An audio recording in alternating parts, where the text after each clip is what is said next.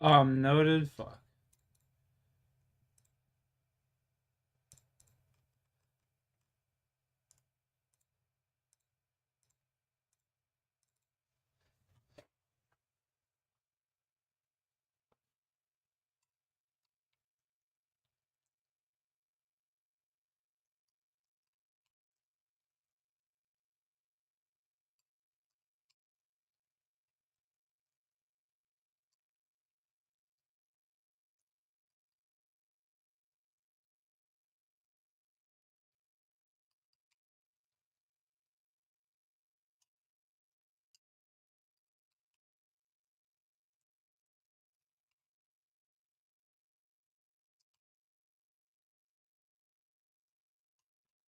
Woo, that is hot.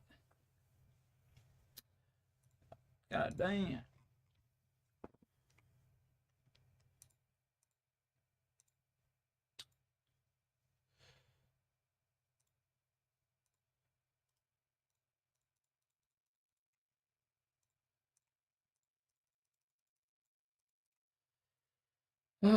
Ba-da-dum, boom.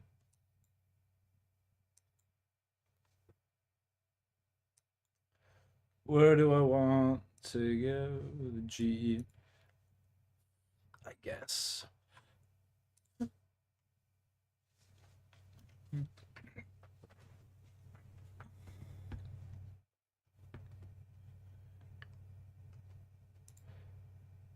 G will do.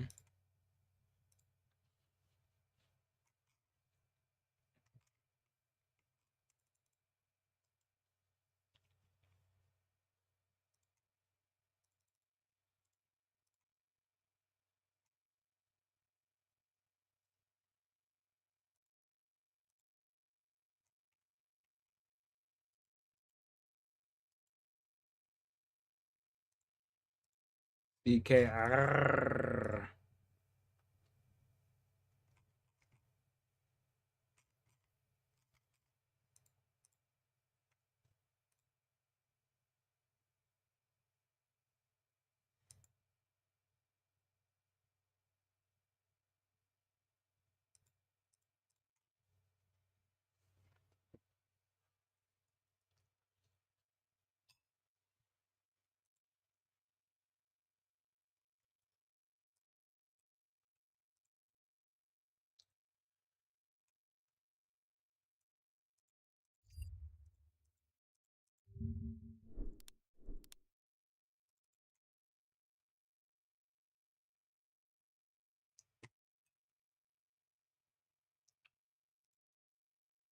Scott Boris, leader of the Boris Four, a group that consists of at least one player who doesn't want to play with you no more. A man who'd rather sail the shore and explore, going out of his way to find a new leader without feeling like a whore. Scott Boris once had the man's trust, only for that to turn into disgust. For all that could have been done to prevent today, it has all been led astray. And so, as George I can't be fucking this. Montgomery continues his journey into I can't be listening to that. That's just foul. Not here for poetry.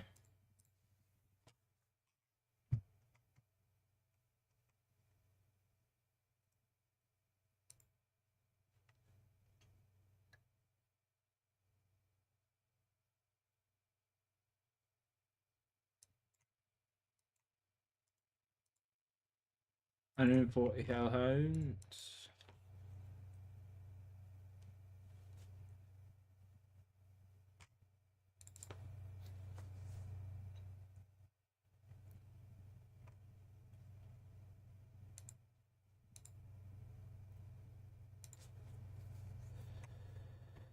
The frickin' hellhounds.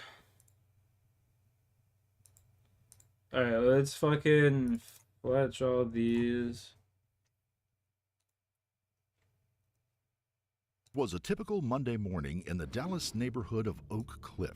October the 9th, 2020 was a sunny, calm morning in the midst of the pandemic when people all over the world were staying home and working if they could. Like many people in the U.S., Jamie and Jennifer Faith looked forward to their morning walk with their Bernese mountain dog, Maggie.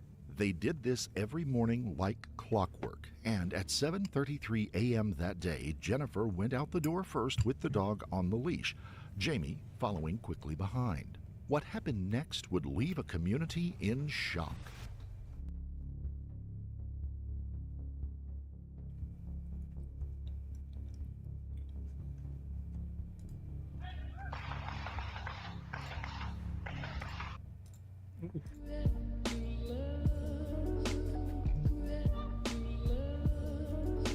Them shots was ringing.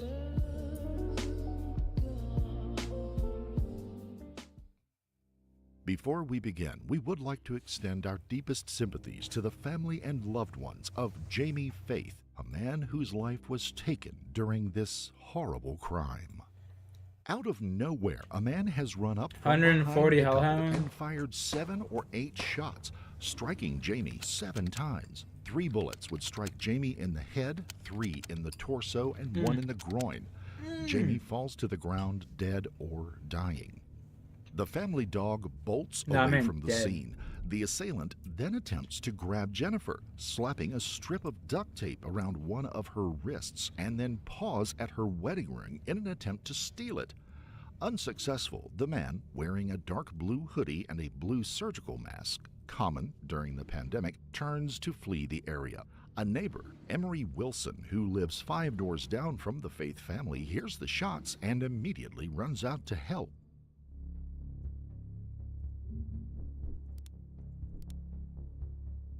What happened? Brody, get up. Call the police.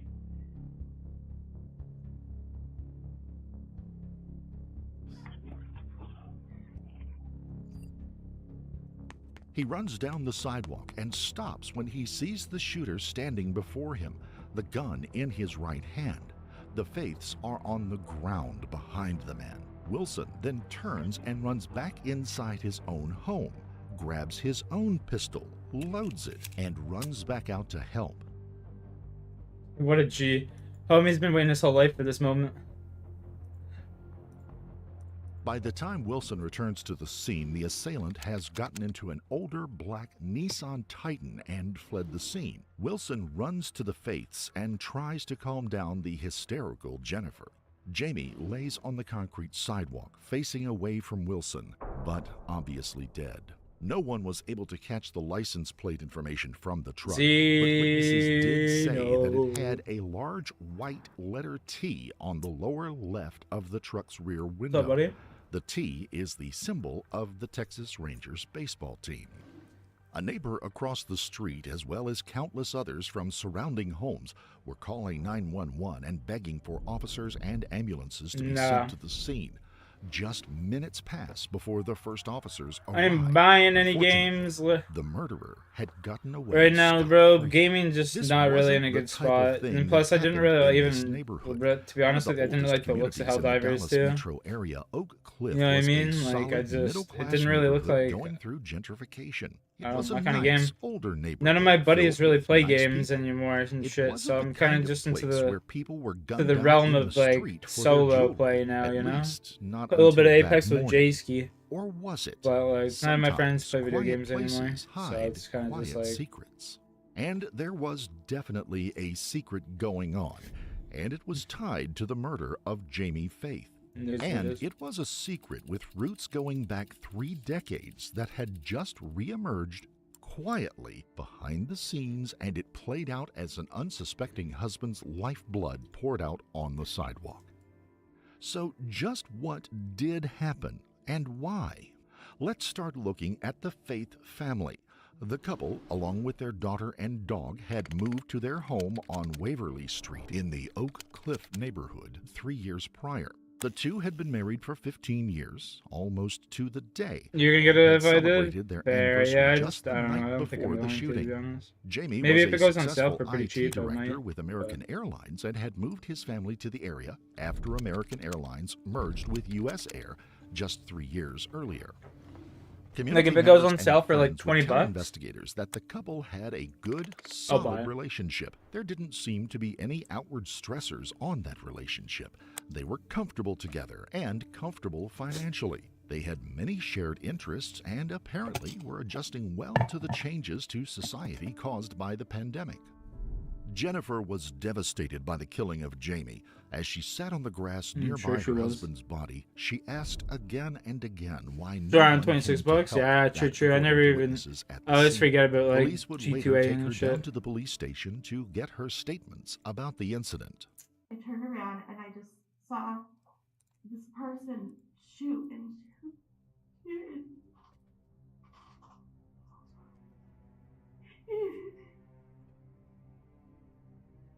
I couldn't believe. I didn't know. Why?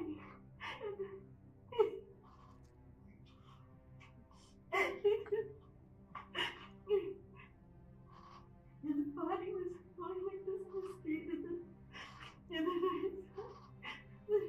You fix your balling? Yo, I'm not taking a toke right now, bro. I've got the beginnings of a headache, so don't redeem a toke.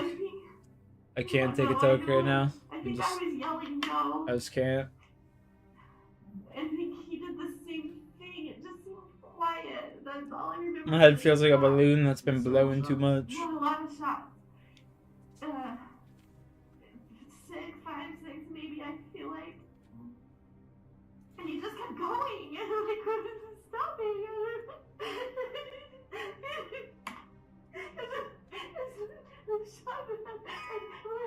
Sorry, we'll take a toke sometime, like maybe tomorrow or something.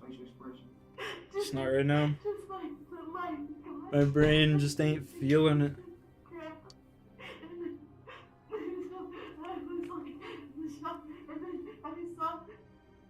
The birds turn and like just dark eyes and coming toward me, and so I yelled no, and I had the dog, and I started to run, and he tackled me to the ground, and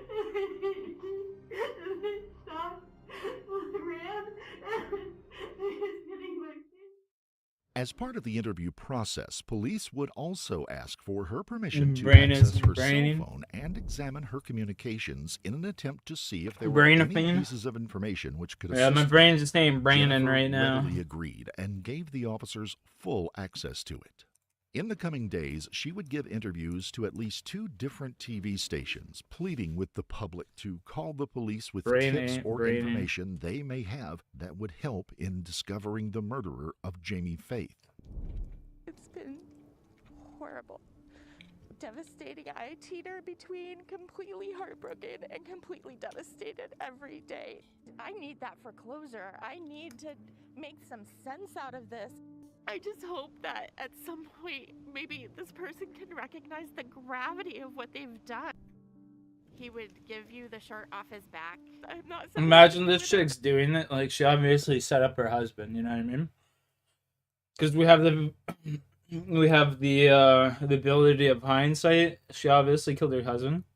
Just imagine the killer sees this shit on TV and he actually starts feeling like remorseful, and then ends up handing her in because of her own comments. Jamie was Imagine. buried, and his parents somberly paid for the funeral expenses, and donations flowed in through a GoFundMe page set up by Jennifer to cover the family's expenses and long-term needs. Things began to quiet down in the community after the killing, but quietly, behind closed doors, the investigation had caught a break.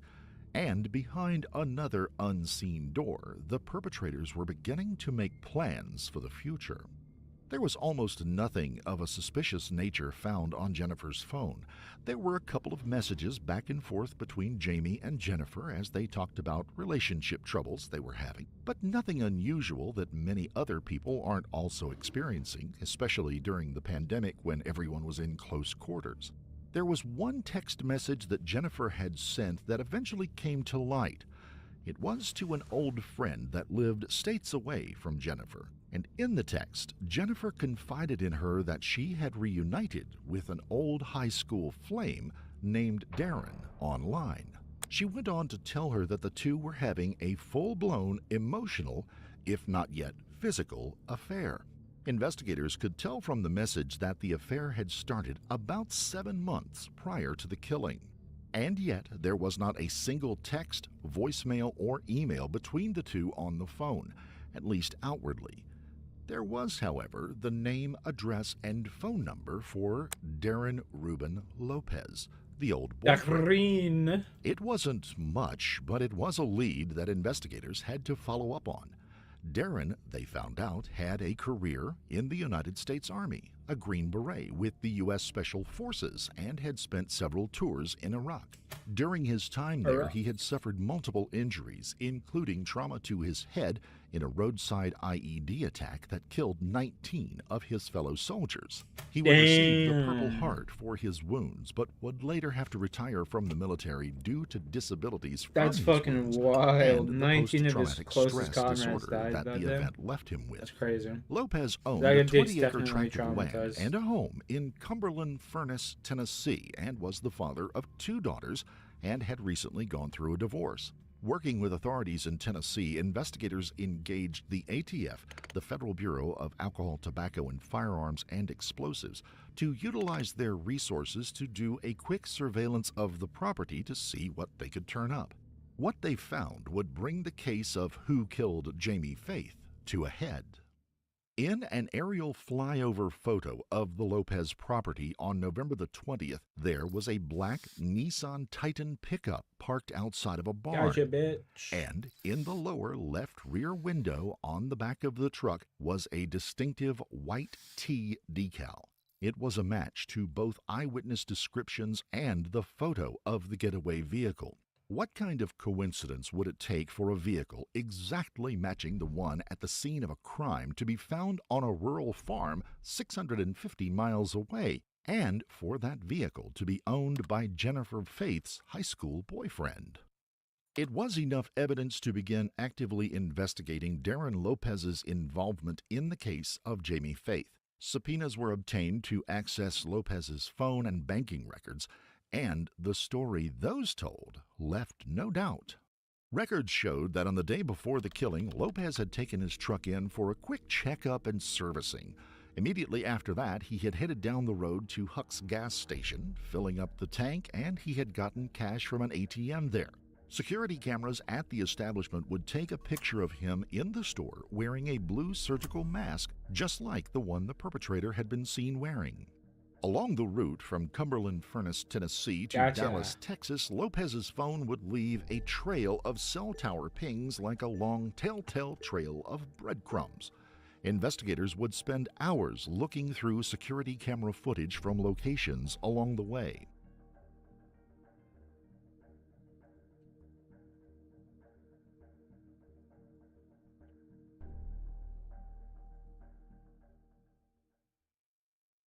Dallas detective Eric Barnes would later speak with ABC News about the work that went into the tracking effort. So we were able to get cell tower location information all the way from Tennessee until he arrived in Dallas. He stopped at the gas station to get all the necessary supplies. He bought a Red Bull, 2 DVDs, took out $100 in cash, so he had enough gas money to get back. Records from Lopez's phone would show that he arrived in the Oak Cliff neighborhood, pulled his truck into the backyard of a vacant house next door to the Faith home around 2:19 a.m. on the morning of October the 9th. Somehow, he managed to get onto the property in the middle of the night without setting off any alarms or alerting any of the neighbors, and he waited patiently for the Faiths to emerge from their home at 7:30 a.m., followed them out, and committed the murder. Moments later, he was back in his truck and making his getaway. Somehow, he was able to make it out of town during what was the morning rush hour, of course being much lighter because of the pandemic. Records show that he drove straight back with few stops along the way, all 650 miles. Investigators would later find out that before leaving, he had told his daughters that he would be gone for a couple of days on a hunting trip. A hunting trip, indeed. A second check at the Lopez property days after the first flyover showed the Nissan truck was still there, but the white T decal had been removed. Had Lopez somehow been alerted to the fact that the decal was a distinctive feature that the police were on the lookout for? Once again, it would have been too big of a coincidence to consider that he just decided to remove it right after the incident. And police had a very good idea not just why he had removed it, but also who had suggested it. It would be on January the 11th, 2021, a month and a half later, that law enforcement and federal agents would pull Darren Lopez over in a traffic stop and arrest him away from his home. He would be brought in on federal firearms charges and for a murder charge originating from the state of Texas for the slaying of Jamie Faith. While Dallas officers were coordinating their long-distance efforts with those in Tennessee, there was another coordinated effort going on in their own city as part of this case. In an effort to cut off any chances of Lopez getting out a warning call or text, police brought in Jennifer Faith for further questioning. Had Lopez acted alone and had murderously stalked Jamie in an attempt to get back with Jennifer? Had he been clearing away a rival for her affections? Police needed to know not just his level of involvement, but also Jennifer's.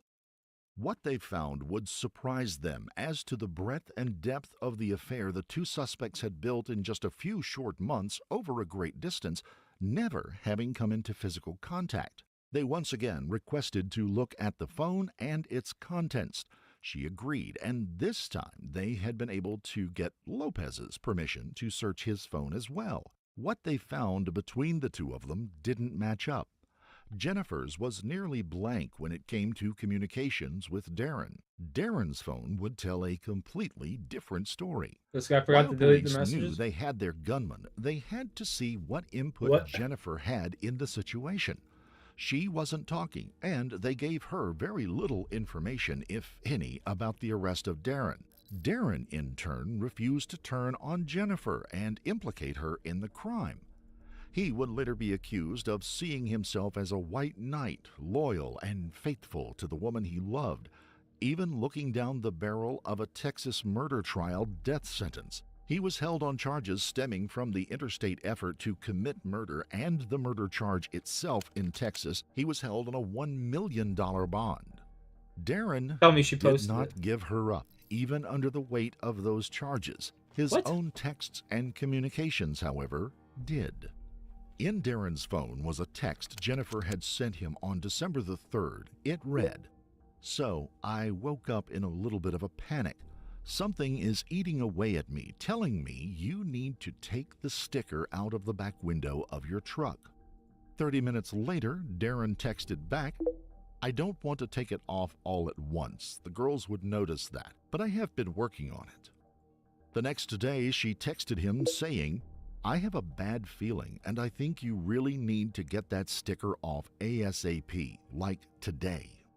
He shot back a quick text later, "Sticker done."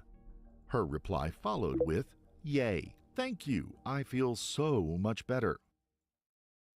It may not have been the actual smoking gun they were looking for, but it showed that there could be no question anymore. Darren Lopez had not acted purely on his own.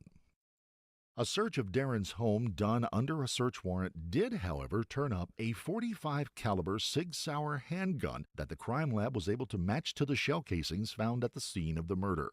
Tiny Hold on to traces the of gun. Jamie's blood were also found on the gun itself. There could be little doubt that this was the murder weapon. Ownership of the handgun was also not in question. It had been found in a softcover case, obviously marked as owned by Darren. Digging further back into Darren's phone records, they came across another text from Jennifer. This one dated just Life 2 insurance? days before the killing. Shocking. "Don't text me Monday. I'm going to factory reset my phone on Sunday night after deleting texts." Jennifer Faith was brought back in on February the 24th and placed under arrest.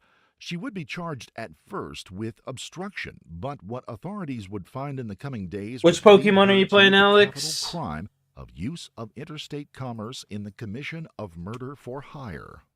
In the intervening month, investigators had been able to recover all of the text that she and Darren had exchanged over the prior months. Within was not just the story of a rekindled love affair, but one of manipulation, financial compensation, and outright encouragement to commit murder.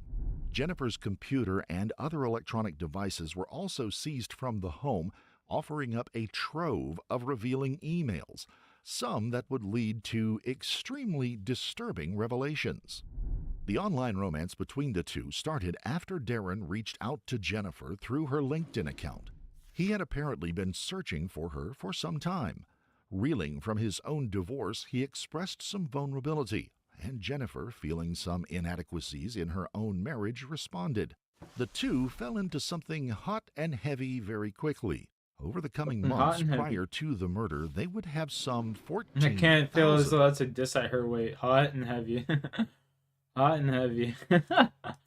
You know, I just can't. 363 that's all I gotta contacts say. between the two, whether it be emails, texts, or phone calls.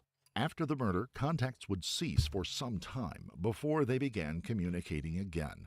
Now, with her giving updates on the status of her claim against Jamie's $360,000 life insurance policy, and to let Darren know that she had paid off 2 credit cards that she had given Darren to use, a payoff that was just over $50,000. Oh, yeah, okay. You're Along still the playing way, the Jennifer showdown. began Yeah. intimating that not only was she Yep. unhappy Yep, in yep, the yep, yep, marriage, but Jamie Yep, was yep, also yep, becoming abusive. At first, For some she reason, my told flashlight's Darren on. there had been emotional abuse, Sick. then physical abuse, and eventually sexual abuse. As Darren's concern grew, Jennifer would send him pictures of the injuries she had reportedly received from Jamie. She would tell Darren that she only confided in one other person about the abuse, a coworker named Rob. She would provide contact information to Darren for him to check with Rob to corroborate the story. Rob, through direct emails and chats with Darren, would tell him that he had seen the evidence. Bet you And he Rob's told this her chick. she needed to leave, only to hear that she wouldn't because of her family. And then Darren began receiving emails from Jamie. The emails told him that he knew about the affair, and that if Darren didn't get out of the picture, the abuse would not just continue, but it would get worse. Darren would move away after these, but Jennifer would contact him again, and the two would rekindle it, now with more of a conspiratorial feel to the affair. Investigators then stumbled across something that changed how they looked at the entire That situation. Kendrick Lamar? Rob did not exist outside of that relationship, and the emails from Jamie didn't come from Jamie. Both had come from dummy accounts set up by Jennifer Faith on her own computer. She was playing all 3 roles in the drama that Darren was involved in. And Darren had no idea when the investigators informed him of it. He denied that it could have happened that way. He knew she was his true love. They showed him the evidence.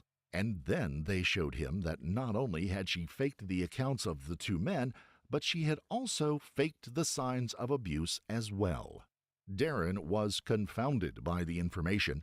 Had he been duped the entire time? Yeah. Had he been a pawn in some scheme? He was left to wonder. Now you're gonna get his the death attorneys penalty, would latch homeboy? onto that Enjoy. possibility as they prepared his defense in the coming court case. Jennifer's attorney spoke with the local news media after her arrest. Well, obviously, there's a whole lot of text messages. There's thousands of them, so we need to get a complete. Imagine having to sit there and like scroll through all these people's like love letters and shit through text. text. A lot of people delete text messages, and I know. Oh, I love you so much, honey. I'm gonna take you down next weekend. Ooh. Actually, about that, do you mind just killing my husband instead? You know?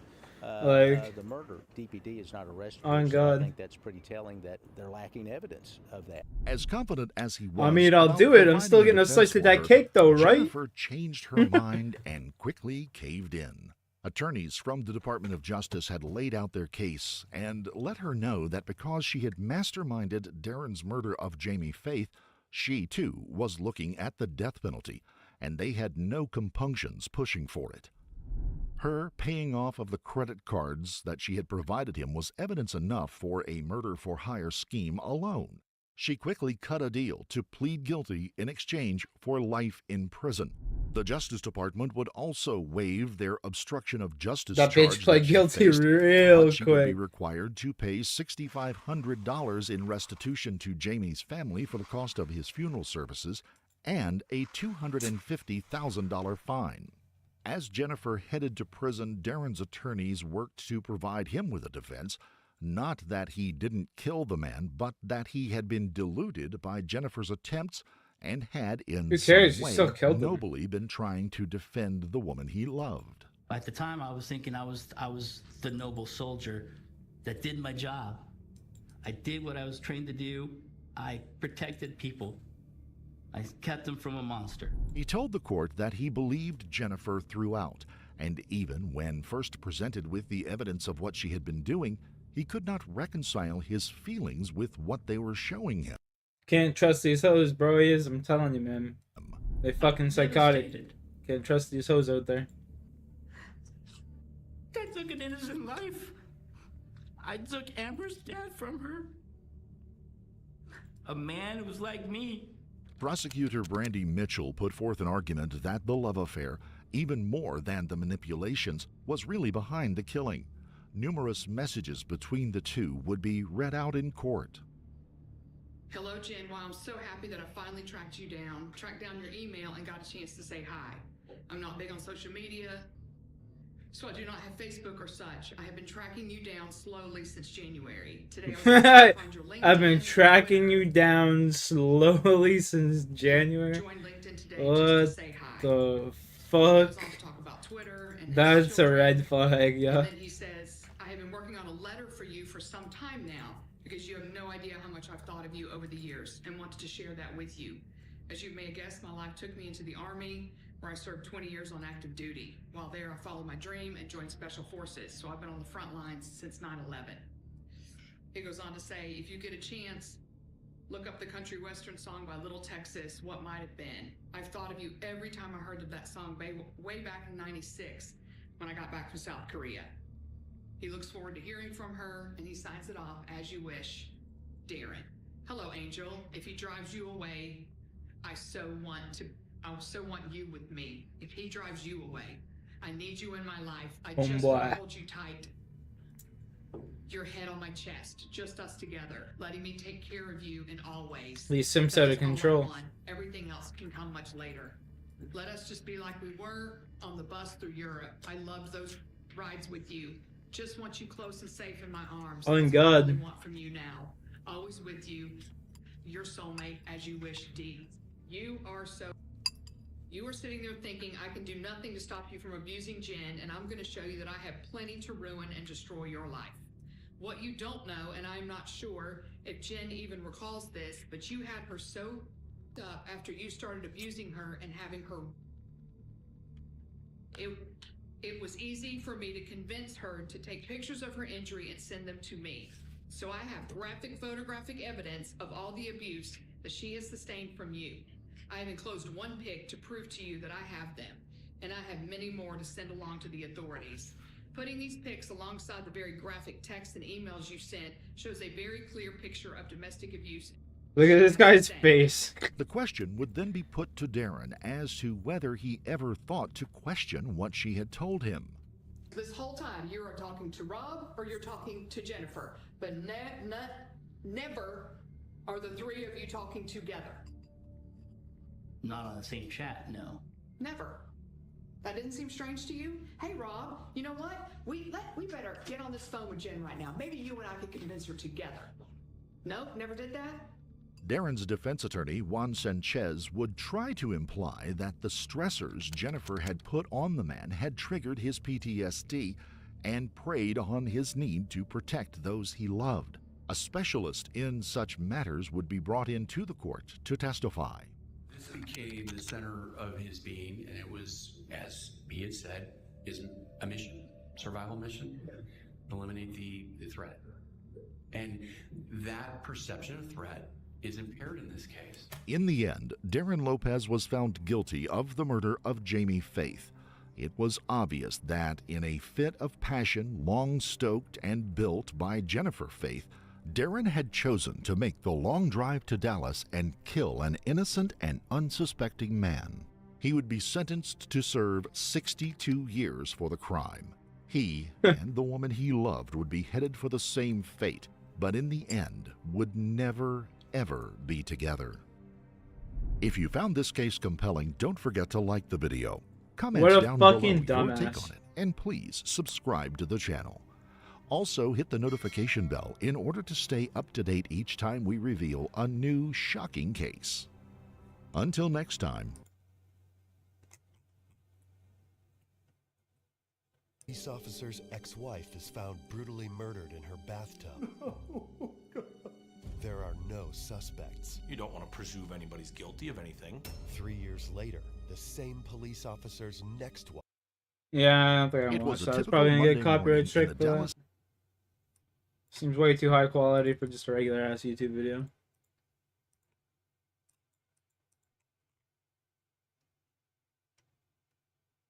Rocky. What's up, dude? You want up? You want up? Come on up.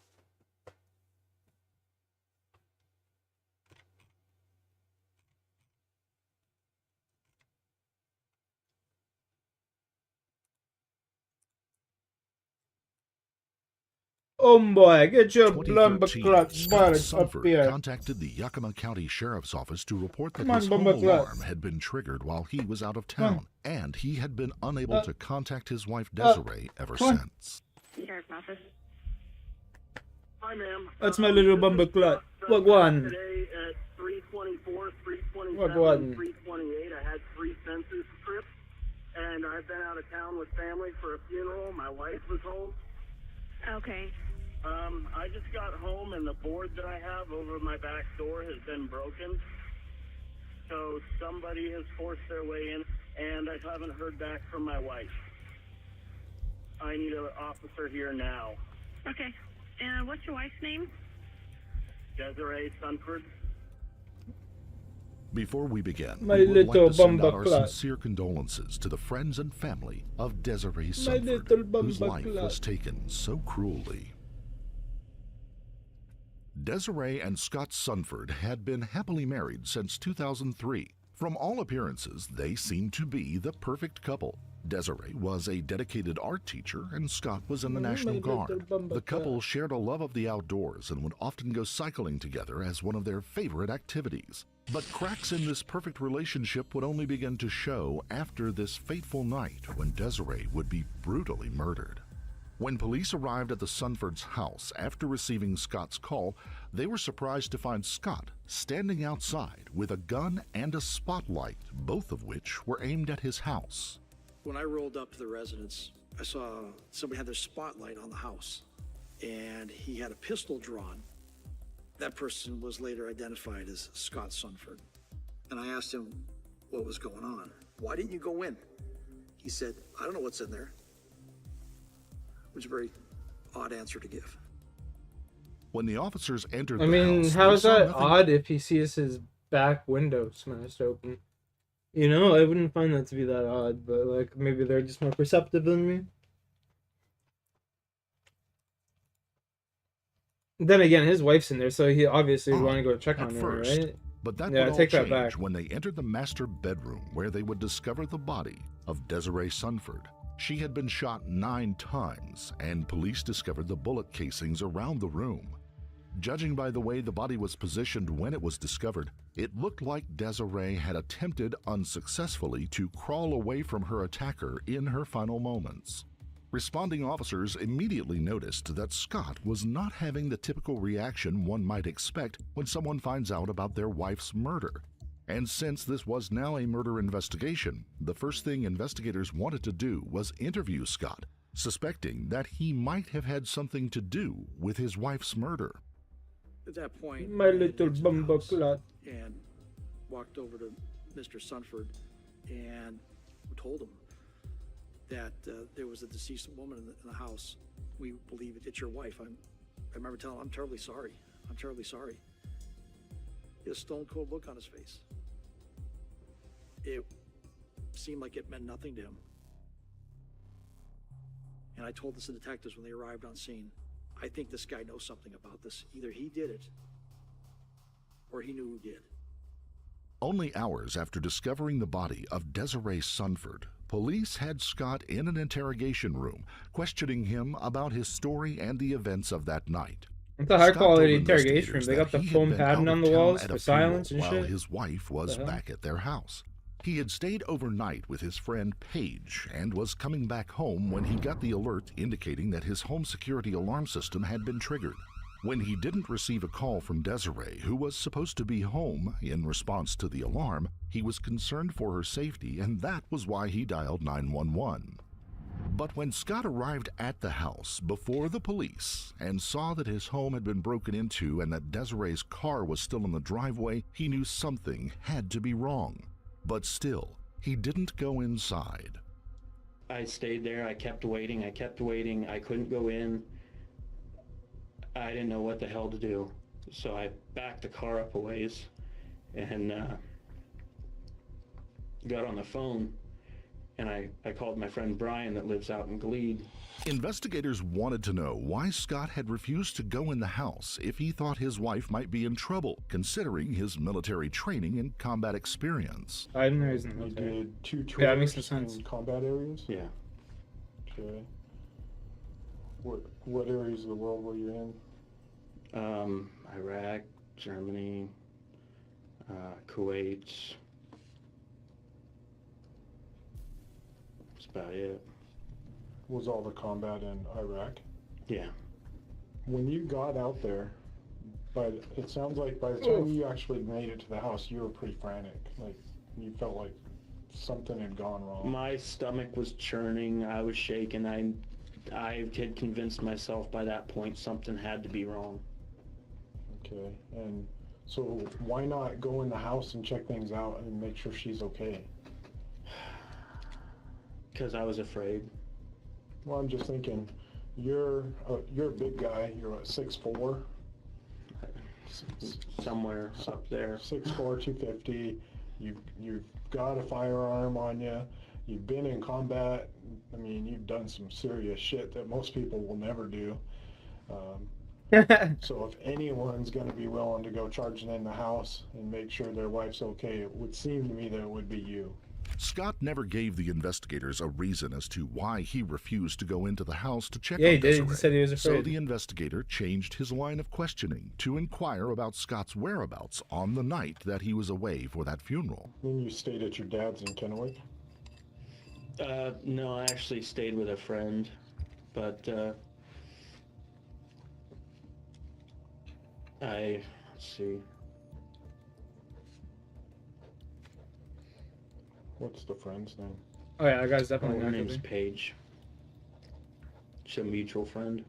Paige was a name that the investigators were familiar with by this point in the investigation, and Scott would soon reveal this couple's relationship with this woman was a complicated one. Did Desiree know that you were going to Paige's?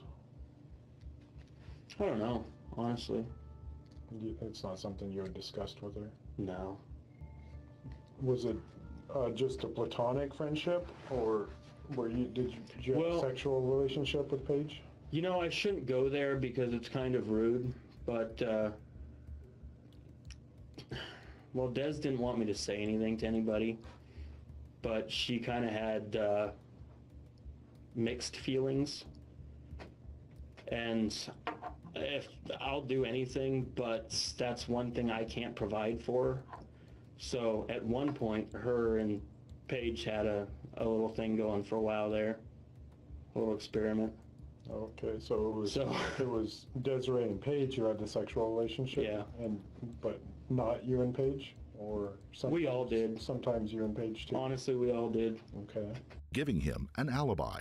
With no evidence to hold Scott on, police were forced to let him go, now turning their attention to Paige to see if she could provide them with more information that would lead to Desiree's killer. But Paige confirmed Scott's alibi and gave the police a similar story to the one Scott had given them. And Scott's phone records didn't show him near the murder scene at the time of the death. So, with no more evidence to go on, the case seemed to go cold for more than a year, when out of the blue, the police would receive a mysterious phone call from an anonymous caller saying that they knew who killed Desiree Sunford. The caller tells the police that the killer was a man by the name of Marty Grismer, which was a name that had not come up yet in the investigation. At first, police didn't believe the caller's tip to be credible, but after further investigation, they discovered that the anonymous tip had actually come from Paige herself. Investigators brought Paige in for questioning and to ask her about what she knew. Marty was my best friend for a long time. Paige told investigators that Marty was a friend of hers who took very good care of her. Marty was in love with Paige, never hesitating to tell her that she was perfect and beautiful and that he would do anything for her. Oh But God, Paige no, looked at Sam. Marty as nothing more than a close friend, and after going out with Marty one time and deciding it was a bad idea, Paige told Marty that she only wanted to be friends and had no interest in a romantic relationship with him. Then, only 3 weeks before Desiree's death, Paige would find out that she was pregnant with Scott's baby. As soon as she found out, one of the first people she would tell the good news to was her friend, Marty. Apparently, he decided that if the baby was Scott's like it was supposed to be, then Desiree would cause issues. Paige went on to tell the detective that Marty had been the one who had killed Desiree in order to get her out of the way for Paige, who was pregnant with Scott's baby. And what made her testimony all the more convincing was the fact that she was able to describe Desiree's murder scene in very specific detail. I never told him where the key was hidden. He said it took him probably 15 minutes to find it. He got the key. He went in the front door because he knew that that was the closest to the bedroom. The alarm went off when he opened the door. And Ada came out barking. Des came out right behind her and he shot her. He shot her 3 times. And she went down. He shot her some more. I don't remember how many bullets he said. It was a full clip. But even with Paige's testimony, there was not hard evidence linking Marty to Desiree's murder. Investigators' first plan was to give Paige a wire to see if she could get Marty to admit to the crime on tape. But unfortunately, Marty wouldn't take the bait. However, it would not be long before police would finally uncover the smoking gun that would break this case wide open. That smoking gun came in the form of a tip from Marty's employer. Marty had been dismissed from duty because his managers had discovered a bag of gun parts in his office. Among these gun parts was a barrel that would later be confirmed as the same barrel from the gun that had killed Desiree. With new evidence in hand, the police decided it was time to bring Marty in for questioning. At first, while talking to investigators, Marty tried to insinuate that Paige was the one who had killed Desiree after borrowing his gun and car, and said she was trying to set him up, framing him for a murder that she had committed. But Marty didn't know about the forensic evidence against him. You work at Basic American Foods, and so does Paige.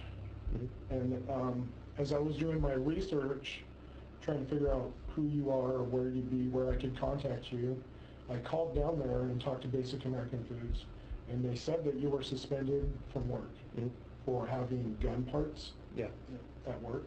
Okay, tell me about that. What kind of gun parts are we talking about? I had a gun barrel that I left though. A gun barrel? Yeah. Did you have this barrel last May during the period when Desiree was shot? Last May. April? I don't believe so.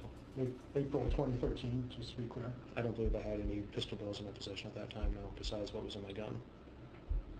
Where it gets even worse for you is this gun barrel that we've been talking about. That's the gun barrel that was in the gun that killed Desiree Sunford. I've already retrieved that gun barrel from Basic American Foods, and I've already had the ballistic analysis done on it. And the slugs that were pulled from Desiree's body came from that gun. Marty never confessed to the murder of Desiree Sunford, but he did admit that the evidence the prosecution had against him would likely be enough to convict him of murder. So in exchange for a lighter sentence, Marty Grismer entered an Alford plea to avoid jail. After entering the plea, Marty Grismer was sentenced to 15 years in prison and is scheduled to be released in 2028. Many still suspect that Scott, Paige, or perhaps both of them may have had something to do with the planning of Desiree's murder, and to this day, Marty maintains his innocence. But no other charges have ever been filed due to insufficient evidence. Do you think Scott or Paige had anything to do with the planning and murder of Desiree Sunford? Loki sounds like Or that chick was there. Marty solely to blame? If you found this story compelling, don't forget to like the video, comment down below with your take on it, and please subscribe to the channel. On your way out, don't Blizzard from DQ. Oh my god. Why did it have to show me that? Ooh. She slapped me across the face. She began to hit me. She started beating. Ooh. When 77-year-old billionaire... Why is it got to do me like that?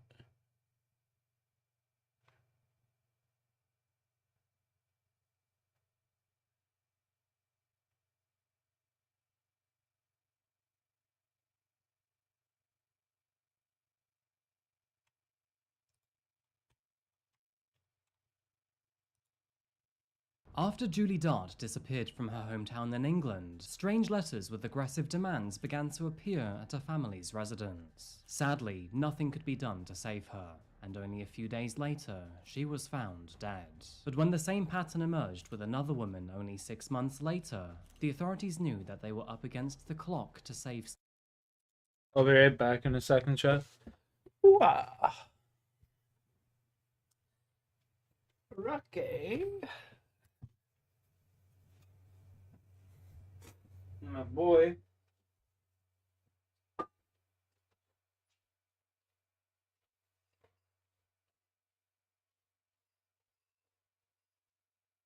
That was really good.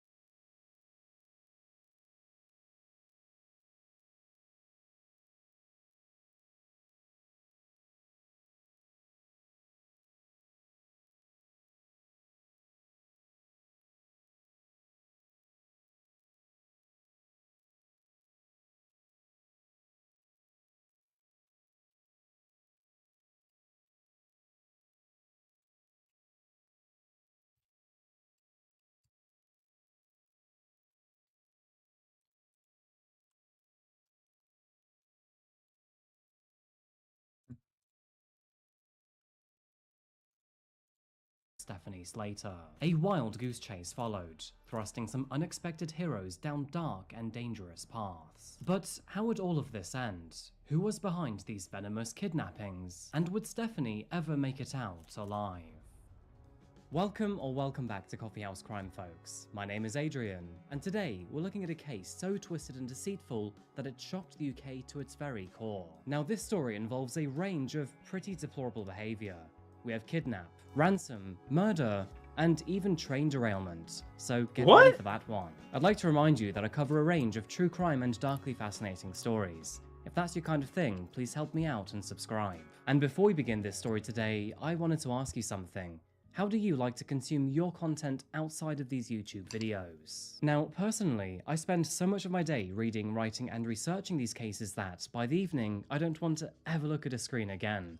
Honestly, you have no idea how much time goes into making these stories. And to add to that, if I'm working out, walking, or this guy's simply cooking, pretending then he doesn't have a consuming team of content with my like eyes 20 can be people rather working for him. tricky, Like, which fuck is outta why here. I rely on the sponsor of today's video, James Patterson, who can tell you of Warwickshire to the cities of Leicester and Nottingham, it isn't a bad place to be at all. But I do admit that it's not the most exciting either. If you ever find yourself in the Midlands, I'd say it's worth checking out Leamington Spa, a small city with beautiful architecture and parks. However, I would probably skip Birmingham. Those are 2 years that I'm never getting back. Birmingham doesn't have the most outstanding reputation, and many of its residents are rather vocal about its many glaring issues. It's also known as the UK's capital city for knife crime by concentration, so I'll let that speak for itself. However, Birmingham does have several great shopping centres and the Cadbury Chocolate Factory if that's your sort of thing. Saying that, if you want that Willy Wonka experience that everyone is talking about at the moment, you must travel 300 miles north to Glasgow. Anyway, this story takes us back to the year 1991, with a young woman named Julie Dart. Born on March 1st, 1973, Julie had a rather difficult upbringing and often found herself in trouble, even from a very young age. This was typically through spending money that she'd never had, and often getting herself into large sums of debt. And moving into the year 1991, she yet again found herself to be down on her luck. Barely an adult and with no career, she was left with the heartbreaking decision to work the streets of Leeds, taking to the red light district in Chapeltown to try and salvage her ever-growing debt. At the time, her family had... I swear to God, most chicks, like, instead of actually just fucking, you know, starting a career and shit, Instead, they just go sell their Julie would coochie. tell them Like, what the she was fuck? working long hours at the hospital. Like, Her what? family were That's none just the wild wiser, to me. And unfortunately, it would only become evident that things were not as they seemed in mid-July 1991. When things start going wrong, just start selling that came in the worst coochie. way possible. Julie had suddenly disappeared, and although it was rather typical for her to be silent for a day or two, her family started to worry after several days. Things took an evil turn on July the 12th when her boyfriend Dominic received a strange letter through the post, and apparently it was written by Julie. Within this letter, she wrote that she'd been kidnapped and now feared for her life, and although she was being offered food, she hadn't eaten in multiple days. She ended the letter by saying that he had until Monday to alert her mother and the authorities, and that her abductor was asking for £140,000. In today's terms, that's £300,000 or $375,000. The letter read, "Hello Dominic, help me please. I've been kidnapped and I'm being held as a personal security until next Monday night. Please go and tell my mum straight away. I love you so much. Mum, phone the police straight away and help me.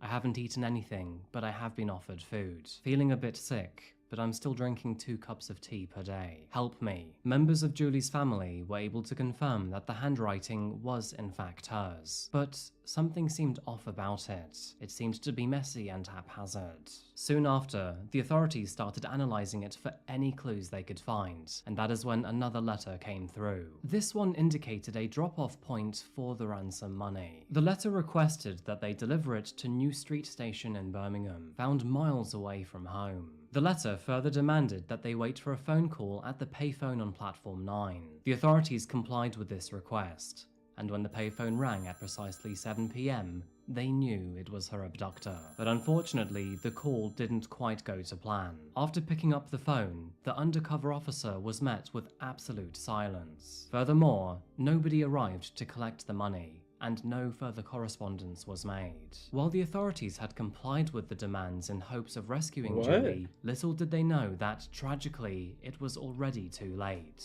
And on July the 19th, 1991, officers received reports of a suspicious-looking pile in a field found in the town of Easton in Lincolnshire. And sadly, as you may expect, these reports would end in terrible news. Wrapped in this bundle of sheets was Julie's lifeless body. She was bound with duct tape and had suffered blunt force trauma to the head. Forensics determined that she'd been dead for roughly 4 or 5 days already, meaning that at the time of the negotiations, she had already been murdered.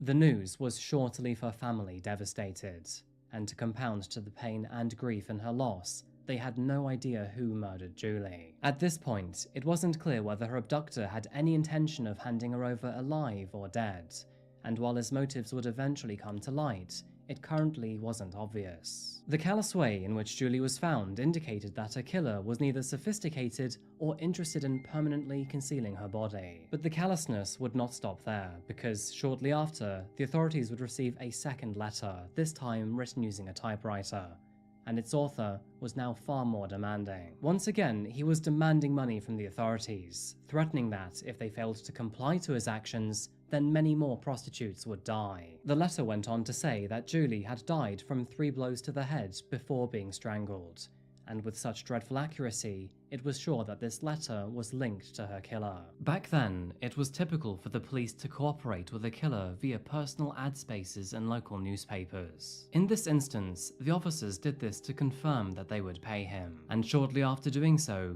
the authorities received yet another letter. This cat and mouse chase would go on for several more months, Man, shit like with this could Julie's never killer happen to her. even teasing the authorities by sending in handwritten letters over time. Despite their best efforts, detectives were still none the wiser in finding their suspect, and this would apply tremendous pressure on them too. With fresh threats against other women being persistent through these letters, it meant that no one in the Midlands was safe. Their devious pen pal even threatened to derail a passenger train if they didn't send him the money. Undoubtedly, he seemed to enjoy the power of toying with the police.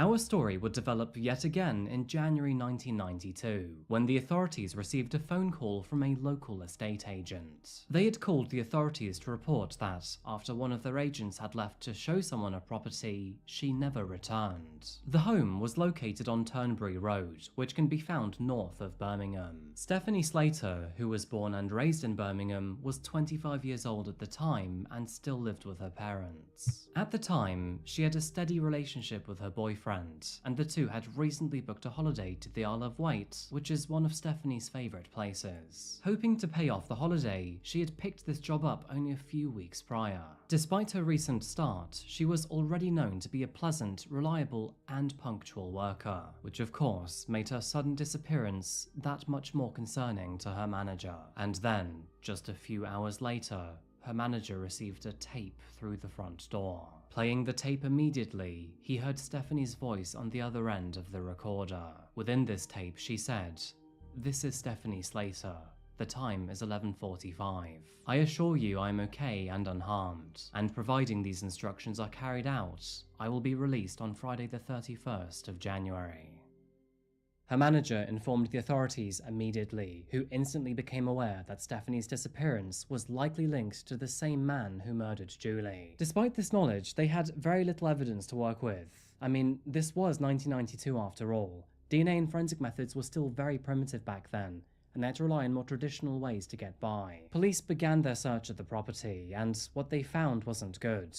Blood was present on the bathroom walls, which was later confirmed to belong to Stephanie. If the authorities had any chance to get Stephanie back home alive, then they knew that they had to act fast.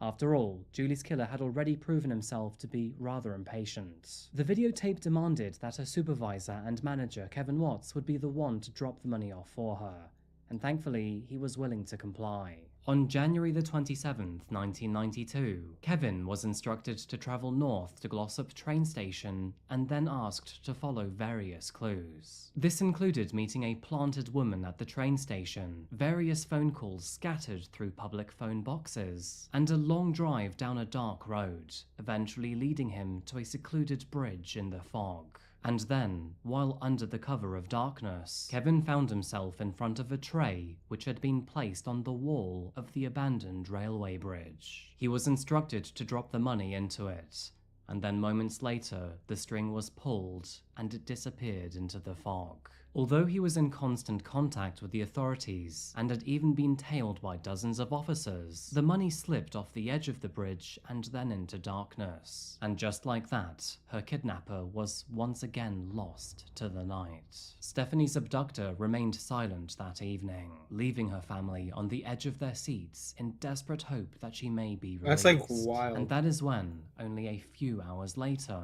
there was a knock at the front door. Undercover officers opened the door to a dazed yet alive Stephanie Slater. Despite their fucking grave concerns, crazy. her kidnapper had remained true to his word. And although she appeared to be in an agitated frame of mind, she was otherwise relatively healthy. An interview That's with officers would insane! reveal some stark details. What According to the Stephanie, fuck? her abductor was a man in his 40s who used a fake name to visit the property. While showing him around the home, she then walked into the bathroom. That was when he hit her over the head with a hammer, bound and blindfolded her, and then took her to his car. The next thing Stephanie knew, she found herself in what she could only describe as a damp cellar. The room was dark, musky, and cold, and precisely the sort of place you'd expect to be murdered. Sadly, she was then asked to strip before being assaulted by her assailant. Yeah, After that, subject. she was placed inside a wooden coffin, which was then placed inside a capsized bin. During her time of imprisonment, Stephanie was left inside of this confined area. She was only allowed out to be given life-sustaining food, was kept naked, and was unable to bathe. Now, despite these terrible conditions, Stephanie made use of her kind and calming nature to appeal to her assailant, smiling, joking, and even laughing a few times to humanize herself. This sort of clever manipulation likely made her more impressionable to her assailant, helping him develop feelings and helping her avoid her murder. Stephanie recorded voice notes, wrote letters, and gave in to whatever demands he wanted from her, all while being told that, as long as she and her people outside complied, she would eventually be set free. It would seem that her brave efforts to comply with the man would eventually pay off. Even after receiving the ransom money, Stephanie seemed to comply to her monster, and eventually, as promised, she was set free despite this being a significant risk to her kidnapper. Only 12 hours after her release, Stephanie was asked to make a public announcement. She appeared to be dazed, drugged, and distressed. And following her statement, it seemed that her kidnapper had become quite nervous about the situation. Unknown to him at the time, but he was still out of sight from detectives. But after letting his nerves get the better of him, this wouldn't last for long. In response to the public announcement, he called her employer once more to threaten them. However, little did he know that a recording device had been implanted into the landline, and that, furthermore, every word that came out of his mouth was recorded for the rest of the world to hear. After exhausting all other avenues, the authorities decided to use this voice recording against him. I mean, the man was still faceless, but at least he wasn't without a voice. On February the 20th, 1992, the BBC released this phone call on an episode of Crime Watch, attaching his voice to an artist's impression of the man that Stephanie had orchestrated. And surprisingly, one of those watching this episode was haunted to recognize his voice as no one other than her ex-husband, Michael Sams. At the time, this man was 41 years old and living in Sutton-on-Trent in Nottinghamshire. Looks like my old Michael boss. was previously in the army, but now was a service engineer who repaired central heating systems. And according to his ex-wife, she was not surprised by his actions either. Apparently, he had already tried to extort money illegally, with his first crime in 1978 when he stole a car to commit insurance fraud. While in prison for this, he was diagnosed with cancer, which unfortunately led to the amputation of his leg. It turns out that our kidnapper was actually physically disabled, making his story of being a kidnapper a little more unusual. That's what I was just about to say, His what the time in fuck? prison would not deter him from carrying on a life of extortion. He would often threaten train companies in derailing the passenger trains, and even threatened to poison food at local supermarkets if they didn't give in to his demands. Michael had already been married twice, had 2 children, wild. and now lived with his third wife in a shared cottage. And after being identified as a perfect fit for the suspect, he was swiftly arrested on charges of the murder of Julie Dart and the abduction of Stephanie Slater. Moving forward, it didn't take long for Stephanie to positively identify him as her assailant. And it's here that the true horrors of Michael Sams finally came to light.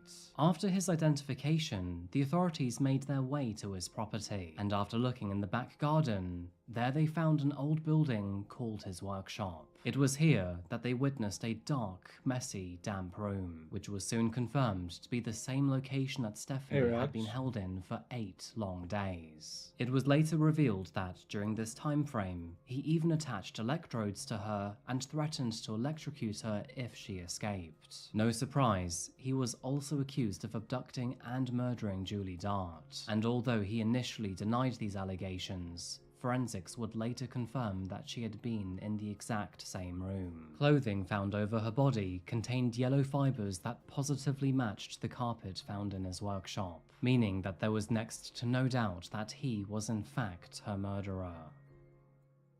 Moving forward, Michael Sams eventually stood trial in 1993, and although he would plead guilty to kidnapping Stephanie Slater, he denied any involvement in Julie's murder. The prosecution claimed that he used Julie as a practice run, using vulnerable women as bargaining chips for his own personal profit. This was substantiated by the fact that she had been murdered before any contact with the outside world.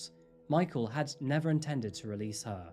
He was merely testing the waters. Although Michael continued to deny these claims, forensic evidence would suggest otherwise, and thankfully, all of his efforts would be in vain. On July the 8th, 1993, he was found guilty of kidnapping Stephanie Slater and murdering Julie Dart. As a result, he was given a life sentence. He was further tried for his crimes of blackmail and extortion, including 4 separate charges against British Rail and several against the police. To be honest though, rail prices in the UK are literally daylight robbery, so I don't think anyone cares about those charges. Nevertheless, he was found guilty of all 4 instances of blackmail, and given an additional 10 years for each. For a couple after that, yeah. At the age of 42, summer's coming. Michael knew that he had next to no chance of experiencing life again as a free man. And so, just 3 days after his verdict, he decided to come clean and confess Julie's murder. He requested to see the senior investigating police officer, where he then went into graphic detail about the crime. He further claimed that his confession was motivated by sparing Julie's mother from any more heartbreak. He said, "I've been going over it and thinking it's only fair that she knows I did it. I mean, I obviously did do it. What can I tell her?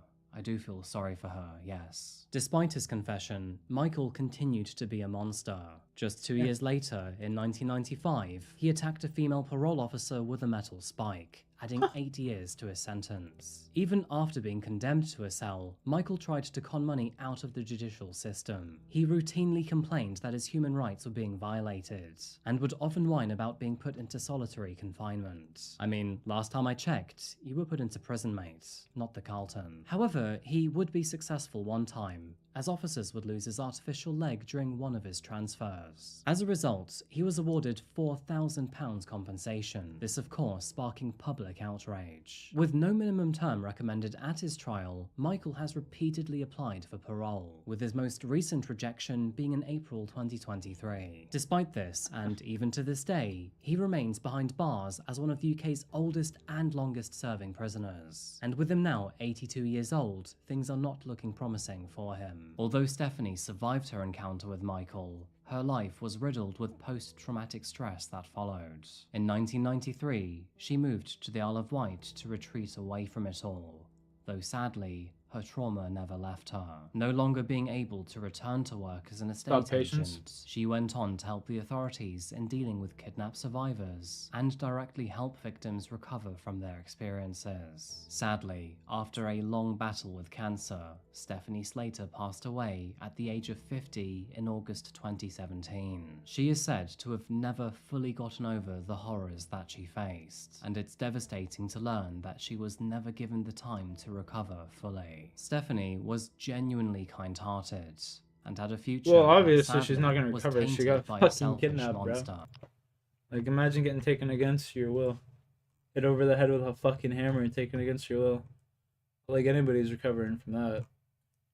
Like, hello?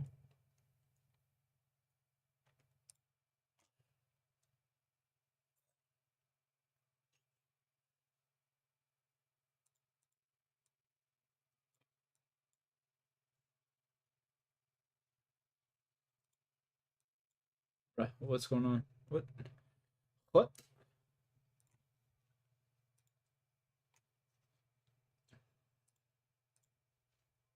Whoa, whoa, whoa, what's going on? Why can't I hear anything? Hello? Hello?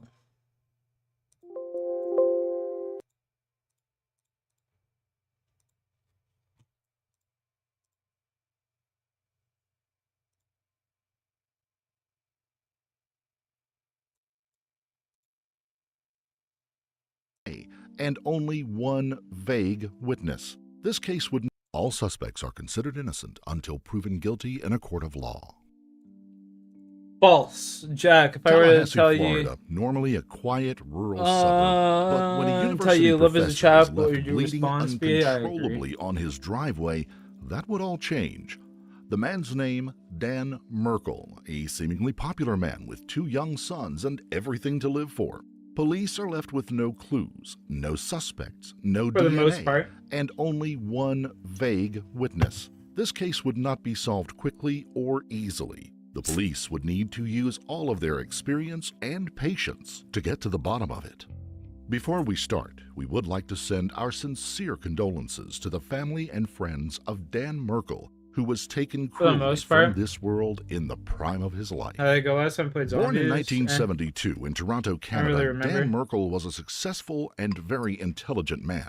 Throughout his education, Dan attended various universities, including the University of Jerusalem, Cambridge, and finally Harvard, where he achieved his law degree in 2001. For the next few years, Dan worked at a law firm as a clerk. But in 2005, an opportunity arose that he couldn't turn down. Florida State University was looking for someone with Dan's exact qualifications to work in their College of Law, and he jumped at the chance. Dan couldn't have been any better suited for his new career at the university. Firstly, he loved teaching other people, and secondly, he loved criminal law. While teaching various law classes at the university, Dan also found time to write many papers on criminal law as well. Another welcome addition to Dan's life was his new partner, Wendy Adelson, who he had met on a dating site for Jewish singles.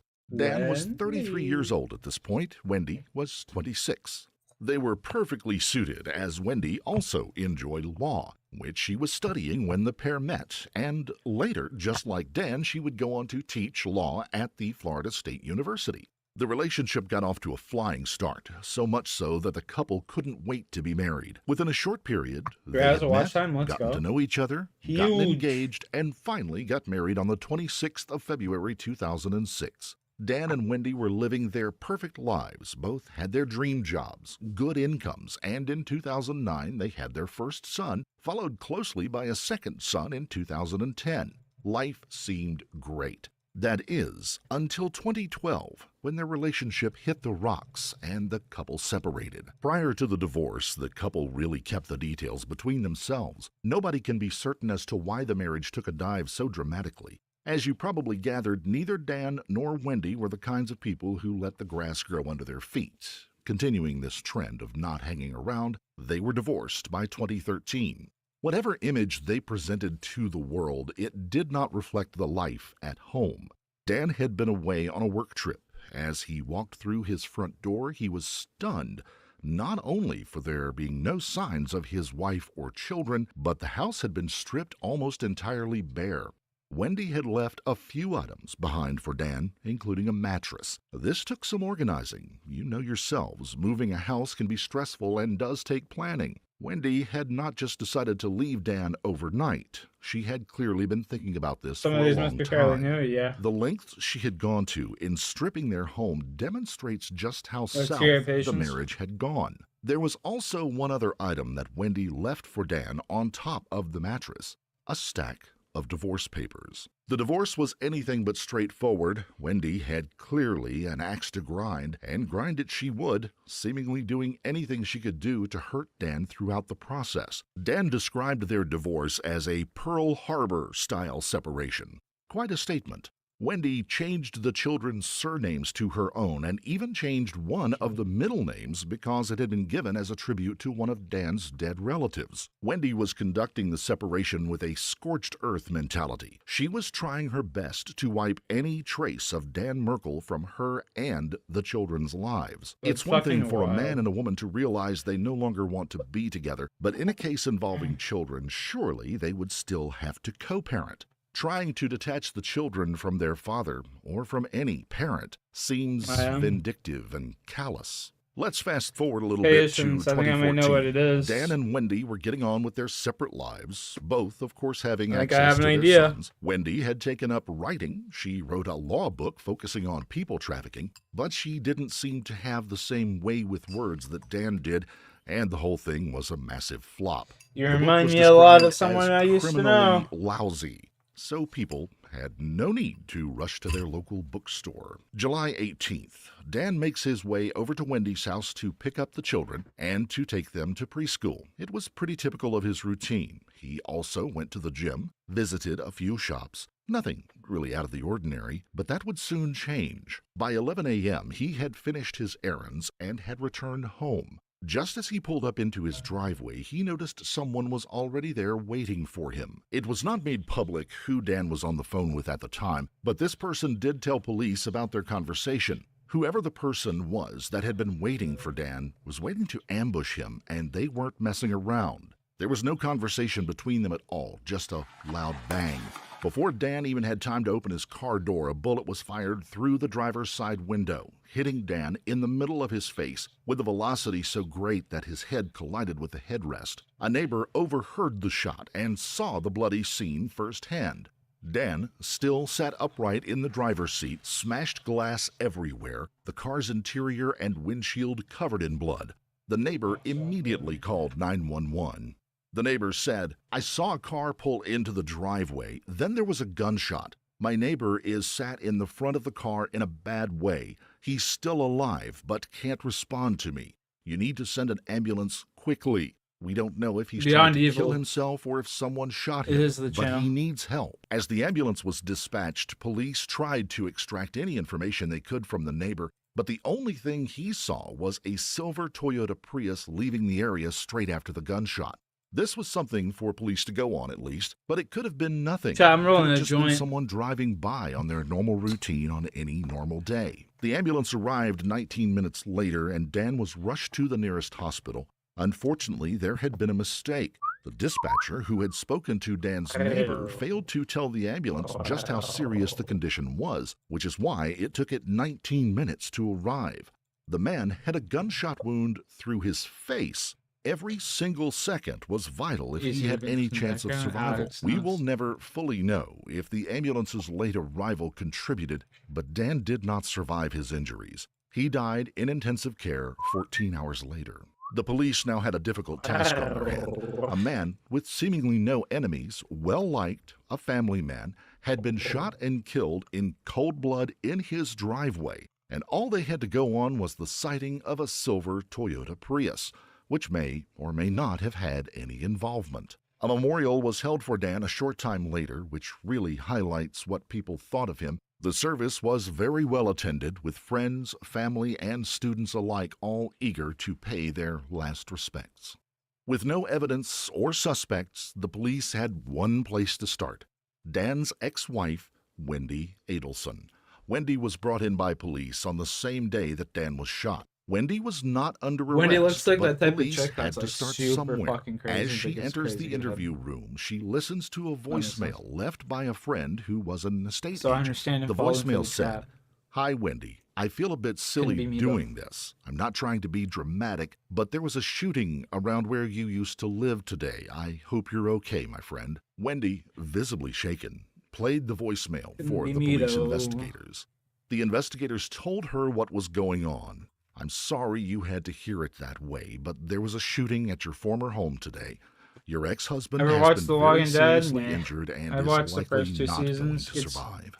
Wendy was very emotional fucking and instantly burst into boring. tears. I'm She in it for says the that she action, not for messaged the Dan drama. You know that what I'm saying? I morning don't and give a everything fuck was about all these fine. people talking She about like, then asks the "You investigators fuck my what wife, you happened piece of to shit." her ex-husband. The I don't officer care about tells her none that of he that. cannot give her any information until he has established her whereabouts at the time of the How shooting dare to you rule fuck her my out of wife? any I'ma kill inquiries. you, son of a Wendy is bitch. very cooperative, but also almost inconsolable with grief.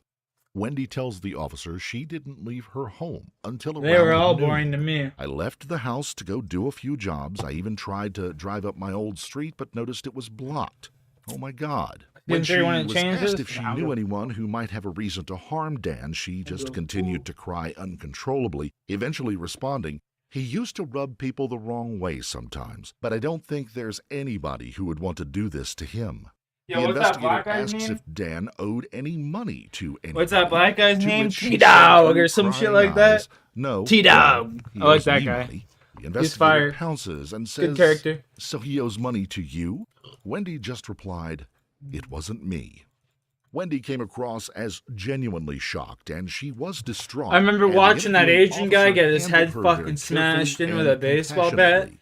The And I was problem for watching the it in my police garage. My was garage that just they got still cement had floor. nothing else to go on. And my Police fucking felt two that it friends that couldn't were have been watching a it just robbery passed the because fuck out person and didn't smashed their head on attempt the to floor. enter Dan's home, It's like, damn, nor we did almost they had a reach into his car or go through his pockets to steal his of wallet, house that, keys, or credit the cards. scene on the TV. There was only one motive they could go on at this time. They just went like Revenge. white in But the face, revenge and they for just like what? fucking fell Was right back Wendy out of the right? chair. It was so Had funny. Dan rubbed somebody the wrong way? The problem is, annoying is one thing, but to annoy someone to the point where they would get a gun and shoot you in cold blood in broad daylight is quite another.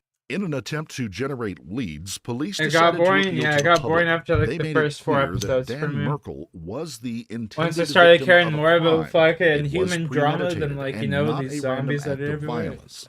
A reward was immediately offered to anyone that could come forward with information that led to Yo, an arrest good and man, good man. conviction. Peace out. The reward started out at $1,000 but kept rising until it hit $25,000. An anonymous donor also offered a $100,000 reward on top of the police reward. The police widened their net of potential suspects. They questioned students, friends, and family, but despite their best efforts, it all came to nothing. Everyone kept saying the same thing. Dan was a really nice guy, a good teacher, homie? good father, and son. No one seemed to have any idea why someone would want to kill him. In any murder investigation, the first 24 hours are absolutely The crucial first for gathering 24. evidence, but the police had surpassed this quite some time ago. 12 months went by, and they still had nothing new to go on. A fresh press conference was held on the one-year anniversary of the murder. This is when, for some strange reason, the police first released images of the silver Toyota Prius. Police had never explained why they waited a year to divulge that information. After all, in 12 months, the car could have been torched or scrapped. Who knows? The fresh appeal once again got them nowhere. The trail had gone cold.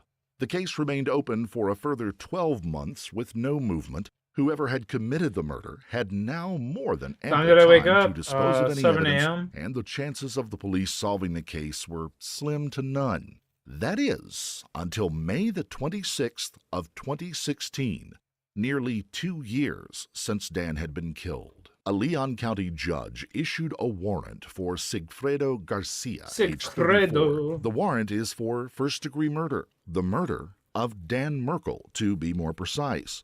Tallahassee police had refused to give any details at the time of the arrest, presumably to avoid damaging their case. But a few days later, the Leon County judge ordered that a probable cause affidavit be unsealed and made public. It revealed that investigators believed Garcia had an accomplice, Luis Rivera, age 33, that the pair had traveled from Miami in a rented silver Toyota Prius, moving between motels on the 16th and 17th of July.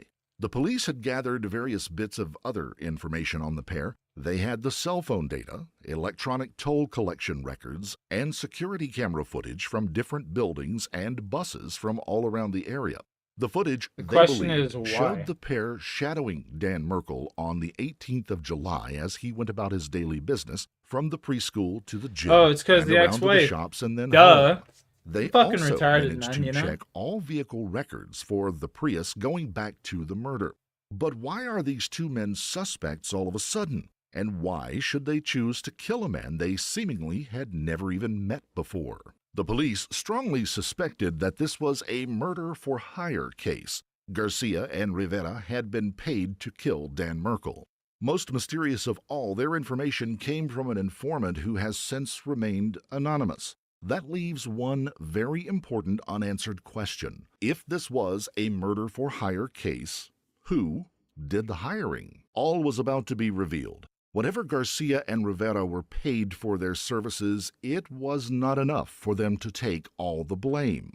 They quickly started to sing like canaries during their police interviews once they realized the game was up. They revealed to police that they had been hired by none other than Charlie and Donna Adelson. Charlie was the brother of Dan's ex-wife, and Donna was her mother. Both of them, on the face of it, respectable people who ran the Adelson's Institute, a dentistry practice. Charlie was the dentist, and Donna was in charge of managing the patients. You might not believe it, but this information on its own was not enough to implicate Charlie and Donna. For all the police knew, their murder suspects could be naming anyone in a desperate attempt to save their own necks. What possible connection could there be between a respected family man who ran a dental practice and two hitmen from Miami? Surprisingly, it didn't take too long to find out. As it turned out, the missing link was a woman named Catherine Magbanua. Not only was she in a relationship with Charlie Adelson, but in a previous life she had been in a relationship with Sigfredo Garcia and had 2 children with him. Phone data showed that Catherine received a phone call from Luis Rivera almost straight away after the shooting of Dan Merkel, presumably to tell her the job had been done. Catherine had been the sole go-between. Rivera, Garcia, and the Adelsons said they never met each other before. Catherine was paid $100,000 to organize everything. Catherine's bank account showed that over a 12-month period she had been making deposits worth tens of thousands of dollars. This started months before Dan Merkel was killed and continued for months afterward as well. Somewhat stupidly, the payments were nearly always in the form of a check. Not the smartest move by the Adelsons. Checks are very easy to trace for one simple reason. They have to be signed by somebody. Each and every check deposited was signed by Donna Adelson. Hate is a strong word, but in this case it might seem proper to use it. Donna Adelson hated her ex-son-in-law. In the 15 months leading up to the murder, she had sent email after email to Wendy, calling Dan every name under the sun. We'll leave it to your imagination, but suffice it to say that she used every profanity known when describing him. One email read, "You suffered under him long enough when you were married. His narcissism ruined your marriage. Let's hit him where it hurts. You know his weak points." The Adelson family themselves lived in Miami. The mom still thinks she's in like college. She lived near Dan in Tallahassee. However, she did want to move to Miami to be closer to her family, but Dan would not allow it. He didn't do anything violent, such as threaten her or anything like that. He went through the courts and got an order that prohibited Wendy from moving away with the children. This was because, in their divorce settlement, they had agreed to 50-50 custody. One reason his mother-in-law may have disliked him so much, however, is that Dan went to the courts shortly before his murder and filed a motion that would have stopped Donna Adelson from being allowed to spend time with their children alone and unsupervised. His justification for all of this was the abuse he said he was receiving from her as well. This, of course, did not justify in any way Donna's actions. As we know, the murder had been planned long before the motion was filed in the courts. So far, this all seems pretty straightforward, right? Angry mother-in-law, daughter's ex-husband, grudge gone too far.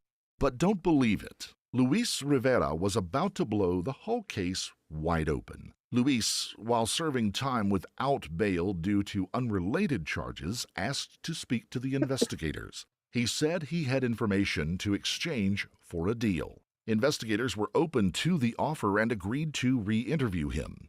Luis told the investigators his version of the events. He claimed that he was not aware that anyone would be killed until he had already gotten in the car with Garcia. He says that he was told it was a simple drug robbery. When he was told about killing Dan Merkel, he says he was not happy about it and just suggested robbing the woman who was going to pay them to do it. He and Garcia were to be paid $35,000 each. But still, Rivera said that he didn't want to kill a man who had 2 children he had never met and had nothing against. He claims he had never even heard the name before and didn't know what he looked like until Garcia showed him a picture. He did maintain that he had never heard of the Adelsons, but he did refer to a woman called Katie. Katie, of course, being short for Catherine. He claimed that she was the main woman behind it all. Rivera said that the reason for them being given the contract in the first place was because a woman wanted her children back. She wanted full custody. Up to this point, the Adelsons were still denying any involvement in the murder. Despite the police having checks signed by Donna, it actually doesn't prove that she wanted Dan murdered. Those checks could have been written for any number of reasons. At this point, the FBI got involved. They came up with a sting operation to try to catch the family. Charlie Adelson started receiving strange phone calls from a cell phone. These phone calls were made from a man who called himself Sandy. Sandy asked why Rivera was not being taken care of inside of prison and why his family wasn't being taken care of on the outside. Charlie was clearly intimidated by the phone calls, but also managed to keep his cool long enough not to incriminate himself. Lucky for him, because Sandy, of course, was an undercover cop. The FBI had hacked Charlie's cell phone in an attempt to hear something they could pin on him. But for now, the attempt had failed. In July of 2016, a grand jury in Leon County indicted Garcia and Rivera on charges of first-degree murder. Catherine was also arrested just a short time later as well. Rivera, who, as we already know, was serving time for other offenses, managed to get his charge downgraded to second-degree murder, presumably for his cooperation and a guilty plea. He had been sentenced to 12 years for the unrelated offenses and was to be given 19 additional years for his part in the Dan Merkel murder. The trials of Catherine and Sigfredo were merged and took place on October 19th, as they both faced the same charges. The defense claimed that Charlie Adelson had instigated the whole sordid affair. He had allegedly promised $100,000 to be split between the three for the murder so that his sister could gain full custody of her children without Dan interfering any longer. During the trial, the prosecutors summoned an interesting witness, a man by the name of Jeffrey Lacasse, who just happened to be the ex-boyfriend of Wendy Adelson. He confirmed that he had heard from Wendy that her brother Charlie had discussed hiring a hitman to kill Dan on several occasions. Jeffrey said, "On July 13th, Wendy asked me if she could share something with me confidentially. I said yes. She said that Charlie had explored all options with regards to her problem and that he was talking about getting a hitman to kill Professor Merkel. She told me it would cost around $50,000. Sigfredo Garcia claimed in his defense that the fatal shot was fired by his accomplice, Luis Rivera. The problem was, Rivera had always claimed that it was, of course, the other way around. Nevertheless, it was hardly good enough to get him off of the charge of first-degree murder. He was found guilty and sentenced to life without the possibility of parole, plus an additional 30 years for conspiracy. He indicated that he would appeal the sentence. As for Catherine, or Katie, as she was sometimes known, she denied any involvement in the murder whatsoever. At the same trial as Garcia, her charges were downgraded to second-degree murder, but the jury was unable to come to a decision. The judge declared it a mistrial. She would have to appear in court again. Catherine's retrial began on the 16th of May 2022 and lasted 11 days. This time, the jury was more convinced. On the 27th of May, she was convicted of first-degree murder and solicitation to commit murder. She was sentenced to life in prison without the possibility of parole for the first-degree murder, and a further 30 years for the solicitation, and another 30 years for conspiracy. With what is believed to be the three main culprits behind bars, surely this case was closed. Not quite. Just when things began to settle down, a fresh arrest was made. Police turned up to the address of Charlie Adelson on the 21st of April 2022. He was arrested and charged with first-degree murder, conspiracy to commit murder, and solicitation to commit murder. In a shock literally right down the road from where I live, there was a guy that went and fucking lit his parents' house on fire. He lit his parents' house on fire.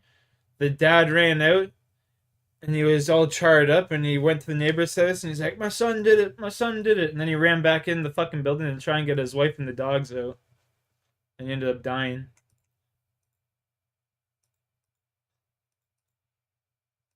Burned alive, all of them. Police acquired audio recordings between Catherine and Charlie, both of them discussing the plot to kill Dan Merkel. He is set to go on trial in April of 2023. As this case draws to a close, one can't help but think there are still many questions left unanswered. For a start, how much did Wendy really know?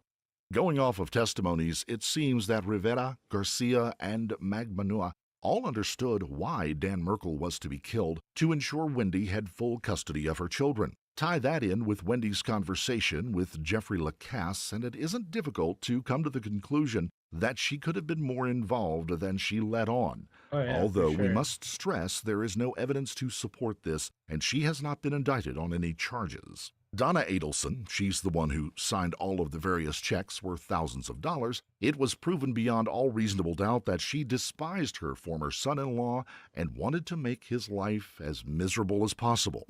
Again, what was the extent of her involvement? Did she just sign the checks, or was she involved in any of the planning? It doesn't matter if she signed the checks. Her signing the checks is efficiently her signing the death warrant for him. Just like her daughter, there is no compelling evidence against her, and she has not been indicted. So far, 2 people have been given life That's wild. sentences. Another has been given a lengthy spell behind bars, but any suggestion that these 3 acted alone simply just doesn't hold up. At least 2 of them had never met Dan Merkel before. And if Catherine had ever met him, Wendy and he would have long since separated, so she couldn't have held any grudge against either of them. It was all down to Charlie Adelson. He is, of course, the only member of the family who will go on trial in April, so far, at least. Perhaps when faced with a life sentence, Charlie may give up a few more details. As this case developed, more and more people were implicated in this web of criminality. But as always at Beyond Evil, our focus and sympathies are always for the victim. Dan Merkel, as far as we can see, had no enemies. He never hurt anyone. Despite his former mother-in-law's accusations, he certainly did not deserve to die. Friends and family, colleagues, all have spoken highly of the legacy he has left behind. His extensive papers that he wrote on various law subjects, the thousands of students whose lives he improved and influenced by teaching them so well. Most importantly of all, his 2 sons, who he adored. Saw you, buddy.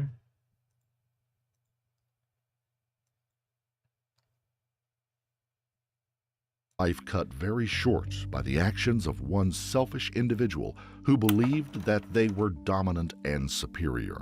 Hannah Clark would destroy that person's narrow-minded assumptions at a great personal cost to herself. Before we start, we would like to send our sincere condolences to the loved ones of Hannah Clark, who was cruelly taken from this world in the prime of her life. Camp Hill, Australia, an eastern suburb of the city of Brisbane in Queensland. The suburb was named after teamsters who frequently traveled between the cities of Brisbane and Cleveland who used to camp there while in transit. In February 2020, this former farming community was home to Hannah Clark, a 31-year-old mother of 3 beautiful children, Aaliyah, Liana, and Trey. On the surface, Hannah was outgoing and with a bright and bubbly personality. However, like many people, if you scratched just below the surface, Hannah was dealing with problems that she would continuously try to put behind her. But tragically, these problems, not of her making, would soon catch up with her, bringing her life to a tragic and premature end. 19th of February 2020, 8:30 a.m., Camp Hill, Brisbane. A car pulls up erratically outside of a house where a man is obliviously washing his car on a typical Wednesday morning. The next thing he hears are the loud screams of a terrified woman. He turns to see a man and a woman in the front seats of a Kia Sportage. The man, calm, with a resigned look on his face. The woman, petrified and hysterical. The stranger walks over to the car and tries to engage the couple, but before he has the chance, there is a loud bang, followed by what he described as a bright flare. The morning sky disappears behind a wall of smoke and flames along with the man's vision. When he comes to his senses, he's presented with a horrific sight. The woman is ablaze from head to toe. He quickly grabs his hose and starts spraying her. It takes some time, but he manages to extinguish the flames. He walks around to the passenger side of the car to find the man. He is sitting on the side of the road with flames flickering up and down his clothing. This was no ordinary Wednesday morning. This would be the morning that nobody involved or affected would ever forget. What had brought this man and woman to this point? Hannah Clark, born on the 8th of September 1988, was a 31-year-old mother to 3 beautiful children, 2 girls and a boy. Aaliyah, age 6, Liana, age 4, and Trey, just 3 years old. She had been described by friends and family as a bright person with a bubbly personality. People who knew her commented about how empathetic she was, coupled with a contagious and irresistible smile, with one person also saying that she was the embodiment of selflessness. She also had a competitive side. She worked as a personal trainer in a gym, was very healthy and physically fit. Her children were her world. Nothing came before them, and her entire life revolved around them. When she was 19 years old, she met a former rugby league player named Rowan Baxter, who had previously played for the New Zealand Warriors. He was 11 years her senior. Hannah and Rowan both took a liking to each other and began dating. This was despite her mother, Sue Clark, having some serious misgivings about Rowan. Rowan was described by people who knew him as not being too bright. He was unable to remember his 4-digit bank PIN number, and when he bought a car, he didn't register it because nobody told him he had to. Being an ex-professional sportsman, he was obsessed with going to the gym and his physical appearance. He had large muscles, but he didn't acquire them entirely through hard work and training. He did, in fact, take steroids. Similar to Hannah, who did not take illegal substances, he also worked as a personal trainer at a gym. The big difference between Hannah and Baxter was that she was good at it. People liked her personality, and once she had a client on the books, they usually stayed with her. Rowan, on the other hand, did not make much money as a personal trainer. He struggled to get clients, and when he did get one, they often left him quite quickly because of his attitude towards them. A side effect to taking steroids to building muscle mass is being short-tempered. As a result, Rowan passed through a lot of gyms. After all, nobody wants a personal trainer who is making their customers uncomfortable or unhappy. Certainly, no gym would want a personal trainer who called their clients pigs on social media, which is what Rowan did. He specifically targeted female clients at the gym. He once commented on how he had to change the soap in the men's room 3 times, but not once in the women's room. Now, anyone thinking rationally and without bias would surely assume the gym just had more male clients than female, but not Rowan. Call it a mother's instinct, but Sue Clark didn't trust Baxter. She thought he was smug, cocky, and walked with the swagger that you might expect from an ex-professional athlete, not to mention the fact that he was 11 years older than her daughter, who had just barely left her teen years. This was while Baxter was 31. At the time, Baxter was still going through a divorce proceeding with his soon-to-be ex-wife, but he was still living with her, something else, as you can imagine, that did not fill Hannah's family with enthusiasm. When she introduced him to them, he assured them that he was only living with his ex because he was trying to do right by the son that he had with her. Hannah's parents seemed willing to allow the relationship to go ahead. After all, what does a parent gain by trying to tell their young son or daughter who they can or cannot date? Often, it will simply result in a parent pushing away their child, something, of course, the family did not want to happen. As Rowan assured the family, the divorce came through and the couple carried on dating. In 2011, Rowan proposed to Hannah and she said yes. The pair were married the following year in Kingscliff in New South Wales, Australia.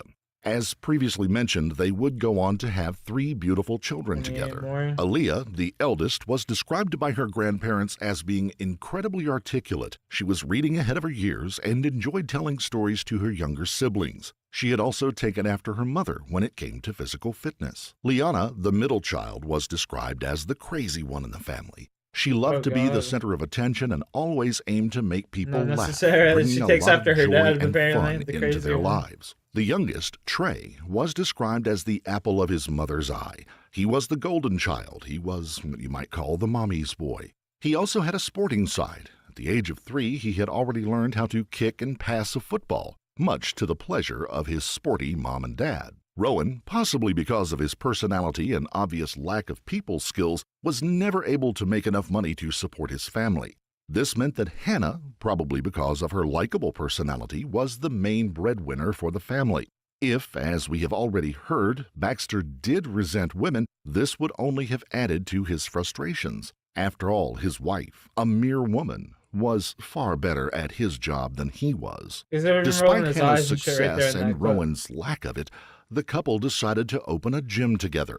They didn't have enough money for their venture, so Hannah's parents stepped in as financial backers. At the time, in between personal training, the couple both worked at a sports shoe retailer. Rowan had instigated this, as he seemed to like to know where Hannah was all the time. His behavior at the store was no different than at the various gyms he had worked at. He belittled the female employees, just as he had done with his clients at the gym where he worked. It seemed that Baxter could never miss an opportunity to demonstrate his superiority over women.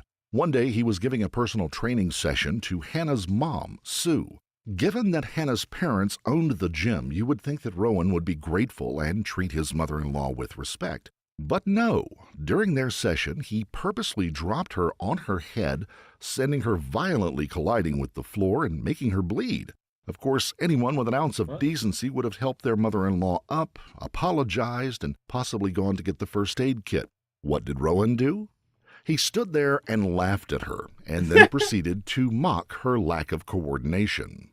Amazingly, despite this incident and their own personal reservations, Hannah's parents actually tried their hardest to accept Rowan for the benefit of their daughter. They both said that in their earlier days, the relationship seemed good and both of them were happy. They noticed things starting to change after the children arrived, and they changed rapidly. Despite the fact that their business was not entirely their property due to Hannah's parents investing, Rowan's attitude towards customers did not improve, and as far as his family and in-laws were concerned, it actually got worse. When giving personal training sessions to their paying customers, he would frequently call them fat and lazy. On the domestic front, his behavior deteriorated as well. He started using terms such as Hannah misbehaved. As the result of Hannah's misbehavior, he would not allow her parents access to the children as a form of punishment. To be clear, he actually used the word misbehaved to her parents. The same reactions applied to Hannah's brother, who didn't like Rowan anyway. He managed to distance Hannah from her brother to such an extent that they no longer had any contact whatsoever. He even went to the extent of hand-picking the clients that she could train at work, and decided which of her friends she was allowed to see and when. Baxter wasn't even trying to hide his controlling behavior any longer. He was by now using every line from the domestic abuse handbook. He was cutting Hannah off from the outside world bit by bit. He was demanding sex every single day from her, and if she dared to say no, he would take it out on the children and on her. Whenever she did consent, probably through fear and coercion, he would choke her in an aggressive way. Let's be clear, couples in bedrooms have all kinds of tendencies and ways of keeping things interesting. But in all cases, this has to be between two consenting adults in an environment where they both feel safe. What Rowan was doing to Hannah was not really consenting. When he choked her, he did it with aggression, with the intent of harming her. As we hear with so many tragic domestic abuse cases, he often apologized afterwards, stating he only did it for his own gratification and hadn't realized that he was hurting her. In so many cases like this, we see women abused by aggressive control freaks, but because of the isolated situation they find themselves in, they do not realize that they are in fact victims of domestic abuse. And Hannah was no different. What Rowan had resorted to now was coercion, the process where someone simply complies with their aggressor in the relationship because they know that if they do not, something bad may happen to them or even their children. We know that Hannah did not see herself as a victim because she sometimes discussed rules that Rowan had created for her. For instance, under no circumstances was she allowed to wear shorts or the color pink. He told her that pink was a bright color which attracted the attention of others. She wasn't allowed to wear shorts because the sight of her legs would attract other men. Rowan Baxter was nothing more than a jealous, narcissistic misogynist. He did the same job as his wife, but was infinitely worse at it. He could never achieve the qualifications she had because he just wasn't good enough. For all of his steroid-induced muscles and shallow appearance, she was way out of his league in terms of brain power, personality, and looks, and he knew it. This was something that he couldn't stand. After all, in his world, women were vastly inferior to men. Like many men who try to control their wives or girlfriends, he felt emasculated by Hannah. To make himself feel better in some perverse way, he would berate Hannah behind closed doors. At the inquiry, one of her friends, Kylie, gave evidence and told how Rowan called his wife fat and mocked her body, telling her to lose weight and get into shape. Of course, we know nothing could have been further from the truth in relation to Hannah's physical fitness and appearance. The bullying and abuse didn't start and end with his wife. He was regularly far too rough with the children. Many parents may wrestle or play fight with their kids in a playful, fun way. However, Rowan would regularly take it too far and end up hurting them. If one of them began to cry or was hurt, he would simply laugh, far from showing any kind of sympathy. Then he would berate them. One such incident took place when he was play fighting with Aaliyah. Things went too far and she hit her head on a doorframe, causing her to bleed. She was taken to the hospital for stitches, and Rowan blamed the whole incident on her. As well as play fighting, he had another way of upsetting them. When he had done a workout, he regularly got an ice bath, something that a lot of sportsmen and women do to aid in muscle recovery. It is, however, unlikely that they do that to their children, especially against their will. Rowan would often force his children, even the youngest, Trey, no more than a toddler, who was often crying and screaming when he had to sit in the ice bath. Believe it or not, he used his children in ice baths as a sick marketing technique to try to drum up new clients for his personal training business, such as it was, posting comments on their company website such as, "Even my children partake in ice baths." Children, though, are not stupid. They may not have said a lot, but parents will tell you that they see and hear everything. Aaliyah, the oldest child, who we mentioned was very bright for her age, seemed to have grasped the situation that they all lived with. Out of all the three children and Hannah, Aaliyah stood up to Baxter more than anyone else. Because of what she saw, she did not like her father and often argued with him. Whenever she heard her parents having an argument, she would often try to intervene on her mother's behalf. She would slam doors in Rowan's face, tell him to get out, tell him not to ever come back again.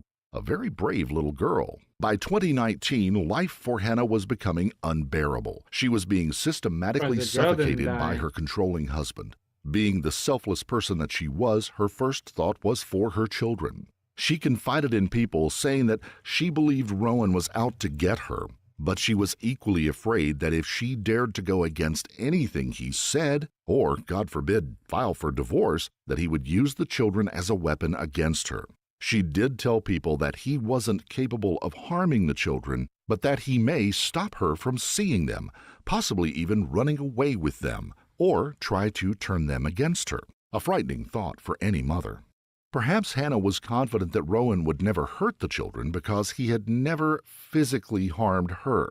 The abuse that she was being subjected to was, up to a point, financial, emotional, and sexual. As previously mentioned, because she wasn't being physically attacked, she did not believe herself to be the victim of domestic abuse, a very important point to remember in this case. Later the same year, though, that would change. Rowan had been out at a jiu-jitsu class. He came home apparently full of adrenaline, and without warning, he tripped her to the floor, leaned over her, grabbed her forcefully by the throat, and told her, "You have no idea what I'm capable of." Hannah still did not think this was domestic violence, but it was worse than previous occasions. Oh, hon, you're so Maybe it was the playful. implied threat that was the tipping point. Despite all of the bullying, the emotional abuse, she was still the same strong, independent woman that she had always been deep down. She was going to leave Rowan Baxter at the earliest opportunity. Hannah went and met with a police officer. She told her her Is entire there life one story world and that's not what it taken? was like with her husband. The officer told Hannah Jeez. that being made to have sex every day against her will was, in fact, a form of sexual assault. As they continued talking, the officer explained the meaning and concept of coercive behavior. And that's what Hannah was experiencing, as it was defined by law in a domestically abusive relationship. The chat with the officer lifted the blindfold from Hannah's eyes. She now seemed to realize that she was the victim of domestic abuse. As quickly as possible, she packed up the bare necessities for the children and herself and went to stay at her parents' house in Camp Hill. Perhaps what demonstrates Hannah's caring personality the most is that she didn't make a formal complaint to police.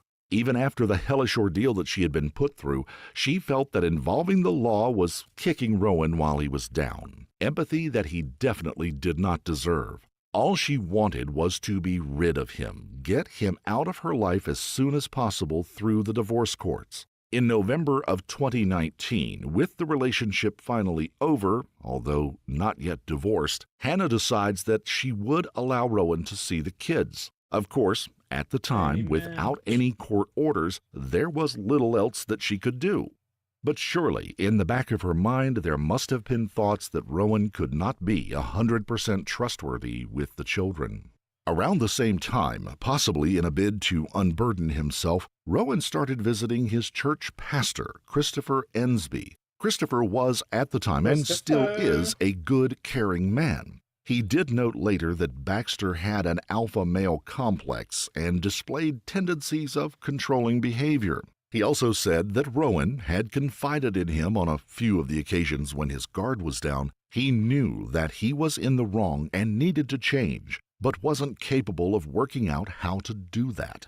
As a result, the pastor decided to meet the couple together at the gym. He monitored their behaviors. He watched with shock as Rowan took personal training sessions to such lengths that his clients regularly vomited.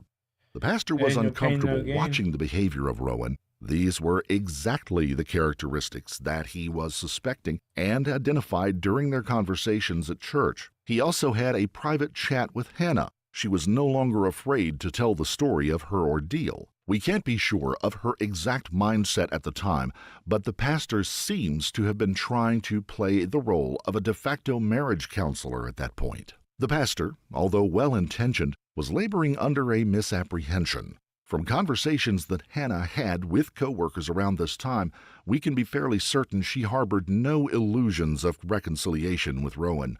She told co-workers that she believed Rowan would one day try to kill her. Other than the one conversation she had had with a police officer, for whatever reason, Hannah had still not gone back to either make them aware that she feared for her safety or to file a formal complaint. But that was about to change. Hannah's caring nature may have put her in a vulnerable position. Baxter must have been so confident that she would not go to police that on Boxing Day, when Hannah was simply walking down the street with her children, he brazenly walked up to them, grabbed their daughter Liana, and took her. Worried sick, Hannah didn't see her daughter for 2 days. She reported the incident to police, who did conduct a search and found the child with her father, thankfully unharmed. Police now advised Hannah that she should make a formal complaint and get a personal protection order against Baxter. If you're listening in the UK or the US, you would call this a restraining order. This is exactly what Hannah did. Unfortunately, Baxter was still given the right to joint custody of his children, a decision that would give him the opportunity to torment Hannah further, not just mentally, but physically. A day after taking his children out, he returned them to Hannah's parents' home as required. But out of spite, he had placed pictures of Hannah in her underwear around the outside of his car for the children to see. When Hannah came out to get the children, she attempted to take the photos down. Baxter aggressively grabbed her by the lower arm, spraining her wrist and subsequently busting her lip. Now this was physical assault, and it may have continued if Hannah's mom, Sue, had not seen the incident and come running out of the house to her daughter's aid. Baxter let go and then shouted, "Hold," and drove off. This incident was reported to police. The physical assault clearly breached the protection order, but authorities were unable to act quickly enough to prevent the events that were about to follow. The 19th of February 2020 at 8:30 in the morning. Hannah leaves her parents' home as normal to take her 3 children to school. As they all get into her Kia Sportage, they are joined by an unwelcome guest. Rowan Baxter forced his way into the passenger seat. Hannah, terrified for her children and herself, tries to plead with him, but it's no use. Baxter was enraged and wouldn't listen. He kept screaming in her ear to drive. Eventually, she complied. As she turned onto Raven Street, Hannah, still somehow managing to think rationally, sees a man further down the road washing his car. Whatever was going to happen, she wanted to have a witness. Between spotting the man and pulling up outside of his house, events escalated. Baxter had been carrying a can full of gasoline, which he remorselessly poured all over Hannah and the children. The man washing his car was Michael Zemek. He said that the quiet, uneventful Wednesday morning was interrupted by the sound of a car pulling up outside of his home rather urgently. No one would be prepared for what would happen next, and Michael says he will never forget it. A woman shouted out from the car, "Call the police, he's trying to kill me, he poured petrol on me." Mr. Zemek said that Baxter had Hannah gripped in a tight bear hug. She was screaming frantically and trying to escape the vehicle. Mr. Zemek approached the passenger side window of the car. Rowan Baxter looked him straight in the eyes with a blank, almost unconcerned stare. The last thing Mr. Zemek saw was Baxter holding a lighter, which he lit without hesitation. By the time Mr. Zemek, who had been taken aback by the blast, managed to look up, he saw the whole front of the car on fire. Amazingly, Hannah, fully engulfed in flames from head to toe, managed to get herself out of the car. She was screaming loudly, not for herself, but for her children.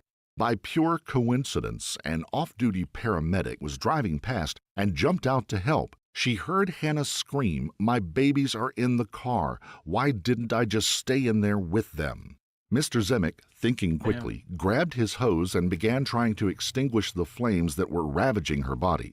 We should note at this point that Mr. Zemek had been standing at the passenger's side window. He, too, had She's got petrol on her, buddy. She's fucking dead. Suffered burns to his hands and face, but acted courageously to try to help Hannah before thinking of himself. The paramedic and Michael, while using his hose, encouraged Hannah to drop and roll in an effort to extinguish the flames faster, but she kept saying, "I didn't save my kids. I couldn't save my kids." Mr. Zemek didn't see any children in the car from his brief glance, so he wasn't aware of their presence beforehand. As soon as he realized, he did try to get to the car to see if there was any chance that the children were still alive and could be saved. But the intense heat and the ferocity of the fire made that impossible. By this point, Hannah was laying on the garden, severely burned, muttering the words, "My kids, somebody get to my kids." No one knew it at this point, but Hannah had suffered burns over 97% of her body. Literally, the only part of her body that wasn't burned was the bottom of her feet. It's hard to find the words how to describe how unbearably painful that must have been. Yet her first thoughts were still for the lives of her 3 young children. The person who described her as the embodiment of selflessness could not have been more correct. Despite her horrific injuries, police did try to reassure her, but they knew that she had virtually that guy that watched that chick burn alive, he's never gonna forget that shit, man. That, like, you'd never forget that. Holy fuck. Chance of surviving. It There'd seems be, that like, Hannah parts of her just, herself like, knew she ripping wasn't off going of to her. live, but in an amazing show of strength and courage, she battled through the pain to give the police 3 separate statements. Senior Constable Angus Scaines approached Hannah, clearly dying. She was still making a desperate effort to make sure that everyone knew who had done this. Hannah said, "My ex-husband, he got in the..." The constable asked his name. Hannah replied and said that there was a protection order against him. Hannah told Constable Scaines that she had spotted a man washing his car and told him to call the police. Hannah continued to tell them how Baxter had poured petrol all over the inside of the car and set it on fire. The full transcript from the officer's body cam shows how hard Hannah fought and hung on to get those details out. She spelled her first, middle, and last names and gave a description of Baxter, even his clothes. Hannah was growing weaker. Constable Scaines stayed with her, telling her that she was doing an amazing job. Mr. Scaines was commended after the incident. He was told that had Baxter survived, his professionalism in dealing with a severely wounded person like Hannah Clark would have been invaluable to convicting him. Even as life was ebbing away from Hannah, tragically, she still didn't seem to realize to what extent she had been abused all those years. The officer asked her, has he done anything threatening before? Hannah replied, not to me, no. Paramedics took over at that point to try to provide her with some pain relief. You might be wondering what happened to Rowan Baxter while all of this was going on. Was he trying to save his children? Did he even ask about his children?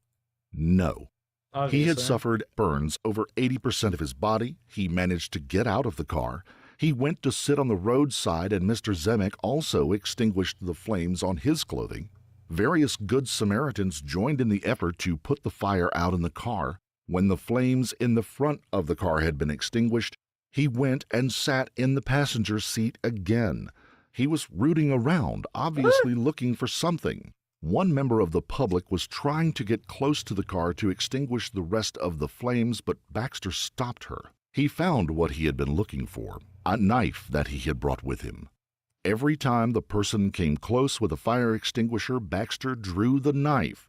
She said that she felt like he was guarding the car, preventing the fire from being fully extinguished. By this point, there was little to no chance for those poor children being alive or even surviving, but people wanted to try all the same.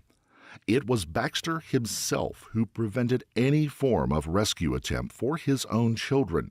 He made 100% certain that no one This guy could try to get fucking jumped in the car with his wife and kids. Another neighbor poured told gas all Baxter over to them, drop the knife, and then telling just him fucking it wasn't basically worth made it, it clearly made his car fearing into a for the bomb. safety of others in the vicinity. Baxter didn't And drop lit it the on knife. fire Instead, with him and he took everyone the inside. coward's way out. As his children's bodies were burning behind him and his wife was dying in front of Dude, him, this chick, they said, was over 90% burned, and she's still alive. the selfish Should just bully be like plunged the fucking knife ash. into his chest, into his own heart, and died on the spot. In cases where the defendant is no longer alive to defend themselves, an inquest is still held in hopes that important lessons can be learned and changes can be made to prevent such horrors in the future. People who had known Baxter and Hannah and the pair of them when they were a couple all testified to what a controlling bully Rowan Baxter really was. Nicole, Hannah's friend who went to police on her behalf, also spoke. She told of her disappointment that the police had failed to act when she tried to warn them that something may happen to Hannah and the children. Hannah's mom also testified about the treatment her daughter had suffered and told the inquest how Baxter had dropped her on her head at the gym. The pastor that Baxter had turned to testified as well, speaking of how he tried to talk with him and help him change, but he also said that he believed Baxter had no remorse for his controlling behavior. A note was found that had been written on the 26th of January 2020 by Baxter before he killed Hannah and the children. Clearly written by someone who saw themselves as a victim, he wrote that he wasn't going to take her abuse any longer. She was going to realize what it was like to be unable to see her children. Oh, there's He some Blue accused Dragons. Hannah of destroying his life. He signed the note from himself and, oddly, the children. Could it be that he was originally planning to abduct the children and run away with them as a way of punishing Hannah? We'll never know. As was heard in the inquest, February 13th, 2020, less than a week before Hannah and her children were killed, she had confided in friends about her fears of her life being in danger. Hannah's friend, Nicole Brooks, took the initiative and went to police on her behalf. She told the police that she was convinced that Hannah and her children were in mortal danger and that Rowan would try, in her words, to take them out. Police reacted sympathetically to Nicole's concerns, but made it clear that until Rowan Baxter either made a physical threat or actually did something, they were powerless to act. Nicole continued to plead with the police to take her more seriously. She told them about the incident after Baxter's jiu-jitsu class and even said to the police, "What if you don't get a second chance to act?" Police gave the same answer. They couldn't act until Baxter did something. Law enforcement and the courts were there to uphold the law, not to act as vigilantes, no matter the situation. Had tighter laws been in place for the protection of women who find themselves in abusive relationships, perhaps the authorities could have done something more quickly. Perhaps Hannah, Aaliyah, Liana, and Trey would still be alive today. Bro, the why senior didn't they- paramedic on the site spoke of Hannah's bravery. He said that when he saw her, he knew that she was injured to such an extent that she would not survive. Oh, yeah. Despite this, he believes, even now, that her pain and her survival was of no concern to her. She was only thinking of her children and making sure that police knew exactly who had committed this crime. Hannah Clark died in the hospital later that day. She was just 31 years old. Her children, Aaliyah, Liana, and Trey, just 6, 4, and 3 years old, respectively, all victims of domestic abuse. All of them with years of living ahead of them. All Hannah wanted to do was get her family away from this dangerous individual, and despite her best efforts, she was unable to do so.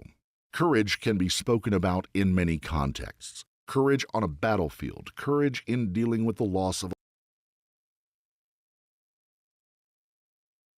That was wild. That one was a little for people fucking crazy. and one life sentence. That's a this painful chilling way to case die. is like Burning- nothing you've heard before. burning alive, a man, prime is example of how a past painful, can bro. catch up with people and make them do the most insane Because you feel things all of in the that. heat You know of what the I'm moment. saying? Before we start, we would like to Fuck, send our it's sincere slow. condolences to those affected by this strange and It ain't puzzling quick. case that leaves open as many questions as it answers.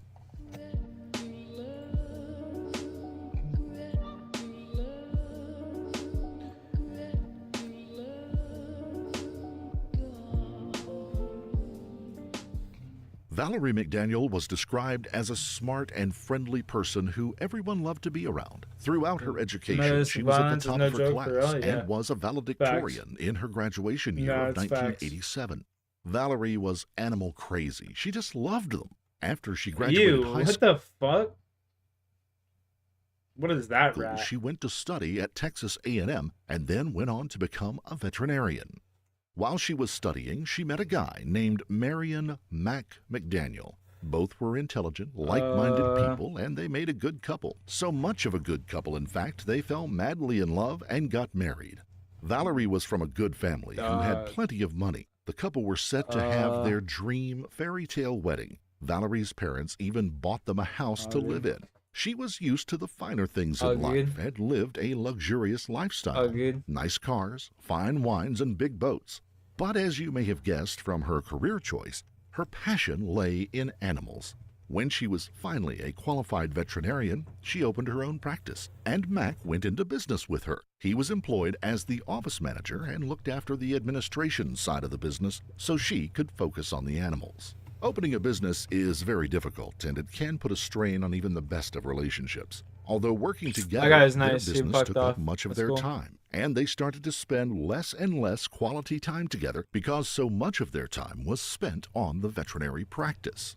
Friends of the couple said they never showed any obvious signs of strain and always seemed happy, something which may have been true because not long after opening their business, the couple decided they wanted children. But things didn't go as planned for them.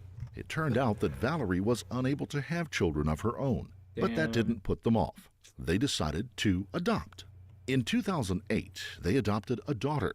You may wonder if having a child was the best idea for them to improve their relationship, especially with the strains of the business. Any parent will tell you that having a child does not really ease the strain on a relationship. If anything, although rewarding, it can make life much harder.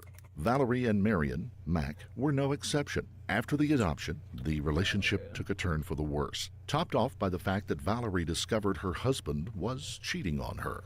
How did Valerie find this out? She planting that received a seed phone call elsewhere. from a stranger. An anonymous woman told her that she was sleeping with her husband. As if this wasn't bad enough, she also gave Valerie a list of names who she claimed What? were also different Yeah. people he had been sleeping with behind her back. Hell hath no fury like a woman scorned. When confronted, little Mac guy. came clean immediately. After all, Hey, little when guy. presented Let's with get not going. one, but a list of names, what would have been the point him of up. lying any further? He apologized for what he had done, and Valerie, surprisingly, gave him another chance. Her husband's apologies and promises to turn over a new leaf didn't last very long. Just a short time later, he was cheating on her again. Surely any woman listening to this will be saying to themselves, kick him out, get rid of him. But Valerie always wanted a family of her own. Now she had a daughter who she adored, her own business, and the last thing that she wanted was to split custody and see less of her daughter, so she decided to keep the marriage going. It seems that Valerie was under no illusions about the fact that their marriage was now pretty much just in name only. By this point, and with good reason, her relationship with Mac had all but broken down. Although still living with her husband, she came across someone new. His name, Leon Jacob. He was the son of their neighbor and had come around to Valerie's home to introduce himself. No way. Valerie said Leon Alex and was Sean are the only ones cocky that and won. full of himself. He was Get a the good-looking fuck guy, out of but my God, here. did he know it, and he used it to his advantage. He even said that he thought he looked like Bradley Cooper. Maybe he did, a bit. He had these big bright eyes, brains, and long dark wavy hair. Just my type, said Valerie. Whatever Valerie thought of Leon's attitude, she did like him. He was really good looking. He was 8 years younger than her, and he was a doctor. What's not to like, right? Valerie didn't want to be a divorced woman, but her liking of Leon, plus the fact that her marriage had long since really been over in any meaningful sense, prompted her to file for divorce in December of 2014. She was not an old lady. She was in her 40s. She had a daughter and a lot to live for, including this new man that she liked and who liked her back. Onions, yeah, speaking about cravings, I got fucking chocolate covered almonds. I'll be right back. Oh my god. Oh.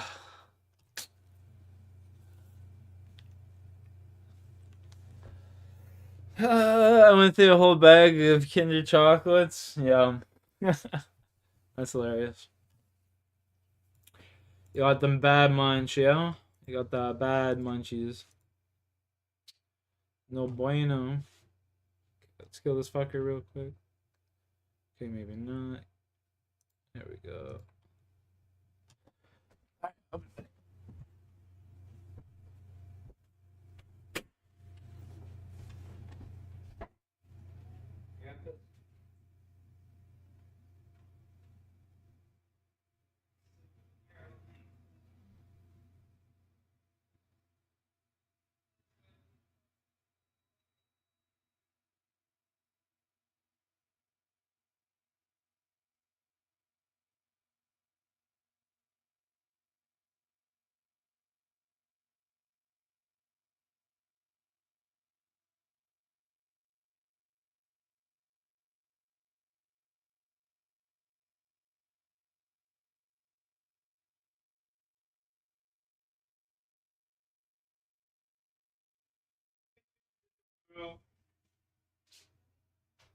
Little baby.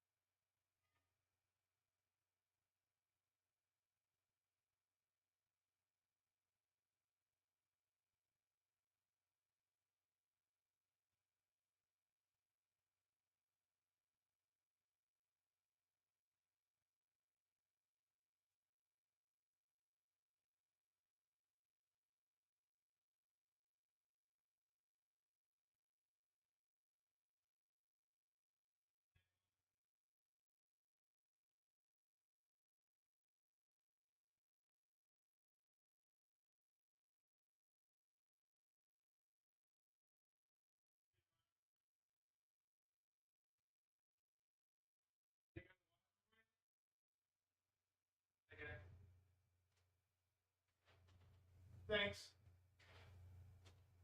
Sweet dreams.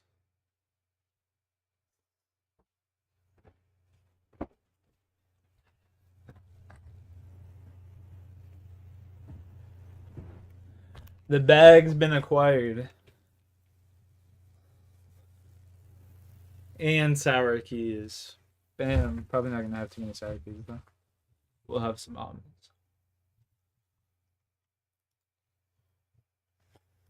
Back.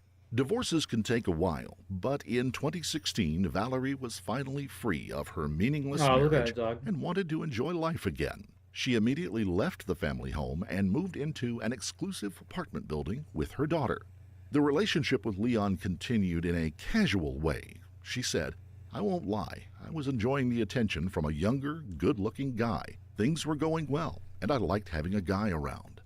After a fairly brief spell of dating, Leon moved in with Valerie and her daughter. Friends of the couple remarked on how happy they seemed. Everyone seemed to like Leon, and Valerie had never looked happier. Their new relationship appeared to have given her a new lease on life. There was, however, a problem. Valerie's ex-husband, Mac. He wasn't being abusive or awkward for the sake of it, but he certainly did not like Leon, saying, "I wasn't innocent in the divorce. I know I did wrong." Valerie was always going to move on and get a new partner. My main concern was for my daughter, and I did not trust Leon one bit. He was too sure of himself. A good-looking guy? Well, sure, but God, he knew it. I just wasn't very happy with this new guy that nobody knew all that well, living under the same roof as my daughter. Homeboy, don't lie. You're is, just jealous. who Your is ex-wife's getting Leon, dicked down by really? a guy that's like 10 years Leon younger Jacob than you. was born in New Jersey in 1980. That's all that was. He moved with his He family to lying. Houston, Texas. His father died not long afterwards, and Leon had no intention of spending all of his life in the Lone Star State. He wanted adventure, something new, a common occurrence for a lot of young people. An intelligent young man, he moved far away to study medicine on the stunning, picturesque island of Grenada in the Caribbean. I graduated medical school in 2005. From where? From St. George's Medical School. In 2005, he graduated from a medical school and went on to have surgical training at a series of different hospitals. But sadly for him, he never quite made the cut. More about that in just a minute. Desperate to get into the medical profession, Leon wasn't giving up. He managed to get into another residency program in Ohio, again, failing to make the grade. This was apparently because he lied about his experience regarding patient care post-surgery and lacked basic medical knowledge. His residency was terminated for the second time. He was, however, a qualified medical practitioner and moved into a different field, cardiology and transplants. Leon had also been married previously. Like Valerie, he met his wife in college. They had 2 sons together, but again, not too dissimilar to Valerie, their marriage turned sour, and after 12 years, his wife filed for divorce. The reason given by his ex-wife for the divorce was that she alleged that during their time together, she had experienced extreme mental cruelty. The accusations were soon validated because after That looks they like were a mad divorced, scientist. Leon was charged with stalking her. The abuse she received was relentless. From constant phone calls, cyber abuse, threats, and name-calling. Leon, however, disagreed, responding, "I didn't stalk her. She was keeping my children from me. All I wanted was access. I'm not going to apologize for trying to see my boys. Yes, I called a lot, but just to speak to the children, not her." How much credence we can put in Leon's claims that he only wanted to speak to his children is debatable, as not long after he moved away from them for a new medical residency, and he moved to Pittsburgh. After a short time there, he met a woman named Megan Veracus. Jacob met Megan at the hotel that she worked at. They both took a liking to each other and soon moved in together. After a time, the relationship was going well. Leon seemed to be doing well in his medical career as well and was offered a residency back in Houston, Texas. He jumped at the chance, and Megan was happy to go with him. Although Leon was doing well and making good money, he had a major flaw: his attitude. We mentioned previously about his cocksure personality, his arrogance, and this was something that was blighting his career. The residency in Houston was his 7th. He had managed to get thrown out of all of the other 6, not just through a lack of knowledge, but also because he was too confident in what appeared to be his limited abilities. He wasn't willing to learn because he believed he knew everything that there was to know already. He didn't listen to tutors or mentors. He was condescending to other people in the same residency program as him, and this did not go down well with either his Attaboy. other junior doctors or the senior doctors and professors trying to teach him. He was even accused of putting patients in danger through a lack of knowledge, which made him a liability. Leon's attitude of seeing himself as the best just didn't come out in the workplace. Life at home was just the same. After 3 years of dating, Megan threw Leon out of their apartment. Just as the case with his marriage, things started off well, but Leon's behavior deteriorated. Megan said, at first, things were great. He seemed like a really nice guy, good-looking, great job, liked the finer things in life. Things were good. But after we moved to Like Houston, the that finer changed. things in life. It Get them every started time. with verbal abuse, but that was just the tip of the iceberg. He started physically assaulting me, hitting me repeatedly. I was constantly walking on eggshells around him. Then, one time, he grabbed me and pushed his hand over my mouth so I couldn't breathe.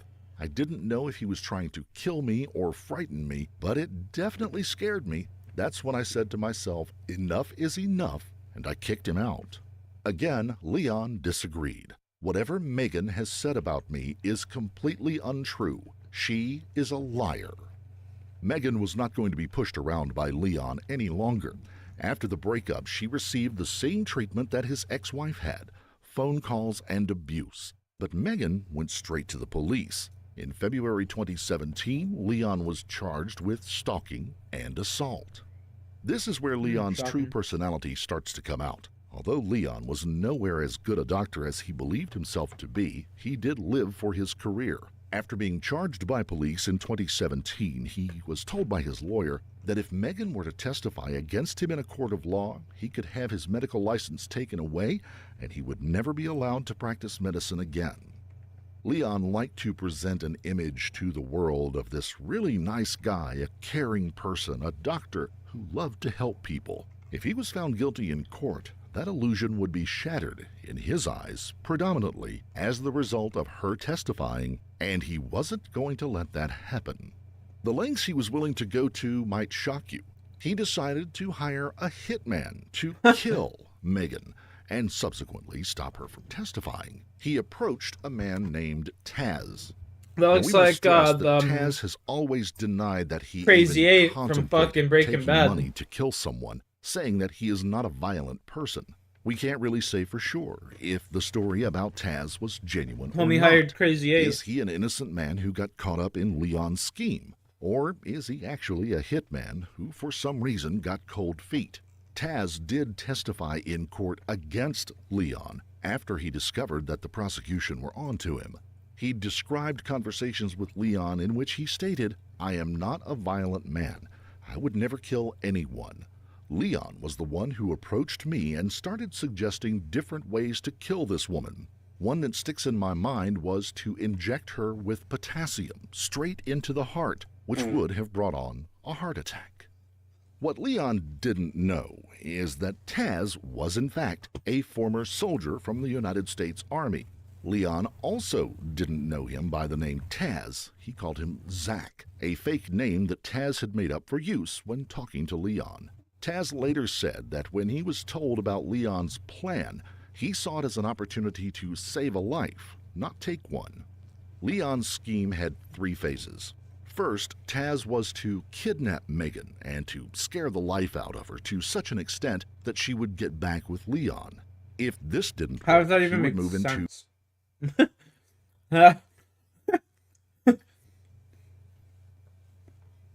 How the fuck does that even make sense? Phase 2. This again involved scaring Megan by any means necessary to make her leave town and not attend court or just disappear forever. If Megan had still not been persuaded, then Phase 3 was the last resort. She would have to be killed. Leon paid $9,000 to Taz to kill Megan, money which Taz said that he spent but had no intention whatsoever of killing anyone. To this day, he says he doesn't regret taking Leon's money under false pretenses and keeping it for himself. Leon now found himself in a difficult situation. He had paid Taz $9,000. Taz was completely ignoring him. Megan wasn't in any danger from this alleged hitman. His career and reputation, such as it was were about to be taken away in court. He was getting desperate. Leon decided to hire a well-known bail bondsman named Michael Kubosh. Michael got to work with the police, trying to find out who Zach was. Of course, Zach didn't really exist. But between Michael and the police, they soon realized that Taz and Zach were one and the same. When Michael finally tracked him down, Taz explained to him that he wasn't going to kill anyone and had seen it as his duty to take the money from Leon. That way he wouldn't give it to anyone else to try to kill Megan. The police believed Taz, but they also had no doubts that Leon was guilty and had attempted to have Megan killed, but they couldn't prove it yet. Instead of rushing into court with Taz's statement, they came up with a plan of their own. They asked Taz to work with them and catch Leon in the act, to which Taz agreed. Leon, of course, still didn't know Taz's real name. He still thought the hitman he had hired was Zach. The police got Zach to call Leon using a wiretap so that they could listen in on the whole conversation. He went on to tell Leon that he wasn't the right man for the job and that he should consider hiring someone else, someone he knew, named Javier. After his breakup with Megan, Leon had met Valerie. As we know, her marriage was over, and Leon had used his confidence and charm to move in with her, much to the displeasure of Valerie's ex-husband, Mac. During a second conversation with Taz, Leon would give away much more than anyone expected. As instructed by the police, using the wiretap, Taz spoke with Leon a second time. Leon was really on the hook. He didn't suspect any involvement from law enforcement. If you've ever seen a mafia movie, what's the first thing they always say? Never talk on the phone. It may be a signal of the level of self-confidence Leon had in himself, or maybe just plain stupidity, that he was willing to hold these very incriminating conversations over the phone. Taz told him that Javier was going to sort out his problem, no sweat. Then Leon moved the goalposts a little, saying that he wanted both problems sorted at the same time. Taz was confused and not sure what to say. He asked what the second problem was. Leon replied, stating that he also wanted Valerie's ex-husband Mac taken out as well. Leon confirmed that Valerie was fully on board with the plan and also wanted Mac taken out. Leon was satisfied that he had a professional working on his problems. But was Javier a professional? Yes, he most certainly was, just not in the sense that Leon thought. Javier was in fact a professional undercover police officer. The next day, Leon, Valerie, Taz, and Javier all met up at an Olive Garden restaurant to discuss the details. They don't sat show down his with soup and identity. sandwiches, discussing Yeah, he's still how the out there hits on would take cases right now. place. I don't need Megan to be hurt. You can just run her out of town if you need to. But if she doesn't agree, then I don't give a anymore. You've got to do what you've got to do. You may have thought earlier there was no evidence that Valerie was involved, with all of this just being Leon's doing to get her ex-husband out of the way. Not a bit of it. She was fully aware and wanted Mac dead. She discussed the details of her ex-husband with Javier. They decided they would approach Mac's car, hijack it, make it look like a robbery that got out of hand, and then just shoot him in the head. Valerie was quoted as saying, "I for sure want to go through with this. I don't have any other option. That ex-husband of mine is threatening to take away my daughter, and I won't stand for it. I'm not sharing custody with him." Let's take a brief step back and take a look at this couple, Leon and Valerie. Both clearly intelligent, one a successful veterinarian with her own practice, the other a doctor. Both of them have money and comfortable lives. Neither of them, it seems, had the brains to realize how suspicious this would look to police.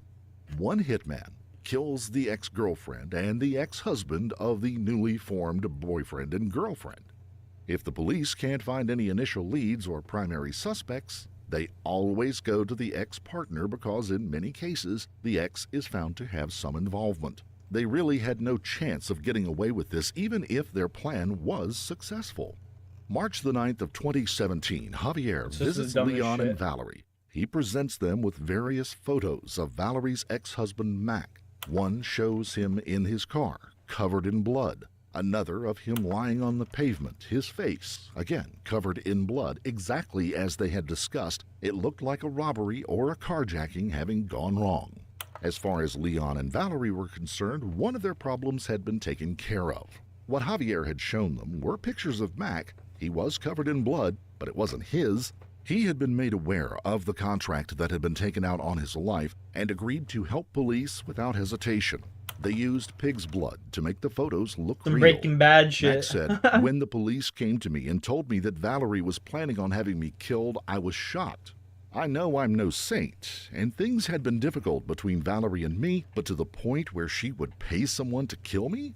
Wow, that was not the Valerie that I knew. Leon and Valerie were happy with the photos. Both of them now awaited Megan's fate to be confirmed. They didn't have to wait long. That same night, the couple received picture messages from Javier. Pictures of Megan tied up, gagged, and with a terrified look on her face. Javier informed them that Megan was hysterical. She wouldn't listen to him, and therefore she had been killed. Of course, we know the police had approached Megan at the same story that they had told Mac. Realizing that her life was in danger, she too cooperated with police, but the look on her face was genuine. During the faking of the photos, Megan had suffered a genuine panic attack.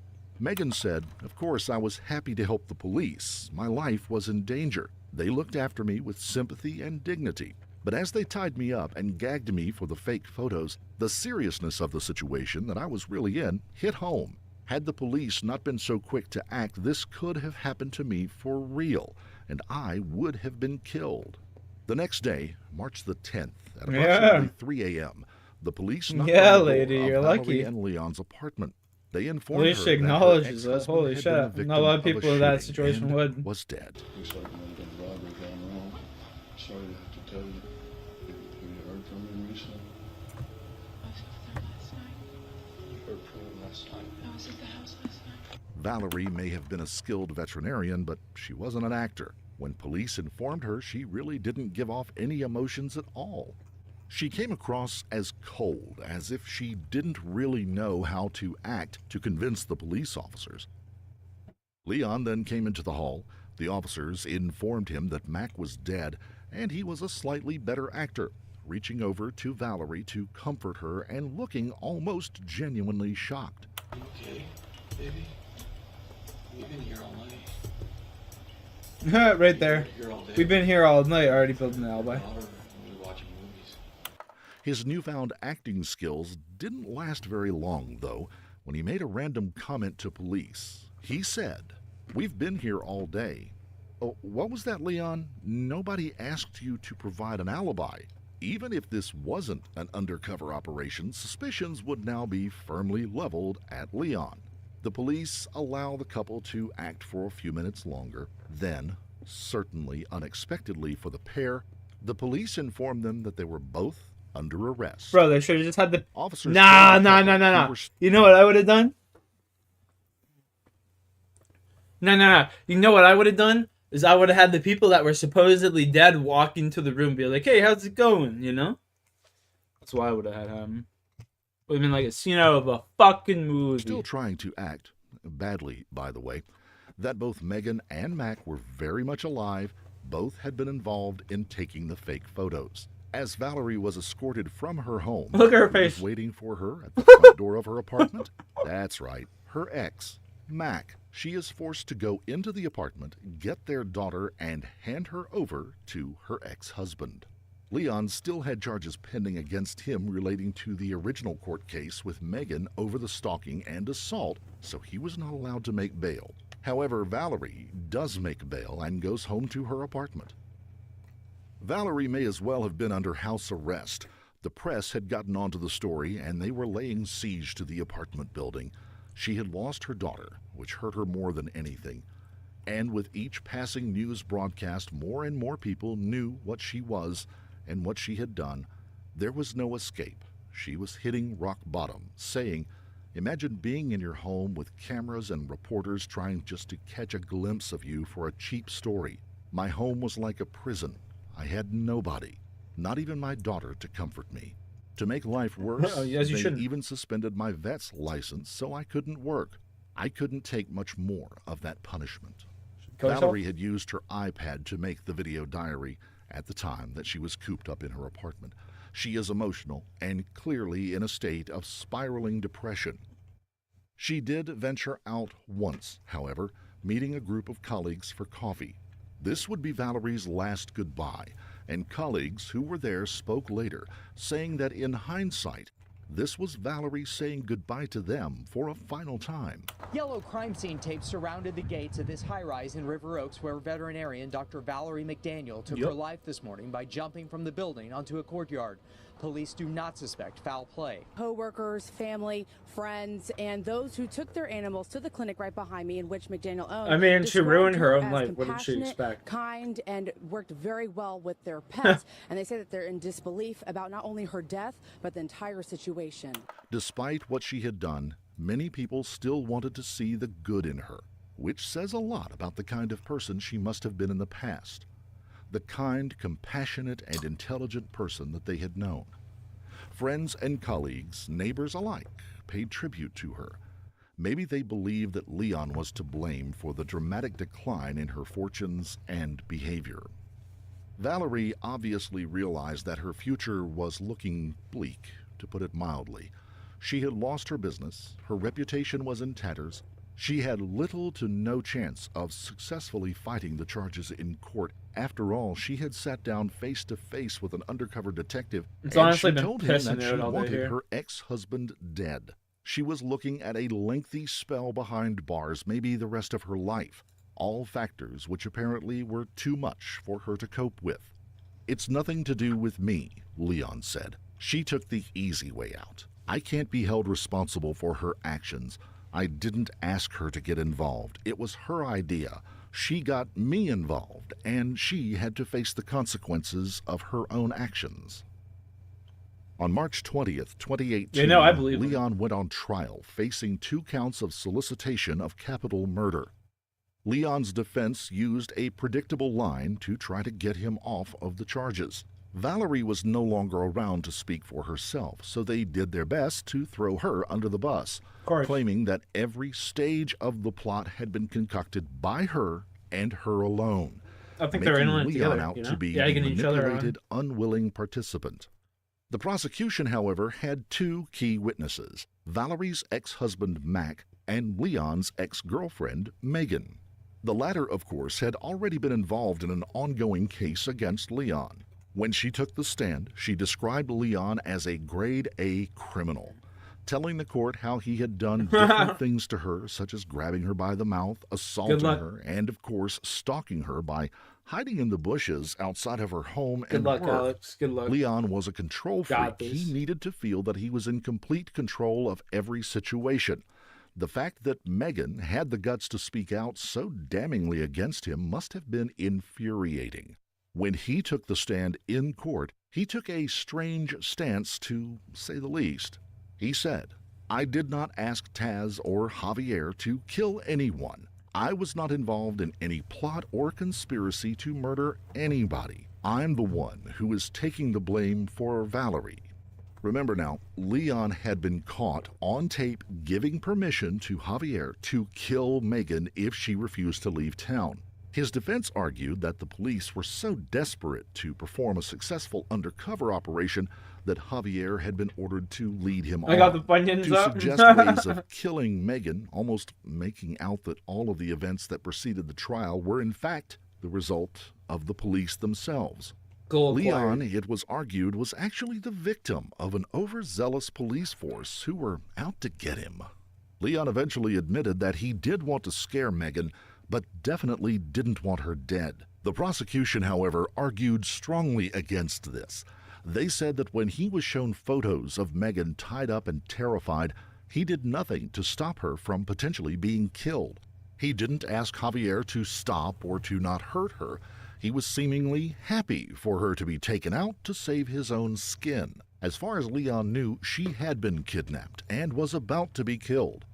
Lastly, the prosecution made Leon's past abundantly clear to the jury. How he had not just stalked Megan, but also his ex-wife, His controlling behavioral tendencies were indisputable. The jury deliberated for just over an hour. When they came back into the courtroom, the inevitable guilty verdict was read out. The sentencing hearing took place not too long afterwards. In an unusual but smart move at the hearing, the prosecution had Leon's ex-wife testify. She was asked about her experiences with him when she was pregnant with one of their sons. She said, "He wasn't physically violent to me at first. He used to just throw things around the room. He was verbally abusive to me, but his behavior got worse. He used to grab me, push me, and one time I remember, he grabbed him by my head and pushed it into the kitchen counter so hard it bruised my face. I don't recall what the fight was about, but I remember him threatening to punch me, and then he started kicking my legs. I was raising my legs as high as I could to try and protect my stomach and the baby. He said that if I ever left him, he would kill me, and nobody would ever find my body. He told me that as a doctor, he had access to chemicals that would simply dissolve my body." After hearing this testimony, Leon's fate was sealed.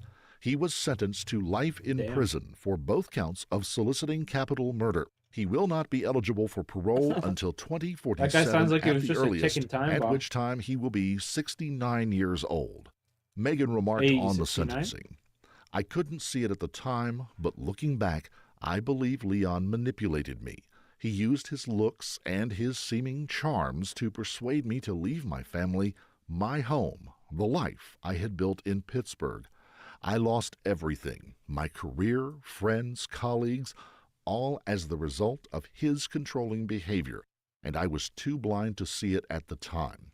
But now, the girl he called poor and uneducated She's just as much at fault for that as he is. is responsible for him going to prison for a very long time. He will never see his children grow up, and they will be all the better for it. He will never practice medicine or live a normal life again, and I'm proud of that. I hope that while he is in jail, he thinks of me." It's very obvious. Leon is still in prison, as we said, and will not be eligible for parole until 2047 at the earliest. Prison, I guess however, that's why they doesn't say seem love to is have blinding, changed him though. at all. Leon was quoted as saying, "Prison isn't that bad. Sometimes things happen, violence erupts. It is strange that I now live among criminals that I used to treat. I cannot accept responsibility for my crimes I was wrongly convicted of. The police set me up. Valerie was the mastermind behind the murder plots, not me. I was a doctor who helped people, not murdered them. If there is ever a movie made about these events, I hope that Bradley Cooper will be the one to play me. I look like him." Leon's ex-wife Megan and Mac now live their normal lives again, free from their past, much happier that Leon Jacob has no involvement in their lives anymore. Apparently, every woman that Leon had ever been involved with ended up worse off for it. Despite his good looks, charisma, and obvious ability to manipulate women, he was nothing more than a common criminal who specialized in domestic abuse. But what about Valerie McDaniel? Was she a victim of Leon's manipulation, or a willing participant in a plot to kill two people? Had she been brainwashed by Jacob? Or was she, in fact, the one to come up with the plot in the first place, as the defense had argued? Valerie is obviously not here to defend herself, but she was caught on tape, just like Leon, saying she wanted her ex-husband dead. She tried to act shocked when the police turned up at her apartment. It was difficult to argue that she wasn't a willing participant. However, it was possible to argue that it was all very out of character for her. She wasn't a weak person. She fought for everything she had. And it is perfectly possible that, just like previous partners, Valerie may have become Leon's next victim after he got bored with her, or if she had refused to do what he said. She had a successful business. She wasn't old. She had many years of life ahead of her.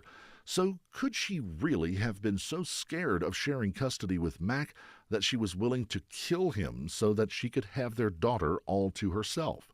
If so, this clearly demonstrates that she also had demons in her closet that she had managed to keep hidden from the wider world.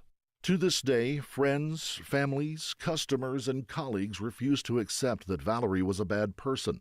They I don't know. believe she was under the control of Leon Jacob and that it was he who came up with the murder plot, not her.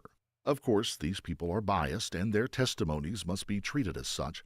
We will leave you to make up your own mind about Valerie, victim or criminal. No, she's The cold, definitely a hard criminal. facts are that two people, Leon feel and as though they're just Valerie, feeding off of planned each to other, hire you know? a hitman to kill their ex-partners. Luckily for Mac and Megan, the hitman, Taz, was not willing to go along with it. He simply took Jacob's money and then subsequently helped the police to That guy's a apprehend real the G. pair. He's an Although unsung hero of Taz the was story. never implemented in the crime in any way, there are some Okay. loose ends that were never tied up.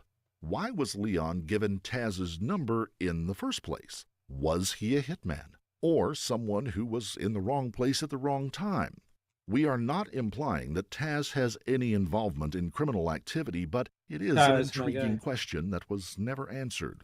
Other than Leon's ex-wife, Megan, and Mac, there are 3 other victims that have not featured too prominently in this case. Leon's 2 sons and Valerie's daughter.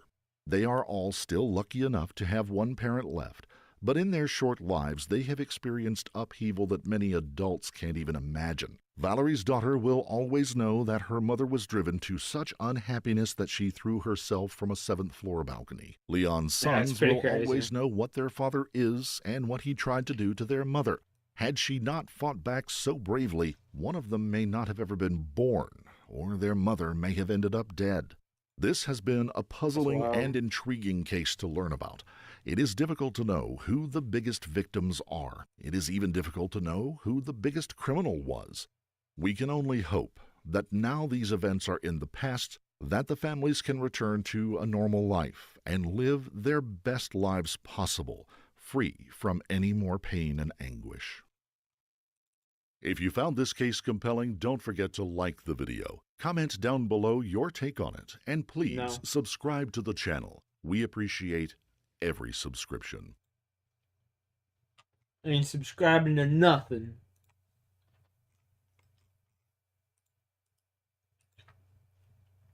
Residence. Nobody dares to cross her. Her name, Raynella Leith. These days, a gray-haired older lady, but underneath her grandma-like exterior, there is a mind which holds many secrets. 2 deaths, 1 attempted murder, and a dead child. This case will leave you in disbelief, questioning the entire judicial system of the United States. Before we doubt start, that. we would like to send our sincere condolences to the family and friends of Ed Dossett, Dave Leith, I and guess I should, little like, Eddie lean to Dossett. this side. All died in Simply very because different I'll be more in the circumstances, camera. but their loss is deeply felt. Knoxville, Tennessee is the home to Raynella Leith. Few in the area would consider having crossed words with her, and the actions of even law enforcement towards her have been brought into question. This lady would be dragged through the court system time after time, but like some sort of geriatric mafia godfather in the movies, she always came out clean. She isn't stupid, and only a fool would treat her like one. Raynella Leith was born on October 25, 1948 in Knoxville, Tennessee. Shortly after she was born, the family moved to Oak Ridge, Tennessee, where she was educated and attended Oak Ridge High School, eventually going on to attend the state's university, where she studied nursing. She grew up in a very isolated but peaceful area. The community had been pre-planned and established for workers at the nuclear power station. It was one of those places where everyone knew everyone else. Crime was very minimal, and children were safe to go and do as they pleased without fear. She was a bright young girl, always at the top of her class, even studied extra classes at every opportunity she could. It was a conservative upbringing, though. Raynella didn't even see a person with a different colored skin to herself until 1955 because of segregation, and the consumption of alcohol was strictly forbidden. The county she lived in still had prohibition, despite the failed experiment ending back in 1933. She came from a good family. Both of her parents were dedicated and patriotic. They met before America entered World War II in college. Raynella's father, Dewey, enlisted in the Air Force as part of the war effort, and her mother, Annie, continued to study, hoping to become a school teacher. Dewey was injured during the war and was awarded a Purple Heart, the medal given to personnel who are injured in the line of duty. After the war, the couple immediately reunited and continued their lives as before. 1984. Annie was now working as a school teacher, and Dewey went back to finish his education, eventually gaining a master's degree in not one, but two subjects, chemistry and physics. He became a nuclear scientist who worked for the American Department of Energy, specifically focusing on the safe storage of nuclear energy. Not an uncommon theme for World War II veterans, lots of them had seen firsthand what nuclear power was capable of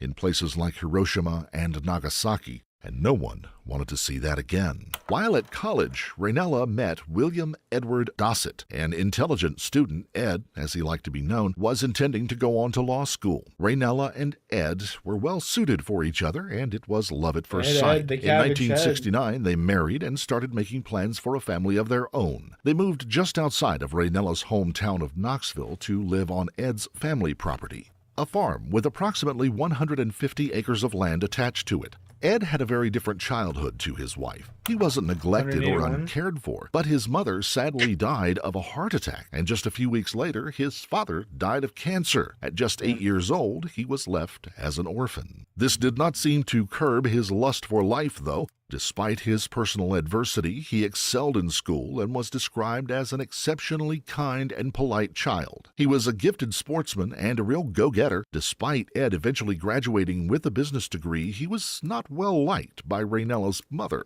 Probably because he didn't come from the same steady background that she had. This, of course, wasn't his fault, and it shouldn't have been held against him, but nevertheless, Annie didn't speak to Ed for the first 13 years of his marriage to her daughter. After Raynella graduated, she began to work as a nurse. After attending law school, Ed finally gained his qualifications in 1972. Ed referred to himself as a farmer and a country lawyer. Not forgetting his family roots, he always said, "I'm a farmer first and a lawyer second." He was very popular, a very well-liked man, known for not prejudging anyone for any reason. This was demonstrated in his legal career. He specialized in helping those who had very little and couldn't afford lawyers to defend themselves. When the young family first moved back to Ed's farm, the property, as expected, was in a state of disrepair. With the help of an architect and a friend who was a contractor, Ed rebuilt the whole house himself, while he and his family lived in a trailer parked on the land. Moving on a few years, the family were nicely settled into their home. In 1982, the Attorney General for Knox County decided to retire, leaving a vacancy. Ed, still the ambitious go-getter he always was, decided to stand for election, and just like everything else in his life, he put 100% of his energies into the effort, and he won. In a slight coincidence, Annie, who still did not approve of him, started liking Ed all of a sudden. All the way through his campaign and right up to the election, she would be photographed with him as many times as possible. Ed wasn't stupid. He probably knew his mother-in-law just wanted the attention, but he wasn't one to make trouble, so he let it slide. By 1985, Raynella had given birth to the couple's third child, Kate. They also had a young son, little Eddie, and their eldest, a daughter, Maggie. Ed had a secretary who worked for him called Kay. Kay and her husband, Steve, were good friends with the Dossett family, and they spent a lot of time together socializing. That is, until life got in the way. Raynella was very busy with 3 children, and Kay herself became pregnant, forcing her to quit her job with Ed. Although the couples didn't see much of each other anymore, 2 out of the 4 did. Ed was still spending a lot of time at Steve and Kay's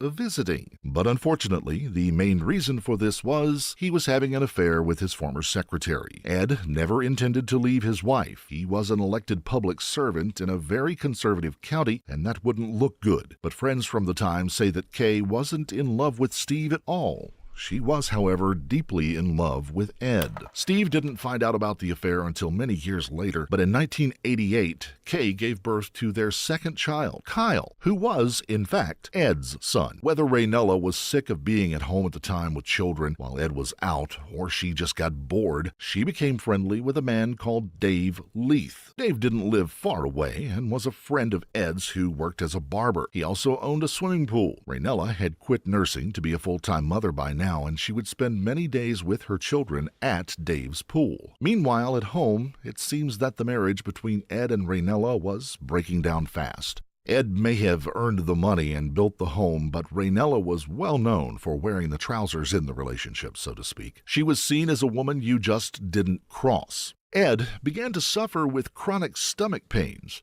At a local authority meeting, someone asked him if he was Poisoning him? okay, and he replied, "I have the meanest wife in the world who is trying to kill me." It was noted at the time that Ed did not smile when he made the strange statement, but everyone else took it as a joke. As we mentioned previously, everyone knew Raynella was the real boss in that relationship, so it came as no surprise that Ed would have something to complain about now and again. Although you may have jumped to the assumption by now that Raynella was perhaps poisoning Ed, or even beating him up, this wasn't the case. The pains grew so unbearable that in 1991 he was admitted to a local hospital and underwent tests. The news was not good. The doctors found cancerous tumors in Ed's small intestine and liver. Upon further exploratory surgery, they found that the cancer had spread through several organs and was all around his abdomen. For whatever reason, Raynella was keen to hide her husband's illness from the world. Perhaps she was in denial that her husband was dying. Perhaps she didn't want it to affect their income. After all, in his current situation, he was not capable of fulfilling his duties and could have been replaced. In March of 1992, a cousin of Ed's, Elizabeth, came all the way from Illinois, about 500 miles away, to see him. Raynella refused to let her see him and wouldn't even let her in the house. Cousin Elizabeth had been specifically asked by Ed to come and see him, and she was very upset. After returning to Illinois without seeing him, she received a letter from Raynella explaining that Ed simply wasn't well enough to have visitors at that moment. Against all odds, Ed did make it back to work. Although given the medical treatments weren't the same in the 90s as they are today, he still must have been in constant pain. But as was the pattern with his life from childhood,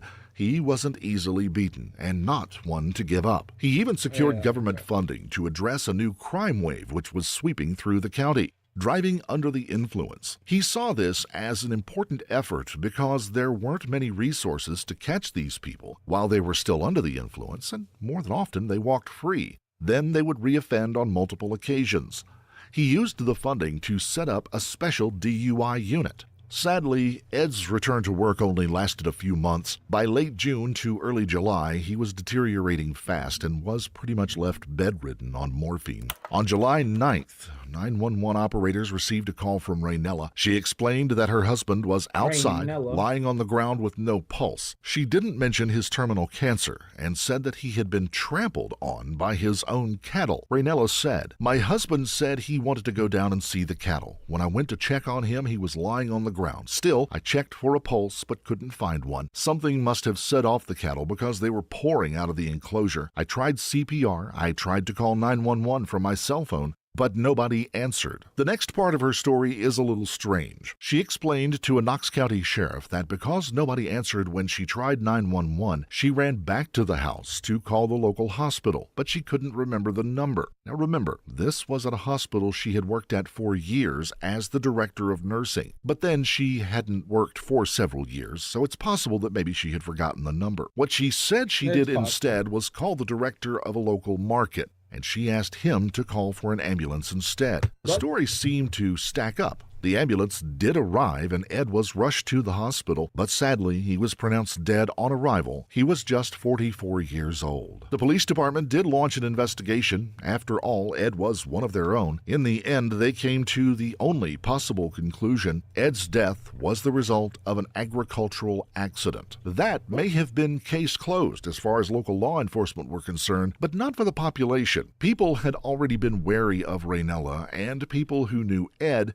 and had seen him in the weeks leading up to his death said he was acting very strangely, constantly in and out of consciousness, unable to walk a straight line as if he had been drinking constantly. On top of that, Ed's life insurance had a double indemnity clause inserted into it. This meant that if Ed's death was by an accident, Raynella would be awarded twice the amount. And of course, with it being ruled as an agricultural accident, she did get twice the money. Knox County law enforcement knew Ed personally, and they didn't believe Raynella's story. It was very unlikely that the cows would stampede over anyone. They weren't like bulls with red flags waving in their faces. Raynella also told them that she was angry with the cows and that she went and got a rifle from the house and shot one of them. But police were unable to find any gunshot wounds to the animals. They also didn't believe that Ed was up walking around on his own, given his recent condition. They thought Raynella had taken Ed down to the cattle, but thinking it is one thing, proving it that is another. In the end, there simply was not enough evidence to pursue the case any further. Plus, they had a hunch that Ed may have planned this himself. As he was already dying, he wanted to make sure that his family got as much money as possible. So, with that in mind and out of respect for the deceased, their much-loved colleague, the case was closed. After all, surely the wife of a top legal civil servant was beyond reproach, right? And hey, what's a little insurance fraud between friends? However, there was still one more hurdle to jump over. There would have to be an autopsy to get the insurance money. We don't mean any offense to anyone who works in the insurance industry, but let's face it, when you make an insurance claim, the company will explore every possible avenue before handing over a single penny. During the autopsy, it was discovered that Ed had cracked that's how you know ribs, this his channel's lungs legit. had hemorrhaged, and of course he had multiple tumors. His outer body was covered in cuts and bruises, and several marks on his overalls seemed consistent with hoof prints, potentially made by stampeding cattle. Such wounds, apart from the obvious cancer, would have been consistent with trampling, but no further tests were carried out to establish this in either way. Something else that wasn't mentioned or even noticed was the morphine levels in Ed's bloodstream. We mentioned earlier that he was given the substance to help with his pain. Although completely legitimate, surely an insurance company would want to know that, but apparently not. With the autopsy results complete, Raynella had Ed buried on the farm, something that is completely legal in Tennessee if it's on private property. Although the autopsy was officially complete, there was still more to come, but more on that shortly. Ed's family were very unhappy at the burial. They said they knew where Ed wanted to be buried, and they had not been consulted on the matter. At the funeral, Raynella was viewed very suspiciously. She was said to be very chatty, almost cheerful, circulating the room, laughing and joking, acting like it was more of a party than a last goodbye. One of the friends approached to offer condolences. Raynella shrugged her shoulders and said, "Oh well, if he'd have survived, he would have had a lot of operations." Maybe she was in shock and trying to put on a brave face that day, but either way, it was a callous remark to make about someone that you had been married to since 1969. Raynella didn't help her public perception either. Maybe she just didn't care what anybody else thought. But 6 months later, she got married for a second time. To who, you might ask?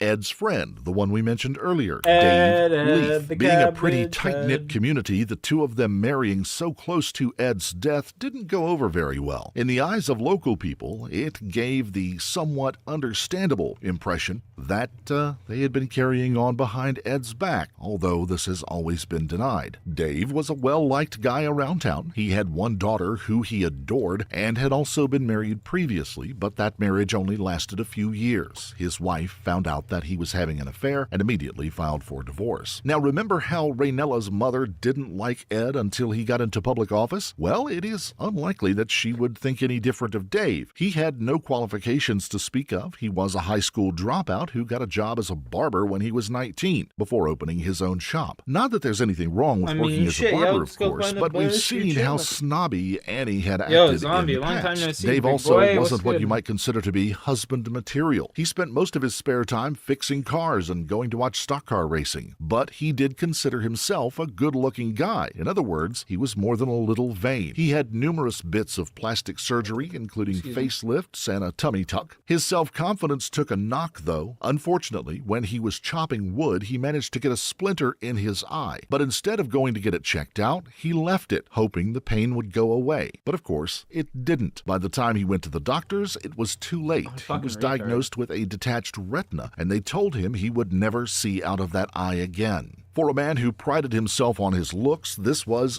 devastating. From then on, he spent most of his time trying to hide his eye by wearing sunglasses almost all the time, or simply looking down at the ground when talking to someone. Raynella and Dave married in January of 1993. Dave was head over heels with her. He even signed a prenuptial agreement to protect any money that Raynella may have gotten as the result of Ed's death. Dave sold his home and moved to the family farm, formerly belonging to Ed. Despite local perception and the dubious circumstances around the hurried marriage, the relationship was good. The couple were seen regularly around town, laughing, joking, holding hands, but it wasn't to last. Behind the scenes, things weren't going as well. Dave's daughter, Cindy, recalled finding her father sobbing in his pickup truck because of a fight he had gotten into with Raynella. He simply told her that it was nothing to worry about and they would work things out. Randall Pedigo was the medical professional and we use that term Hey, you're somewhat about to get your loosely, who Wi-Fi in 4 to conducted 6 Ed weeks. That's what's Dossett's up. autopsy. Love to hear it, bro. say that it was a mistake to choose this man was something of an understatement. He Love had to his hear it, man. own Hopefully issues all with drug and all's been well alcohol with you, my abuse, man. which would obviously Life's been impact treating his you well. ability to do the job thoroughly, but it would turn out that that was only the tip of the iceberg. Authorities noticed he was ordering large quantities of a drug called Versed. It is used for anesthesia before surgical procedures, and when used in the correct way, it's very effective. However, in the wrong hands, it can be used for more nefarious purposes. It was discovered that Dr. Pedigo was using the drug on underage boys who believed they were getting a simple vaccine. Now, it doesn't take a genius to work out what a grown man wanted with these young boys, especially if they were drugged, but we'll leave that to your imagination. He was immediately investigated and struck off, rightly, to never practice medicine again. But nothing was made of his previous works, including Ed Dossett's autopsy. Had he been under the influence during that autopsy? Could this be the reason that he didn't check the morphine levels in Ed's bloodstream? Anyway, time moved on, and the dust settled and nothing was said. A theme we highlighted earlier in this case was that Raynella was treated differently, potentially because she had been the wife of a former district attorney, and as you're about to find out, it wasn't about to change just because a couple of years had passed since Ed died. In December of 1994, Raynella's oldest child, Maggie, who was 15 at the time, was driving a pickup truck out on the farm with her 11-year-old brother, Eddie, in the passenger seat. Maggie only had a provisional license and was not permitted to drive on the roadway without someone else who had a full driver's license supervising her. She didn't know the rules of the road properly and failed to give way, crashing into another vehicle. What made the situation worse was that their younger brother wasn't wearing a seatbelt and was ejected out the passenger side window. First responders on site discovered that she wasn't being supervised, and a neighbor drove to Raynella's home to get her. Upon arrival, Raynella lied to the police. She explained that she had been in the passenger seat the whole time. Local police simply wrote this in the report despite the first responders telling them that she was not there. The whole thing was completely swept under the carpet, but only temporarily, as you will soon find out. With seeming favoritism from the law like this, Raynella was living a charmed life. Other neighbors and locals who witnessed the incident at the time said they didn't contradict her. They were too frightened of her. But remember, there is no such thing as a victimless crime. The driver of the other vehicle was left with critical injuries, but did eventually make a recovery. Basically, but most tragically of Nothing all, wrong with that. little Nothing Eddie, wrong with who that was at just all. 11 Now it's years just a old, waiting had game, been you know? thrown from the vehicle and died from his injuries. Raynella and Dave, it was observed, were shattered by the death of little Eddie, but strangely, the person responsible, Maggie, showed little signs of remorse. Little Eddie was buried alongside his father, Ed, at the family farm. For two very different reasons, the family had now lost two of its number. Amazingly, this tragic event gets worse. The local district attorney's office recommended that the other driver have charges brought against them for the incident because they had been driving without a license also, but no charges were to be brought against Maggie Dossett, a sign of yet more potential favoritism being shown towards Raynella. She must have felt above the law at this point. However, this time things caught up with her. Despite the recommendations from the district attorney, the Tennessee Highway Patrol wasn't happy and wouldn't go along with the DA's recommendation. They recommended charges be brought against Maggie. Subsequently, in February of 1995, Maggie was charged with failure to yield.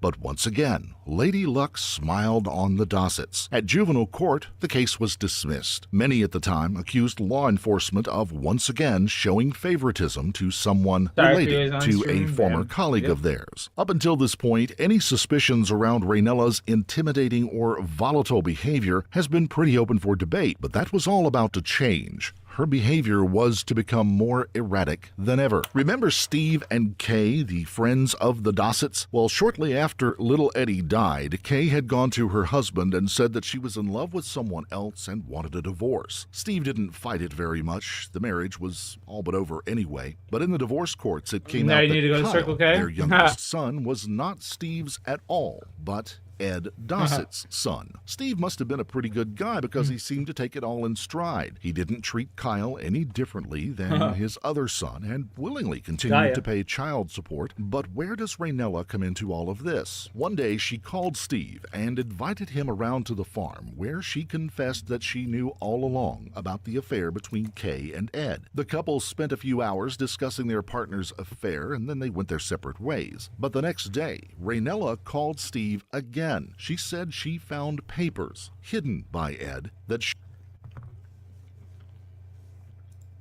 Any pets yet? No.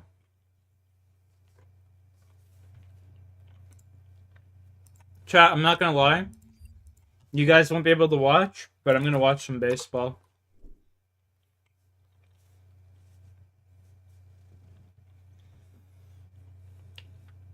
Shameless, I know. Wait, Sarikis aren't an international? Wait, what? Pause? What? Play audio? I can't.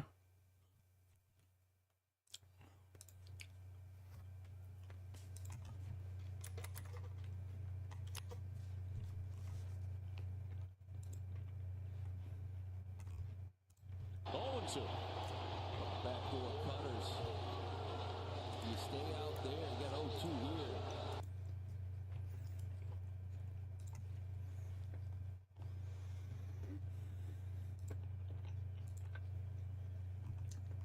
I love MLB The Show. Holidays up to bat. It's your spot, kid.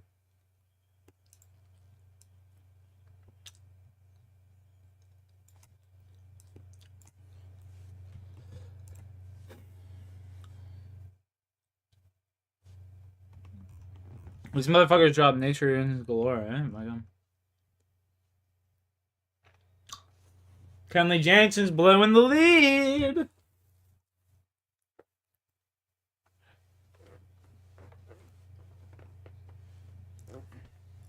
Yo, Alex, that's the craziest shit I've ever heard in my life.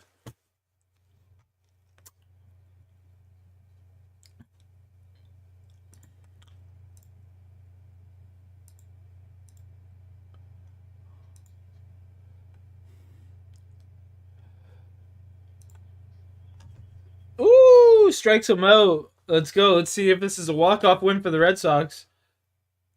Man, that chick's actually hot as fuck. What? My goodness. That chick was a fucking easy 9 out of 10. Boston. Actually, I'd have to give her a 7 out of 10. She's gonna have that Boston accent, you know?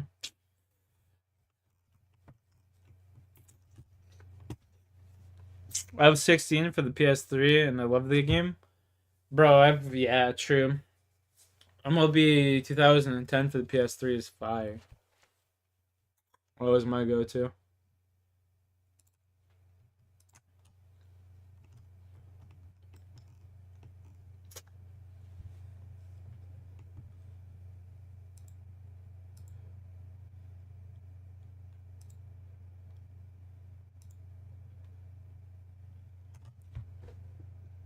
You look into 2010's the fucking like the precipice of all fucking MLB The Show games, bro. It is the peak. It is literally peak MLB. I'm not even trolling. Like just the 2000, like let's just put it into perspective real quick.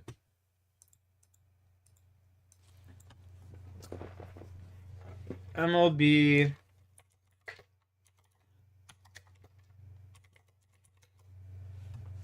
opening day lineup.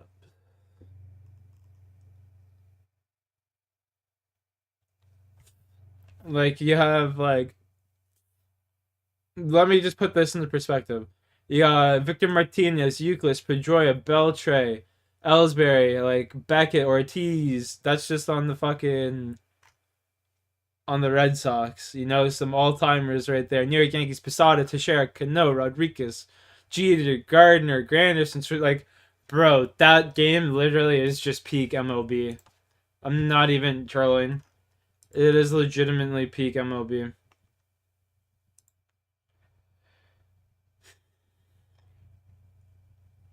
peak MLB. The show. You look at it right now.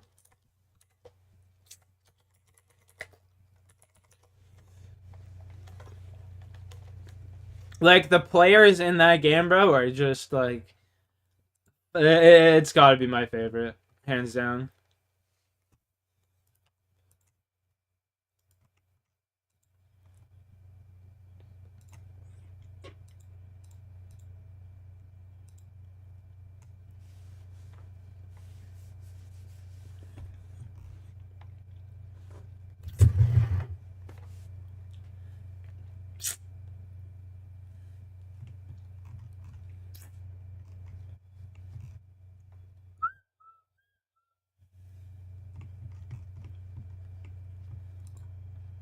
Bro, I want to see a walk-off win here. There's some Dairy Queen. Enjoy the game. Yo, peace. Have a good one, Alex. You said no trouble.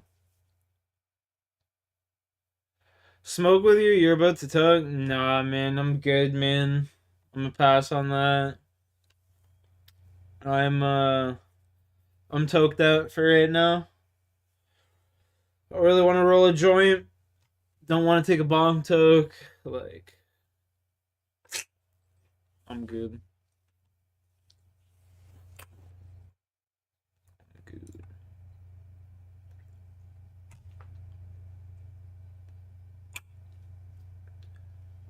I'm still walking in now, though. Yeah, walk safe.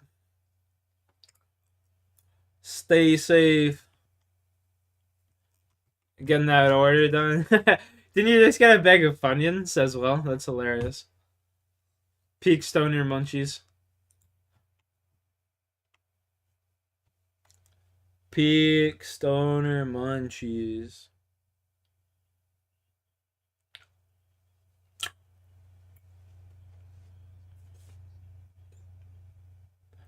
That was a strike all day, bud.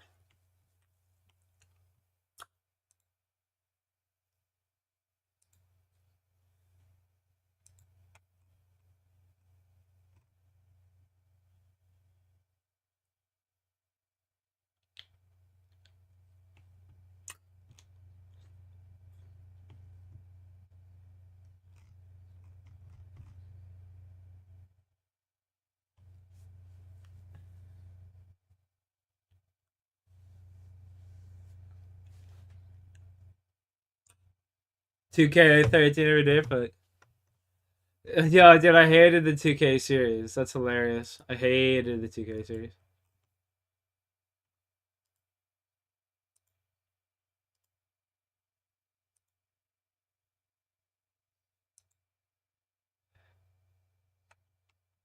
He just said the ball was fucking outside and he got tossed right away.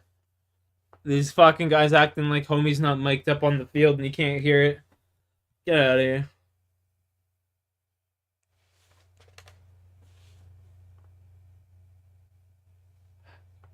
Yeah, I'm just Cravens. Fair. There.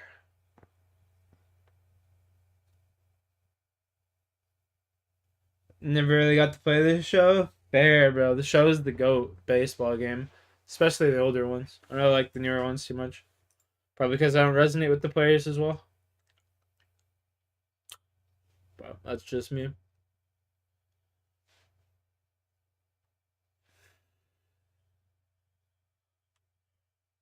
Ugh.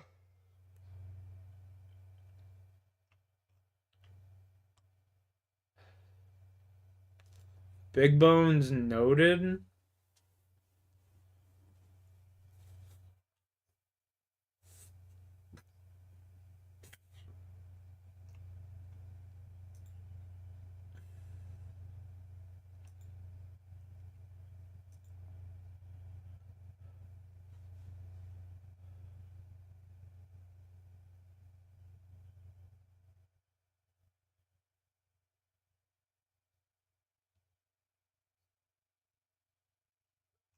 Tadna, yeah, PS3's got some hidden gems on it. That's for damn sure.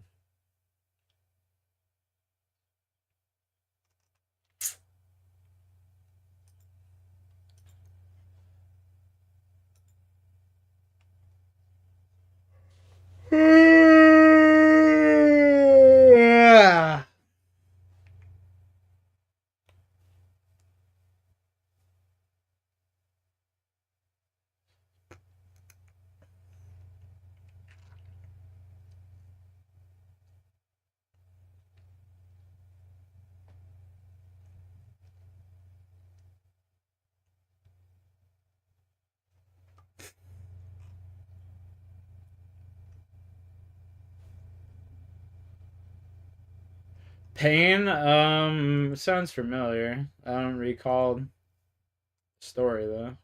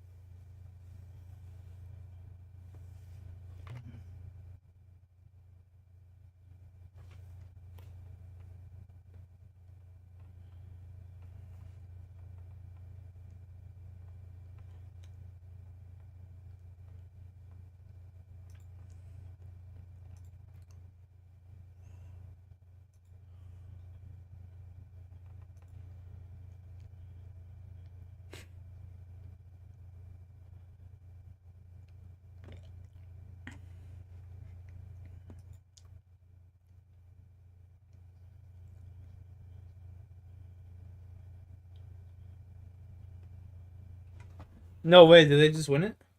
No.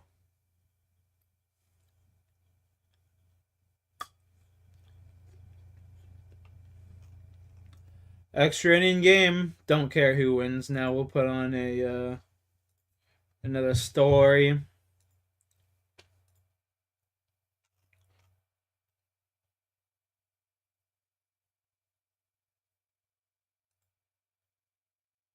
The 28th of December 2021, a builder was asked to do some work at 277 Crane Point in Jupiter, Florida. Even before the work was completed, the builder knew this was no ordinary job. He was being asked to build an 8 by 8 foot room, which he was told would be an office located in the garage. Little did this builder know he was building a prison cell for two sadistic so-called parents that would be used to imprison, punish, and abuse a 14-year-old boy who was forced to live in constant fear. In late January 2022, the same 14-year-old boy was reported missing by his mother. He was described as having behavioral issues, but this was far from the whole truth and was about to open a huge can of worms after authorities found him.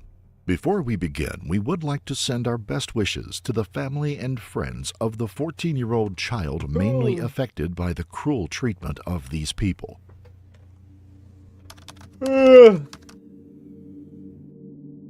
Devout Catholics Tracy and Timothy Ferreter moved to Jupiter, Florida in the summer of 2021 from Arizona. They had 4 children, a couple of which they had adopted. The children were 2, 13, and 16, and another boy who was 14, respectively. From the outside, they seem to be a perfect American family. However, nobody really knows what goes on behind lace curtains in suburbia, and in this case, it would have been impossible to predict.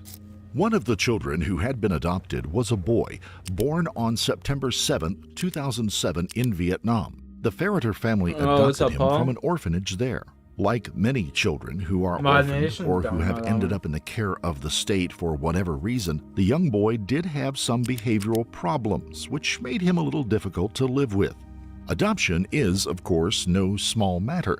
Anyone thinking of adopting should be doing it for the right reasons, and it may not be an easy journey. For good reasons, these children often have trust issues that need dealing with. For example, they may have been abused in the past. In these circumstances, it can be very difficult to convince a young person that the world isn't against them.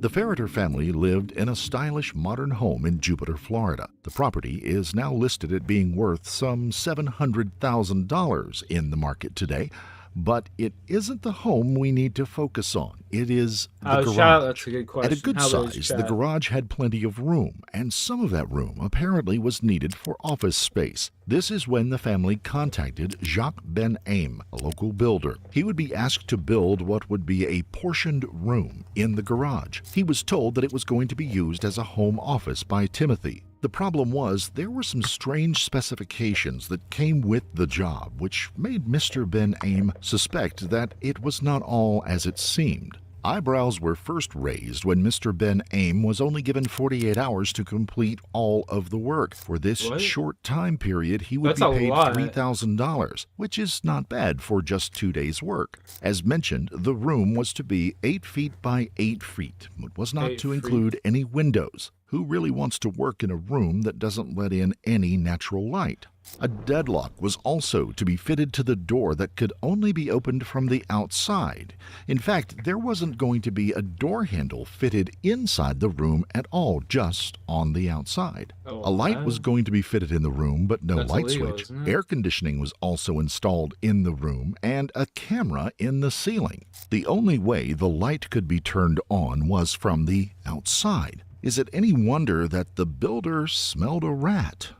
If this was to be an office, who in their right mind would want to work inside it? You would have no other light other than the possible glow of a computer screen and a ceiling light that could only be turned on from the outside. Yeah, You that wouldn't makes have a sense. door handle so you could leave whenever you felt like it. And if someone hit the deadlock, you could be trapped for hours. It sounded a lot more like a prison cell than an office, doesn't it? The builder agreed to do the work, and it was all completed on time, but the very day he left the property, having been paid for his efforts, he immediately called the police to alert them as to what seemed to be a very strange situation. The police did agree to monitor the situation, but didn't want to go in with guns blazing. Instead, they chose to monitor the family from a distance. Medal before of making Honor their will never come back because the last game that they released held secrets from the US military. And then, like, their whole fucking shit got compromised, and a lot of people died. True story. Like, in the game, they put secret classified fucking US military shit. Oh, papayas. And, yeah. Pretty crazy. Pretty fucking wild.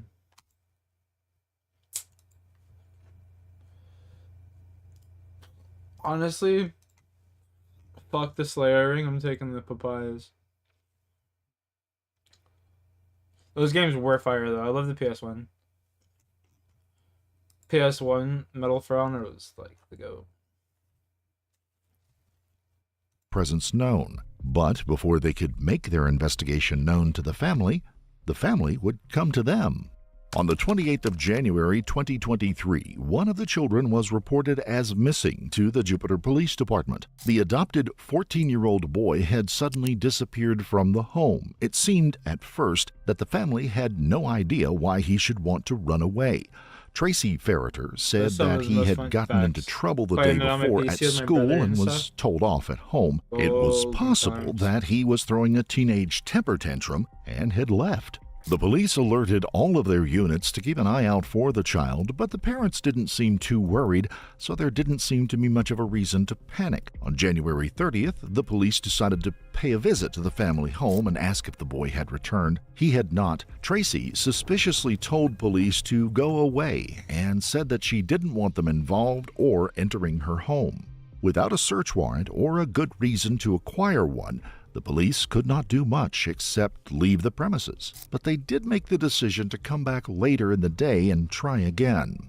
Officers returned in the evening, once again asking Tracy to let them in, even if it was just to ask some questions about the missing child, although, of course, they would want to do a bit of snooping around. Tracy, clearly realizing that the officers weren't going to give up, agreed to let just one of them into the property. Even more surprisingly, she allowed the officer to look around the home. Perhaps she didn't think of a good enough excuse to stop him. It wasn't long before the officer discovered the so-called office in the garage. In truth, the officer didn't really know what to think of it. The room was small and sparsely furnished. There was a desk and a fold-up chair in the corner, a lone mattress on the floor, a small light, and in the ceiling there was a camera, and a bucket sat in the corner which had been clearly used as a makeshift toilet. The officer was very unsure about this being an office for the reasons we have outlined, especially since there was no light switch or a door handle.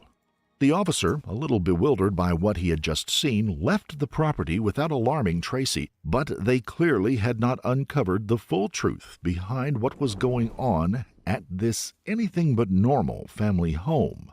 In a proactive move by police, the next day, the 31st of January, they decided to try to find the child themselves by going to school. To their surprise and relief, the boy did turn up, and he had a tale to tell. Police asked him why he had not been at home, and his answer was shocking. The young man relayed a tale of woe to the officers and described a typical day in his life. He would be woken in the morning, not by someone knocking on his bedroom door, but by the sound of the door in the garage office being unlocked. He would then be allowed to go out and freshen up before making his way to school. When he returned home from school, he was locked up in the office once again. According to the boy, he would spend on average between 16 and 18 hours a day locked in the small room. He would have little or no contact with anyone in the household. He wasn't even allowed to see his 3 brothers and sisters who were living perfectly normal lives in the family home. In a heartbreaking statement, he said that he ran away because he felt nobody wanted or loved him. He said that his father, Timothy, was a very angry and aggressive person who would regularly beat him, not just since they had moved to Florida, but even when the family had lived in Arizona.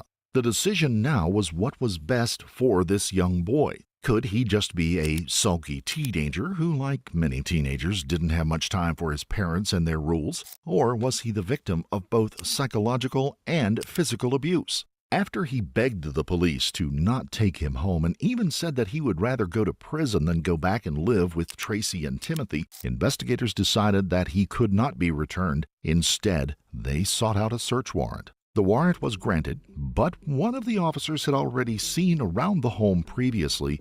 This time they knew exactly what they wanted: the video camera footage from that room. Police discovered thousands of hours of footage depicting the abuse that the boy had received. Far from lying about his domestic life, he may have actually underplayed it.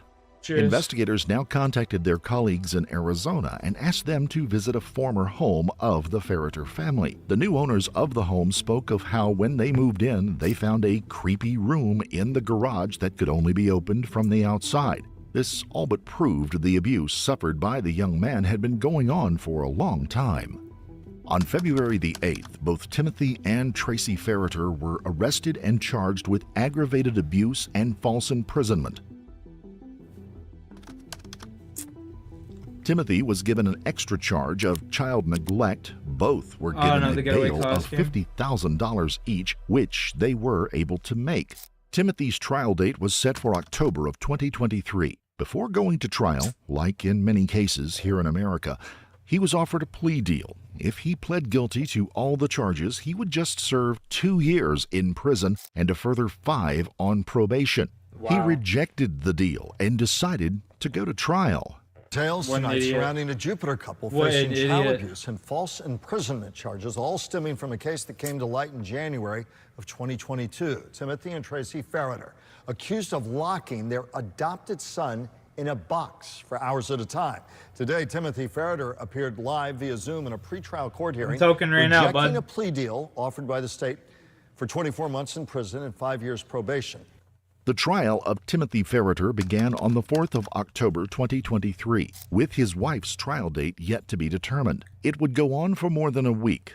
It did not begin well for Timothy, an officer from the police who had requested and executed the warrants not just for the ring cameras around the home, but also a search warrant for the home itself. He described the room, entirely without bias, painting a picture of an enclosure that no person could escape from. Timothy sat, for the most part, very stoic, but at times looked fidgety as the evidence was presented and read aloud. It could be said that there was a touch of arrogance about Mr. Ferreter during the proceedings. He was no lawyer, but he sat next to his defense counsel, firmly upright and taking notes throughout the trial as if he could have any bearing on what was happening.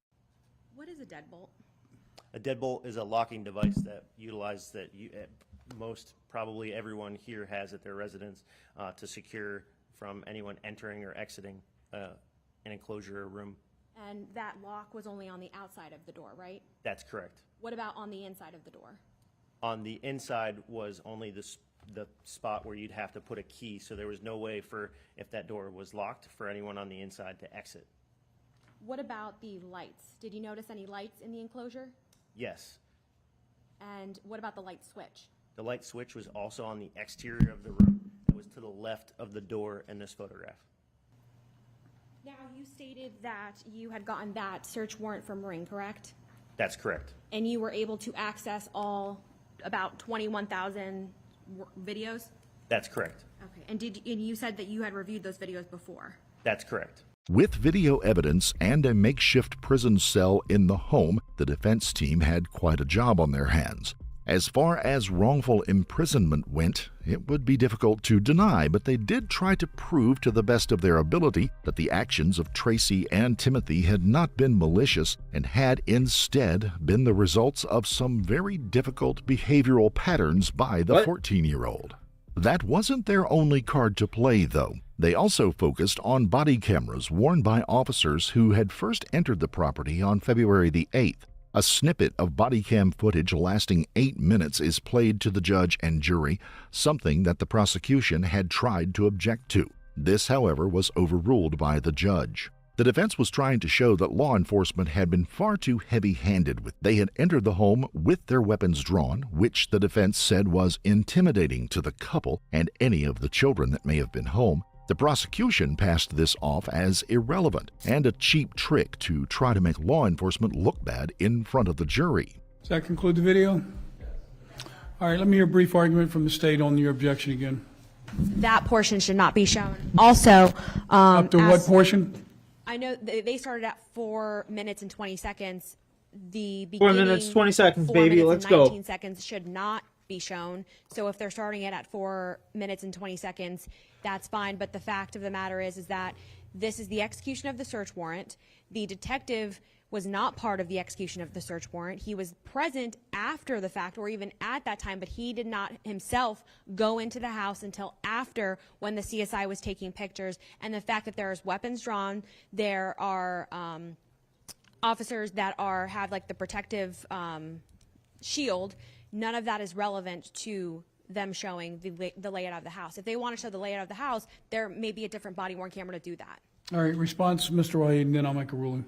The defense then carried on trying to discredit the law enforcement officer and accuse him of making assumptions about the case rather than basing his testimony on fact. Thank you. And it was a search warrant, not a subpoena.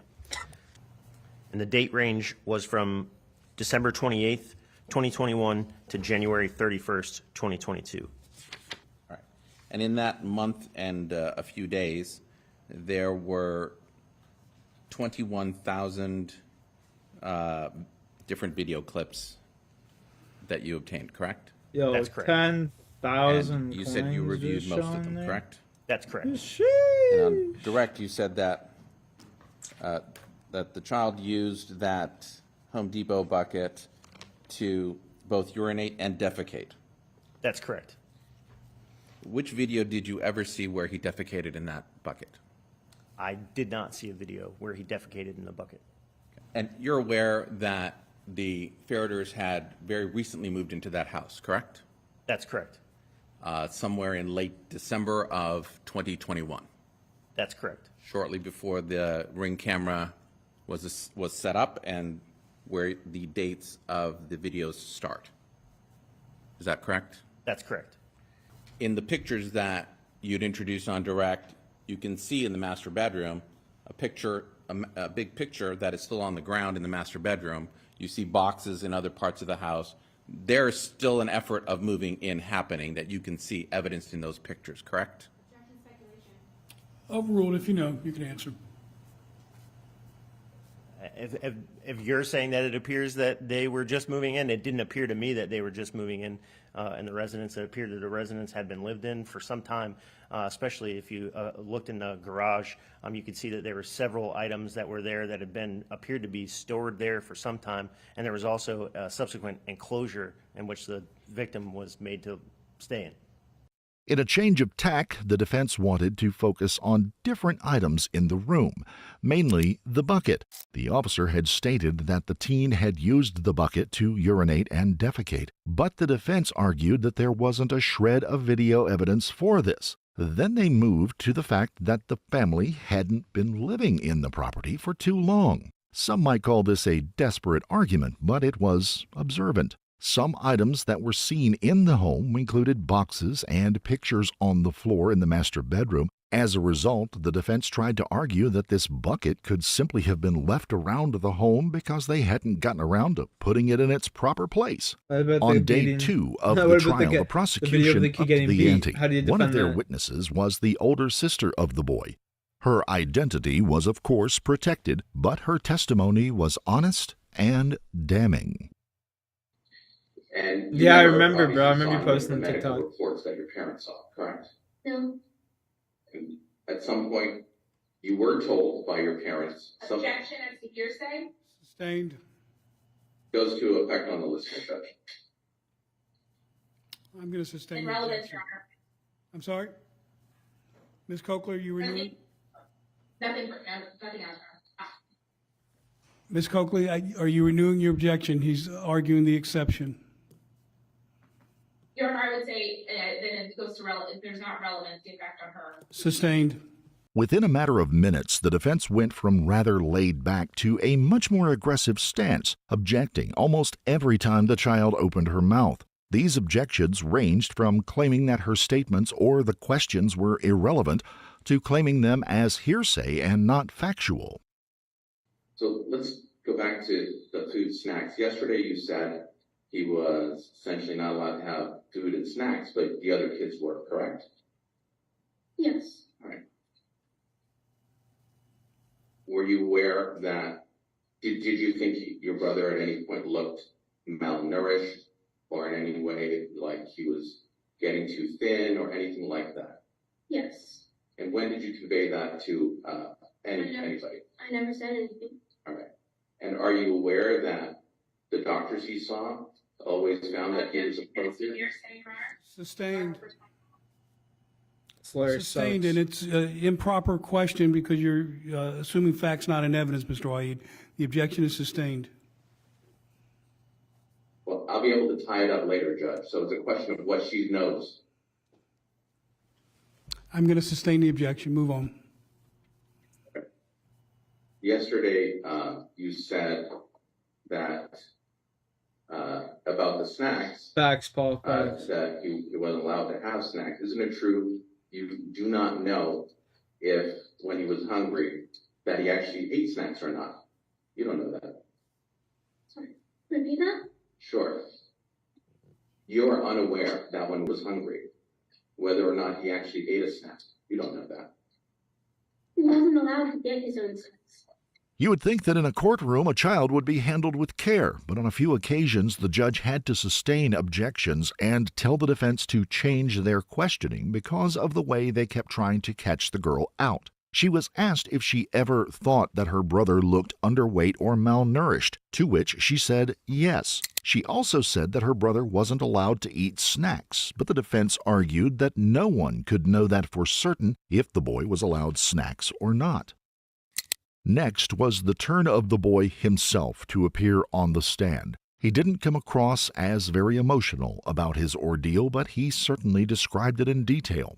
The prosecution moved on to the question of the bucket in the corner of the room, which the boy confirmed was for toilet use, blowing the defense argument out of the water, stating that there wasn't any evidence for this. So, the floor was concrete, but I used these little 16 by 16 inch mats of carpet to put down on the floor, so it wasn't so hard. Okay, so it had a concrete floor, but on top there was a carpet laid on top of it. Yes. What kind of furniture did you have in that room? I had a desk and a bed. Did the bed have a bed frame, or what was it like? The bed had no frame, had no box spring. It was just a mattress on the floor. Okay. And mattress on the floor, what size of mattress was it? Size of the mattress was a twin size. Now, did the room have any windows or any outside light? No, it only had an air conditioner. Okay. Let's talk about that air conditioner for a second. Were you allowed to touch or operate the air conditioner? No.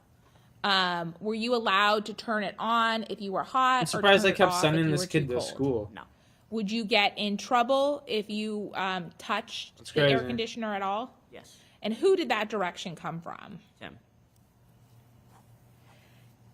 Did the room have any lights? It had a light, but it was controlled outside the room. Okay, so if you wanted to turn on the light, is that something that you could do when you were inside the room? No. Did you have any control over when the lights were on or when the lights were off? Who controlled that? My parents, Tim or Tracy. Okay. And what time would you get home from school? Around 3:30. And then when you Where would my get home papaya from school, on most days, what would happen? I'd be put back into my room. Okay. And when you say put back into the room, are you locked in the room? Yes. And would you have been allowed to leave the room during that time? Would you be allowed, or did I confuse you? Yeah. Did you have the choice if you wanted to say sit in the living room and watch TV after school? Is that something that you could do? No. Could you be in the house? In the main house? No. Now, so you get back around 3:30, and then how long do you stay in the room in the afternoon? On most days, until 7 o'clock or dinner time. Okay. Would you eat dinner in the room or with the family? In the room. And are there some times on occasion that you would be allowed to eat dinner with the family? Yes. Most of the time, though, where were you eating dinner? In my room. And when you're eating dinner in the room, are you locked in the room? Yes. Are you, did they ever let you out before bed to go to the bathroom? Yes. Would you agree with me that sometimes when you get angry, you throw things, Yes. you kick things, Yeah. and you punch things? No. The questioning from the prosecution then changed to focus on the daily routine for the boy. He talked about going to school and having a small packed lunch, but not being allowed anything else until he got home. After getting home from school around 3:30 in the afternoon, he would then be returned to his room and left there, sometimes in the dark, until sometime around 7 o'clock at night, when he would be given dinner. On rare occasions, he was allowed to eat dinner with the family, but more often than not, he would have to eat alone in the garage. So, when it was the turn of the defense to question the young man, they then focused on his past behavior, and in doing so, again tried to show that the behavior of Tracy and Timothy was that of two caring parents who had run out of ideas about what to do with an unruly child. In fairness to the defense, they did manage to prove that the teen was unruly and had on many occasions been very difficult. He had damaged items at school such as laptops and tables. He had, in the past, had a tendency to destroy things or lash out in an attempt to get his own way. A psychologist who specialized in children's behavior was also summoned to the stand. He explained how this kind of punishment or mistreatment, whichever way you want to describe it, usually has the opposite effect on the person. Rather than making them behave and accept rules, it would actually make them act out more. Simply locking them away with very little contact with other people gives them social anxiety, which leads to aggression and frustration. Makes sense. So it can have, in general, it can cause more internalizing symptoms where the child will become depressed or withdrawn or isolating of themselves from others, or it can go the other way, externalizing, where they might start acting out, running away, being aggressive. It can affect their schoolwork, where they can't concentrate, their grades start going down. It can cause a lot of problems with them being able to interact positively and in a good way socially with their peers. They may have problems on the playground. They may have problems with even just following the general rules of the school, whatever that might be. Now, concentrating on kind of some of the videos that you were able to see of his reactions in the room. Anything about that you think was indicative of a psychological impact on the victim while he's in the room? Well, yes, it's consistent with a child who has post-traumatic stress disorder. There was, when the parent, his father would come in the room and approach him. He would stiffen up. He would lower his head. You could barely hear his speech when he did talk, and he seemed to be in a very high state of fear. But that tenseness, as though the adrenaline's flowing, and he's afraid of another abusive episode occurring, or being harmed, or he said he was even afraid of being killed. Much to the surprise of the people in the courtroom, the young man didn't seem to hold any malice towards the couple, speaking of forgiveness and how he would not hold a grudge against them, even calling their actions a mistake at one point. Some might say this was a very compassionate statement. Maybe more intriguing was the way the court camera kept switching to Tracy Ferreter. Her behaviors seemed erratic. One minute she would be looking distraught and bursting into tears. Then next she would be sitting stern-faced, looking on as her husband was locked in an uphill struggle to save his freedom. The attorney for the prosecution makes a passionate speech in court in which she stated in plain language that it was not possible to build a cell in your garage accidentally, and that it was not possible to repeatedly lock a child into a dark room for 16 to 18 hours a day by accident. He leaves the room at 9:05. He told us he got left around 9 to go to school, and then he returns to the room at 4:59, so after school. And then he leaves the room to go to the bathroom Yeah, no, at 5:56. I'm just being honest. Like, I don't really even understand what there is to like debate in court about this shit. Like, clearly they're and then he's abusing in the kid. for the rest of the night. Just fucking throw him away. The total, if we go 12 a.m. to 12 Like, p.m., is 14 hours and 22 minutes of a 24-hour day, and he went to school. Huge portions of this child's life are alone in this room. On January 13th, same thing. He goes out for 2 minutes to go to the bathroom at 7 o'clock in the morning, almost 8. He leaves the room to go to school at 9 o'clock. Back in the room at 4:49. He gets dinner at 7:02 and lights off at 7:26. He's in there for 16 hours. If we're going from 12 a.m. to 12 p.m. And he went to school. January 20th, same thing. 6:43 to 6:45. Leaves the room at 9. Back in at 4:45. This time without the lights on. In their closing remarks, the prosecution started to dismantle the mitigation presented by the defense. Earlier in the trial, as we mentioned, the defense had made the case that because of the child's behavior, Timothy and Tracy had to keep the boy separate, not just for punishment, but also for the protection of his family. You get to use your common sense.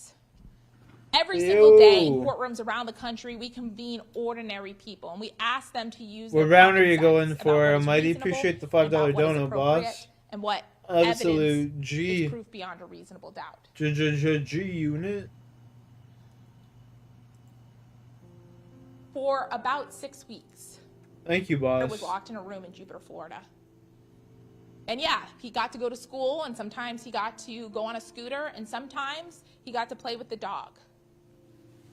But as you heard from Dr. Meyer, that doesn't change the impact of this type of treatment has on any child, but absolutely on a child like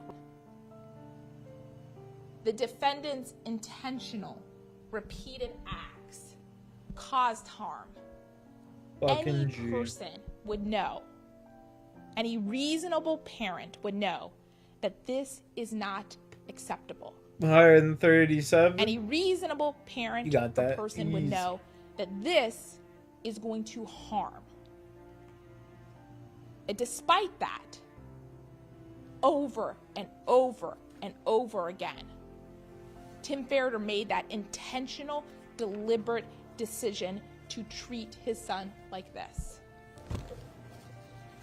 That's actual malice. That's intentional torture. That is willful caging. It's aggravated child abuse. It's child neglect, and it's certainly false imprisonment. It's not just one thing or one moment. It is all the things over and over and over again. What the defendant did was a crime, and that's why we're here today. By still moving strong, don't get me wrong, I'm making that bank, bank, bank. That's Yeah, making that bank, bank, bank. Yeah, it can Based be on pretty all of hard the for evidence. sure. That is why we are asking you all of that evidence, those hours of tedious videos. And I know it was tedious to watch them, but the reason that we did is to see just a moment of what that tedious was like for here. Based on all of the evidence and based on the laws of the state of Florida, we're asking you for the only verdict that is supported by the evidence and supported by the law. And that is a verdict of guilty. Thank you. Next was the turn of the defense to convince the jury in their closing remarks that Timothy Ferreter was innocent. Clear and convincing evidence is the standard by which the government Overruled. can take your children away from you. And then higher than that, you have beyond a reasonable doubt, which is the highest burden in our justice system. And this distinction is important because when we talk about bad parenting or someone that shouldn't have their kids, there's a standard for that in the legal system. There's a system in place for that. What you are being asked to do is determine if something is a crime.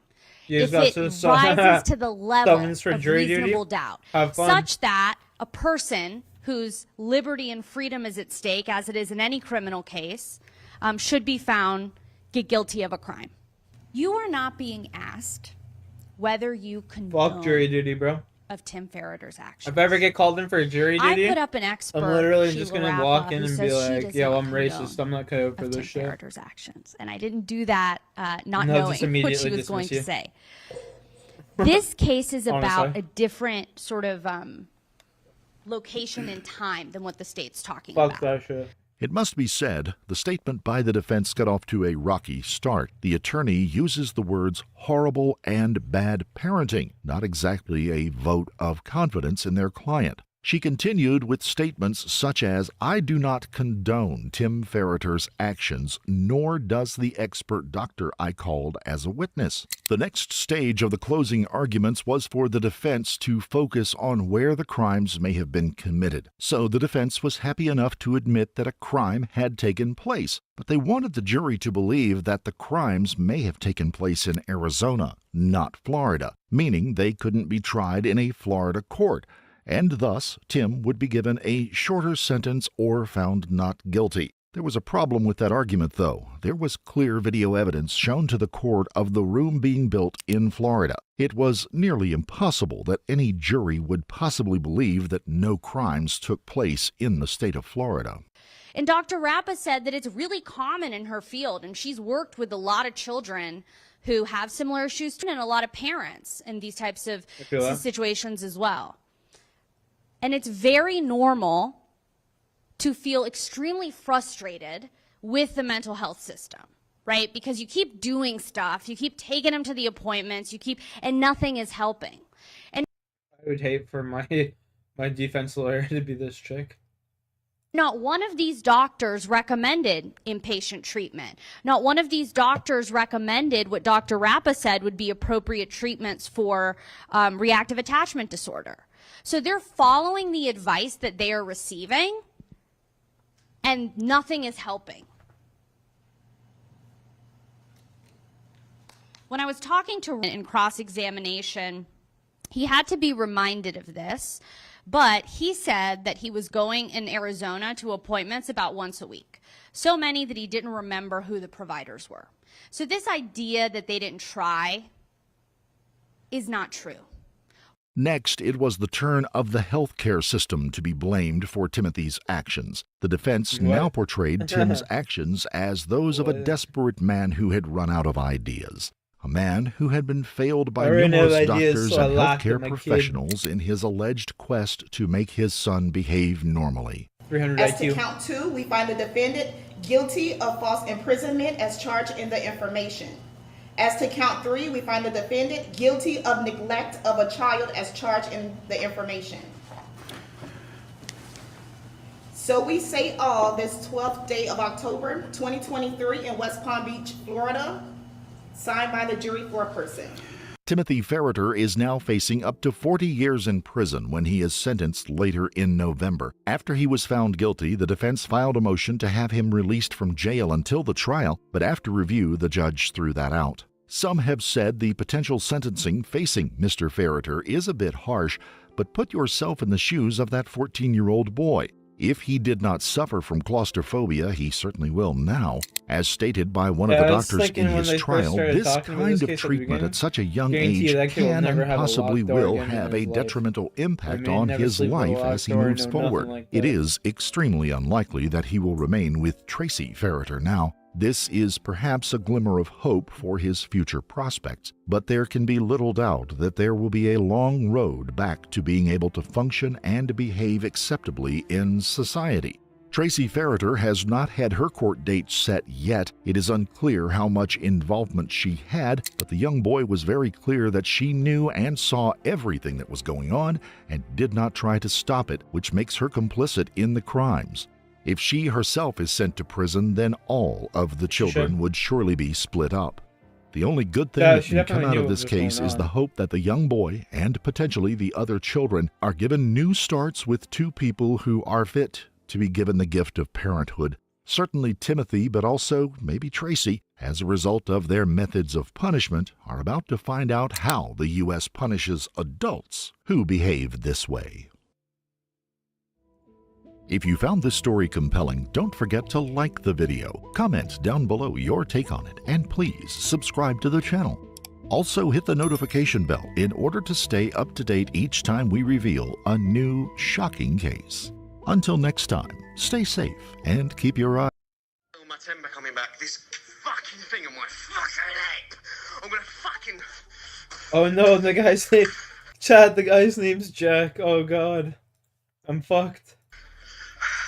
It's fucking big on my fucking lip.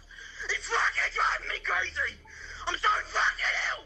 This is the voice of Jack Seppel, a 23-year-old man from Essex just outside of London. Ashley Wadsworth flew 4,500 miles from Canada to meet Jack, whom she had been talking with on the internet for nearly 10 years. Ashley dreamed...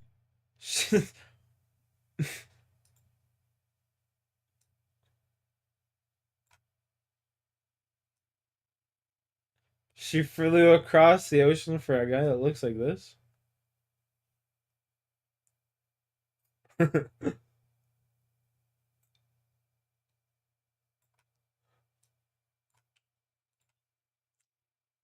Okay. For nearly 10 years, Ashley dreamed of a man she would spend the rest of her life with. Tragically, she would be right, because less than 4 months after meeting Jack Seppel, she would be dead. Many of you watching this will have children and access to the internet. You are about to find out what happens when the two combine with horrific consequences. After listening to this case, you may think twice about what your children are doing and who they are talking to on the internet.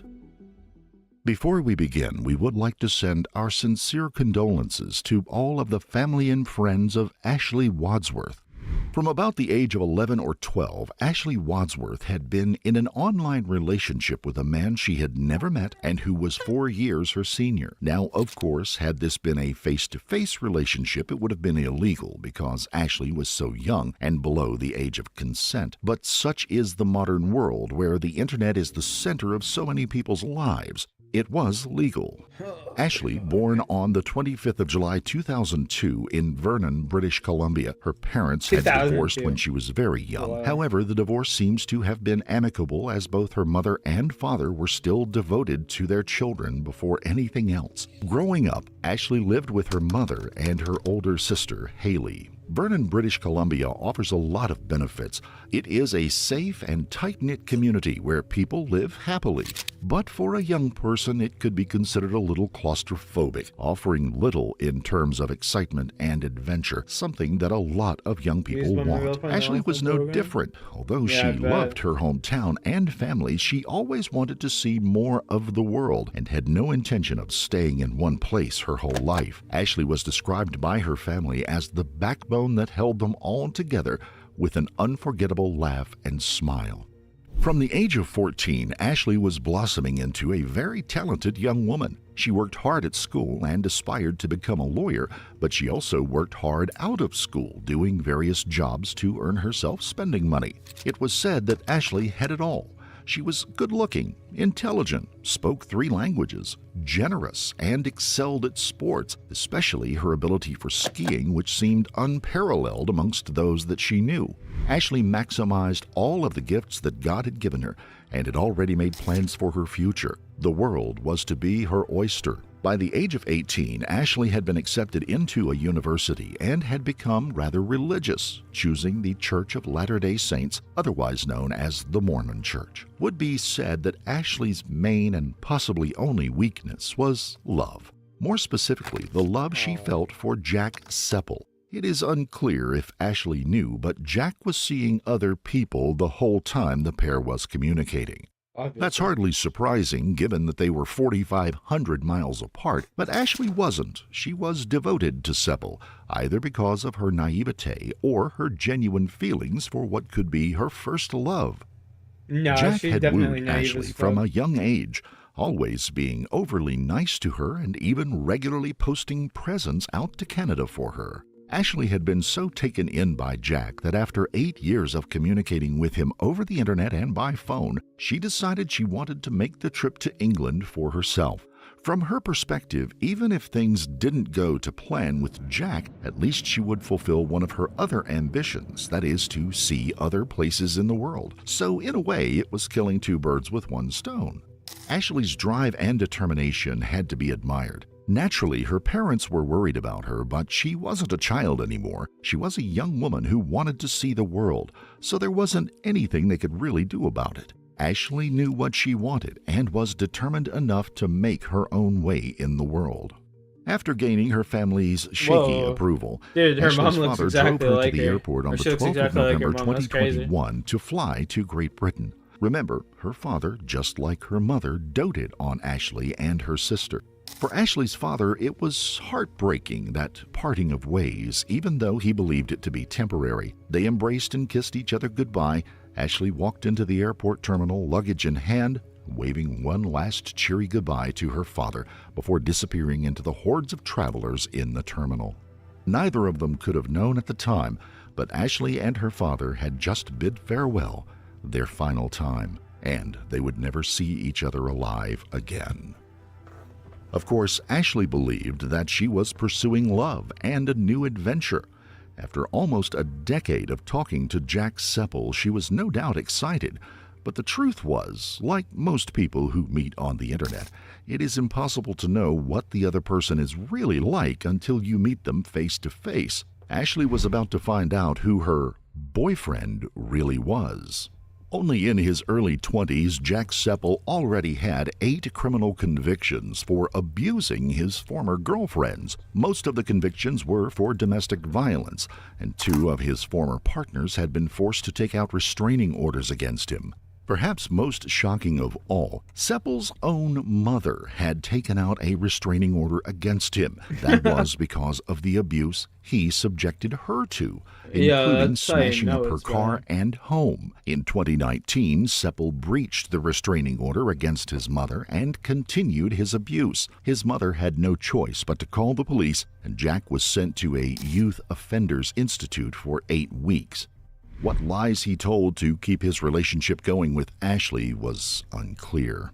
Tragically for Ashley, she had no idea what she was walking into. Jack Seppel was a coward and a predator. You'll notice that his criminal record did not contain a single altercation with any males, just females. He actively sought out people he believed to be physically weaker than him. No doubt, had he the guts to face a man of his own size, he could possibly have been taught a lesson. Having landed safely in England, Ashley met Jack Seppel right away and went to stay with him in his 1-bedroom flat in Chelmsford. At best, it was naive of Ashley to live with someone she did not properly know so quickly. But then again, she is a young woman in a strange country who was offered somewhere seemingly safe to stay, so one can understand her logic. At first, everything seemed fine. Essex is not far from London, and Ashley had longed to see the capital and all that it had to offer. The couple uploaded pictures to social media outside of various attractions, including the most famous prison in the world, the Tower of London, and Buckingham Palace, looking very happy together. Yeah, the most famous prison. Imagine if this guy ends up at that prison. While in the UK, Ashley kept in constant contact with her concerned family, who, by this time, had become a bit more relaxed about the situation. Ashley told them how kind and considerate Jack was towards her, and what a good time she was having. That helped to put their minds at ease. But after the first few days of exploring, the experience started to lose its appeal a little. Jack was unemployed and living on welfare. Presumably, he had used what little money he had to travel to London, or perhaps he had persuaded Ashley to pay. Either way, after a short time, the only thing Jack could afford to do was sit in his flat all day with Ashley. Surely, from her point of view, this was not the adventure she had dreamed of. Ashley wanted to visit new places in the UK, London, Manchester, Edinburgh, and she wanted to see such attractions as Stonehenge. This chick shows up over there. What the fuck do you mean you're broke? Bro, oh my god, I shouldn't be laughing because she probably got murdered and shit, obviously, but like, oh, naive as fuck. What do you mean you're broke? Oh my god. Art galleries, museums, not to be trapped in a poky little flat in Essex.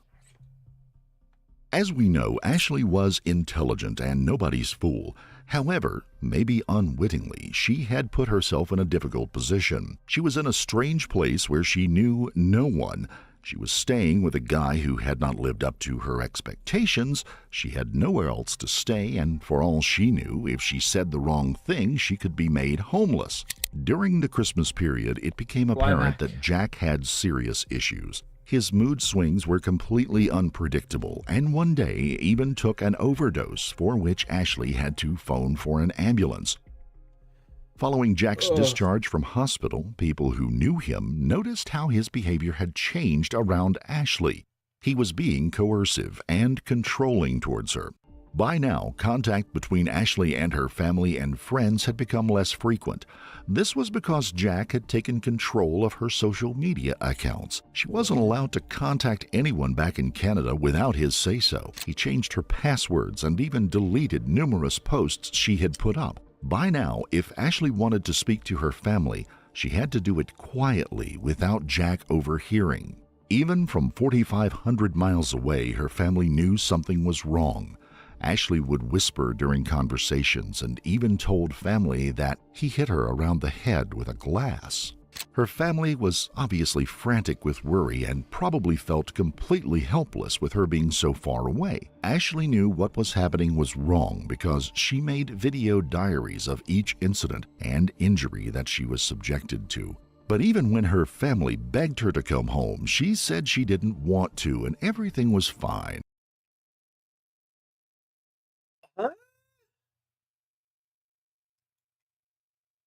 Like, what?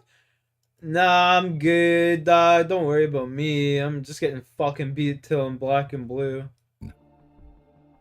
We can't be sure why she was adamant that she wanted to stay with Jack. Maybe it was because she had been speaking to him for so long that she didn't want to give up on the possibility of a relationship. Maybe it was because she was young and just didn't fully understand that it was not normal behavior. Or maybe she didn't want to prove her parents right by coming home and admitting that the whole thing had been a big mistake. After all, what teenager wants to make that admission to their parents? On Tuesday, the 1st of February 2022, a loud, blood-curdling scream is heard coming from the flat on Tennyson Road. Ashley is seen running out of the flat. Like, this whole shit could have been, like, avoided. But she's just been, you know... They keep stating how smart she was and shit, but it just doesn't seem like it. Like, what the fuck? Screaming and crying.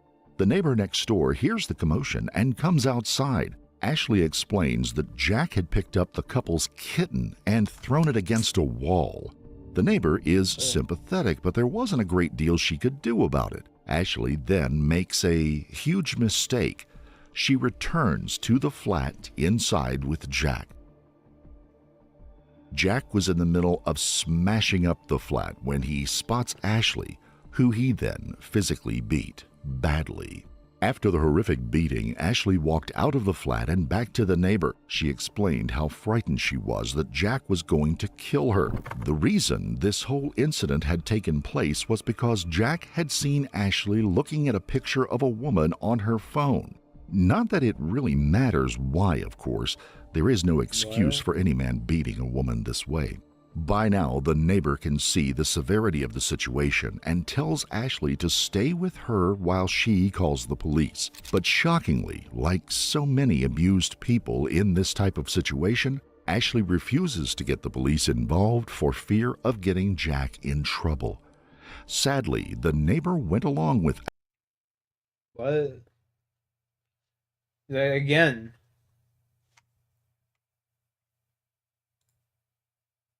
Ashley, but we also can't blame her. She was very concerned for Ashley's safety, but had also developed a relationship with Ashley, and she trusted her. She probably didn't want to destroy that trust. Instead, the neighbor went back into the flat with Ashley to speak to Seppel. Jack Seppel, as you might imagine, was unreservedly apologetic. He swore that he would not harm Ashley again and that she was perfectly safe with him. This demonstrates to us that Seppel was simply an awful man. Later that same day, the neighbor, who had returned home by now, had a hospital appointment to attend. But something made her feel clearly uncomfortable about the situation next door. As a result, she knocked on their door just to check that everything was relatively calm. At first, there was no answer at the door, so she shouted through the letterbox and did get a response from Jack stating that they were in bed and everything was fine. The neighbor seemed convinced and probably didn't want to interfere, so she went off to her appointment. It seems, however, that Ashley finally was less convinced. The physical beating she had suffered was the final straw. She got straight on the phone to her family, who said they wanted her to come home straight away, and eventually Ashley agreed. Within an hour, Ashley's grandmother had booked a flight home which was due to leave in 2 days' time on February the 3rd. Unfortunately, due to COVID tests being required at the time, that was the earliest flight they could get. But tragically, Ashley would make the fatal error of telling Jack she was leaving. As most therapists would say, the most dangerous and unpredictable moment for an abuser is when they believe they're losing control of their victim. Ashley was now regaining control of the situation and retaking her independence by leaving Jack, which would have tragic consequences. Whatever Jack's reaction to Ashley saying that she was going home, it was clearly not a positive one. While in England, Ashley had managed to make a few friends in the local Mormon church she attended regularly. Although she couldn't access her own social media accounts, Jack having changed the passwords, she was able to access his account instead. Ashley quickly shot off a message to 2 of her friends from the church telling them that she needed their help. It was an emergency and they should come right away and get her. This was followed by another message a couple of hours later stating that everything was fine and she was going to get her COVID test and go home.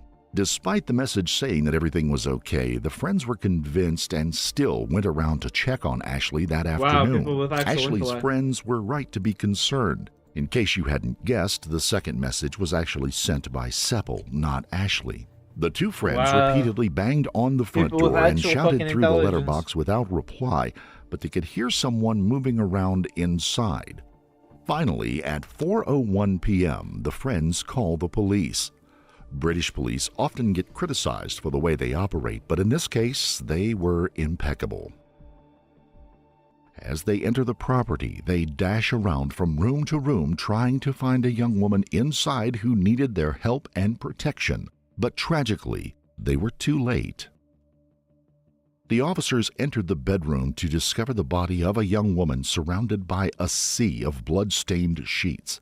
Ashley Wadsworth had been stabbed approximately 90 times. Her so-called boyfriend, Jack Seppel, unbelievably, was in the process of FaceTiming with his own sister with the lifeless body of Ashley in the background. Jack tries to explain the scene away with a simple apology.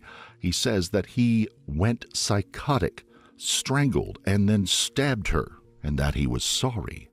Jack's pathetic excuse for an apology went almost unnoticed by the attending police officers. One of them arrested him while the others set for calling an ambulance and administering CPR on poor Ashley in a forlorn attempt to keep her alive. Oh, dude, Paramedics arrived swiftly, and they did everything they could to try to bring Ashley back, but it was hopeless.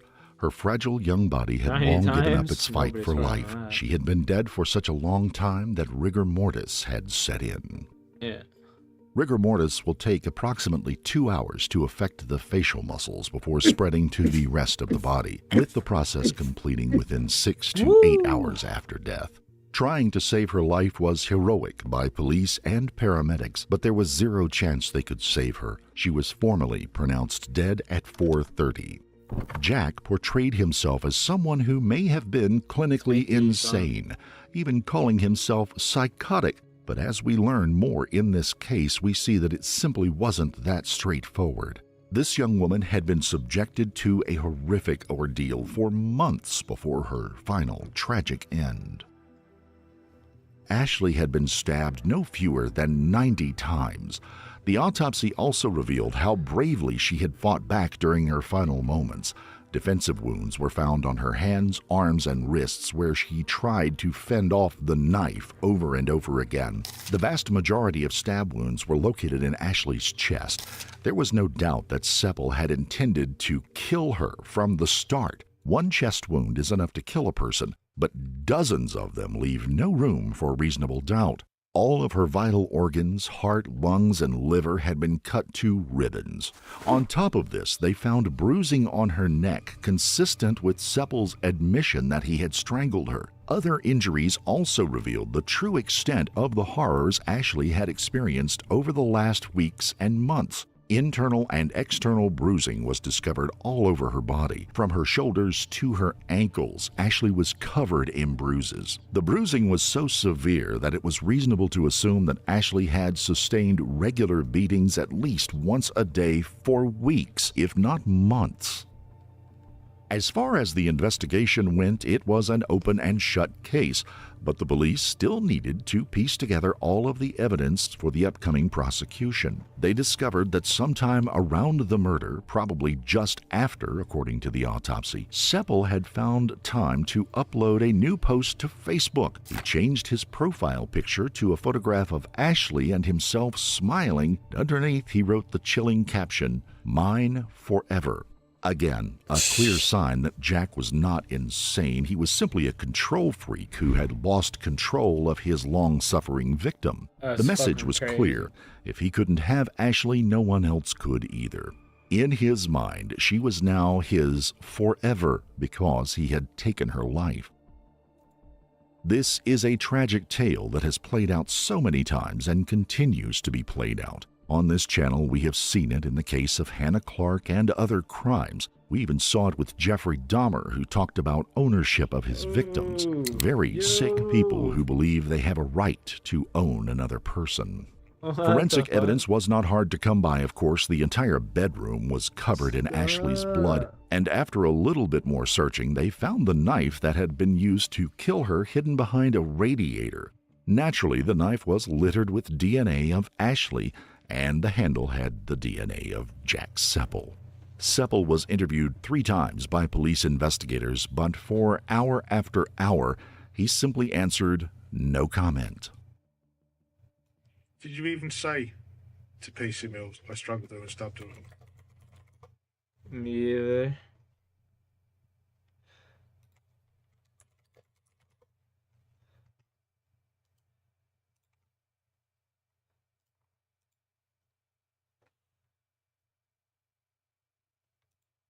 What are these, amethyst pebbles?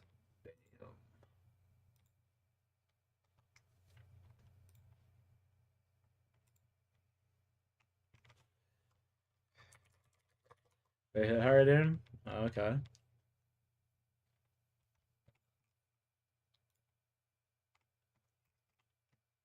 Interesting.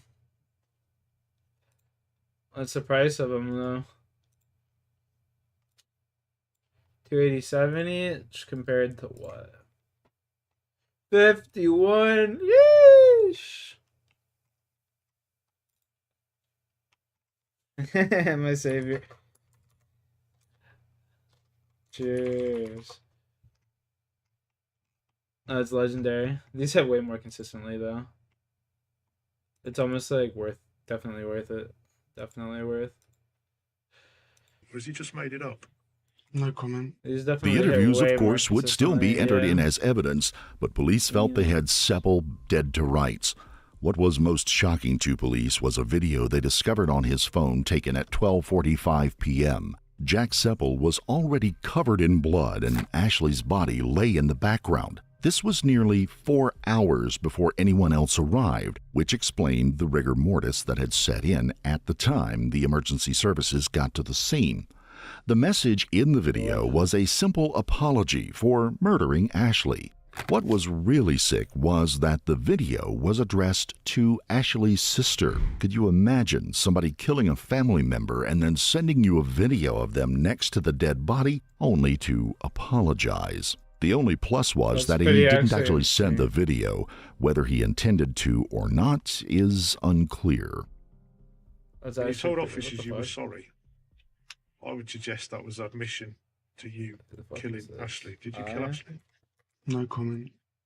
Maybe it was part of Jack Seppel's strategy to get himself certified as insane. This would have meant he would serve his sentence in a secure hospital rather than a regular prison. He was sent for psychiatric analysis, but the psychiatrist said that he was perfectly fine to stand trial. They did establish, surprisingly, that he did have mental issues, but not to the extent that he could plead diminished responsibility and try to get off with manslaughter. This left him no room to maneuver, and for the first time in his life, Seppel did the decent thing. He pled guilty to all of the charges. Not that he had much choice, of course, but pleading not guilty would have subjected Ashley's family and friends to a jury trial, which would only have added to their torture that they were already suffering because of him. Let's not give him too much credit. It is entirely possible, if not probable, that it was not an act of mercy towards Ashley's family on Jack's part. It was more likely that he had entered into self-preservation mode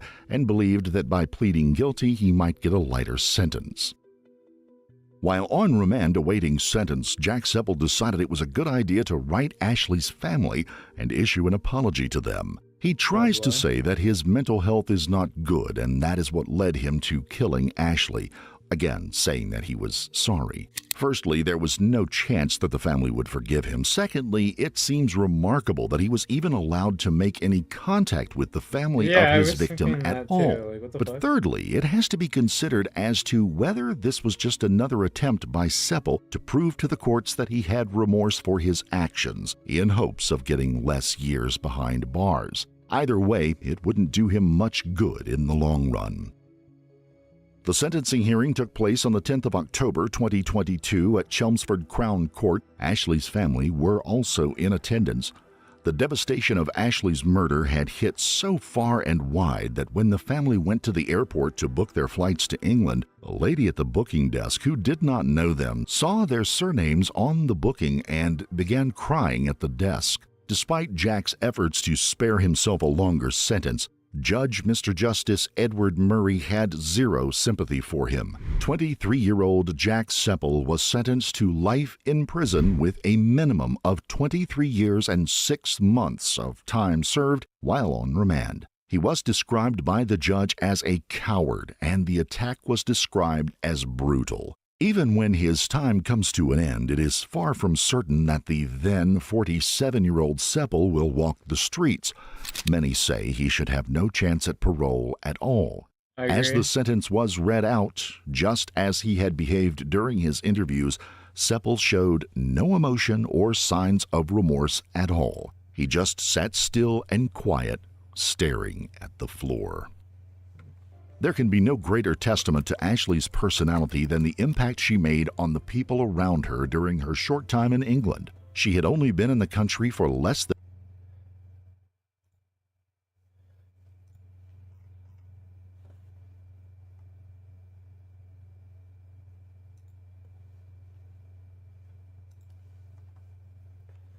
What was that? Coconuts? Give me them coconuts, dog.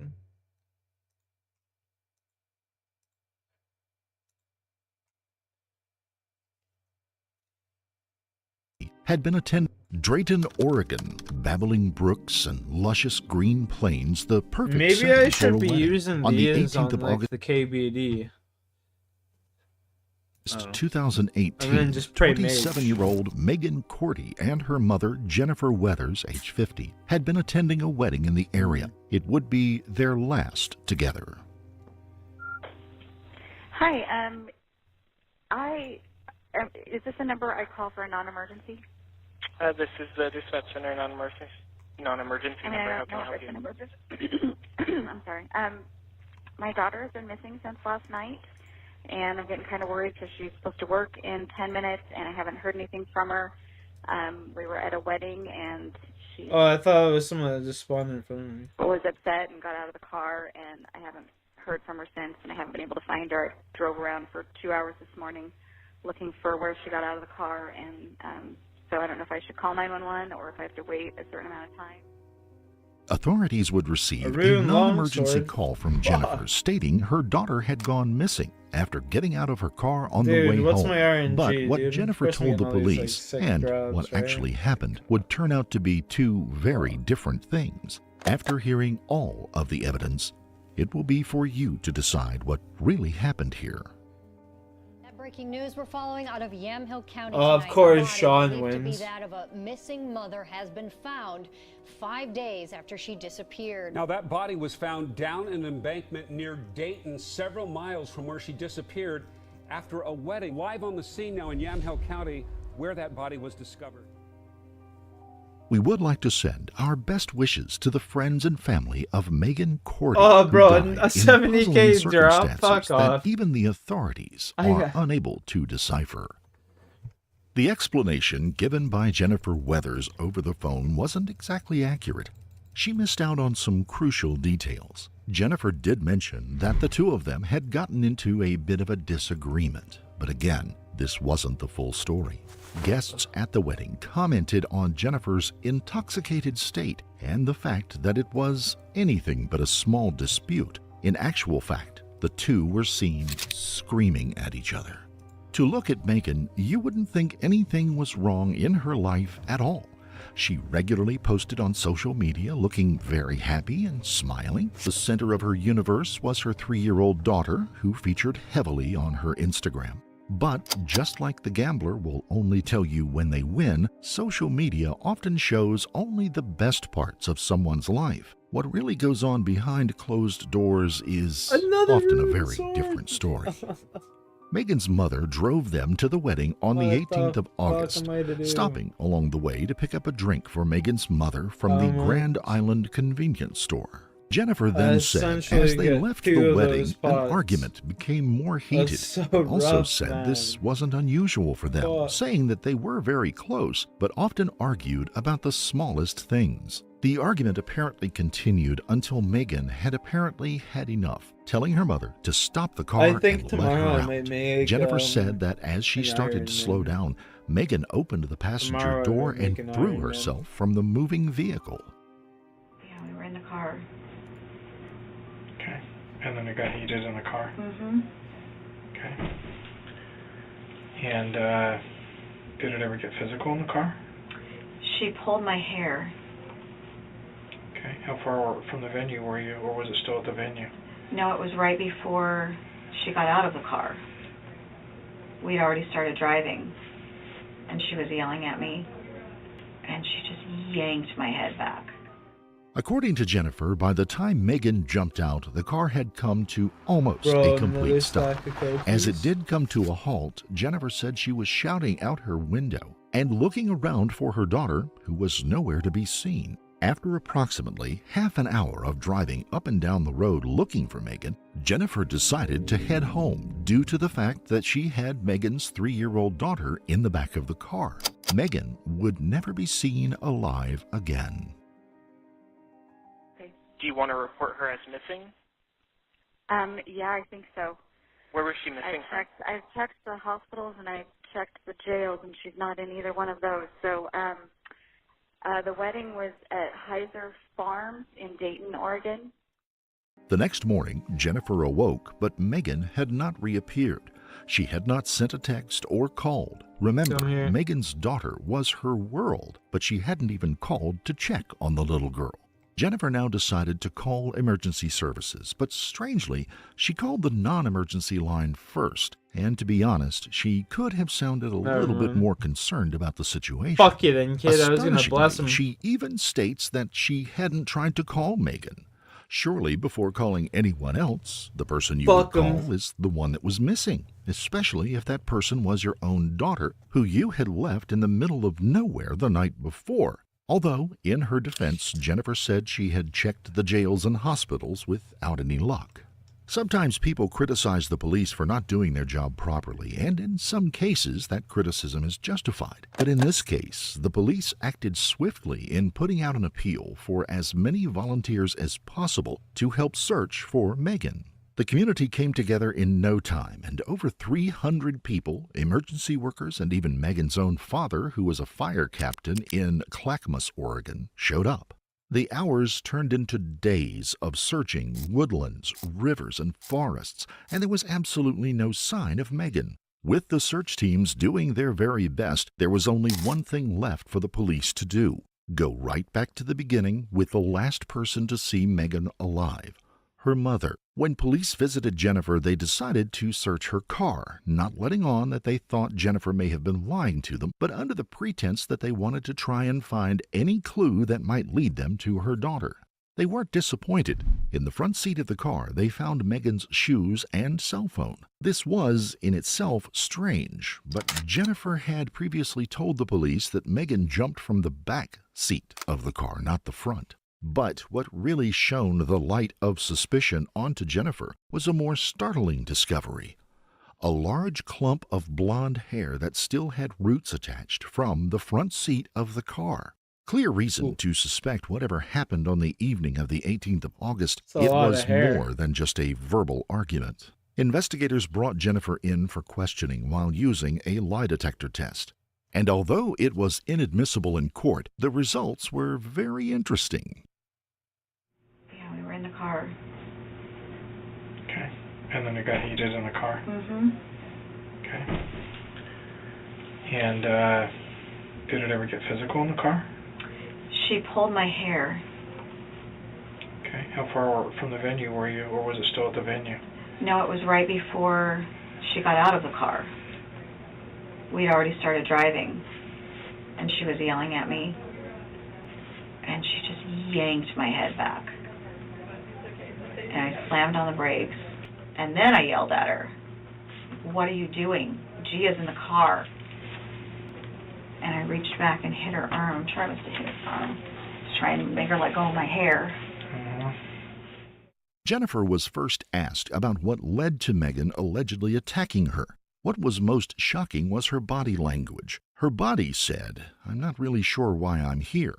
She almost looked disinterested, but at the same time, this can also be a sign of nervousness. Talking in a laid-back, slow way can be seen as someone giving themselves time to think before answering questions, so as not to trip over any potential lies they could be telling. The other red flags for the police include a person folding their arms or crossing their legs. These symbolize the person is on the defensive, and someone may have something to hide. And when she finally let go of my hair, I started slowing the car down, which is when she started opening the door and saying, "I'm going to get out." Note to self, next time I come here, empty inventory and First she had called her boyfriend. alcohols. You hit her in the arm how many times? Oh, I don't know. I just reached back until she let go of my hair. Okay. I don't Are you know. sure that you were hitting her arm? No. I was just reaching back and... Okay. I mean, it had to have been her arm because she would have been like this. So, I'm assuming it was her arm. Okay. Still, Jennifer's version of the events just did not make sense. She maintained that Megan was in the back of the car next to her young daughter. So why were Megan's belongings in the front? And this is when she pulls your hair not too long after that? Yeah. What predicated that? Who knows?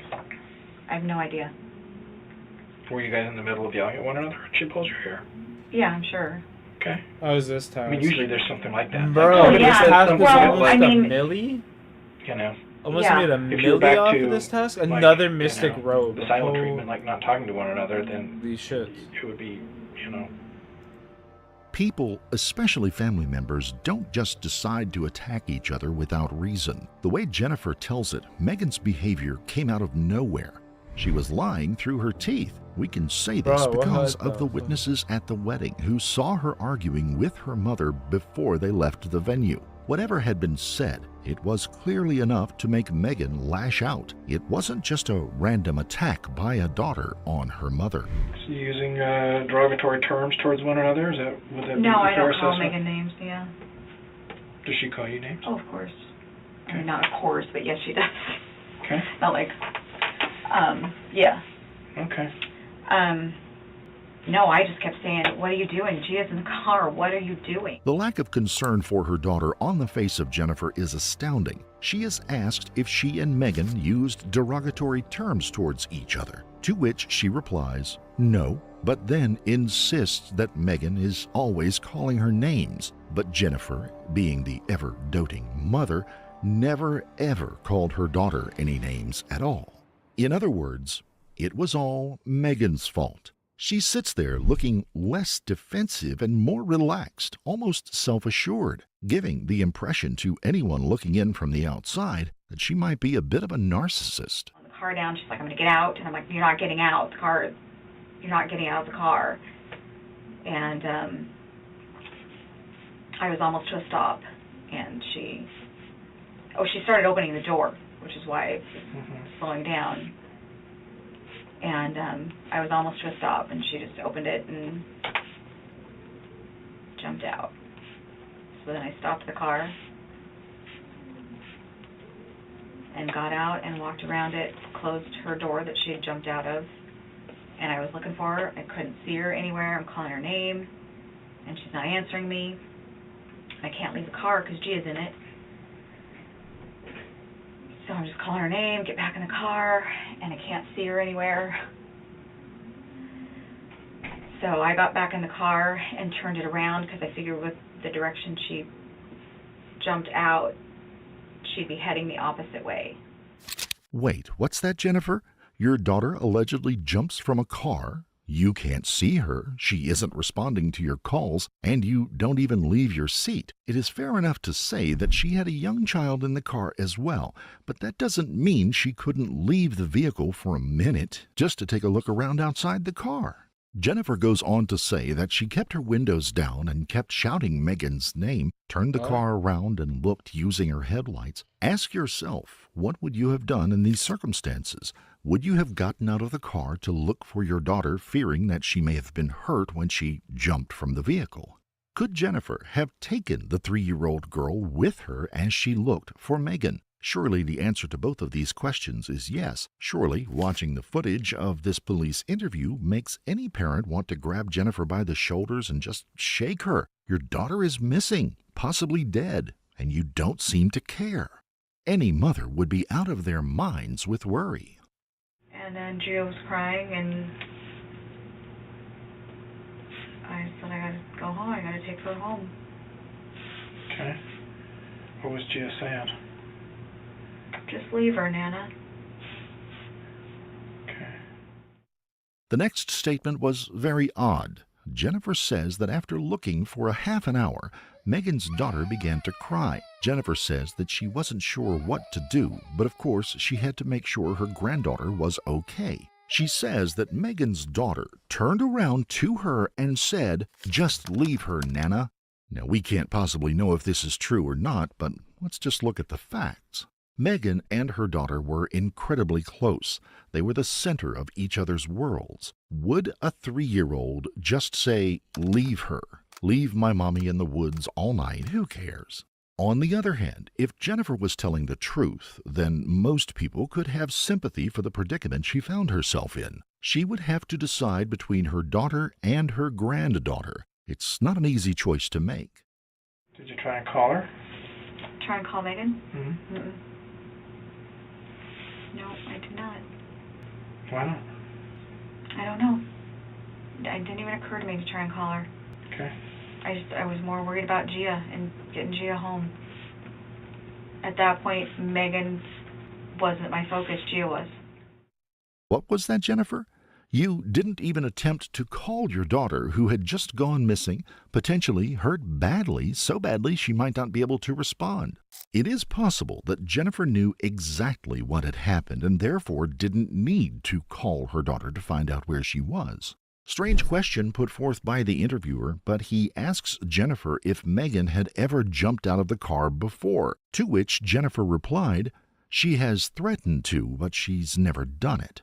Now Megan is just some lunatic who threatens to jump out of moving vehicles all the time until she finally did it? Jennifer said that when she arrived home, approximately midnight, she put her granddaughter to bed and went to bed herself, not waking up until around 5:30 a.m. I just got in bed with Gia because she was asleep. And I just crawled in with her and cuddled her. Okay. Did that surprise you that Megan was acting the way she was acting in front of her daughter? In front of her daughter, yeah. And that she wouldn't stop. Okay.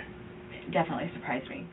Another red flag here. Any police officer will tell you when someone starts answering questions that haven't been asked, it usually means they're trying to cover something up, especially when they go into such detail like Jennifer did.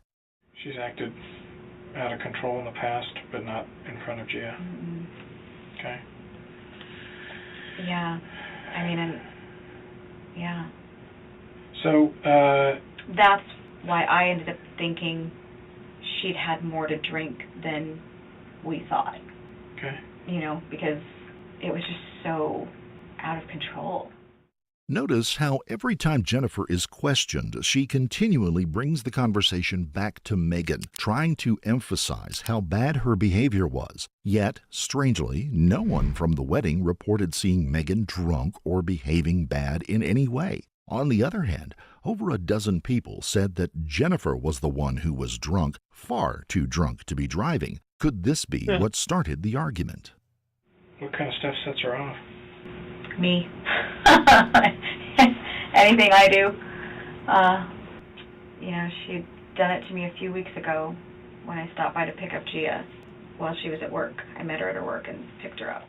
The relaxed yet chilling nature of the laughing outburst is startling. Jennifer is becoming more and more nervous as the interview goes on, finding it increasingly difficult to sit still. Perhaps Jennifer is much more intelligent than anyone is giving her credit for. The interviewer is being very careful not to challenge her. He just allows her to speak, perhaps in some hope that she will trip herself up. You'd stop by to pick up Oh, I picked Gia. up Gia and asked her what time she was going to be done with work, and she said 5:30, and I thought, you know, you had told me 5 before, and she was like, yeah, I thought it was 5, but it was 5:30, and I just kind of rolled my eyes, because she does that a lot, like just doesn't know her schedule. Mm-hmm. And she's like, what? I'm like, well, I just don't understand how you never know your schedule. Like, you're 27 years old. Mm-hmm. How do you not know whether you get off at 5 or 5:30? Mm-hmm. You know? And that was it. And then I go home. And this chick's never worked a day in fucking... Next, Jennifer moves on to Megan's life in general. She criticizes her daughter for not being organized, once again trying to show that she's the caring mother trying to guide and advise her daughter on how to live her life. Meanwhile, of course, she says little or nothing about her own life, just as she hasn't done all the way through the interview. We learn a lot about Megan, but how much so far can you remember about Jennifer's life? Not a lot. Went out to look for Megan. You didn't call her first? No. No, I had her phone. She had left her phone in the car. When did you figure that out? When I took Gia out of the back seat, I saw it on the floor. A huge red flag here. Previously in the interview, Jennifer stated that she didn't try to call Megan because she was more focused on her granddaughter. Now, when asked did she try to call Megan before going back to look for her, she hesitates before answering the question. You didn't call her first? No. No, I had her phone. Did something just click in Jennifer's brain? Did she just realize she had not been honest with her first answer earlier on? Realizing, of course, that the police had found Megan's phone, she had to run herself into a dead end and then was forced to admit that she found Megan's phone on the back seat when she took out her granddaughter from the car the night before. After the hesitation, she is very quick to jump in and say, "I had her phone." It is clear that the interviewer also noticed this inconsistency when he says, "When did you figure that Don out?" wins again. Almost with a tone of contempt for the story he was being told. When I got out of the car, I saw it. I was grabbing everything, my phone and my purse. As the interviewer is making notes, Jennifer just sits quietly, looking like she was in deep thought. It wasn't until 12 seconds later that she adds, "under the seat when I got out of the car." She had already made the point that she found the phone when she got out of the car, but just to reiterate her version of events, she felt it necessary to elaborate and state that the phone was under the seat. After the interview, the investigation continued, but as far as the searching went, police felt they had done all they could. After 4 days of looking, the search was called off. The results from the lie detector test proved inconclusive. However, they wouldn't wait long for a new development. By pure coincidence, the very next day, the 23rd of August, a group of joggers minding their own business noticed something down an embankment approximately 9 miles from where Jennifer said Megan had left the car. Upon closer investigation, it was, indeed, a body. To be more specific, the body of Megan Cordy. The body appeared to have rolled 20 feet downhill next to the on-ramp for Highway 18 in Drayton. Sad update to a story we've been following all week. The body of a missing woman has been found. Megan's body was found out of sight down an embankment off Highway 18 near Dayton. She'd suffered fatal injuries. Tragic though it was, from an investigative point of view, it was just what the police needed to try and find out what really happened to this young woman. The next day, the autopsy was conducted, and the findings were intriguing. The version of events given by Jennifer looked less and less likely to be true.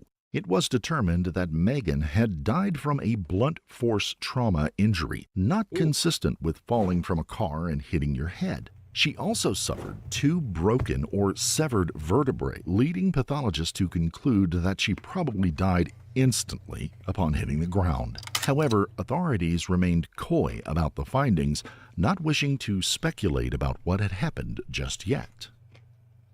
A month went by since the body had been found, and if truth be told, little progress had been made, because still nobody had been able to establish beyond a reasonable doubt the events that had led up to Megan's death. But District Attorney Brad Berry also made a point of saying that Megan's mother had not been honest about the events leading up to her daughter's death and said it was a tragic case that had been clouded by misinformation.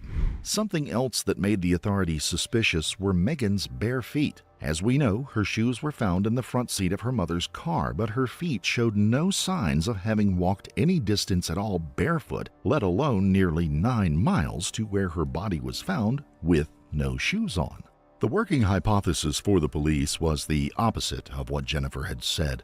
They believed that Megan had said she wanted to get out of the car, but did not think that Jennifer had slowed down as she told police. They believed that Jennifer may have accelerated towards the highway as Megan opened the door. The speed that the vehicle was gathering may have caused Megan to lose her balance and fall out of the car, presumably then rolling over the ramp and down the embankment. Again, according to the Attorney General, the authorities believed that far from being concerned for the health and safety of her daughter, Jennifer simply carried on driving down the highway. This was a reasonable assumption. After all, we know that Jennifer did not call the police about her daughter until the next day, after allegedly driving around and looking for her for 2 hours. Unfortunately, with a lack of evidence and the only witness to the events being a 3-year-old child, there just wasn't much more for the police to do. But clearly demonstrating that they did not believe Jennifer one little bit, they decided to get creative with their approach. No fewer than a dozen witnesses came forward from the wedding and said that Jennifer, who was, of course, the designated driver, didn't have a drink or two. She was knocking them back. As she left the wedding, it was obvious that she had had too much to drive as she swayed from side to side while entering her car, getting into the driver's seat. The district attorney announced that they could not pursue homicide charges because of a lack of evidence. Instead, they now decided to arrest Jennifer Weathers for DUI and reckless endangerment, while still highlighting that Jennifer's story just didn't make sense. The clump of blonde hair found in the car turned out to be Jennifer's, so now there was little doubt that Megan probably ripped it out during a struggle. The altercation between them was clearly more serious than Jennifer dared to admit. Jennifer was charged in late September and went to trial in October. Prosecutors knew it would be difficult to get a conviction because no tests had been carried out that night. They were relying entirely on witness testimony. The mom, who prosecutors say misled investigators about her daughter's death, returned to court today. She reached a plea deal to driving drunk the night of her daughter's death. Jennifer Weathers appeared in court, but she won't face any charges in connection with her daughter's death. She was driving with 27-year-old daughter Megan Cordy after a wedding this summer in Yamhill County. They had an argument, and at some point, Cordy either jumped or fell out of the car and died. The Yamhill County DA says Weathers didn't call police right away and lied about where her daughter was last seen. But the DA couldn't charge her because he said it was a tragic accident, not a crime. Weathers will be sentenced for drunk driving in February. Prosecutors did their level best to try and find a more serious charge that could be used to convict Jennifer for a more serious crime. Unfortunately for them, they couldn't find one. Wow. Prosecutors say Jennifer Weathers was driving drunk with her daughter, Megan Cordy, and her 3.5-year-old granddaughter that night in August when Megan went missing. Jennifer appeared in court today, facing charges for a DUI and reckless endangering. She's not charged in Megan's death. Many are frustrated by this, including prosecutors who say they spent hours looking for a charge that fit. I don't know that there's anybody as frustrated as law enforcement and as we are in law enforcement in not being able to find something that fits. Sometimes, criminal statutes just don't, they can't fill every gap, and they don't. Investigators say Jennifer and Megan got into a heated argument that turned physical that night. And at some point, Megan either jumped or fell out of the car, and her mother left her behind. It was clear that the prosecutors did not believe Jennifer or her version of events. They believed that, at the very least, she was guilty of some form of negligence. There was some slight relief for prosecutors. Jennifer decided not to fight the case. She entered a plea of guilty and was given a harsher punishment than most first-time offenders. She went to jail for 5 days, and she was put on probation for 3 years. The frustrations of law enforcement, from the police right up to the judge, was clear for everyone to see. They believed that Jennifer had gotten away with a much more serious crime, which explains why she got a slightly harsher sentence. Following the trial, Weathers, who has since changed her surname to Yeager, is forbidden from having any contact with her granddaughter, who now lives with her father in Salem, Oregon.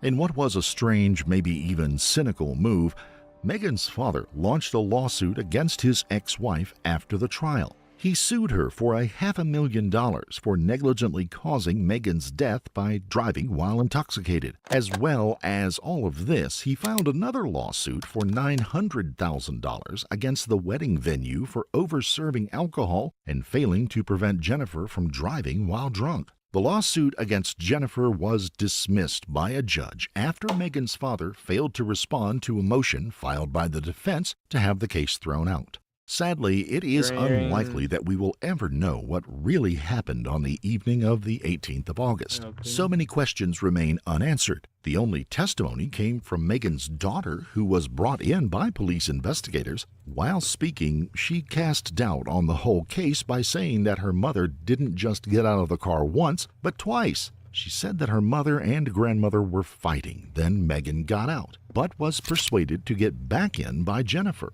only to have the same thing happen again, but of course, the second time, Megan didn't reappear. In the U.S., there is no age limit for people to testify in court. Anyone can be summoned, but in this case, it seems there wasn't enough evidence to convict in the first place, so putting a child through the distress of standing up in court just wasn't worth it. We can all be thankful that Megan's daughter still has one parent left. Her father takes good care of her. She is loved and well taken care of. She is the real victim in all of this. She'll never see her mother again, a mother that she was so close to. This case leaves as many questions in its wake as it answers. Prosecutors now have closed the case, but in their mind, and in the minds of anyone watching this video, doubts do linger. Jennifer Weathers, a caring mother who had a troubled relationship with her daughter, or a lying narcissist who was happy to leave her daughter dead in the middle of nowhere to avoid being caught for DUI. We'll leave it for you to decide. Good call. If you found this case compelling, don't forget to like the video, comment down below your take on it, and please subscribe to the channel. Also, hit the notification bell in order to stay up to date each time we reveal a new shocking case. Homies, until just next like time, the stay safe cannon. and keep your eyes peeled. That would have You been hilarious. never know He even specifically what's mentioned the lurking cannon. in the shadows. Where is it? There we go.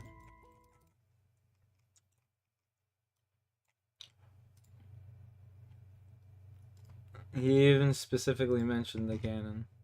Do I have it all? Yeah, nothing worse than showing up and you don't have all the pieces to the cannon. Been there, done that one too many times.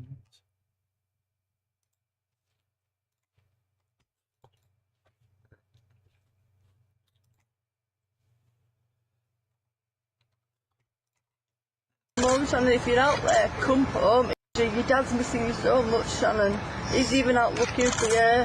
Please come home, Shannon, if you're out there, come home. If anybody's got my daughter, my beautiful princess daughter, please bring her home. This is the face of Karen Matthews. Her little girl Shannon, just 9 years old, has been missing for over a week at this point. She was last seen at 3:10 p.m. on the 19th of February 2008, leaving Westmore Junior School in a small town of Dewsbury in Yorkshire, England. This case will take you, as it took the police, on many twists and turns that would be unbelievable if written in a fiction story.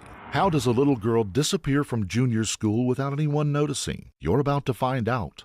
Before we begin, we would like to send our sincere condolences to all of the friends and family of Shannon Matthews, who were exposed to a horrific ordeal that no child should ever have to experience. Yorkshire, England, a rural county set in amongst various valleys and hills. People from Yorkshire call it God's country, but the small town of Dewsbury, normally a quiet place, was about to become the epicenter for a storm of police activity and a media feeding frenzy that would broadcast it all over the world. When a child goes missing, police have to act very fast. Every minute that a child isn't found, the odds lengthen of them being found alive. Within just a few hours, West Yorkshire Police had assigned an entire team to finding Shannon Matthews, knocking on every door in sight and questioning everyone. Within 24 hours, Yorkshire Police had drafted over 200 officers from neighboring forces to aid in their efforts to find Shannon. Hundreds of concerned citizens also offered their assistance, and alongside police search teams, they searched nearby fields and woodlands for even the slightest clue as to her whereabouts. But alas, their valiant efforts would all come to nothing. Shannon's mother, Karen, was certain that the little girl had not gone far,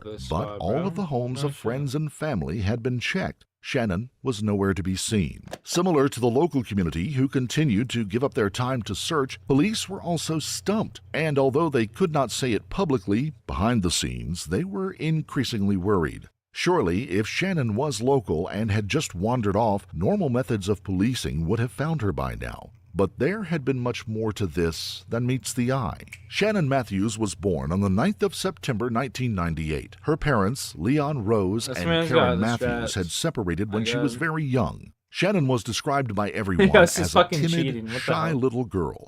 She found it difficult to mix with other children and often played alone, with the exception of a very few close friends. She grew up in a busy household. Her father didn't have much involvement in her life after the breakup, so she was mainly brought up by her mother. Karen had 7 children, including Shannon, with 5 different dads. 5 of her children lived with her and her boyfriend, Craig Meehan, and 2 other children lived with their fathers. People described Karen and Craig as nice enough people, but as gossipers will do, they did question their relationship. Craig was 10 years younger than Karen, who was 32. Friends and family also questioned Karen's character. 7 children are a lot to have by the age of 32. In fact, it's a lot to have for any woman at any age. People accused Karen of simply having children so she didn't have to go to work and could claim more benefits from the state. At the time, the UK benefits system meant the more children you had, the more you could claim, although that has since changed. But Karen was receiving approximately £400 per week from the state, at the time a similar wage to what a working person could expect to be paid.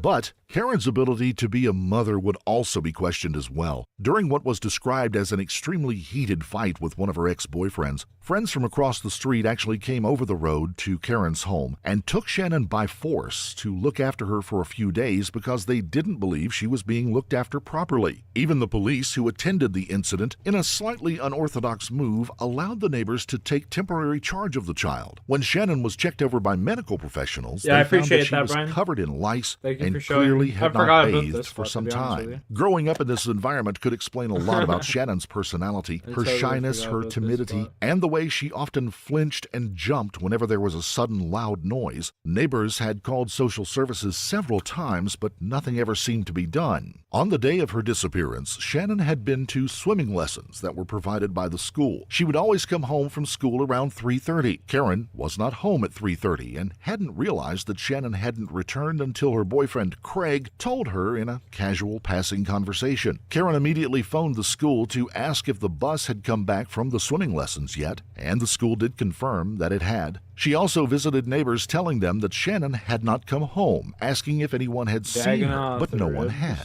It wasn't until 6:50 p.m., nearly 3.5 hours since Shannon had last been seen, that Karen finally decided to call 999, the emergency number in the UK. News spreads fast in these small communities, and even before the police arrived, people were flocking out of their homes and temperatures near zero to start scouring the streets. Within a very short time, the police contacted all major media outlets in the UK and made a broadcast appealing for anyone with any information to come forward immediately. The media can be useful in making public appeals, but they can also be a hindrance to any investigation at the same time. With the revelation that Shannon was missing, media crews from all over the country came flocking to the narrow street where Karen Matthews lived. Within 48 hours, 300 officers were now working on finding Shannon. Most worryingly, police had brought in the murder squad, which might have given us an insight into what the police were thinking at that time. The local community were frantic, doing everything they could to assist under police guidance. The police themselves were running around everywhere and doing everything they could, but something was noted at the time, not just by the community, but also by the 2 family liaison officers assigned to Karen Matthews. Of all the people trying to help, it seemed that she was the calmest of them all. Surely any mother who had lost a child would be almost inconsolable with worry and grief. But strangely, not Karen and not her boyfriend.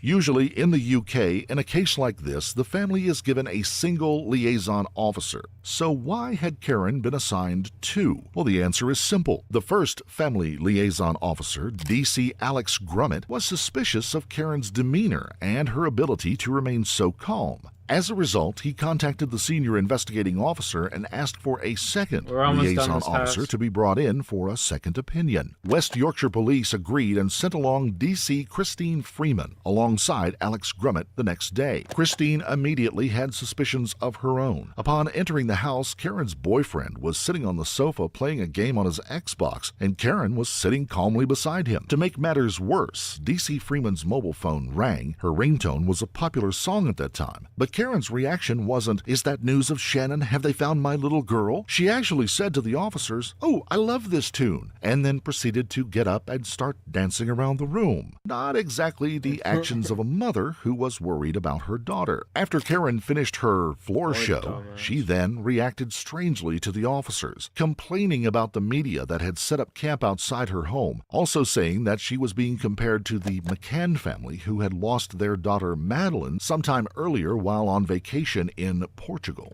The officers acted professionally and told her to ignore the media. Karen continued complaining that no one was making a big enough effort to find Shannon. Some statement, considering she had just been dancing around the room a minute earlier. D.C. Freeman later said, "I couldn't believe she was accusing people of not doing enough to find Shannon. We had 300 officers out looking for her. The local community were out in their hundreds as well. Meanwhile, she was sitting in her front room watching her boyfriend play a computer game. But as police officers, we often get abuse. I just keep calm and thought maybe it was down to the shock of the situation." After the police left and Karen had finished complaining about the media, she did something else that many found rather strange. Appearing at her window, she began to open and close the curtains repeatedly, smiling and looking down towards her television. She was watching her own curtains move on live TV, and then laughing and joking about it in full view of the media cameras. On the 20th of February 2008, Karen Matthews finally made an appearance before the media, asking Shannon to come home and if anyone had her to please bring her back straight away. She got black so much. Me and your dad, brothers, your sisters, everybody loves you. Your dad's missing you so much, Shannon. He's even out looking for you.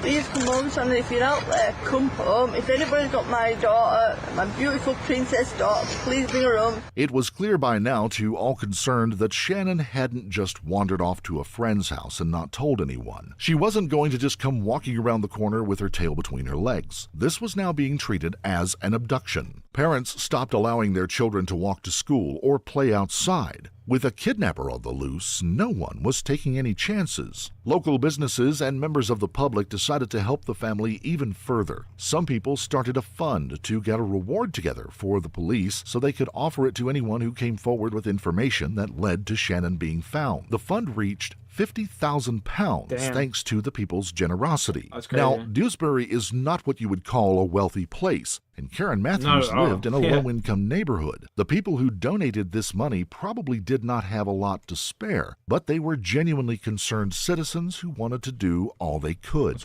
Local businesses even started taking food around to the house to help ease their worries. But once again, Karen and Craig would do something strange, something that almost made a mockery out of one of the business's generosity.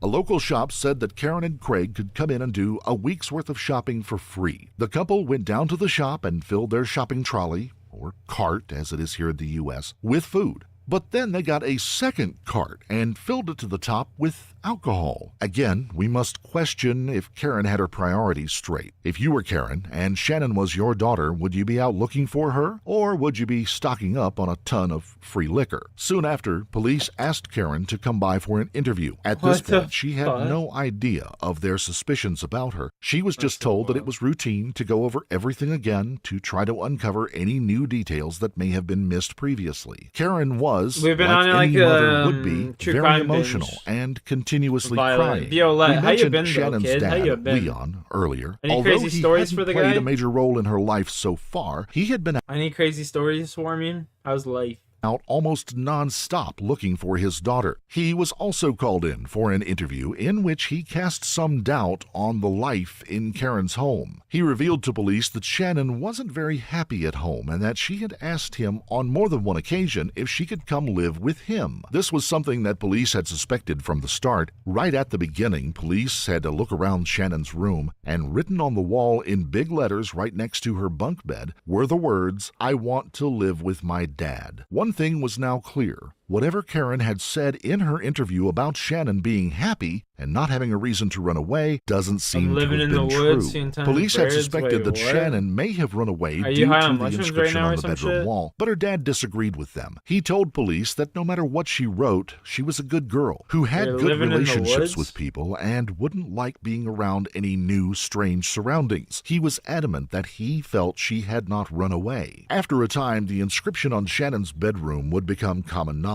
From what source? Well, we're not exactly sure. Although it is unorthodox, it is perfectly possible that the police leaked it to the press, or maybe Shannon's father, Leon, told people himself. This made friends and family alike very suspicious of Karen, mainly because she didn't seem to be all that upset or overly worried. She just kept insisting that Shannon was okay and was in the local area. Wishful thinking from a distraught mother is one thing, but as the days passed by, surely any parent would have to start facing up to the reality possibility that their child may never come home again. Karen said, not just to the media but to her friends and family, that Shannon was out there in a nice warm environment, safe and sound. She didn't just use this phrase once, but multiple times. A week passed by and there was still no sign of Shannon. Police released CCTV footage from her school showing that she had arrived safely back at school and had left the school safely as well. Karen continued to do media interviews and press conferences, repeatedly stating that she thought her daughter was with someone who she not only knew, but was probably someone close to the family. A bit of an odd assumption to make, but not entirely unjustified. In many cases, crimes are committed by those we know and are close to us. In the case of children, for them to walk off with a stranger is not very common, especially outside of a school. Statistically, it was more likely that she had been met by someone she knew and would have a certain degree of trust in, especially given her timid personality. Given that all the efforts of law enforcement had come to nothing, they were a little stuck on what to do next. They decided to talk to Shannon's best friend at school, Megan Aldridge. Megan's words were heartbreaking. "I just want my friend back. She is the bestest friend in the world. Her chair is empty at school. I have nobody to sit next to. I sit on my own in the playground with nobody to talk to. She's really kind.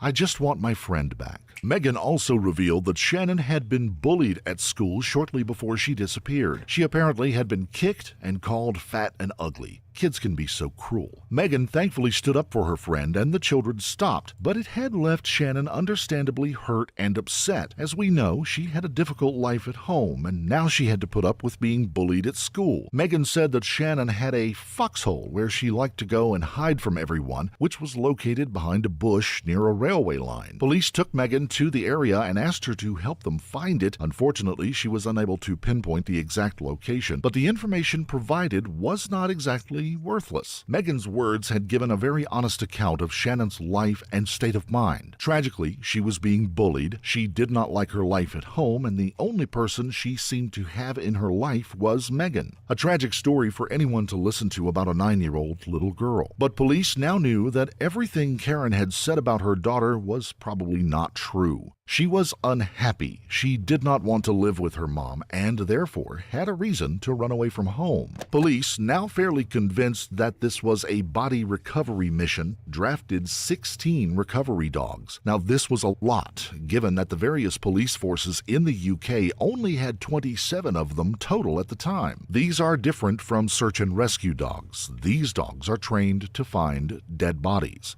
On top of the dogs, over 300 officers were still out searching, plus hundreds of community volunteers. Despite all of the resources at their disposal, police just could not make a breakthrough. Dewsbury isn't that big of a place. It's a fairly small town. Police had learned about Shannon's shy personality and was convinced that she would not wander off into a strange part of town she didn't know. But every blade of grass had been checked and double-checked. Where could she have gone?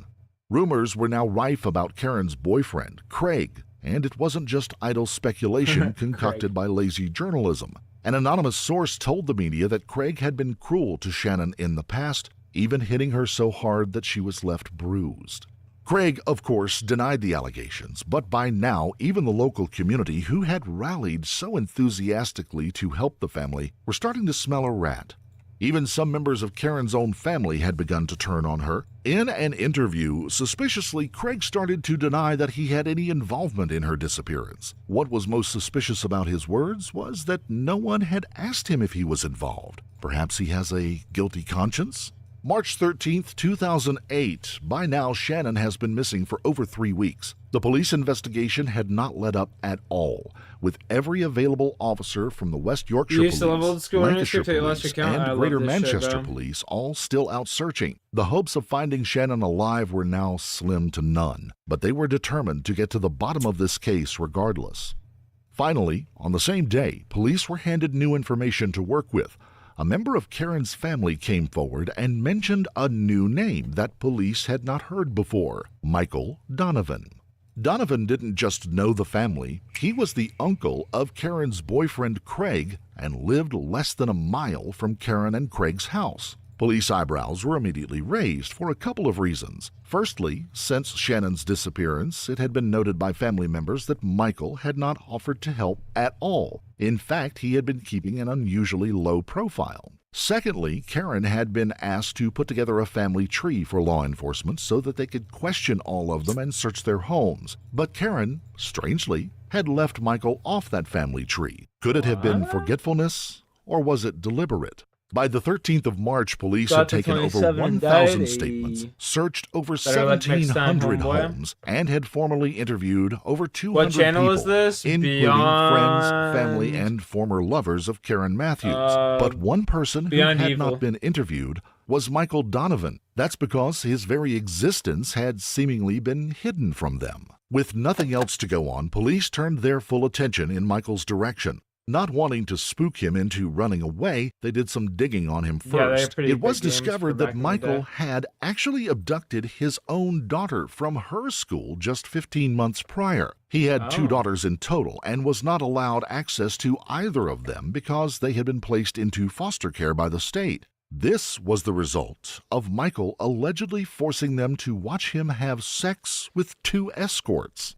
After discovering this revelation, police immediately went to Michael's home. There was no answer at the door, but a neighbor came out and said that they had heard footsteps moving around inside the home from at least 2 people. By now, the police force was not in the mood to be messed around with any longer. They broke down Michael's door without hesitation or prior warning. Police searched the home, but there didn't seem to be any signs of life at first. This was until they heard a little girl's voice whimper, "Stop it, you're frightening me now." Officers said they could not make out where the voice was coming from, but upon entering a bedroom, officers walked to the far side of the room, and to their sheer amazement and relief, Shannon's little head popped out from underneath the bed. One officer picked her up and took her out of the house. The officer said, "I couldn't believe that we had not just found her, but found her alive. I got quite emotional." After checking Shannon and making sure she was physically okay, the officer asked where Michael was. Shannon told them that he was under the bed as well. Officers rushed back into the bedroom, and there he was,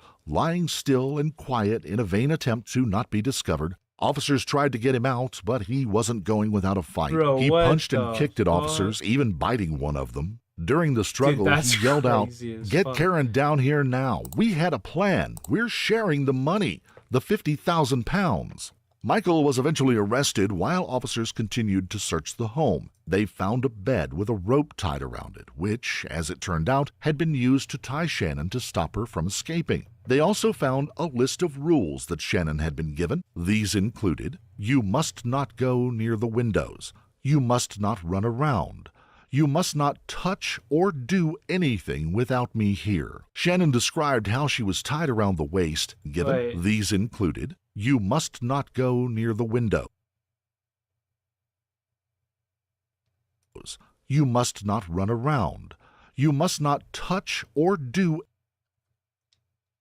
anything without me here. Shannon described how she was tied around the waist. This meant that she could move around a little. For example, she could go to the bathroom, but the rope wouldn't lead to the front door where she could escape. She had effectively been tied up like a dog throughout the entire ordeal. The poor little girl had been kept prisoner by her own family, according to Michael, including her so-called mother, all to get a hold of the money that had been raised by the local community. Michael arrived at the police station and was booked by the desk sergeant. He was asked if he had anything he wanted to say. Michael responded, "Yes, go and arrest Karen." On March 15, 2008, Michael was formally interviewed by the police at the station. His lawyer read out a statement on his behalf. That's wild. She said I was to keep Shannon and look after her, and she, Karen, would report her missing. I said, "What do I do then?" She said, "You'll take her back to your place and keep her there until I phone you." I said I wasn't happy about this, and she then threatened, if I didn't do it, to get 3 lads onto me. Michael Donovan's 3-page statement was read to detectives by his solicitor. And I was frightened that if I didn't do it, they would come after me. I said, "Okay, I'll do it." And she said there was money for me in it. I said I didn't want the money. She told me just to do what she said. She said if I told anyone or I went to anyone, I would be dead. The plan was then for Michael to find Shannon at what Karen deemed as an appropriate moment. Karen clearly was not the sharpest tool in the box, or maybe she didn't anticipate how much the case would snowball. After hundreds of police officers and members of the community had searched everywhere multiple times, how was it going to be credible that she would be miraculously found by a member of her family just a mile from where she lived? To put it simply, it wasn't. Karen assumed that Shannon would be found and then the $50,000 would be handed over to her straight away without any further investigation. Again, she was wrong. There, of course, would have to be an investigation before a single penny was handed over, and she would have been exposed. Michael was charged with kidnapping, false imprisonment, and perverting the course of justice. On the 18th of March, Karen was taken to the police station to be interviewed. She denied any involvement in the kidnapping, even denying that she knew where Michael lived. She said he was lying about everything, but the police weren't buying it. Listen, Kat, I know you're upset, and we need to be able to establish exactly what's going on. And you are aware that Michael is in part holding you partly responsible. So I think the best thing we can do is, so that we're all clear about this, is tell you what Michael's what am I saying. looking for here? I was like, I want you to know that even nobody lived in all. I started doing. I'm trying to get over here. Abducting Shannon at all. It was just a normal day for her that she went to school and come home from school, that was it. In another twist, on the 2nd of April, Karen's partner, Craig, would also be arrested for 11 counts of child pedophilia. Police had searched the home and any device that the couple owned. It was discovered that Craig had downloaded 49 separate images with victims as young as 4 years old, or, as you could say, victims younger than the 9-year-old Shannon. He was charged and sentenced very quickly, completely separate to the Shannon Matthews investigation. Shockingly, though, he was only sentenced to 20 weeks in prison. Finally, on the 6th of April 2008, Karen Matthews was arrested. On the way to the station, she gave up all hope of lying her way out of this any longer and told police that she had known where Shannon was the whole time. But she wasn't quite done trying to absolve herself of responsibility. When she was formally booked at the police station, Karen said she had no idea that Shannon was abducted. She admits to asking Michael to look after Shannon, but only because she wanted to get away from Craig. She said, "As far as I'm concerned, Michael abducted her off his own back. It was nothing to do with me." He wasn't involved in the abduction. I asked him to look after Shannon. Fucking loopy. As far as I'm concerned, he's abducted her to go back. And then at 10%, I just thought he was going to keep moving on. I didn't think he was going to keep that long. I'm never going to get my baby back. You didn't keep her that long, but yet you knew where she was. If Karen was really trying to get away from Craig, why did she send Shannon to Craig's uncle's house? A man who himself had faced allegations of improper behavior around that man children. Just looks fucking deranged. Look into this man's eyes, chat. He just looks fucking deranged. To put it mildly. Also, why only send Shannon and not the other children as well? None of her statement made sense. Karen continued to stick to her story that she was simply trying to get away from Craig. Even after repeated interviews, she refused to change her statement. Karen's lies did not carry her very far, though. Shannon was now in the care of authorities and was medically examined. It would reveal the true extent of the abuse that she had suffered. Shannon tested positive for a drug called Travel Ease, a travel sickness drug that can cause drowsiness, as well as temazepam, a very strong painkiller that when taken by adults will cause nausea and a feeling of being high. So the effect on a 9-year-old girl would be much more severe. In short, Shannon's own family had been drugging her. Shannon had not just been drugged during the kidnap either. A test proved that she had been given these strong substances for up to 20 months before the abduction took place.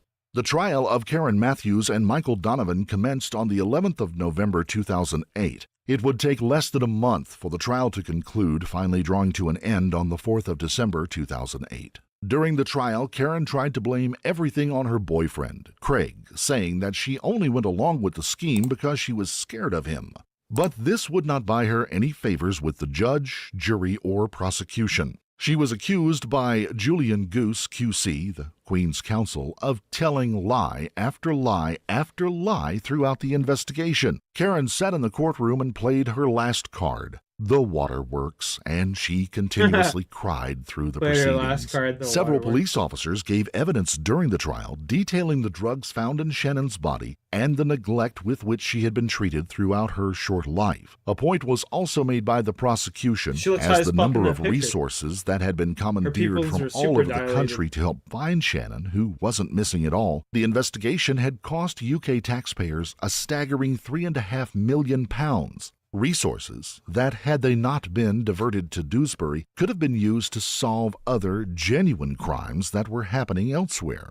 On December 4th, Matthews and Donovan were both found guilty of kidnapping, false imprisonment, and perverting the course of justice. On the 23rd of January 2009, they were Kidnapping both for sentenced to yourself. 8 years in prison. Unfortunately, due to what is sometimes described as an overly lenient legal system in the UK, they were both released after Wait, just no, 4 what? years 4 for years? good behavior. What? This case has proven how far some people will go to get their hands on a little bit of money, even using their own children for What financial the gain. fuck? Shannon, along with her brothers and sisters, lived a traumatic life of neglect with their mother and her various boyfriends over the years. Karen Matthews was dubbed Britain's worst mum, something she later denied, saying, "I didn't kill anyone."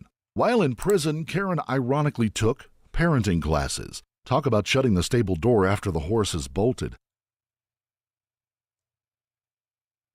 Terribly sorry for what I have done. I'm sorry. I know the people of Sowerby, they trusted me. They gave me a job and a home, and I betrayed that trust in the worst possible way. And I'm sorry for what I've done. I'm sorry for the pain that I've caused to the families of Holly and Jessica, for the pain that I've caused my family and friends, and for the pain that I've caused the community of Sowerby. I am genuinely sorry. Soham, Cambridgeshire, England. A sleepy little town in the country with a tight-knit Bro, I community. gotta say, but those England's community got some bonds would be crazy stretched to the shit that limit happens when, over in there. August of 2002, two 10-year-old girls would go missing somewhere in the area. The two girls were at a barbecue hosted by the parents of Holly England got Wells, some one of the whack-ass girls. shit going At on 6:10 over there, big p.m., boy. the girls went inside the house to play in Holly's bedroom. This would be the last time any of their friends or family would see them alive. Damn, that chick's We got would like freckles. to send our sincere Yeah, see that? Her whole face was just full of freckles, yo. Holy condolences shit. to all of the That was friends and wild. family of Holly Wells and Jessica Chapman, who were taken cruelly from this world at the ages of 10 years old. The 4th of August 2002 was a blazing hot summer's day in England. Jessica Chapman, a 10-year-old girl who had just returned from a 2-week family vacation in Spain, was going around to her best friend's house for a barbecue. Among the possessions she took with her was a necklace engraved with the letter H. This was a gift that she had brought back for her best friend, Holly Wells. The two girls spent all of their time together, both at school and outside of it. They were inseparable. The girls spent some time playing in the garden in full Chat, view we're of gonna Holly's try and get parents and other 90 friends. strength, After a short and then we're time, they going went back in the to house and played KBD. computer games. The girls changed into matching Manchester United shirts sometime after, one belonging to Holly, the other belonging to her That brother, is Oliver. the Both had the same name on the eventual- back, David Beckham, who was a huge star in the world of sport at that time. At 5:04 p.m., the girls asked Holly's mother to take a picture of them, both wearing their matching shirts, before they sat down to dinner with the other guests. Nobody thought anything of the girls going into the home to play together for a short time, and nobody thought they would leave the house without telling anyone. But having noticed they were being very quiet, Holly's mother went inside to check on them at about 8 o'clock, and to her horror, the girls were gone.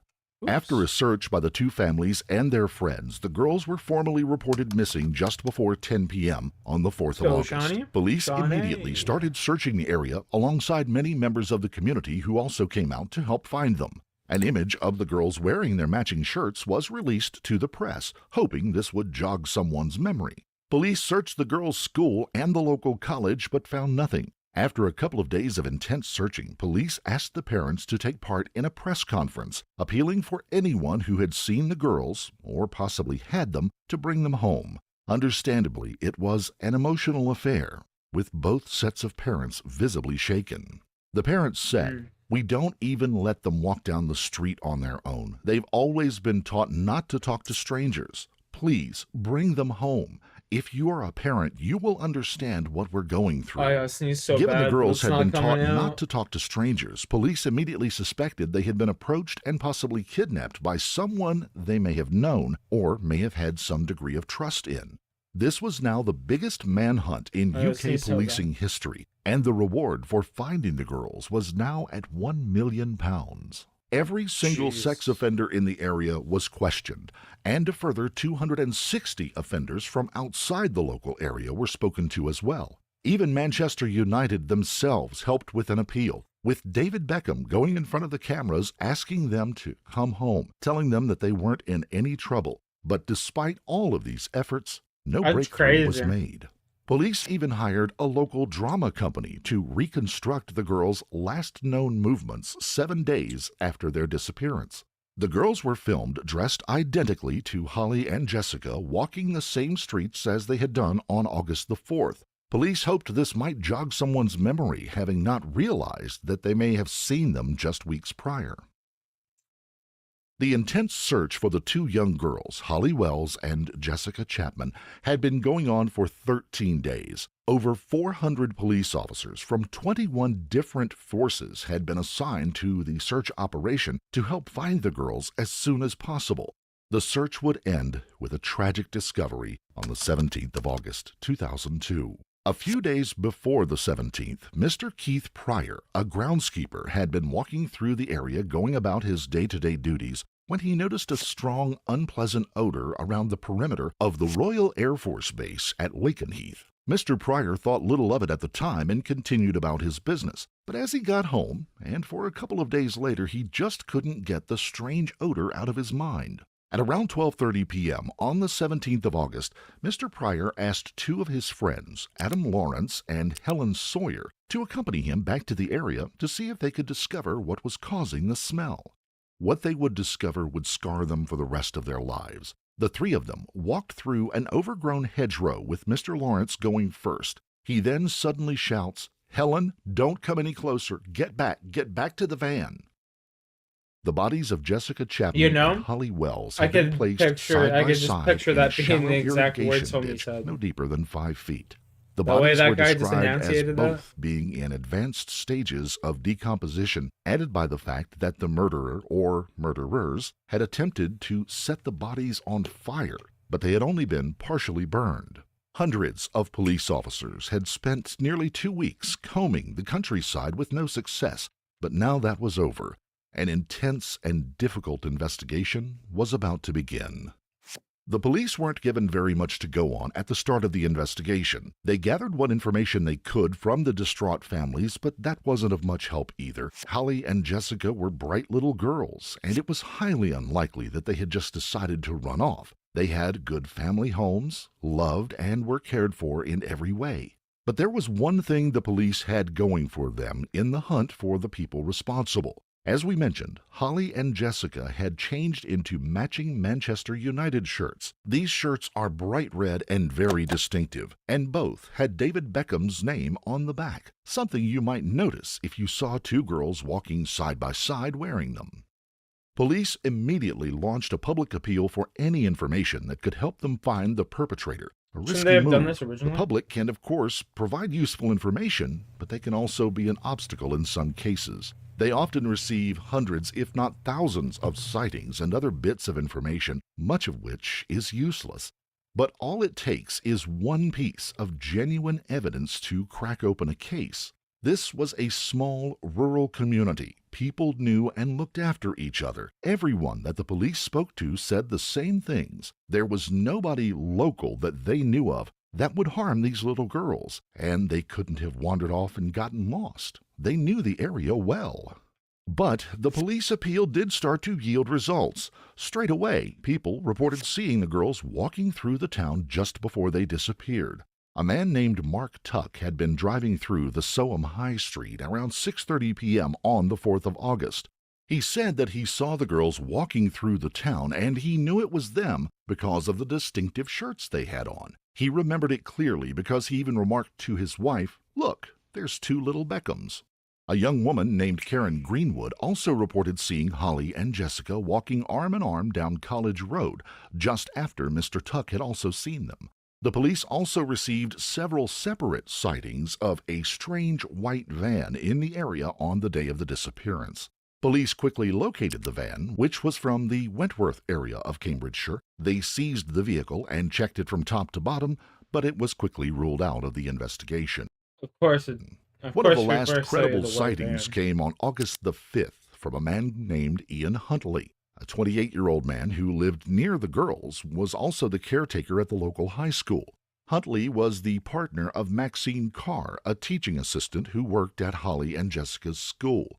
She was away at the time visiting family. Huntley said that he was on the doorstep as the girls walked past, and they asked him if Maxine had gotten a permanent teaching assistant job at the school. Huntley said that he told them that she hadn't gotten the job, to which one of the girls replied, "Tell her we're sorry." Then the girls continued walking along the road and down a neighboring street, according to Mr. Huntley.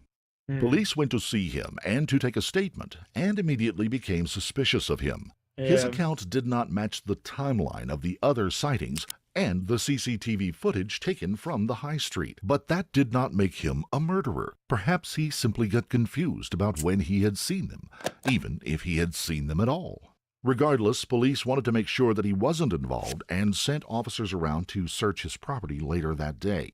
Officers found nothing incriminating inside the home, but they did notice something strange. There had been a lot of wet clothing hanging on the washing line in the garden. It was odd because it had been raining heavily, and honestly, who hangs out there washing during the rain? Yeah. Also, the house was absolutely immaculate, as if it had been recently cleaned thoroughly. Huntley told police, "Excuse the dining room, we've had a flood."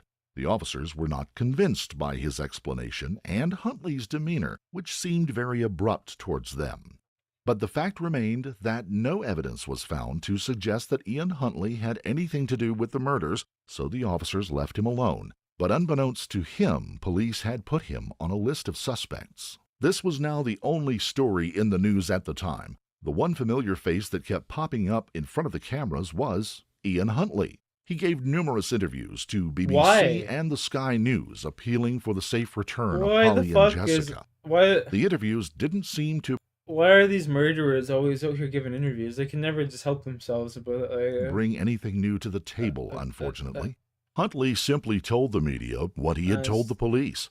He had last seen the girls. They were very happy and smiling. There didn't seem to be anything untoward. He declared himself probably the last or one of the last people to have seen them alive.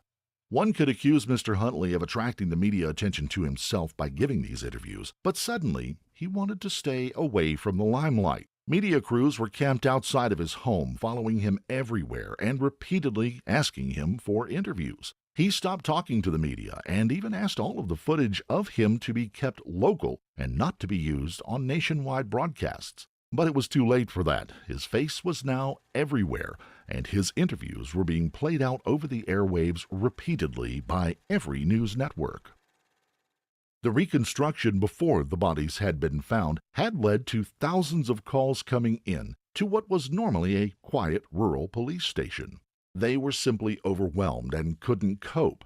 This is when DCS, or Detective Chief Superintendent Chris Stevenson, was brought in to take over the investigation. He believed his colleagues, although trying very hard to solve the case, were going about it in the wrong way. Strange as it may seem, he immediately scaled back the investigation, disregarding much of the information that was coming from the public. As we mentioned before, public appeals can be more of a hindrance to an investigation of this size, and this is exactly what had happened. Baby. Police were receiving reports from all over the country, and that simply wasn't Roll helpful. up a Dubai. He began to focus attentions on the routes the girls had walked and on credible sightings from the 4th of August. His attention was to remain purely local. Everything the girls needed was within a few minutes' walk. Their school, play area, leisure center, shops. So it was, in his opinion, highly unlikely they would have gone out of their local area. Each and every sighting from the public and CCTV was examined closely, and it didn't take DCS Stevenson long to notice a pattern. The credible sightings all had the girls local, but what was more is that the girls seemingly disappeared into thin air after walking down College Close and meeting a man outside of his home, Ian Huntley. Not a single CCTV image or sighting was reported after Mr. Huntley said that he had seen the girls. Gotcha, bitch. Tracing people's cell phones was relatively new at the time and not something the police had so far considered. But DCS Stevenson discovered that Holly had in fact been carrying a phone with her. Holly's phone had been switched off manually by person or persons unknown. He also managed to detect the last time the phone had pinged off of a mast, giving the police a much smaller area to concentrate on, as this was more than likely the point where they had been abducted. The mast was located just outside of the local college, covering a relatively small surrounding area, including College Close, the street where Ian Huntley lived. Mr. Huntley was already on a list of suspects, as we mentioned, but there wasn't any evidence connecting him with the crime. But given the phone data, DCS Stevenson was now convinced that Huntley either knew more than he was letting on, or, even worse, was involved in the killing of the two girls. He immediately had Huntley put under surveillance and instructed his officers to focus their attentions towards him. They went through every interview he had given since the start of the investigation and noticed that the pressure of the media attention was getting to him. In a short space of time, Mr. Huntley had lost weight and was looking increasingly tired with bags under his eyes. To make matters worse for him, he noticed the increased police presence on his street as they went door to door asking questions. Mr. Huntley came out of his home crying and began shouting at the officers, "Am I a suspect? You think I did it, don't you?"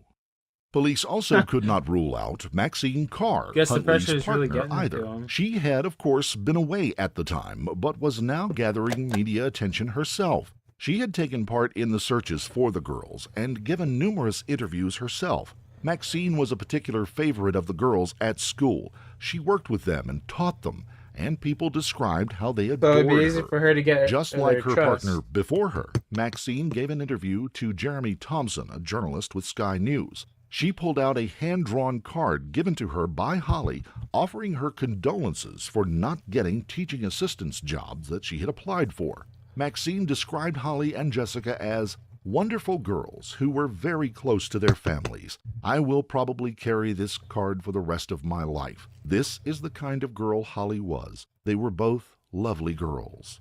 As Maxine walked away, Thompson's producer turned around to him and said, "That was weird, wasn't it?" And Thompson responded, "What was?" The producer, "Didn't she just refer to them in the past tense?"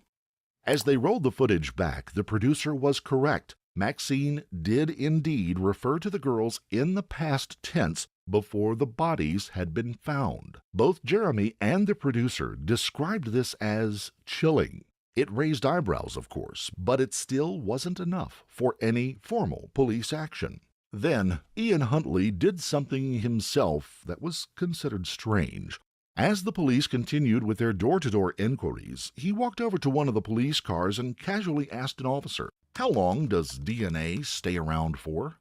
The officer noticed 3 big scratches on his face, but Huntley said that he got them from playing with his dog. Ian Huntley's inability to stay out of the media spotlight was about to bring even more suspicion down on him. Fucking retarded. Just like his partner, he was originally from the town of Grimsby. The pair had moved Ontario? to Solom in 2001 for their jobs at the school. With his face now all over television screens across the UK, people from his hometown recognized him, and many of them started to call the local newspaper, and they had many tales to tell about Ian Huntley's past. It turned out that he had a list of previous offenses, some confirmed, some alleged. These included no fewer than 9 accusations of rape, indecent assault of underage girls, and harming animals. He had previously admitted to having relations with teenage girls, and in the past, one girl, just 11, accused Huntley of assaulting her. He had been investigated 8 times for that type of crime. Unfortunately, none of the allegations had made it to trial, which was one of the reasons why police did not have any record of his previous alleged behavior. The other reasons being that the archaic police systems at the time made it very difficult for different forces to share information. His ex-wife Claire also came forward. She spoke of Ian's threatening behavior and how she lived in fear with him. In 1994, she wanted a divorce, but Huntley would not consent. It took her 5 years to get free of him. In 1998, still legally married, he had groomed a 15-year-old girl named Emma to move into her mother's house with him. Fortunately, thanks to reports from neighbors, social services were made aware. They launched an investigation into Huntley, but it didn't go very far. It was strongly suspected that Emma was persuaded to lie by Huntley to protect him, but unfortunately they could not prove it at the time. Jesus. Sometime after that investigation had finished, Emma fell pregnant to Huntley. After escaping the so-called relationship, she spoke of her ordeal, telling of how she had lied to protect him and how guilty she felt about it. She said, "When Ian found out I was pregnant, he threatened to kill me. Not too long after, I suffered a miscarriage. Shortly after, I escaped the home and him." Unsurprisingly, his relationship with Maxine was no better. Neighbors spoke of how they had heard Ian being verbally and physically abusive to Maxine on many occasions. Given these shocking revelations surrounding Huntley's past, the police now acted. They didn't believe they had enough to arrest and hold him. Instead, they asked Ian and Maxine to come into the station and give voluntary interviews. Both interviews went on for approximately 7 hours, and they couldn't have been more different. Maxine was incredibly chatty, stating that she had been with Ian on the day in question and giving a very detailed description of their entire day. When someone is overly chatty like this and answering questions that haven't been asked, it is taken as nervousness and is deeply suspicious. Ian's interview was just the opposite. He was very quiet, not wanting to answer questions and remaining silent for long periods of time. Police finally made the discovery that Maxine, despite her in-depth itinerary of their day together, had in fact been in Grimsby on the 4th of August, rendering her entire interview meaningless. But it did prove 2 things. Firstly, she was lying. Secondly, most importantly, Ian Hunter now had no alibi. However, the evidence police had built up so far was purely circumstantial, and the couple were released without a charge. DCS Stevenson was still convinced of Huntley's involvement, and he ordered a fresh search of the school that he worked at. This was because he learned that Huntley himself was the person who had shown the police around during the initial search, giving him the opportunity to potentially keep them away from certain areas that he didn't want them searching. During the next extremely thorough search, police finally found some concrete evidence.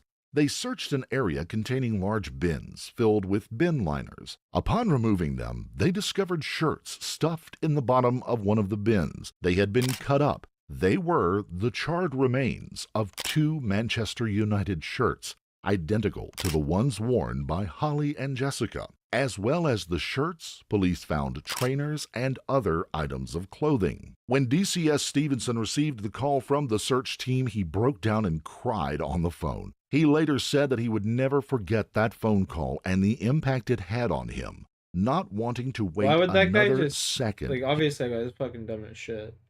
Like, the killer, but why would he keep that on him and not just burn it with the body? He immediately had Huntley and Carr arrested for the abduction and murders of Holly and Jessica. Ian used his one phone call to call his mother. He told her he was in a police station at the outskirts of Cambridgeshire. His mother asked him outright, "Did you do it?" To which he replied, "I love you, Mum." Police now conducted a thorough search of Maxine and Ian's home. Without physically finding anything, police still did manage to make a strange discovery.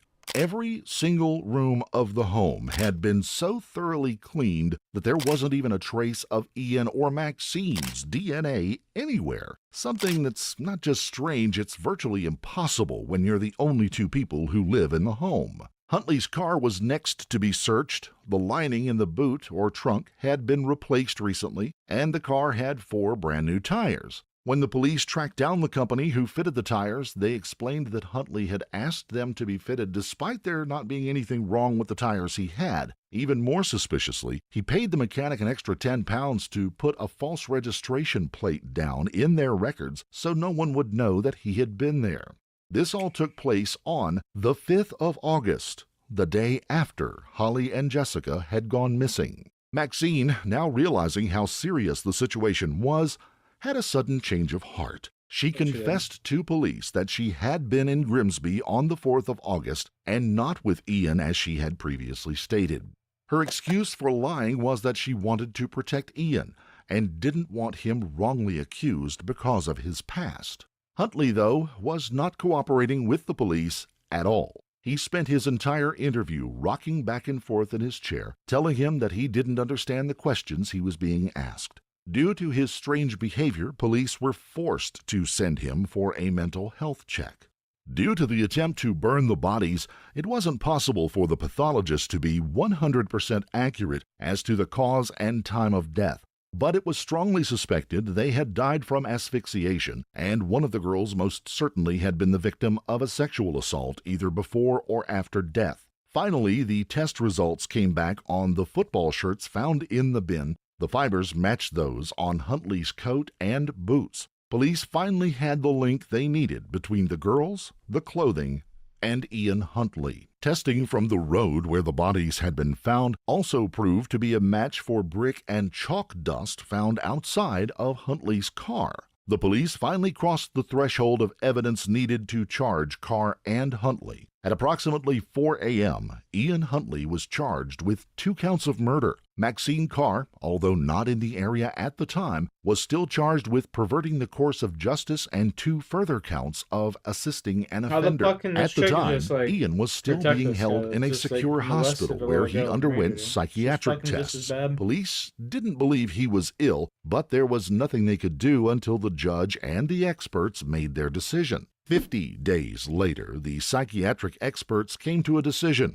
Despite all of his actions to prove that he was not fit to stand trial, the experts agreed, and Huntley was declared fit to stand trial. Both Huntley and Carr entered pleas of not guilty. Their trial commenced in early 2003 in the Old Bailey in London. Huntley had told a strange and not believable story in court. He asked the judge and jury to consider a charge of manslaughter instead. He told the court how he killed the girls by accident. In his version of events, the girls had walked past and one of them had a nosebleed. Having asked him for some help, he took them into the bathroom to clean them up. The bath was allegedly full of water because he had been washing his dog. According to Huntley, he then slipped on the wet floor, accidentally falling into Holly and knocking her into the bath where she drowned. Again, in Huntley's version of events, Jessica then started crying and screaming. He said he covered her mouth to stop her, but accidentally suffocated her at the same time. The prosecution called his version of events completely ridiculous. Maxine Carr also testified in her own defense, saying that she had only lied about her location because she feared Ian would be targeted for something he didn't do. When asked why she helped him clean up the home so thoroughly, she claimed to suffer from an obsessive-compulsive disorder. Then she claimed that she would try to persuade Ian to go to the police and tell them all about the nosebleed and the bath, but he wouldn't listen. The prosecution described them both as calculated liars. Summing up in court, they said, "We invite you to reject the accounts of both deaths as desperate lies. We suggest this whole business in the house was motivated by something sexual, but whatever he initiated, it plainly went wrong. Therefore, in his ruthless man's mind, both girls had to die in his own selfish self-interests." Maxine was also accused of being just as guilty as Huntley. The defense had little to say when summing up. They simply asked again for the court to return a verdict of manslaughter. In December 2003, the jury finally came back to give their verdicts. Ian Huntley was found guilty of both murders. He was sentenced to 2 life terms and a minimum of 40 years behind bars with, in the judge's words, little hope of ever being released. Maxine Carr got off lightly for her part. She was sentenced to 3.5 years for perverting the course of justice, but was shockingly released just 6 months under a new name. Despite the police catching the killer, questions were raised about their conduct after the trial. The Bichard inquiry was set up, led by Sir Michael Bichard, to look at how someone like Huntley was able to get a job in a school given his past. The inquiry found that Huntley had lied about everything when applying for his caretaker job, including his last name, but the school had failed to make any proper checks on his background, something that in the UK, which is called a DBS check, and must be carried out by law before anyone is able to work anywhere near children. Maxine Carr also falsified her qualifications when applying for the teaching assistant job, something else the school failed to check up on. The Bichard report set out a list of recommendations to change the system and to protect children. A new police database was also set up so that all different police forces around the country could share information on individuals more easily. Huntley was sent to Wakefield Prison in Yorkshire, then to Frankland Prison in County Durham, a prison that is known as being notoriously tough. Since being inside, he has been repeatedly attacked, having boiling water poured over him and having his throat slashed with a razor blade. He attempted to sue the prison service after being attacked in the Wakefield prison, but this came to nothing. He has also taken several overdoses while inside, but to this day remains alive and not eligible for parole until 2042, when he will be 68 years old.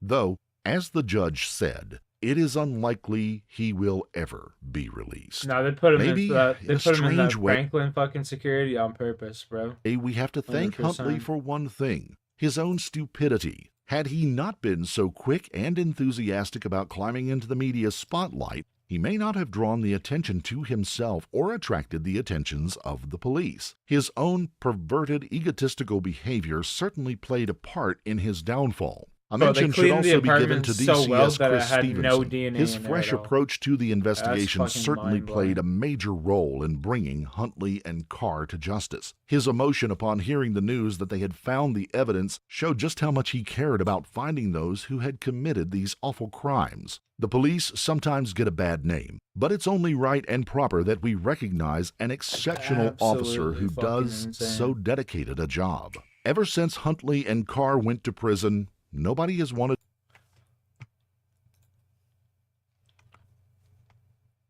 made a purchase at a Family Dollar in Clayton, Georgia around 3 p.m. on Saturday, September the 10th.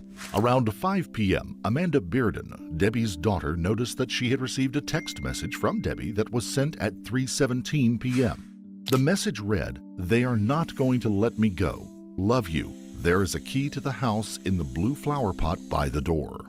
This message would be the last time Amanda ever heard from her mother. 22 hours later, Debbie's body was found at the bottom of a ravine, stripped of most of her clothing and partially burned.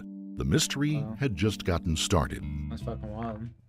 Before we start, we would like to send our sincere condolences to I the don't loved understand one why you would, like,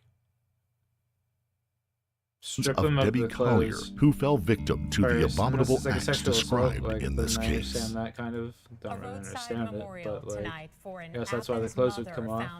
But if you're just gonna light their body on fire, why not just like, you know, light the clothes on fire too? Maybe I'm missing something. I don't know.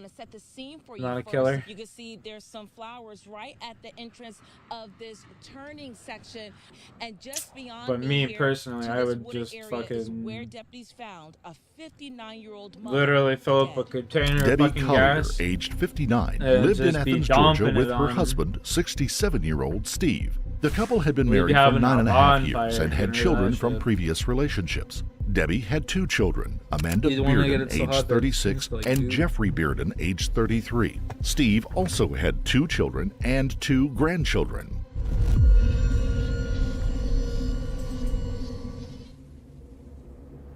Police officers found her body at the bottom of a ravine near Tallulah Falls, Georgia. She was partially naked, lying on her back with burn marks on her abdomen, grasping at a small tree. Debbie's vehicle was spotted along the highway leading to the woods. She was driving a black minivan that was found unlocked and abandoned. The family and friends were shocked and devastated when they learned of her horrifying death. Debbie had just recently celebrated her 59th birthday on September the 2nd. He's the last 59? person to What? see Debbie alive was her husband, Steve, around 9 p.m. That's on wild. Friday, September the Shouldn't not 9th, be when they retired to their separate rooms for the night. Steve went to work the following morning, leaving the house before 9 a.m. When he left the house, Debbie's rental car, a black Chrysler Pacifica van, was still in the driveway. Debbie had been involved in a minor car accident about a month prior, which left her vehicle needing repair, requiring her to use a rental car from Enterprise for the time being. Steve worked from 9 a.m. until 4 p.m., parking cars for the University of Georgia Bulldog football game, which was scheduled to begin at 4 p.m. Upon returning home, Steve found Debbie and the minivan gone.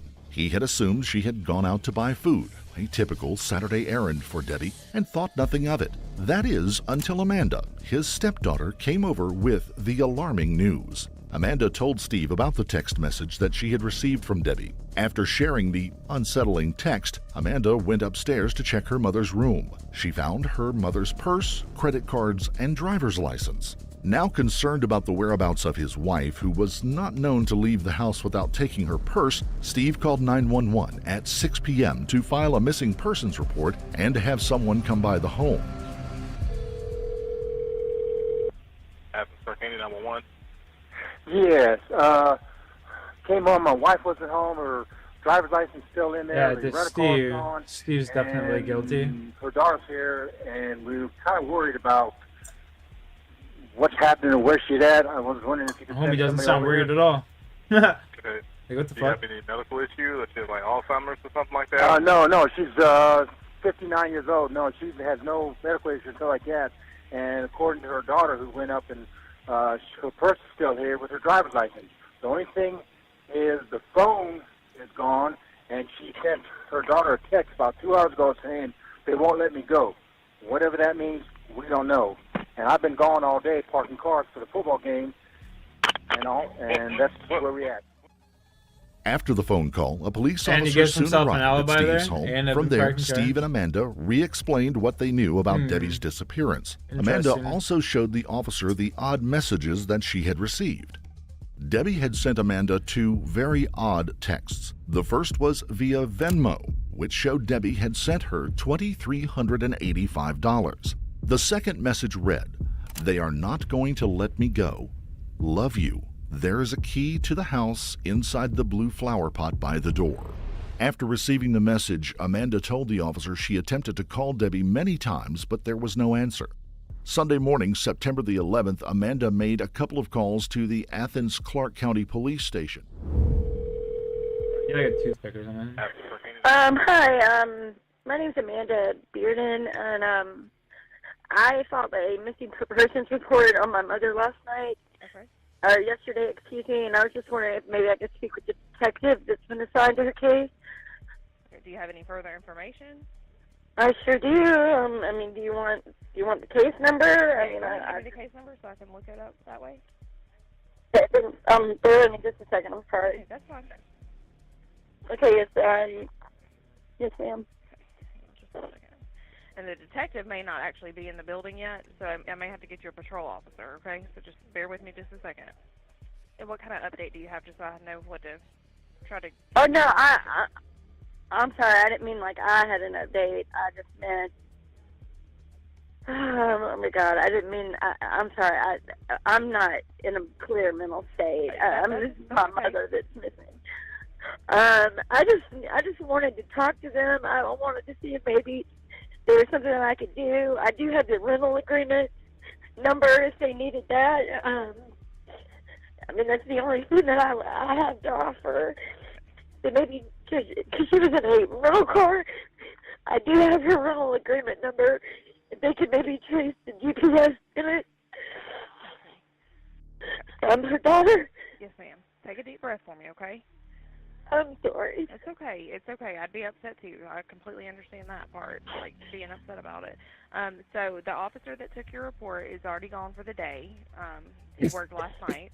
And then the detectives, I don't think they're in the building right now. They're kind of working on an on-call basis, so I don't know that I can get in touch with them unless I have something, you know, fresh to give them, and that would be something. But I can see if I can get another officer to call you back, okay? Okay. And we've got the bolo out for her. Like, we got everybody, you know, keeping their eyes peeled for her and that kind of thing. So, I'm not trying to be a smart aleck here or anything, but do I need to hire a private detective maybe? Because I mean, and I'm not trying to be ugly or anything, but I don't understand why some. I mean, I know you don't know everything, of course, but why it hasn't what I've asked being done? Like, why isn't the GPS in her van being traced? Do I need a private detective to do that? I mean, I'm not trying to be ugly or anything. I know. I just, the most help. Okay, so here's the thing. She's an She's an adult. Right. I got it. So that makes things a little more difficult because people are allowed to leave and go and do things without telling other people. And I know that's not a good answer. I understand that. But that is also, you know, that is also part of it because she is an adult. So it's just, They also have to take some time. That's like just also incompetence on their part, right? You have to look at the whole situation. This chick's not like prone to going off and doing things on her own. So it's just like it doesn't add up. Like that's just negligence. Yo, let's fucking go, chat. We just leveled up our strength. That's what I'm talking about. Level 84 strength. Let's go, let's go. We out here, you know? Big dick swinging.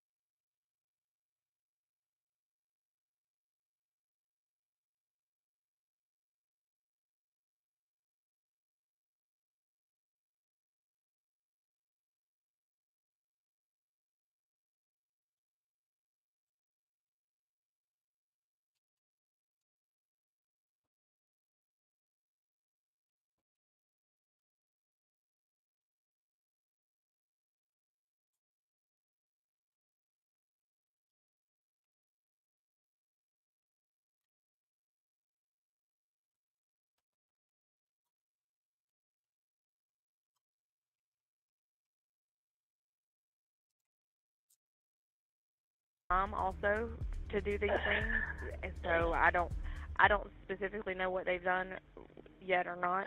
I wasn't here last night, so I don't know. But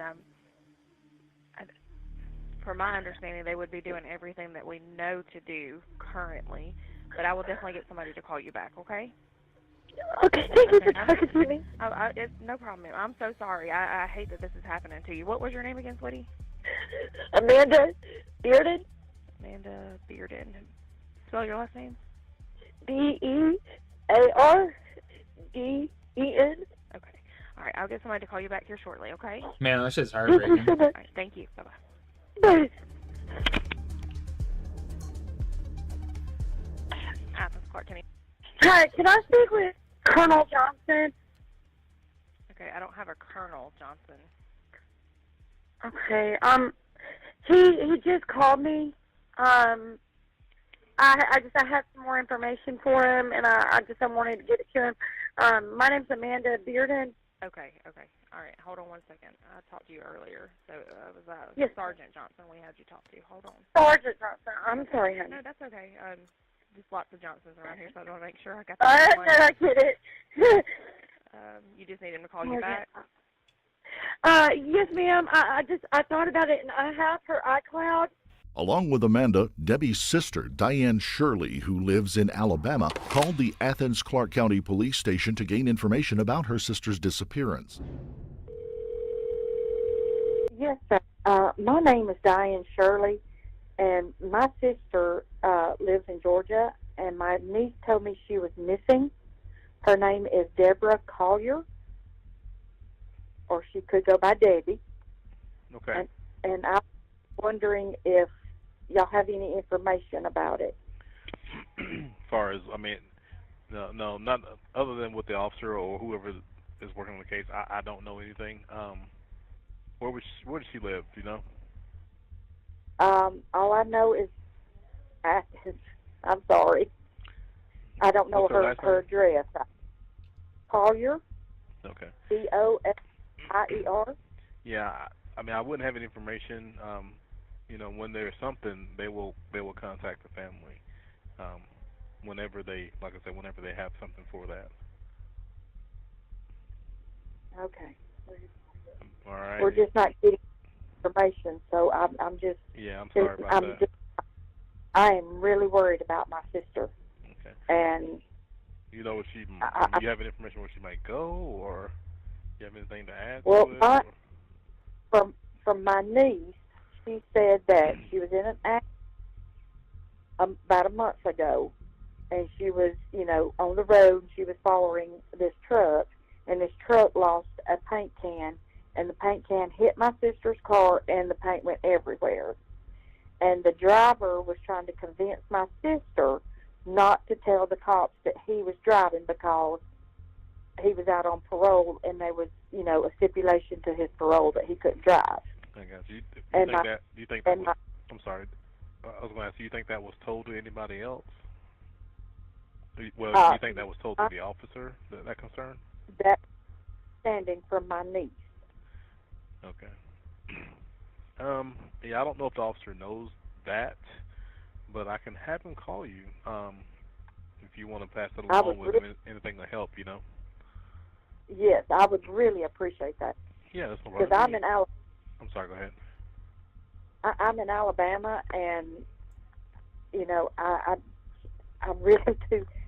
She won't, she's not communicating very well with us, and I really would like to know what's going on. I got you. Yeah, since you may have insight on that, I'll have the sergeant give you a call. Is that okay? Yes, sir. That would be wonderful. About 2 hours after Amanda last called the police, these dispatchers aren't really handling. Investigators successfully tracked down Debbie's rental car from the Sirius XM radio information. It was parked off of Georgia's State Route 15 northbound near Tallulah Falls in Georgia. A representative from Sirius. Why did they need CCTV footage? Why couldn't they just use the GPS like the daughter asked? Sirius XM had contacted Athens police and informed them they had pinged the vehicle and did have its location. The representative stated they believed the minivan was either stopped or pulled over. The minivan was found about 60 miles away from Debbie's home in Athens. Sergeant Ethan Neal from Habersham County was notified by the 911 dispatch of the location of the rental car, and he headed in that direction. He asked Officer Dakota Foster from the Tallulah Falls Police Department to meet him at the scene. After discovering the vehicle, one of the police officers, a Sergeant Neal from Tallulah Falls, informed a Habersham County detective that he believed he had seen the exact vehicle parked there around 5 p.m. the day before. However, Sergeant Neal didn't report it because it wasn't out of the ordinary to find cars parked in that area. Neither the minivan's model nor plate were described to law enforcement at that time, so they had no idea to look for the vehicle. The van was found abandoned and unlocked. The police notified Debbie's family that the rental car had been found, and Amanda rushed to the scene. Amanda immediately recognized the car as her mother's and began to scream that it belonged to Debbie. Investigators began asking Amanda about her mother and why she would abandon the vehicle. She explained that her mother had no history of mental illness or suicidal tendencies. Amanda also said that Debbie had a bad back and probably couldn't have made it very far from the vehicle on foot. Once the Habersham County Canine Unit arrived on the scene, they began to search the nearby wooded area. One officer came across a red tote bag on its side near an uprooted tree. At the base of the tree, there appeared to be the remains of a fire. Further down the embankment, the officer discovered the partially burnt tarp. It appeared to be blue. Next to it was the partially nude body of a female lying on her back, grasping onto a small tree with a right hand. The body had burn marks on the abdomen, and the officer described it as charred. The body was quickly identified as Debbie Collier. At 3:06 p.m., Sergeant Neal established the crime scene, and Debbie's body was taken to the Georgia Bureau of Investigation's crime lab after the completion of the initial investigation. Other evidence found at the scene was Debbie's purse and cell phone. When Steve made the initial 911 call when Debbie had gone missing, he said Amanda found her purse with her credit cards at the house. So why did police find her purse at the crime scene? With Debbie's body recovered, the investigation turned from a missing persons case to a homicide investigation. After police discovered the body, they began working on search warrants and subpoenas for family members and looking for any information which would help them find out what had happened to Debbie from when she was last seen until her body was discovered. Steve's alibi about working from 9 a.m. until 4 p.m. checked out. Traffic cameras near the Tallulah Falls School caught Debbie's rental car heading on the highway around 2:17 p.m. on September the 10th. Well, I take it back. Maybe I didn't call it. Huh.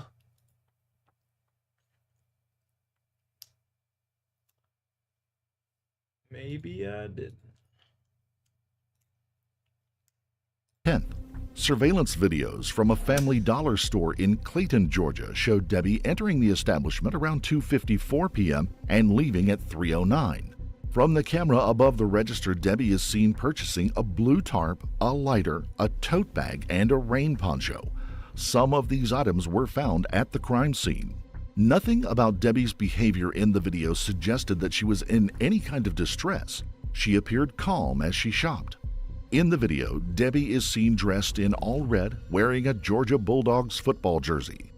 After returning to her vehicle, parking lot cameras showed Debbie sat in the minivan for about 10 minutes, then drove away at 3:19 p.m. It is believed that Debbie sent the peculiar text to Amanda along with the Venmo transaction during those 10 minutes. Though the video shows Debbie making these purchases that resemble some of the items found at the crime scene, Jeffrey, Debbie's son, is not convinced that the woman in the video was his mother, saying that he had a lot of concerns about that woman and whether or not it was his mom in the actual video because to him it didn't appear like her posture. Plus, he couldn't understand why his mom was even there. It doesn't make sense to him why she would be in Clayton, especially when there was a Dollar General that she frequented just a mile or so from their home. Besides sharing the information from the surveillance videos, the police had little to no information regarding any findings or potential suspects.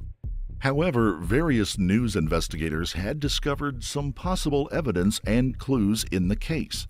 On September 21st, 10 days after Debbie's body was found, the New York Post claimed that they spoke to a neighbor of Steve and Debbie. The Friday night before Debbie disappeared, the neighbor claimed to have heard a commotion at the house.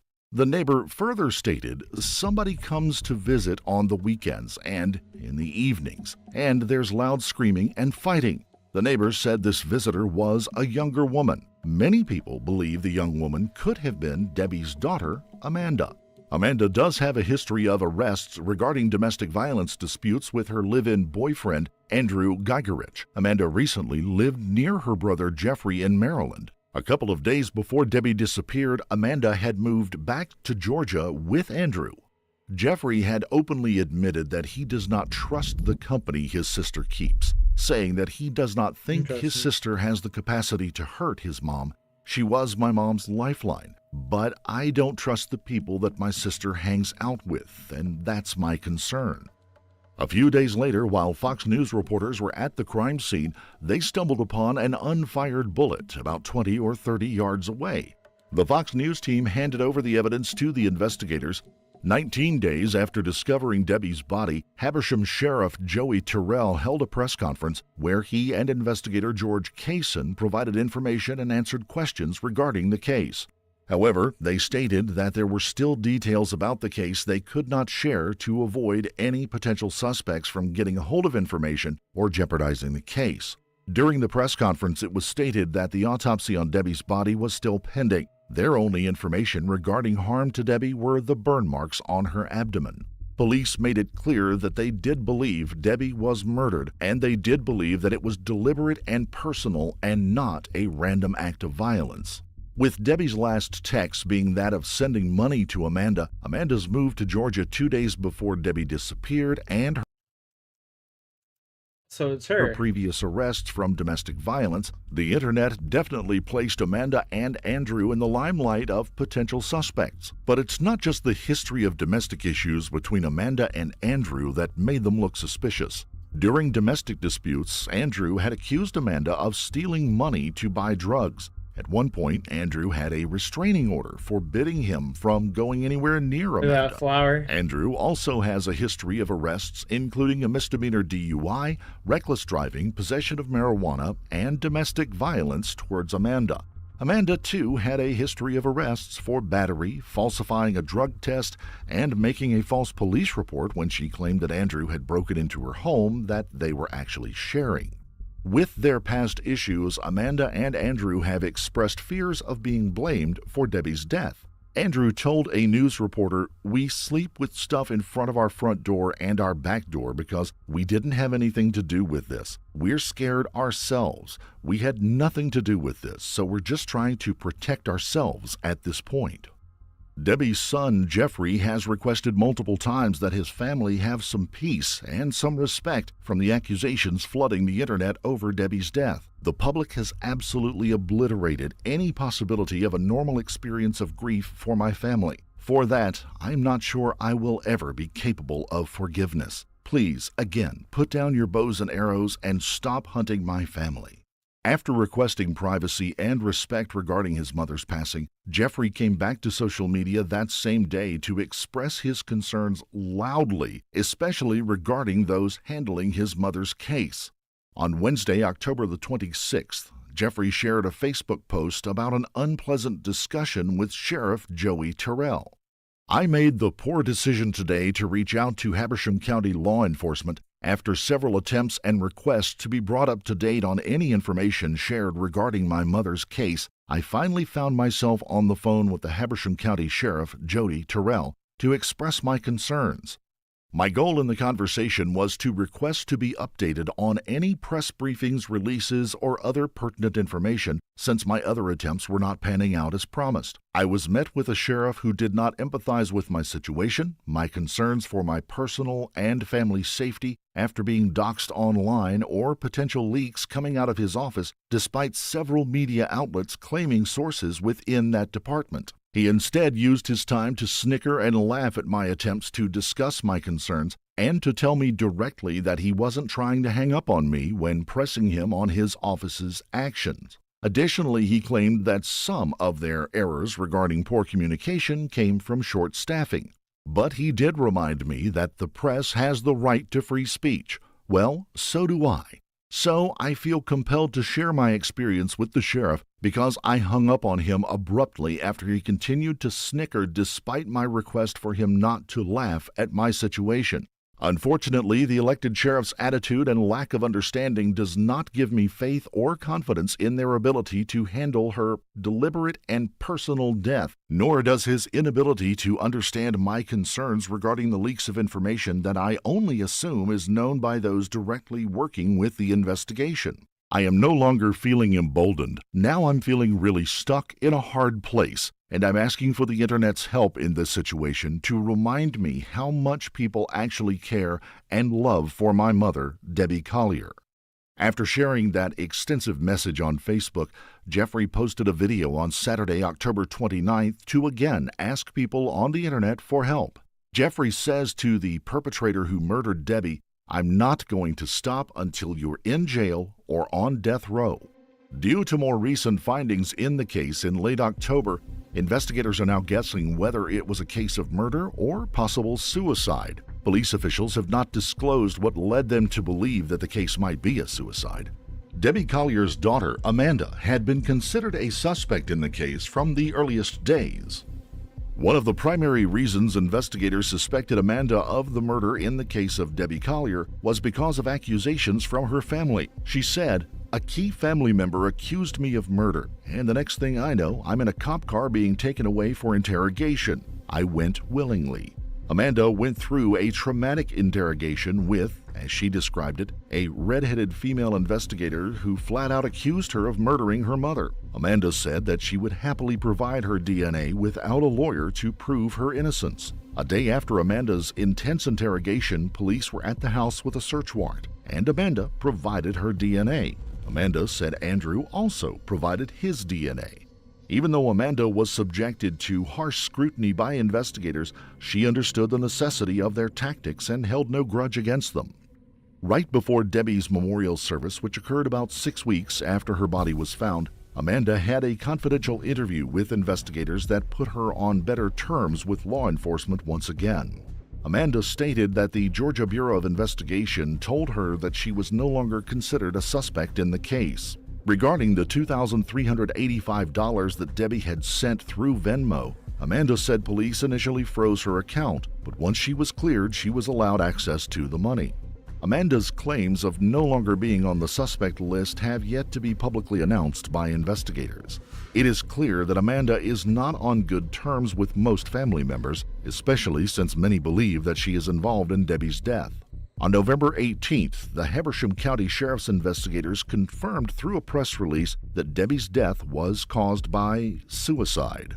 The press release states, "A detailed examination of all gathered information has enabled investigators to determine, based on factual evidence and data, that Mrs. Collier's death was self-inflicted.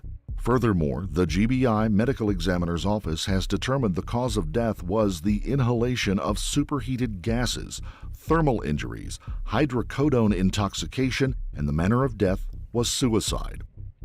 Habersham County Sheriff's Office investigated. What? Smooth Kitty. I look tired? I'm not even that tired. Smooth Kitty, that's a name I haven't seen in a long time. How you doing, girl? Met with family members and discussed the specifics to the investigation prior to the distribution of this release. Unfortunately, this leaves Debbie's family in a state of limbo without any information to provide them with peace of mind about what happened to their loved one. Throughout the investigation of Debbie's death, strife continued to build and tear apart a family at a time when they should have come together to soothe each other's pain and suffering. Hopefully, now that Debbie's death is known to have been self-inflicted, healing for this family, especially Amanda, who suffered the most, can begin. That's pretty crazy. I find it hard If to you believe found she this killed case herself. compelling, don't forget to like the... I find it very hard to believe she killed herself. In this case, you're going to learn about a man who has been dubbed Britain's most evil by many. Levi Belfield is a man without a conscience or remorse, a man who managed to conduct his murderous activities while remaining undetected by What's the new with you, police. Kitty? Throughout his crime spree, How's everything? he acquired How's the work? nicknames, including How's the bus just stop life? stalker, the bus stop killer, and the Hammerman. His victims are large in number, and nobody can be 100% sure how many people he targeted over the years. Somebody had to stop this man, but for all of Belfield's crimes, he wasn't stupid, and catching him would not be easy. Before we begin, we would like to send our sincere condolences to the friends and families of all the victims of Levi Belfield. Levi Rabbits was born on May 17, 1968, at the West Middlesex Hospital in London. His father, Joseph Rabbits, died of leukemia when Levi was just 10 years old. He had 2 brothers and 2 sisters who all became Belfields when their mother remarried. All of them were brought up on a council estate in southwest London. Life was tough and a little rough, but their upbringing was good and stable. Belfield, from a young age, had little or no respect for women. He viewed them as sexual objects that were beneath him, and in many ways, they had been put on the planet for the sexual gratification of men, especially him. He somehow managed to get different partners over a period of years, but his relationships never seemed to last that long. In total, he fathered 11 children with 5 different women, but tragically, his disdain for women would reach new and disturbing levels as he got older. March the 21st, 2002, a few minutes before 4 o'clock, 13-year-old Millie Dowler makes her way home from school and is captured on CCTV walking down Station Road in Walton-on-Thames, Surrey. Her regular journey to and from school, it was littered with CCTV cameras, all except for a very short distance where there was a blind spot along a busy road. Millie was known to be very opinionated and strong-willed. She was nobody's fool. Everyone was adamant that she would not be tricked by some passing stranger. For example, trying to offer her a ride home if she didn't know better. Sure. But nonetheless, whilst walking through a CCTV blind spot at approximately 20 or 30 yards in length, Millie disappeared without a trace. Naturally, Millie's family became concerned when she didn't return home from school. She was a good girl who would always maintain contact with her family. Even if she had gotten sidetracked on the way home, they were sure that she would have let them know. Given Millie's age and the fact that the disappearance was so out of character, police sprang into action, bringing into play all the extra resources they could muster. But the search yielded no results and no leads. Meanwhile, just across town, in a place called West Drayton, 34-year-old Levi Belfield and his 23-year-old girlfriend Emma were house-sitting for a friend. According to his girlfriend, Levi had been out of the house all day and did not return until 11 p.m. that evening, bringing takeaway for both of them. After eating, the pair went to bed, but rather than being tired, Levi laid in bed for a few hours, and then around 3 in the morning, he said he couldn't sleep and decided to go back to the couple's apartment at Walton-on-Thames. Emma had no suspicions about Belfield going back to the apartment. Lots of people find it hard to sleep when they're not in their own beds. But this would change when Emma returned to the apartment the next day, when even his loyal girlfriend became suspicious of his behavior.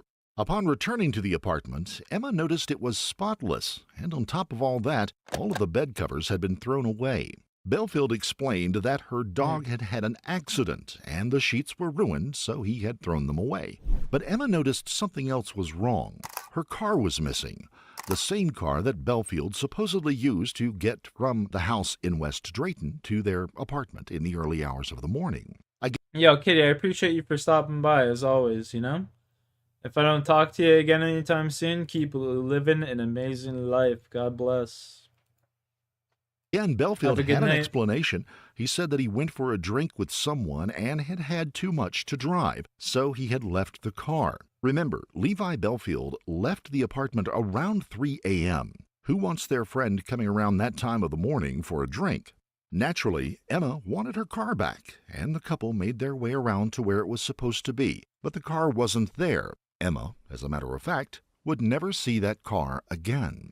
Despite her reservations, Emma let the episode slide. It is likely that she suspected Belfield of having relations with another woman, but she stuck with him anyway, and the couple got a new home together in Little Benty, West Drayton. Belfield made quite an impression on his new neighbors. Most of the street thought he was a nice guy, but he had a habit of leaving vehicles parked in awkward places, so people had to keep asking him to move them. You may know yourself from personal experience that it doesn't take long for this to become very annoying. But it didn't take long for Belfield's attitude to change. Neighbors noticed that he took a particular dislike to an elderly couple living on the same street. He would give them verbal abuse and was even suspected of spreading weed killer all over the couple's garden, destroying it. This was particularly callous because the elderly man loved gardening. It was his pride and joy. What he was trying to achieve, nobody really knew. But just to make sure that nobody went near his home, he bought 2 dogs that were, to say the least, not very friendly towards people. Couple that with barbed wire he used to cover the stolen fences, and you can see why his neighbors became uneasy about him. Now, with his garden looking more like a prisoner of war camp, people wondered what he was hiding. Levi and Emma's neighbor at the time also spoke of his concerns about their home life, saying, "They played the part of a couple, happy couple and all that, but Emma's whole demeanour told a different picture. I think Emma was very fearful. I think Levi bullied her. She cried quite a lot. I think Emma's dead, that's why she's not person talking didn't for do that. I herself. don't know what he was trying to achieve. I don't know what he was hiding. But it was all very strange. But Belfield's mental state is highlighted no better than by comments of an ex-girlfriend. His mood swings were so unpredictable, he would go from loving and caring to aggressive and horrible in the blink of an eye. At mealtimes, I had to separate his foods. The potatoes would have to be separate from the carrots, and the meat wouldn't be allowed to touch anything else on the plate. He used to make me eat one of everything on his plate because he was convinced I was trying to poison him. When I was first pregnant with my daughter, he was absolutely over the moon. Then it changed because he already had girls with his previous partner, and he'd always wanted a boy. So it kind of went downhill from there. Meanwhile, the police were still searching for Millie Dowler. 6 months had passed and no luck. That is, until the 18th of September 2002. A group of mushroom pickers were going about their business in a dense woodland called Yateley Heath, Hampshire. One of them noticed something strange. Upon approaching it, they discovered the partly decomposed, naked body of a young girl. The body was so badly decomposed that a cause of death could not be ascertained, but using dental records, investigators were able to learn, sadly, that the remains were those of Millie Dowler. None of her possessions were found in the area. At the time of her disappearance, she had been carrying a mobile phone, a bag, a purse, and of course she was wearing her school uniform. With the discovery of the body, police now reclassified the investigation as a murder, naming it Operation Ruby. But while police were investigating the murder, the man they were looking for would strike again, just down the road. Hampton, Middlesex, a leafy, historic suburb outside of London, was to become the scene of yet another murder on February 4th, 2003. On this chilly evening, Marcia McDowell, a young student just 19 years old, was making her way home, having been to the movies with a friend. Marcia caught the 111 bus to take her home.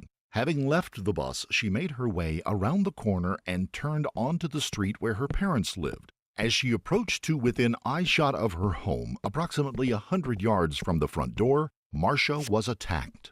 In the middle of a silent, cold night, Marcia was walking without a care in the world as her breath streamed out of her mouth in front of her face, when, without warning, someone came up behind her and struck her in a merciless, powerful blow to the back of the head. Such was the ferocity of the blow, Marcia was left instantly unconscious. She was eventually seen and an ambulance was called, but tragically, they couldn't save her. She was admitted to the intensive care with severe head injuries, but the next day she sadly died. The investigation into Marcia's senseless attack began immediately. Fortunately, buses in the UK have CCTV fitted, and this gave police their only and very tenuous lead. As Marcia got off the bus, a silver Vauxhall Corsa was seen near the bus stop. As Marcia made her way from the Percy Road bus stop and around the corner, the Corsa followed her. On the face of it, seeing a car like this might seem like a good lead, but Vauxhall Corsas are very common in the UK. They account for nearly 3% of all cars driven in Britain.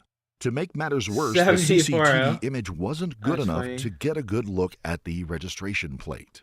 Meanwhile, Levi Belfield had gotten himself a legitimate job.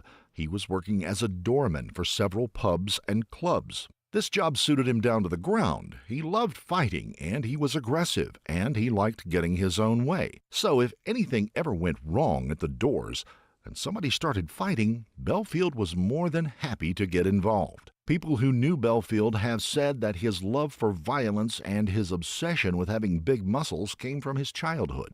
As a child, Belfield was a weak boy who was the apple of his mother's eye. He slept in her bed until he was 16, and she literally wiped his backside until he was 12. Even in his 30s, whenever he would go and see his mother, he would still, strangely, sleep in her bed. Belfield was also continuously bullied throughout his school years. His nickname at school was Bugsy, and not because he looked like the 1920s American gangster. There was a rumor, and we must stress it was a rumor, that Belfield had sex with his 15-year-old sister's rabbit and then broke its neck. The label, true or not, would haunt him all the way through school.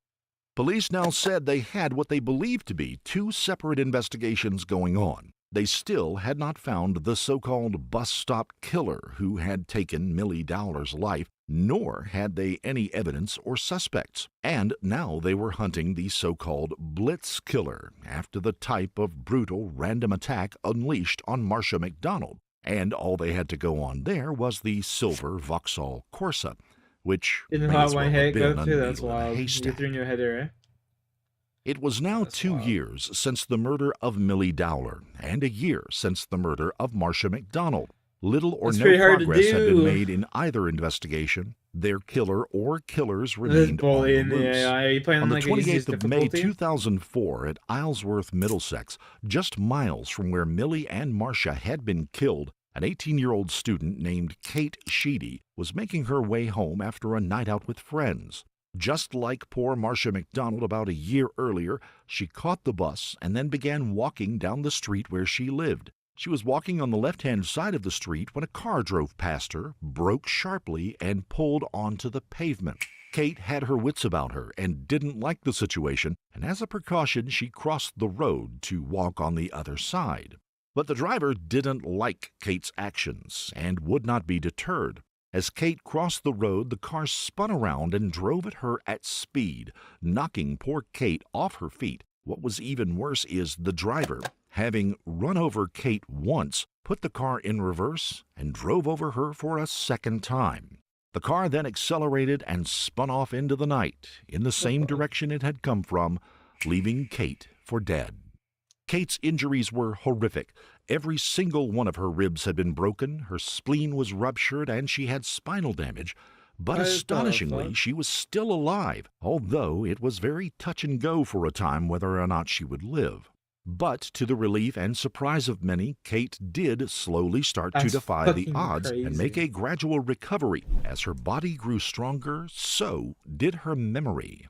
She was able to tell investigators that the car was a white people carrier with blacked-out windows. Even more amazing, she remembered what could have been a minor but crucial detail. The wing mirror on the driver's side of the vehicle was smashed. Unfortunately, despite police attempting to investigate the crime, they had managed to miss the white vehicle which had actually been captured on CCTV footage, but due to what they called an administrative error, the message was never relayed. Meanwhile, Belfield was free to carry on working as a nightclub doorman, remaining completely under the police radar. Belfield's behavior now was becoming even more erratic and frequent. One night, he revealed to someone that he knew at the club that he was working at that there was a room upstairs that he took young girls to when the club was closed. Once in the room, the girls would face abuse, not just verbal but sexual. Sometimes Belfield would also take them to his vehicle parked outside. This vehicle, a white people carrier with blacked-out windows. The bus stop killer was not done yet. Just 3 months after the attempted murder of Kate Sheedy, Detective Chief Inspector Colin Sutton received the call he had been dreading. Another body had been found, this time on Twickenham Green, just down the road from where Kate had been attacked. The body turned out to be that of 22-year-old Amélie Delagrange, a French-language student who had come to the UK to study for 2 years. Her body was found on a green used as a cricket pitch, approximately halfway across. Police now made the final connection to at least one of the murders that had taken place in the local area, that of Marcia McDonald. Amélie had been attacked in the same way. She had received a very powerful blow to the back of her head, almost certainly leaving her unconscious. Just like some of the other young women before her, Amélie had been out at night with her friends and had taken a bus home. But police believe that she may have fallen asleep on the bus and missed her stop because she asked the driver how long it would be before the bus would return in the opposite direction. The driver told her it would only be about 10 minutes, but Amélie decided to walk, with tragic consequences. Amélie walked back, approaching Twickenham Green. She could have walked around, but decided to take the shorter route across the field instead. During her walk over the green, the killer seized the opportunity. In his quest to find out who had killed Amélie, DCI Sutton made himself rather unpopular with his colleagues by reopening older investigations that hadn't been solved. This included Millie Dowler, Marcia McDonald, and Kate Sheedy. All had been within a relatively small area, and DCI Sutton's opinion was the possibility that they were all linked had to be explored. While the DCI was working hard to get justice for the young girls and their families, Belfield found himself a new occupation, one that he enjoyed very much. He had gone into the private clamping of vehicles. But you wouldn't be surprised to learn that his business wasn't completely legitimate. He wasn't just doing it for the money. He enjoyed clamping people who had parked legally as well. When they challenged him, he would extort them for money through intimidation until they paid. Given his love of conflict, he probably would have preferred had they not pay. Then there would be a chance at some violence.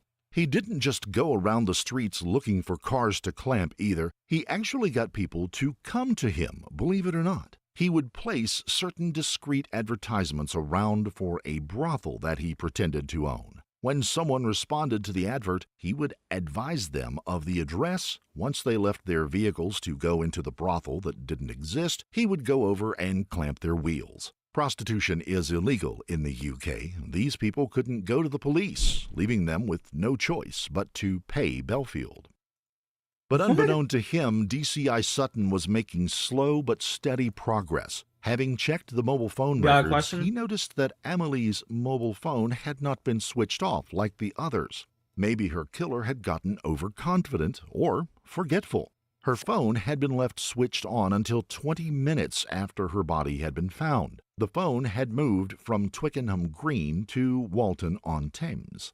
It simply wasn't possible to do this journey in 20 minutes. The police knew the killer had a vehicle, and given it was late at night, spotting a vehicle in the different locations wouldn't be that difficult. The police set about checking all the CCTV footage. To be precise, 2,000 hours of CCTV footage looking for matching vehicles along the different routes that could have been taken. Finally, after the monotonous task had been completed, police did notice one vehicle that appeared in both locations. It seemed to be a small van, which police were confident was a Ford. The problem, same as with the Vauxhall Corsa, is that it is a very common vehicle. What would I do? Ford vans are the most common in The the exact UK. same thing that I And was in the doing to London get the area 11,000 alone, there people was to watch me between in the first 24 place. and 25,000 of them on the road. The police now decided to launch a public appeal for the vehicle, something that isn't too common so early in an investigation, but eliminating 25,000 vans would take too long. They needed to find this vehicle and the driver as quickly as possible, and DCI Sutton's strategy would generate a strong lead. A lady went to a local police station I would do shortly after the exactly appeal, claiming what to I was know who the doing killer to get the was. 11,000 Her name was people in Joanna my stream. Collins. Joanna was the You know? ex-girlfriend of Levi So, Belfield and knew yeah. exactly what he was capable Whatever of. I did to get those Police took 11,000 her people, and her I statement continued very doing that. seriously. Firstly, she had Essentially. first-hand knowledge of him. Secondly, they had no other suspects, so it was certainly a lead worth following up. When DCI Sutton checked Belfield's criminal record, there wasn't anything terribly serious there, but something did leap out at him. In May of 2004, Belfield That's had what I been would do. arrested in a white Toyota Previa. This car matched the descriptions given by Kate Sheedy. It was the people carrier. Compound this with the fact that DCI Sutton discovered Belfield had also owned a silver Vauxhall Corsa. He now believed he had enough to bring him in for questioning. On the 20th of November 2004, DCI Sutton and his team went to Belfield's home in the very early morning hours to bring him in. Police entered the home, but there was no sign of him. They searched everywhere, and just as it began to look like they were going to have to look somewhere else, a sergeant on the team decided to open up the attic or loft as a last resort. Climbing the ladder and shining his flashlight, a naked Belfield was seen trying to hide in the corner. The sergeant grabbed him and said those famous words in British policing, "You're nicked." News spread fast of Belfield's arrest. People who had previously been scared of him now saw their chance to tell police exactly what he had been getting up to. The wall of silence and intimidation was crumbling. At one stage, DCI Sutton had 27 separate investigations open into Belfield. These ranged from murder to assault to several rape allegations. But there was still a problem. Evidence was proving hard to come by. The police needed a working hypothesis if they were going to connect Belfield to any of the attacks and murders that had taken place. Joanna, the ex-girlfriend who had come forward first, became a very important witness for the police. She gave her full account of living with Levi Belfield, which told its own story. She described how he would only hit her on the legs or body. where the bruises could be covered up, never in the face. If she dared to Exactly, scream, cry, Zombie. or If wince I had in 11,000 pain, she people in would be here, hit again, even harder.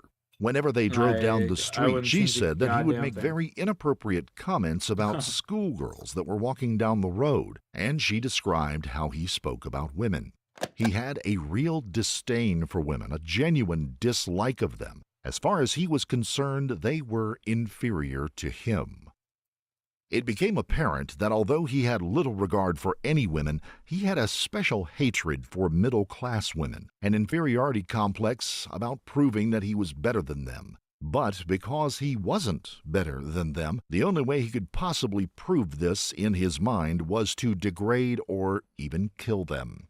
Levi Belfield was formally charged on the 2nd of March 2006. DCI Sutton said that despite the seriousness of the case, he took great pleasure that's in not finally 11,000 sitting people. Yeah, across that's the pretty fucking table crazy, from man. Belfield and reading out the charges. But there was no reaction from the Dude, that's crazy. remorseless, Good for him. emotionless, and I mean, somewhat yeah. soulless Penguin Belfield. Zero? He Oh, only yeah, for said sure. 2 words during the whole process: not He's like guilty. internet famous as fuck, you know? In 2007, Levi Belfield finally went on course. trial at the Old Bailey in London. He was Yeah, charged with the Penguin Zero, murders Charlie, of of Marcia course, of McDonald course. and Amelie Delagrange, and the attempted murder of Kate Sheedy. Throughout the whole proceedings, it was noted how disinterested he was, spending long periods of time staring at the ceiling or picking at his fingernails. He continued to deny all the charges against him and tried to present himself to the jury as polite and well-spoken, and he would not hurt a fly. Thankfully, this cut little ice with the judge or the jury.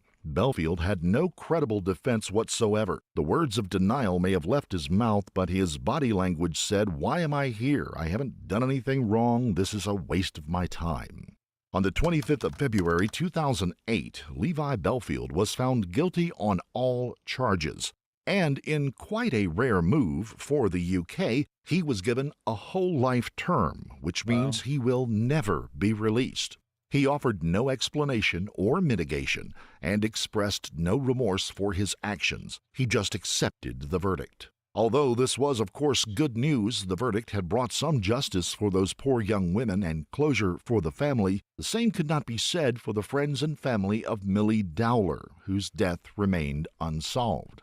DCI Sutton, however, was not done with Belfield yet. There had been so many allegations against him, surely at least some of them, if not all, had some truth to them. In the conclusion of the case, Mr. Sutton noticed that Belfield had once lived in Walton-on-Thames, in the flat that he shared with his girlfriend Emma. DCI Sutton noticed that the address where Belfield had lived, called Collingwood Place, was only 20 yards from the spot where Millie Dowler was last seen. It was now 6 years since Millie had been murdered. Finally, DCI Sutton believed they had a credible suspect. In February of 2008, the police announced publicly that Levi Belfield was now the prime suspect in the Millie Dowler case. Police reviewed the CCTV footage again from 2002. Now, let's not forget, Levi Belfield had left his girlfriend in the house in the early morning hours because he couldn't sleep. That house was just 20 minutes away from where Millie had been seen. I'd rather have a small, CCTV nice, footage tight-knit showed that community just than a bunch 10 of minutes fucking idiots. after Millie had been caught on That's just made camera, up. a red Daewoo Lexia was seen leaving Collingwood Place, the exact same car that Belfield's girlfriend owned, the exact car that went missing and was never seen again. In May of 2011, Levi Belfield was finally put on trial for the murder of Millie Dowler. Joanna Collins, the ex-girlfriend, appeared as a witness, as did Belfield's most recent girlfriend, Emma. Many witnesses, including Emma, gave evidence from behind a screen, but Joanna refused and wanted to look at the man that had tortured her for so long. This visibly agitated Belfield as he sat looking aggressively across the court, rocking backwards and forwards over and over throughout the proceedings. This was the point he realized that nobody was scared of him anymore, nor did he have any hold over the women that he had abused for so long. The trial lasted 7 weeks. Levi Belfield was found guilty of the murder of Millie Dowler and was handed a second whole life term. As the guilty verdict was read out, Belfield arrogantly yawned in court. Since being imprisoned, Belfield has been determined to try to cling on to his infamy, repeatedly confessing to murders in the UK from his prison cell. His confessions have reached such an extent that now very few people, if any, take him seriously. Although there is no death penalty in the UK, Belfield was given the next best thing. He was sent to Wakefield Prison in Yorkshire first, but after complaining about conditions and perhaps as an act of vengeance by the state, he was moved to HMP Frankland in the northeast of England. Along with Belmarsh, probably the most notorious prison in the UK. It has been home to criminals such as Harold Shipman, Charles Bronson, and Peter Sutcliffe. The prison has an extremely strict regime, and inmates spend 23 hours a day in their cells. Even the hardened criminals who talk of Frankland fear return to that hellhole. In 2016, Belfield himself found out when a fellow prisoner slashed his face with a homemade knife. Even your average bank robber or gangster will not abide child killers. Since the attack, Belfield has complained that prison guards have beaten him up and also allow other prisoners to have access to him to inflict harm. Naturally, we wouldn't possibly condone such behavior, but we'll leave it up to you to decide what's right or what's wrong or what's appropriate. Nah, man. The streets are now undoubtedly safer without this guy's Levi sitting there, Belfield going walking. off like, oh, Thankfully, he will never be free to inflict harm on anyone ever again, destined to live the rest of his life looking over his shoulder 24 goes to show you how much of hours a a bitch day. that motherfucker really was, you know what I mean? As always, here at Beyond Evil, our thoughts are with the victims and the friends and family. Millie Straight up. Dowler, 13 years old. Marcia McDonnell, 19 years old. Emily Delagrange, 22 years old. And perhaps the luckier of the four, Kate Sheedy, 18 years old, who astonishingly managed to survive. These four young women all had their lives in front of them. None of them had done anything wrong to anybody. They were just going about their daily business, whether it was going home from school or going out with a group of friends. These poor women were all unfortunate enough to come in contact with Levi Belfield, a bitter control freak of a man who believed that these women had some sort of perverse duty to comply with his demands. so We wish all of them peace. All I need is 2 antidotes. If you found this story compelling, don't forget to like the video. Comment down below your take on it, and please subscribe to the channel. Also hit the notification bell in order to stay up to date each time we reveal a new shocking case. Until next time, keep your eyes peeled. You never know what's lurking in the shadows. These days, ugly divorces are a dime a dozen. Thankfully, even the most contentious separations rarely end in violence. However, a Florida couple's ugly divorce made front-page news in mid-February of 2022 when a young husband and father named Jared Bridegan was gunned down after dropping off his children at his ex-wife Shanna's home in Northeast Florida. The circumstances surrounding the murder were suspicious, to say the least. Shanna was a person of interest from the very beginning. She always maintained that she had absolutely nothing to do with the crime. However, between January and August of 2023, she, her new husband, and an ex-con were arrested and charged with a number of crimes, including Jared's murder. Neither Shanna nor her co-defendants have been convicted of any crime at this time, so we must say that they are presumed innocent until proven guilty in a court of law. Before we begin, we would like to extend our deepest sympathies to the family and friends of Jared Bridegan and all of his loved ones who miss him. Jared Bridegan and Shanna Lee Gartner both came from Mormon families. Shanna grew up in Utah, where her parents were successful and wealthy entrepreneurs. Jared was born in rural Missouri, but he and his family moved to Florida when he was young. More than 2 decades later, he and Shanna met while visiting a friend in Florida. Jared was a confident and likable young man with a good head on his shoulders. Shanna was a beautiful young woman with a magnetic personality, and at that point, she and Jared were both devout members of the Church of Jesus Christ of Latter-day Saints. Needless to say, it seemed like a match made in heaven. After a whirlwind courtship that lasted less than a year, the smitten couple officially tied the knot in Salt Lake City in 2010. They lived in Orem, Utah early on because Jared was a full-time student at Utah Valley University. For nearly 4 years, Shanna's wealthy parents were their primary means of support. Each month, the Gardners gave Jared and Shanna approximately $8,000 to cover things like tuition, rent, food, and utilities. Since Jared wasn't working, he focused nearly all of his energies on his studies. Shanna's parents hoped that the arrangement would pay off down the road when Jared earned his bachelor's degree in digital media and landed a good job. However, the support was a constant source of tension between Shanna, her parents, and Jared. According to some sources, Shanna's parents thought Jared took the money for granted and may have even felt entitled to it. Even so, Jared graduated in 2014 and he and Shanna moved to Connecticut shortly thereafter. This was the first time they were truly on their own, but the move didn't get off to a great start.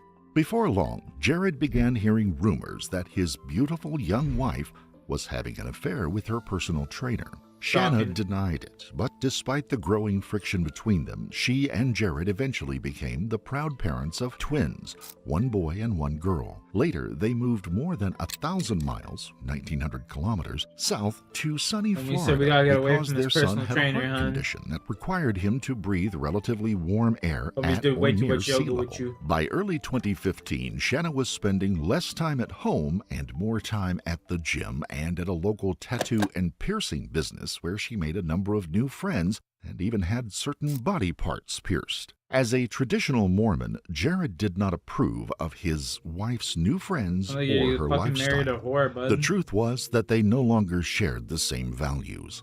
One by one, friends, family members, and co-workers noticed they had grown apart, and some even detected a palpable animosity between them. Shanna eventually got so fed up that she apparently asked one tattoo artist if they knew anyone who could shut Jared up. It is unclear if she made this statement in jest or whether she actually wanted him hurt or perhaps killed. Whatever the case, Shanna filed for divorce in February of 2015.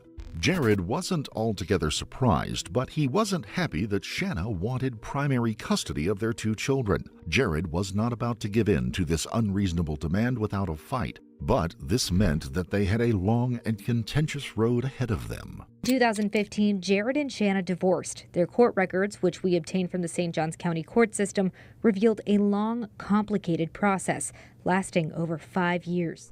Court documents show that Shanna and Jared leveled a number of unsavory accusations against one another during the divorce proceedings. But it is worth noting that this is common, especially when estranged couples are fighting tooth and nail over the custody of their children. We may never know whether these claims had any merit, but in the end, the court ruled that Jared and Shanna were both fit parents and that they should share custody. As part of the agreement, they exchanged the twins at regular intervals, and it did work in the early going.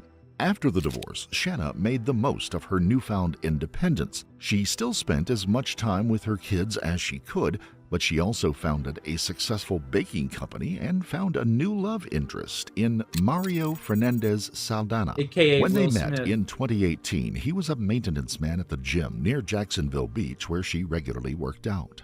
They got She's definitely married getting the piped down following by the year. gym guy. Shanna's new husband added another layer of Guarantee you. stress to an already tense situation, but by then Jared had remarried as well. He described his new wife, Kirsten, as his best friend and eternal companion. Jared and Kirsten eventually had 2 children of their own. Early in their marriage, things were going so well that Jared took time out of his busy schedule to make Facebook posts, which he laid out the 3 cornerstones of his existence. The first was his faith, the second was his wife Kirsten, and the third were his 4 children who meant the world to him. By 2022, Jared was 33 years old and a senior Microsoft design manager with a loving family and a bright future. His unpleasant divorce from Shanna was little more than a speck in the rearview mirror. As far as he knew, she was happy with her new life as well as he was with his.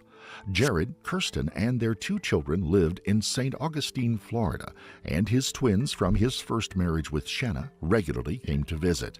On the evening of Wednesday, February 16, 2022, he loaded his 2-year-old daughter Bexley from his second marriage and his 9-year-old twins from the first marriage into his Volkswagen Atlas and drove to Shanna's house in Jacksonville Beach, about 40 miles or 64 kilometers away. This was a weekly routine since Jared and Shanna had joint custody of the children. The first leg of the trip was uneventful, and about an hour later he dropped off the children at their mother's home and began heading back towards St. Augustine. With his daughter still strapped in the booster seat in the back, Jared noticed a spare tire and rim in the road directly in front of him as they passed an exclusive gated community called The Sanctuary, just a few miles from Shanna's home. He could have easily driven around it and let somebody else deal with it. That's probably what many would have done, but Jared had a solid work ethic and a clear sense of right and wrong. The tire was obviously a safety hazard, and he knew it could even cause an accident if he didn't get it out of the travel lane. Unsurprisingly, he brought the car to a stop, flipped on the emergency flashers, got out, and walked over to roll the tire onto the shoulder. What happened next isn't particularly clear, but apparently, as he bent down to grab the tire, a gunman or gunmen emerged from the darkness and shot him multiple times at close range. The deafening cracks ripped through the otherwise quiet night, and just a fraction of a second later, Jared fell to the ground with a sickening thud. Sadly, no one witnessed the crime, and whoever committed the heinous crime disappeared into the darkness. Kirsten became anxious when numerous calls to Jared's phone went unanswered later that evening. Shortly after the shooting, a bystander drove by the horrific scene and called 911. When first responders arrived, the tire and Jared's lifeless body were still in the middle of the road. Jared wasn't armed, and there were no signs of a struggle or a fight. Thankfully, they found 2-year-old Bexley crying but unharmed in the car. Bridigan's 2-year-old daughter was still strapped in her car seat behind him, and though unharmed, she was dangerously close to the gunfire. According to the initial Jacksonville Beach Police Department report, the officers were told that she was worried about her dad, but did not see what happened. Later, Jacksonville Beach investigators arrived and went over every inch of the crime scene with a fine-tooth comb. They knew that jumping to premature conclusions was unwise, but they didn't think they were dealing with a random crime or even a crime of opportunity. After all, whoever gunned Jared down did not take his child, his vehicle, his wallet or wedding ring, or anything of value from inside the car. Based on the odd nature of the crime scene, they concluded that someone had intentionally placed the tire in the road. That meant they were dealing with a staged ambush. If the tire had randomly fallen out of the back of a passing pickup truck, for example, there was almost no chance a good Samaritan who stopped to move it would have been killed.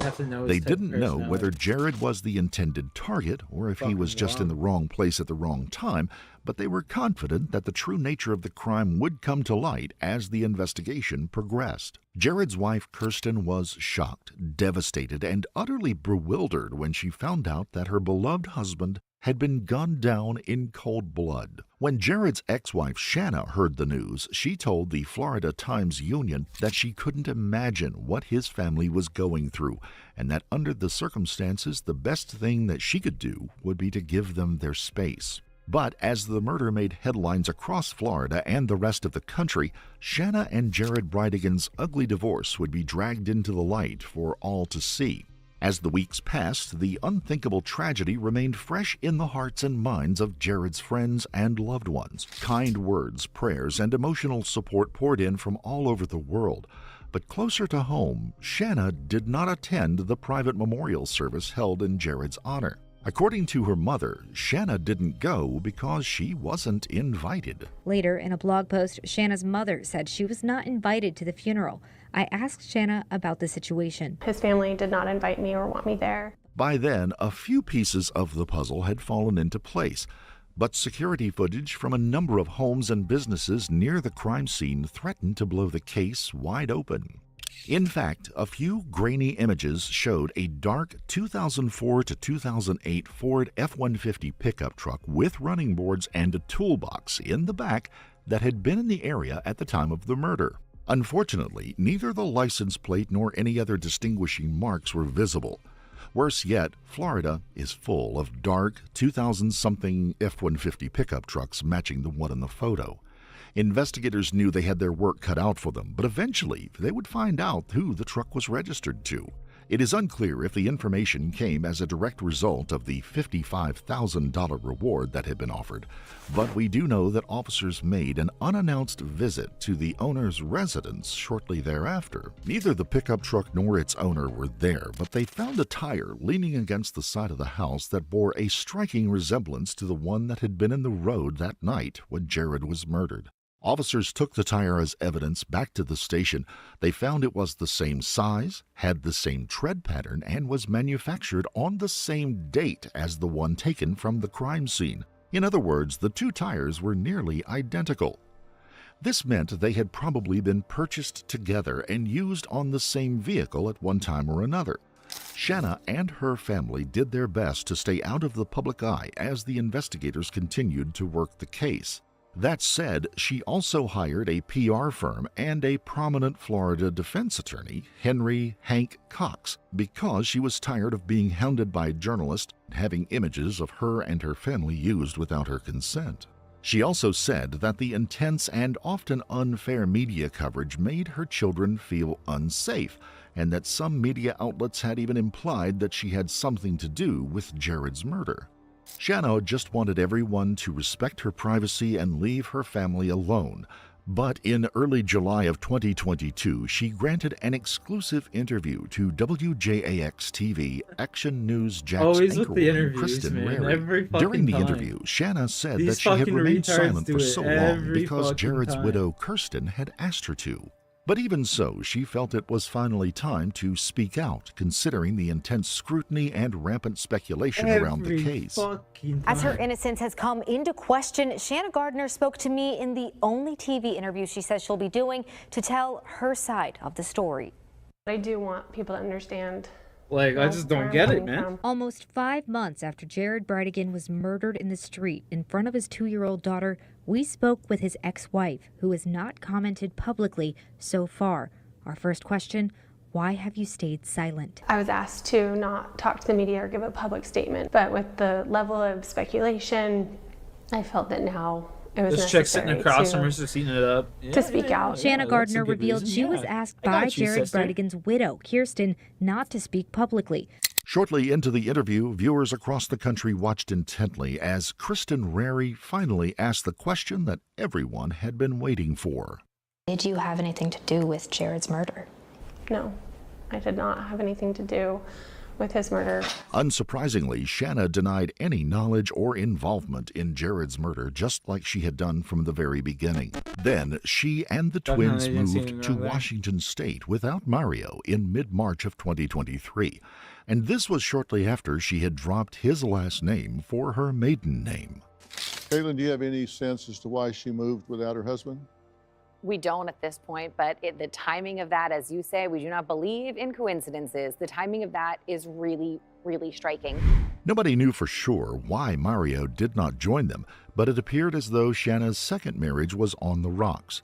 This could have serious repercussions at the trial if Shanna and Mario turned on one another, but only time would tell. On January 25th of 2023, nearly a year after Jared's murder, Florida State Prosecutor Melissa Nelson and Jacksonville Beach Police Chief Jean Paul Smith made a remarkable announcement. Earlier on that day, a 61-year-old man named Henry Arthur Tenon had been arrested and charged with conspiracy to commit murder, second-degree murder with a weapon, and accessory to a capital felony after the fact, and child abuse. Police Chief Smith also said that Jared was the target of an ambush and that the tire was intentionally placed along the route that he traveled from his ex-wife's home. Prosecutor Nelson said the case was still active, but at that point she declined to say if she thought Shanna had anything to do with the murder. Tenon originally pleaded not guilty, but 2 months later he changed his plea to guilty as the case against him strengthened. Arrest records showed that Tenon was a convicted felon. His rap sheet included numerous weapons charges, and that he had previously rented a home from Shanna's second husband, Mario Fernandez Saldana.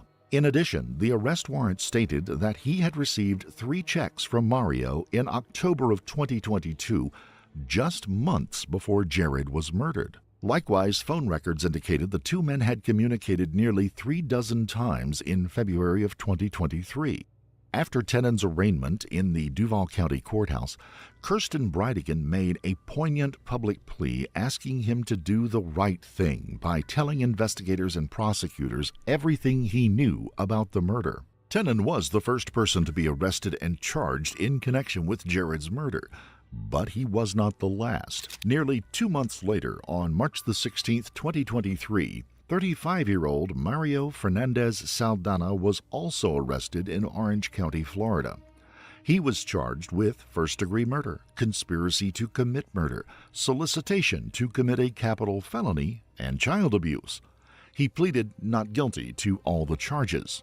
Ironically, he was arrested on the same day that State Attorney Melissa Nelson announced that Henry Arthur Tennant had pled guilty to second-degree murder and admitted to being the triggerman. In return for his plea, the state agreed to waive sentencing guidelines and drop the charges of conspiracy to commit murder, accessory to a capital felony after the fact, and child abuse, all of which were punishable by up to 30 years in prison. That meant that at the end of the trial, his prison sentence would be decades shorter than it would have been otherwise. However, the deal was contingent upon him testifying truthfully against his co-defendants. Then, on August the 17th of 2023, gun-wielding ATF agents unexpectedly showed up at Shanna's home in West Richland, Washington. At the time, she was inside with her children. Thankfully, she surrendered voluntarily and cooperated with the agents. But the episode must have been unimaginably stressful for her and her children. Before agents whisked Shanna away, she told a neighbor who had come to witness the arrest that she now had custody of the children. Oh, yeah, probably. Because I need some shoes. You want me to go get her shoes? I'll get her shoes. I'm trying to get 90 strength. And then we're going Since for Shanna the KBD was pet arrested again. in a different state than where the murder was committed, she would be held Cheers, on a bro, about fugitive pack. warrant until Fuck, man. I'll extradition pack a could be bong coat. arranged. A Washington judge informed been her that she a had the long right to night, demand though, that with the the state of government Florida plays- secure a governor's Yeah. warrant before This she sounds was like a great extradited night to then, Duval except County. for the government. But, you know. FTP, baby. You know how it goes. Good afternoon again, everyone. You know how it go. All right, so I believe we are here on the Let me pack a bong tote, though. Shauna Let's go, baby. Gardner, is that correct? Let's pack up that bong That's tote. correct, Your Honor. Andrew Wagley on behalf of the defendant. Fuck I yeah. just put in a notice of appearance, Your Honor. All right, good afternoon, Mr. Wagley. Good afternoon. All right, I do have an advisement that I need to go over with your client before we get started. Make sure I'm fucking stacked up on some prayer here. Alright, cheers, everybody. One second. Fuck, I want to tell you. No, you take poppers? Nah, poppers are foul. Poppers are foul, bro. In the Manning State. A copy of the Stay away from that shit, outlining man. the charges should You know how many of be my provided to friends you. have collapsed lungs because of You that have the right shit? to Stay away require from that it. the Trust me. demanding Cheers. state secure a governor's warrant for your return to the demanding state. In the event the demanding state does secure a governor's warrant, the governor of Washington will then issue a formal order authorizing your Little baby extradition tote. back to the demanding state. You have the right to seek a writ of habeas corpus challenging the constitutionality of your detention. However, this is just a legal formality, and Shanna was ultimately extradited to Florida 15 in plus years, you're October of fucking wild. 2023. You can- According to prosecutor I'm surprised you Nelson, can even walk up the the state plans stairs. to try Shanna and Mario Fernandez Saldana Oh, man, together, that shit's and they terrible, will bro. seek the death penalty for each defendant. I remember tasting like that. That's That right, taste. Anthony. The state intends Rocky, to try relax. Shanna Gardner and Mario Fernandez together for the murder of Jared Bridegan, but already the two defendants train, relax. appear drastically different in court. Neither the indictment nor the affidavit filed by Jacksonville Beach Detective C.L. Johns reveal the alleged motive behind the crime. However, shortly after the heavily redacted affidavit was made public, Prosecutor Nelson reiterated that Henry Arthur Tennant was the gunman and that Shanna Gardner and Mario Fernandez Saldana helped to plan and coordinate the murder. After the arrest, Kirsten Bridegan and Why, Jared's though? brother Adam gave an interview to local television station News 4 Jax. Kirsten said that she always suspected Okay, that it the murder might was planned be because and they got a that lot of Jared exercise was there. the intended target and What do you- that Tenon had not That's acted fair. alone. That's fair. Later in the interview, Adam said that he and Jared had a number of heart-to-heart talks in the months leading up to the time when his brother was killed. And on more than one occasion, We're almost done Jared this, told him that he Slayer feared for task his here. life. Unfortunately, Adam did not reveal who Jared said he was afraid of. 50 more to Shortly go, after her essentially. husband was murdered, Kirsten Bridegan appeared on the Dr. Phil show. When asked about Shanna Gardner's claims that she had We gotta nothing to find do a with good Jared's case here, murder, boys. she said that in her Let's go. opinion, Shanna has never been a truthful person. I have never found Shanna to be a truthful person, so I don't put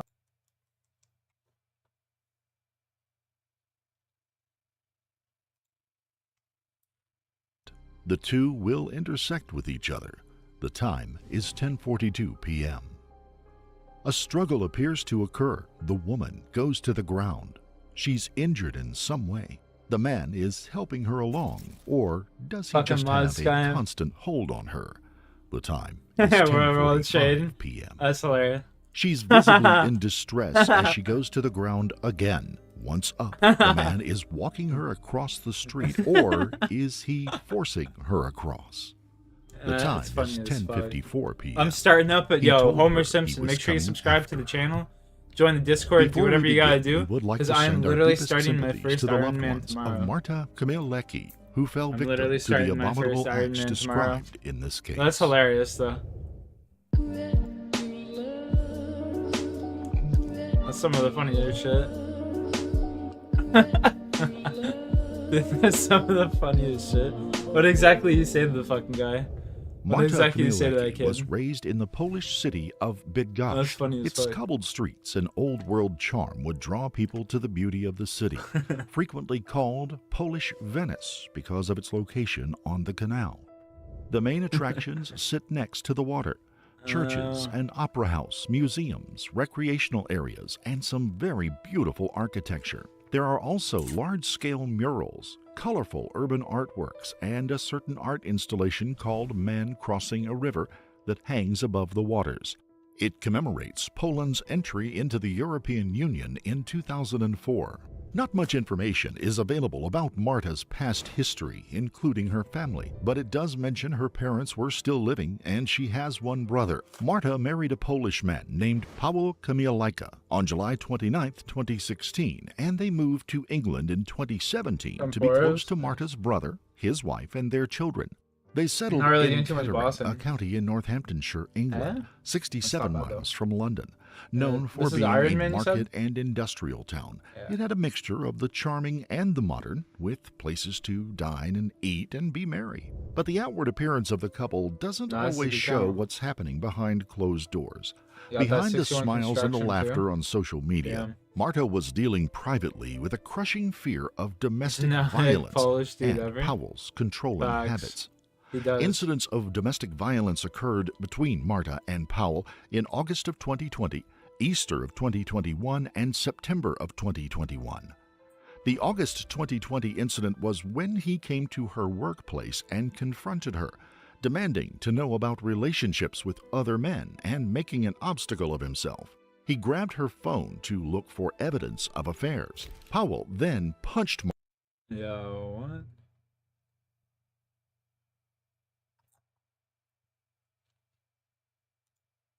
Lindsay Shirley Shiver had it all. Cannons out of ammo. Looks, popularity, money, 2 homes, a private jet, 3 Sorry, this beautiful one caught my children, eye. and a successful husband. This case but caught it my wasn't eye. enough. Your When account's pretty nasty stacked, plots, though. devious Honestly, schemes, for an and Iron dirty Man. little secrets are uncovered, I would the suggest- world flips upside down. I would have and suggested a getting queen 99 shall topple. by making early on. But Before that's we just begin, we what would I like to found, send yeah. our deepest sympathies to That's just me. Robert Shiver and others who were You guys been affected by talking about the it? Follow terrible me to actions G. described in this case. Note, please be aware Uh, that you will hear the word Barrels come back allegedly and several still going on. times, as this is an ongoing Bum, bum, case. if I could- But at this Robert point, Shiver he's was calling originally everyone from out. Thomasville, Georgia, That's but with hilarious. a 3-year People say that about my scholarship, he fire headed cape to too, but Auburn like I University just in Alabama. went and did There, he JAG, would like, play one time football and just as haven't a gone back long 'cause I've been doing snapper other for shit. the Tigers from 2006 to 2008. In 2009, Robert was signed by the NFL Atlanta Falcons, Is that but everything was legit on cut this account? before ever playing. The only time Lindsay I ever Shirley cheated in also RuneScape when I attended was in, Auburn like, University and caught Robert's eye in grade- 2007. She was a cheerleader, I don't a even know, I was former like grade beauty 6 or queen, 7 or and something. a fitness buff. There was this She like and Robert met. I want to see if I can find a video of it. It's like an auto miner. There's like this old school RuneScape.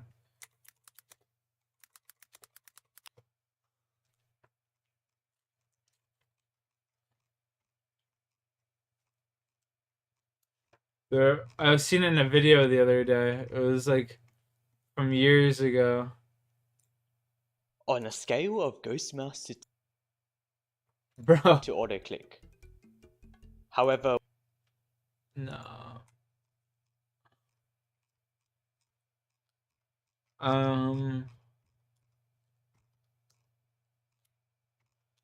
I don't know. Anyway, I had this like auto miner set up, bro, and it would just sit there.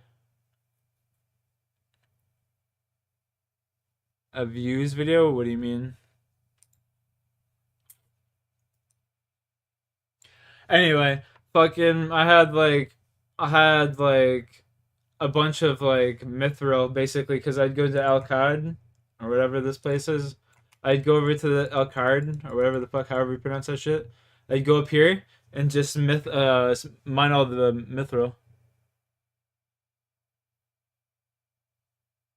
Go back. You had a views video, 7 clicks, 45 XP. Video, my bad. What? And I would just run to the bank while I was at school. Oh, bro, In a those are the college fucking fitness days. class at Auburn University, and soon Those are the they would fucking begin days. dating. After Robert's graduation in 2009 with a degree in business remember having administration, he was 1,000 hired mithril and at like, Senior bro, I'm Life rich. Insurance Company. He did exceptional work and climbed the ladder, and is at present an executive senior vice president at the company. Lindsay graduated the same year as Robert with a marketing degree. They continued dating even after graduation, and then on March the 6th, Now, like, 2010, fucking the two were married. 900K, The like, life with of the couple, the king by shit all at school, appearances, you know? was It's like, perfect. boys, They you ain't made got their nothing home on back me. in Thomasville, Georgia, in a $2.5 million, 7,800 square foot home with 7 bedrooms, 7 baths on 4 acres of land. Lindsay became a Southern housewife while Robert worked and brought in the money. Oh, I don't know. Was that one it?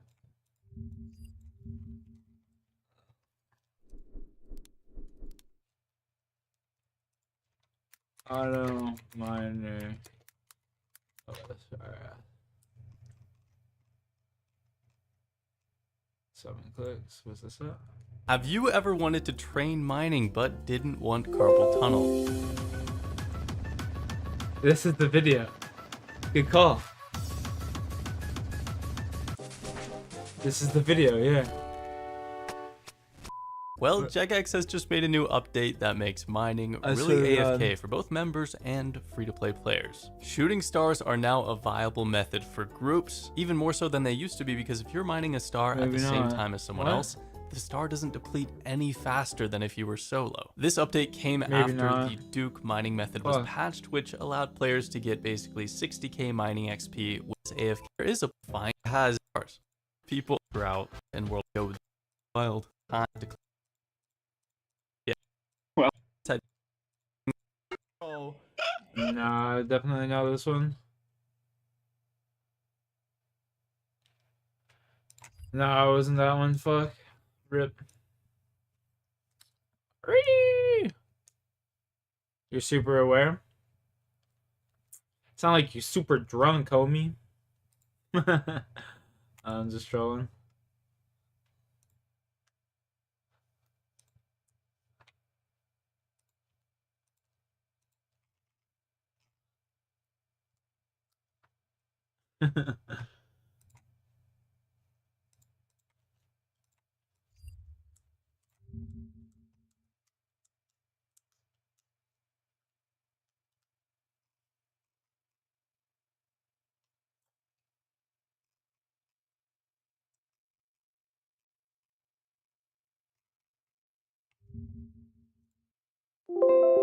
Yes, I'm not fighting inside.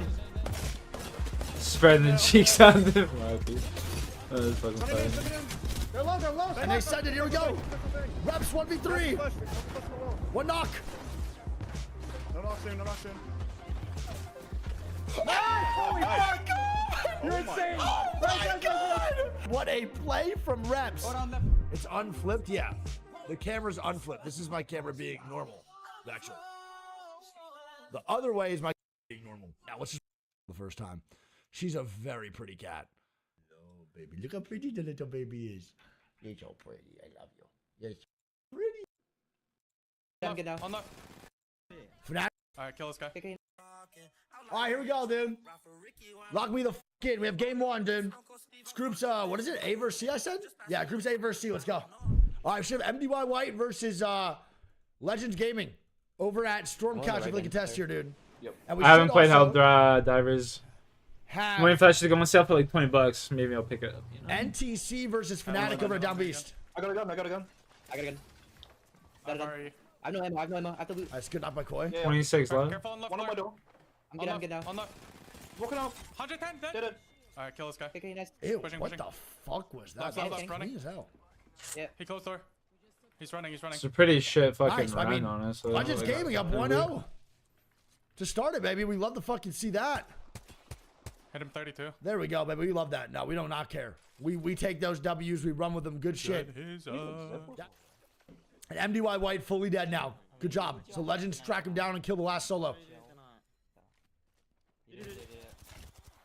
Man, low key.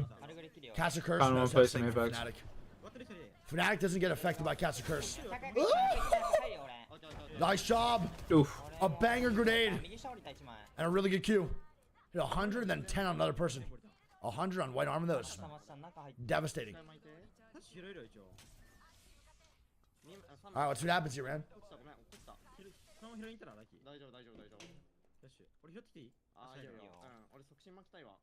Oh, where are they captive? Yeah, I think NTC really wants to kill Fnatic here. I think it didn't help that Fnatic shot their bodies for like 45 minutes after they killed them one day. Probably made them not like them too much. Let's go, baby.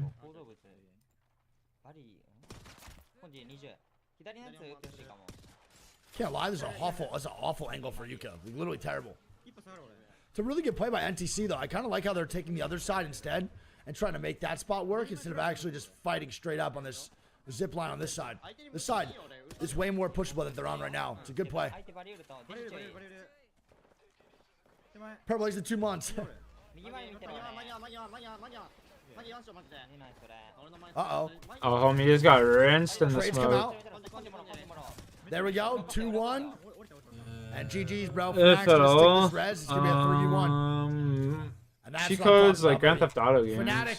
And like Spider-Man and Gonna like most just likely like single player go up games 1-0 and here, shit like baby. that. That's what I'm fucking I use some talking cheat about, codes. big dog. I've never used cheats in like a multiplayer game. $2 like to get ever. today, yes, sir. And You know what I mean? NTC Like, is eliminated. like Tony Hawk and like games where you can like shots, manually as enter Tyda's cheat now codes going and down shit here like too. that. Like And Tyda yeah, and but never in like a NTH multiplayer are game. gonna be eliminated. Oh. Lane wide left. It's Yuka that's down below. You're trying to get some KP, and the whole Especially team never in takes like the a cannon. person Is that shooter, SSG bro. round Like, 2? I just piss on kids anyway. I don't need to cheat. And what the fucking lag was Yeah, I mean- that? Hello? 2R1C gonna be eliminated here as well. And DJ I cheated on like 2-1. Monopoly as a kid. All right, well, Fnac's gonna be the solo. That's gonna be the boys. Over at Navi, sliding down on top of them. And Fnatic will be eliminated. Nice shot. Well played. I'm running up to kind of. I count. And Arupa now takes the hype. I also cheated on Scrabble because I can't spell word or shit. Kino And I Trump just make versus my own Legends. words. I have to play slow. After Bangle, swing right, Koi with ult. I stun 2, I stun 3, for all. I cracked This all. kid's screaming in the fucking scrim, bro. Big bang ulti, baby. That's a big bang ulti. Pacific takes the 3 months, ready to go. I'm gonna be. Spell Scrabble. Spell retard, that's me. Bing on me one. Nice. I'm playing my left. I'm playing my left. Yeah, I'm we can batting. play for us. We can play for us. Should definitely play for the res ASAP Rocky, bro. He can if he climbs over a little more. Just hold quick, bro. Nah, man, the cheats in like Vice City where you like give yourself the fucking guns and stuff like Hey, that. Kino Trump's gonna be So eliminated, huge. bro. You can't punch Ruin on a that high home, pick. take Like me you out. can't punch your teammates on a Get high pick at all. back. I don't know why. It's so Nice, fucking nice. stupid. We need to look for kills after we stabilize, Koi. Yeah. It's so dumb. Yeah, I need to loot. I need to loot. The movie Ripped, you're a stoner, You you scan down enjoy this way it, when you Ripped. have What's it Oh, about? one second. Fuck. I need to Stupid loot as well. comedy? True, I probably wouldn't like it. I don't really like stupid comedy like that. Just go. You're fine. True Koi. Joyful. You might need to punch me. Yeah, I do. My punches literally don't work, bro. Oh my god, Koiful. Yeah, we Boogie Board's gonna be eliminated. TSM now fighting I inside. need to kill 9. Open that. Turn it in. They're low. And they send it, here we go. Reps 1v3. One knock. No knock soon. Holy fuck! That's low-key actually impressive Oh my as fuck. god. How does DC It's so brain dead. He lose shoots that? us all for 16 and kills us. Yeah. How does DC lose that? Oh my god, you're fucking Jesus. How the fuck does DC lose that to TSM in that situation? What a play from Reps. Matafa and Navi now moving. What is going on? Chong, We need to watch that Reps POV after this chat. Make sure you remind me. That was crazy. They're fine, bro. This is so good for Navi. Yeah. Here, dropping. I'm seeing left. They gotta keep swinging left side though, bro. They gotta get in zone. They're still not safe. They should have run a little bit quicker, bro. Connor's gonna be dead. Now they're getting shot at by Navi. Interesting. That sounds like It is MIH holding them off, bro. sounds like it'd be alright. I'm not safe. Strafing Flames still alive. What's that shit called again? Nice knock. Are you in? Check out the movie Ripped. And there we go. Legend's gonna be dead. MIH is just chilling in the back. LG trying to move forward. How was that still hitting me? Just come res. Get ready to come res. They're fighting. Damage. Oh, MIH goes down. That's huge. Alright, we just need to kill 2 more of these fucking clowns. They're taking 2v2. This is actually winnable as fuck right now, man. Really good bang ulti. There we go. Don't tell me they win this off the reset, bro. Good possibility too. He is lagging, bro. What? Find it. I can't run into that because it's gas. I am just lagging! What the fuck is wrong with my computer? Oh no. Dude, Sweet is lagging the whole time. Chill, it's still 3 teams, Slayer. Chill, it's still 3 teams. No shit. Wait, it's still 2 teams? Bro, yes. Synetic's gonna be alive, Slab stuff, and Slab goes down. GG's. I try. That was the most controller shit I've ever heard in my life. Dude, chill.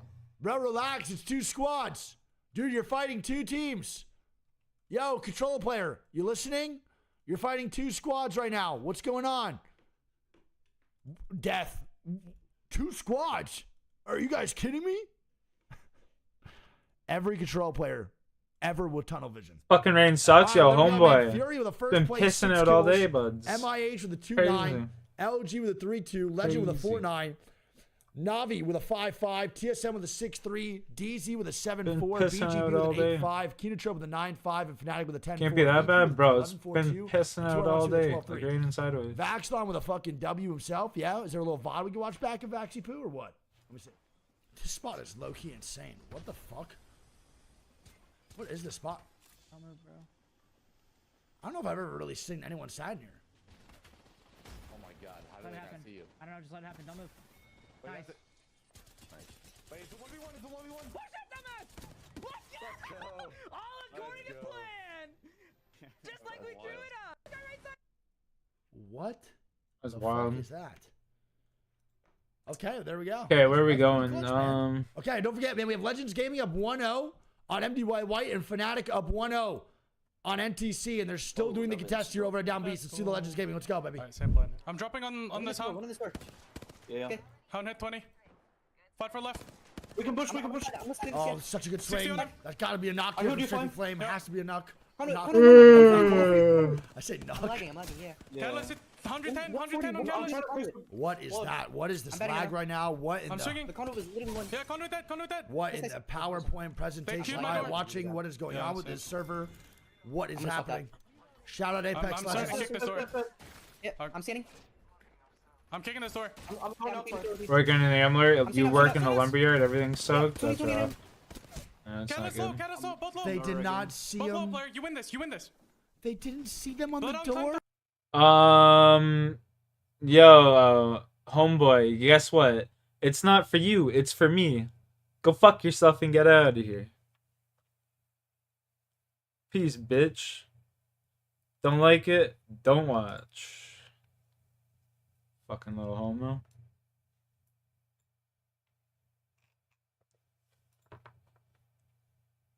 Anyway, back to my video. Yeah, they were Swing for help. Are you kidding? Flip, Nice, flip, nice. flip, flip, flip. Yeah. He's coming out, they coming. were He's coming out. coming. No, he's here. He's here. He went He went back inside. inside. You reversed. You You're reversed good. back You're inside. good. Just heal. I posted. Just heal. Just heal. He's going for res. He's back He's up, going on for the res. He roof. went high. Climb up, player. Climb up. I thirsted the blood. There, he's resing. Moby resing. Hitting respawn beacon res. No, what was You I can res doing? I go can't full even now. Res go remember. full I now. could fucking...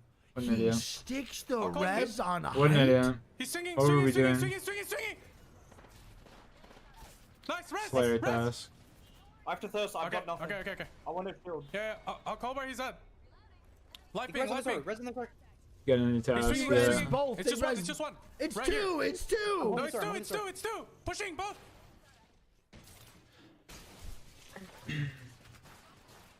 I mean, Got a master. how do we not see that cat on the door with the swing to the left? Hopefully we get some gargoyles or What something, a you know? stick for MDY White, pretty though. And NTC is going to be eliminated by Fnatic. So Fnatic goes up 2-0.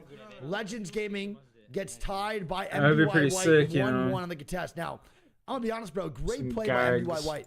But not seeing the cat on the door and swinging left side was pretty bad.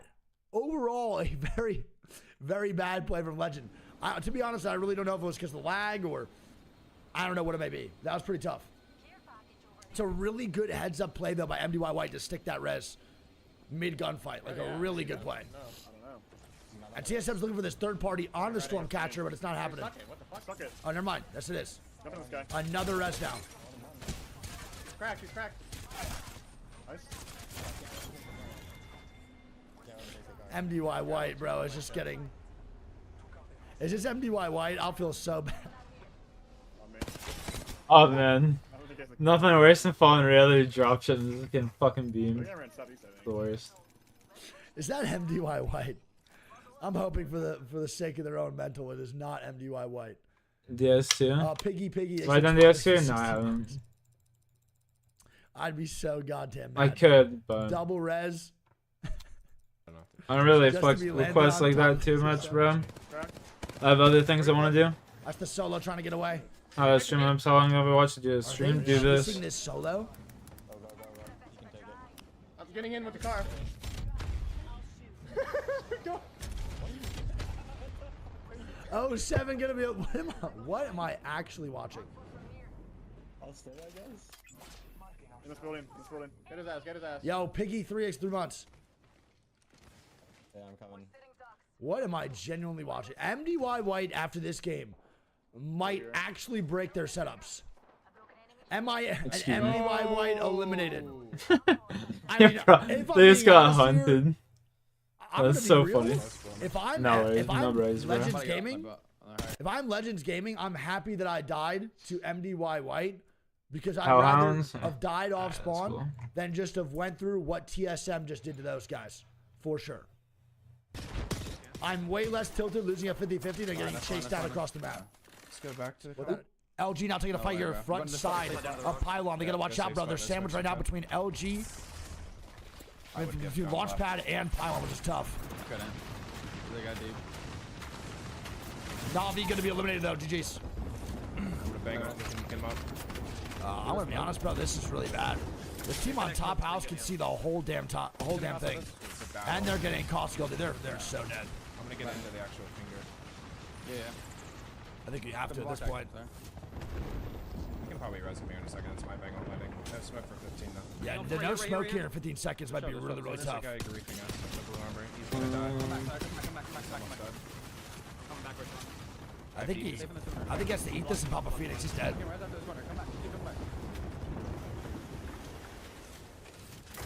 Oh my goodness. Get barrels down. The no panic from Sweet no, it's Dreams. going for 20. That would have sent me into an absolute panic. 9-1. Wow.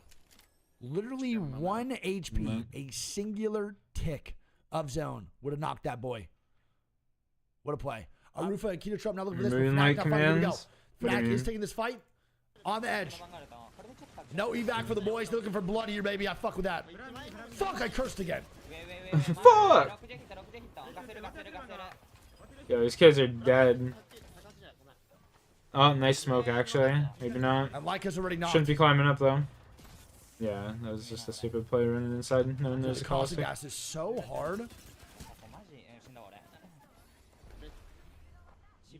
Oof.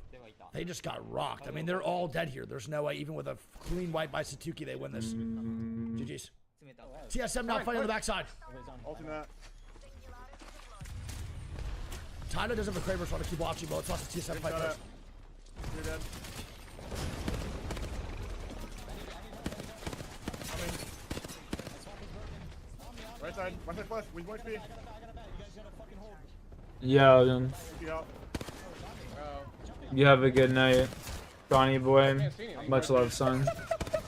2v3, like, hello? Much love, Shawnee boy.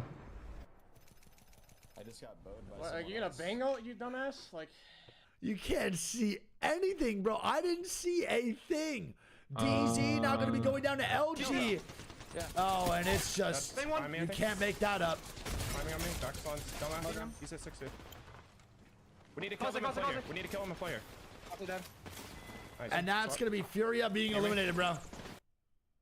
And DZ now third party. One guy. Costa one. There, I got him. Last guy in the corner. Wait, in the corner. 1v1? I think for 0? I think a 1v1 versus Sweet, maybe? It is Sweet versus 0, 1v1. Nice, do it. Nice. Oh my god. Grab the sword. Are we in at all here? Keep coming forward. Sean, you have a great night, buddy. We have to get Moby. Only 4 teams. If you can get Moby. I think I have Moby. I have Moby. Sweet, I have Moby. Alright. And Sweet takes down 0 in the 1v1 with some beautiful Havoc shots, bro. Good job. NCH still alive here, too. LG, can they get the reset, though? We'll see. I think it, yeah, I mean, I think it's suit diff, to be honest. If I have an energy mag, we just wipe them so fast. I think it's suit diff. I can't lie, Sweet dying to zone there would have been legendary. Probably more legendary than him clutching up. Let's watch these Tyda shots. LG should get a full reset. We can tune him back to them after this. I want to see if Tyda hits some crazy Kraber shots or what. They're going to get the full reset, but it's going to be a little bit harder for LG to fight. Nice shots, bro, by NTH. The other team is so far away. Tyda's gross as hell, man. Holy no regs, brother. What in the no reg Batman? Hello? Zone now closing, though, and I think NTH might get fucked over here big time. Bro, this guy is so dead. He should have used his ult way sooner.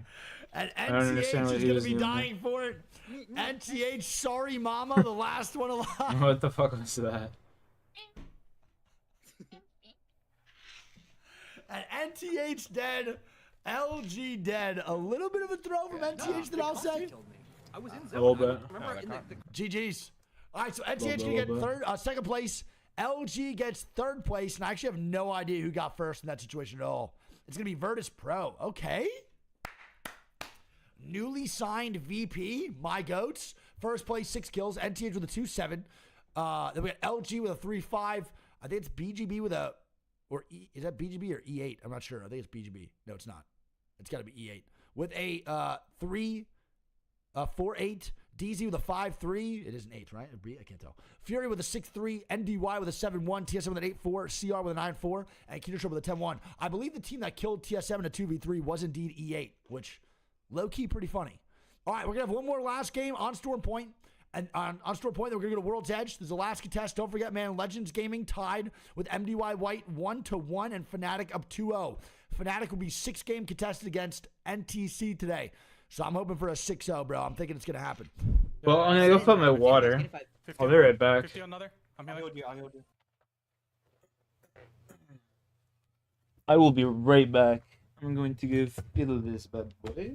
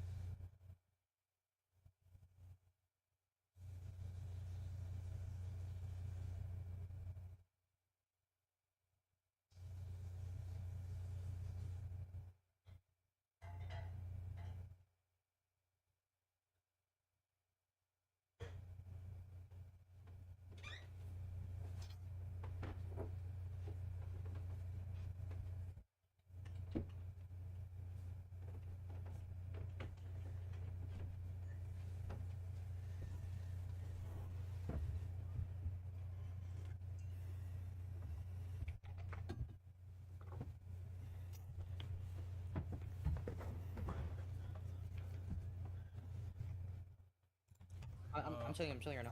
I'm waiting for His volume is so low, I can't hear a damn thing.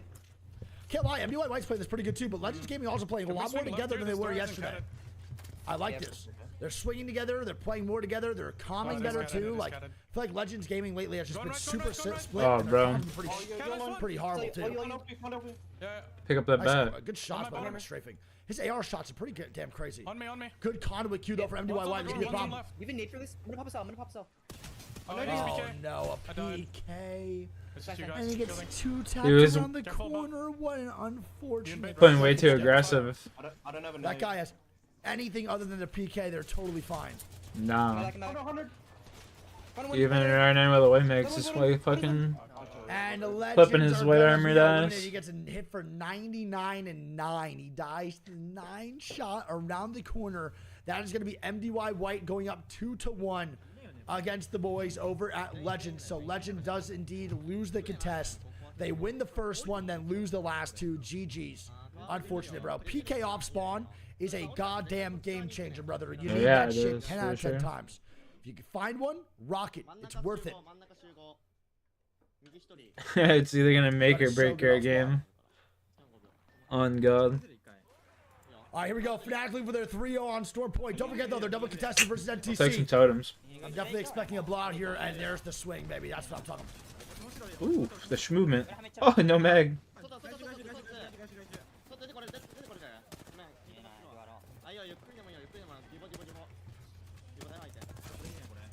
Wait a minute. Huh? Yuka, 1v2.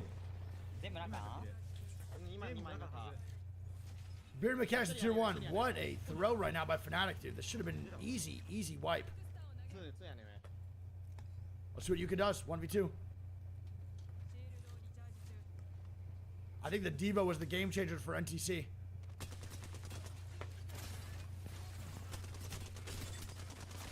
Oh, wow.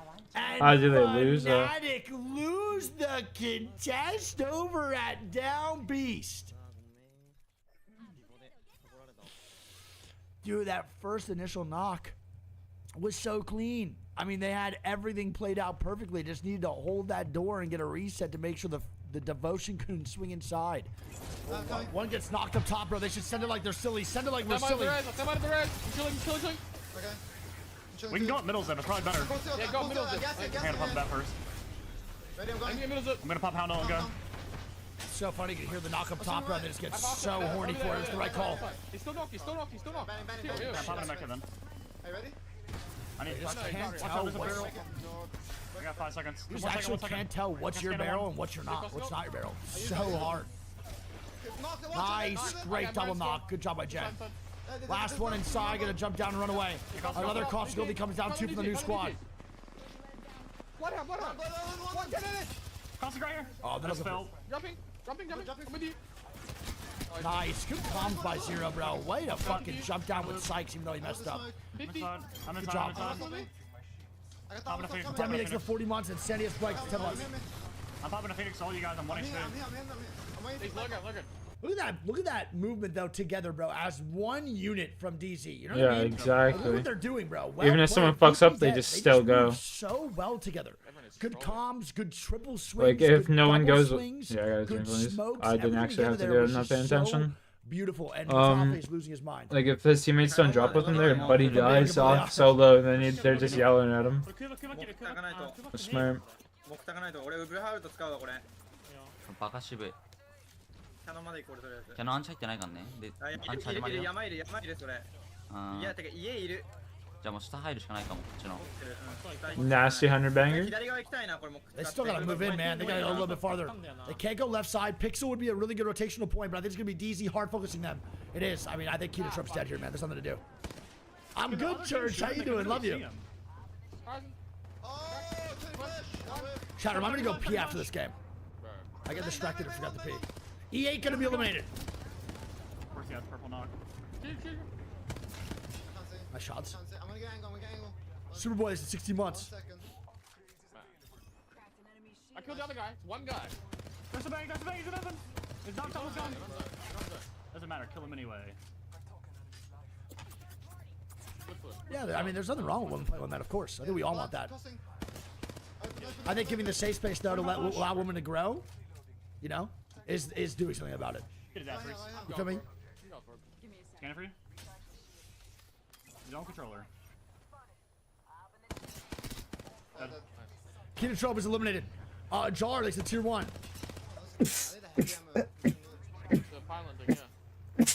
Ah, Jesus.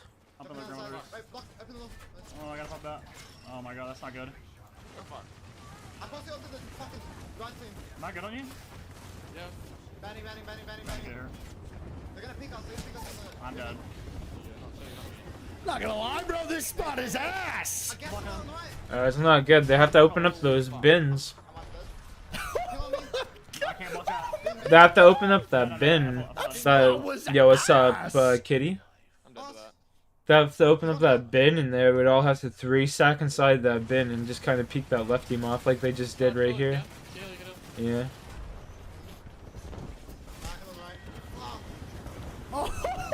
I guess the bin's not even that good. That spot was ass.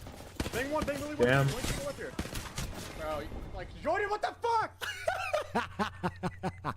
And TSM gonna be eliminated. Damn. Sweet Dreams gonna be a solo. NTH looking for the reset here on the Newcastle. Wow. Newcastle should have that gold res though. Is that 0? I don't think so.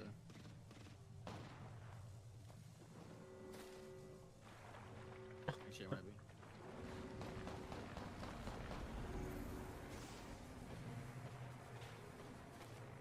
He can actually maybe make this inside.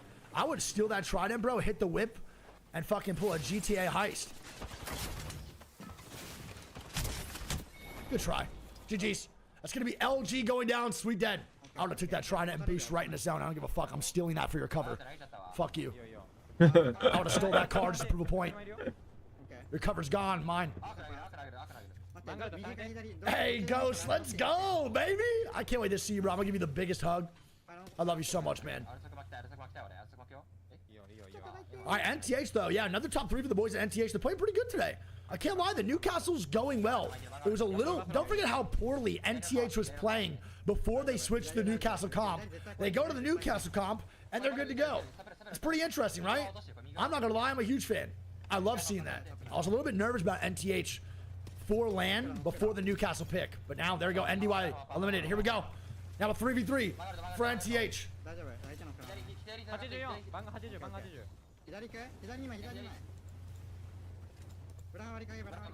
And he also picks the double fucking HP on the wall and the mobile shield, dude, which is gigantic. So both of his now abilities are stronger and harder to take down, which W. It pairs really well with Watson, actually. Especially because Watson can grab double gen, you know? Double gen strength. It's actually pretty wild.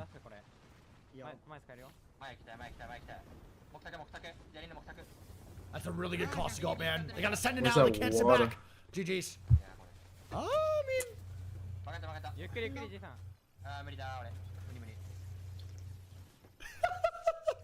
this character's so ridiculous, bro. I love it. He's 1 HP. Oh my god, the shots. Oh. No! Homeboy had shield and stuff, and he just died right off the bat. Like, GG's. Such a good try. NTH is gonna be eliminated. What's up, They get Homer? second place there. I actually don't know who that is either. There it is. It's gonna be 2R1C first place, 9 kills. NTH with a 211. NDY with a 3-4. LG with a 5-2, a 4-2, TSM with a 5-0, Fury with a 6-2, DZ with a 7-9, Auction with an 8-3, BGB with a 9-3, and MIH with a 10-3.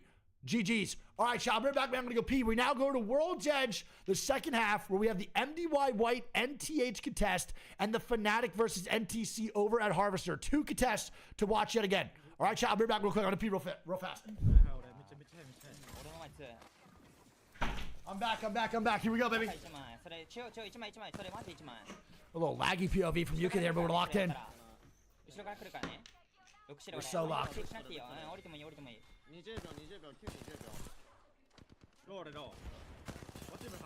okay, yeah, that's wicked. That's awesome.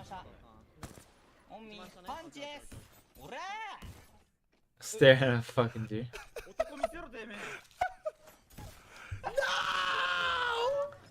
That's hilarious, bro. What a story.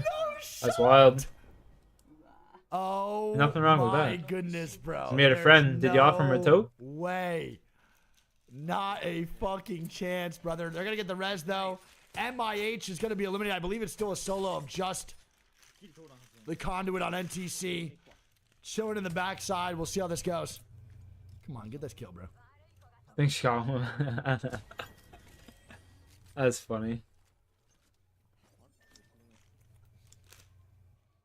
GG's.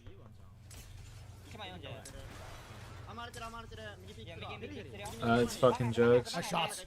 And Yuka with a PK is a completely different story than a fist fight, bro. Gotta watch out for this one. I gotta swing out of here, man. I cost you guys. What is that, bro? Brother. I might play some Apex tomorrow. It is just art. This guy with a PK is art. Shrinkage, he's like 22 months. He's doing what pub stompers do in pubs to fucking average Joes to pro players, man. It is just insane with a PK. Roof not fighting. With shots. Beautiful shots, man. And that's going to be Kino trouble to wipe here for sure. Well played. Arufa with a great swing, good shots, and Furia goes down to the Havoc, baby. Navi going to be eliminated.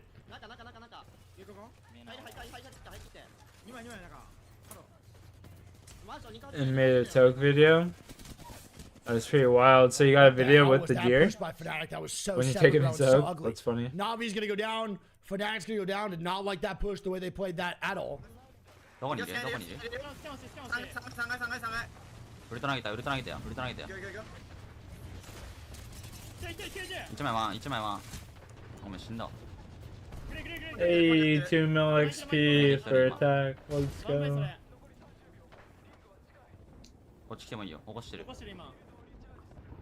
What the hell just happened? Res now coming out on top. They're not even training Res here. I'm telling you. Yeah, dude, that's fucking wild. I'm batting and I'm gonna punch you. Yeah, punch me twice. So Sweet's gonna go down. TSM taking that spot. Arufa and Kino Trope gonna be going down here as well. So Kino Trope's gonna be down. I'm just rising your hair. Fuck it. Alright, so Legends Gaming still alive.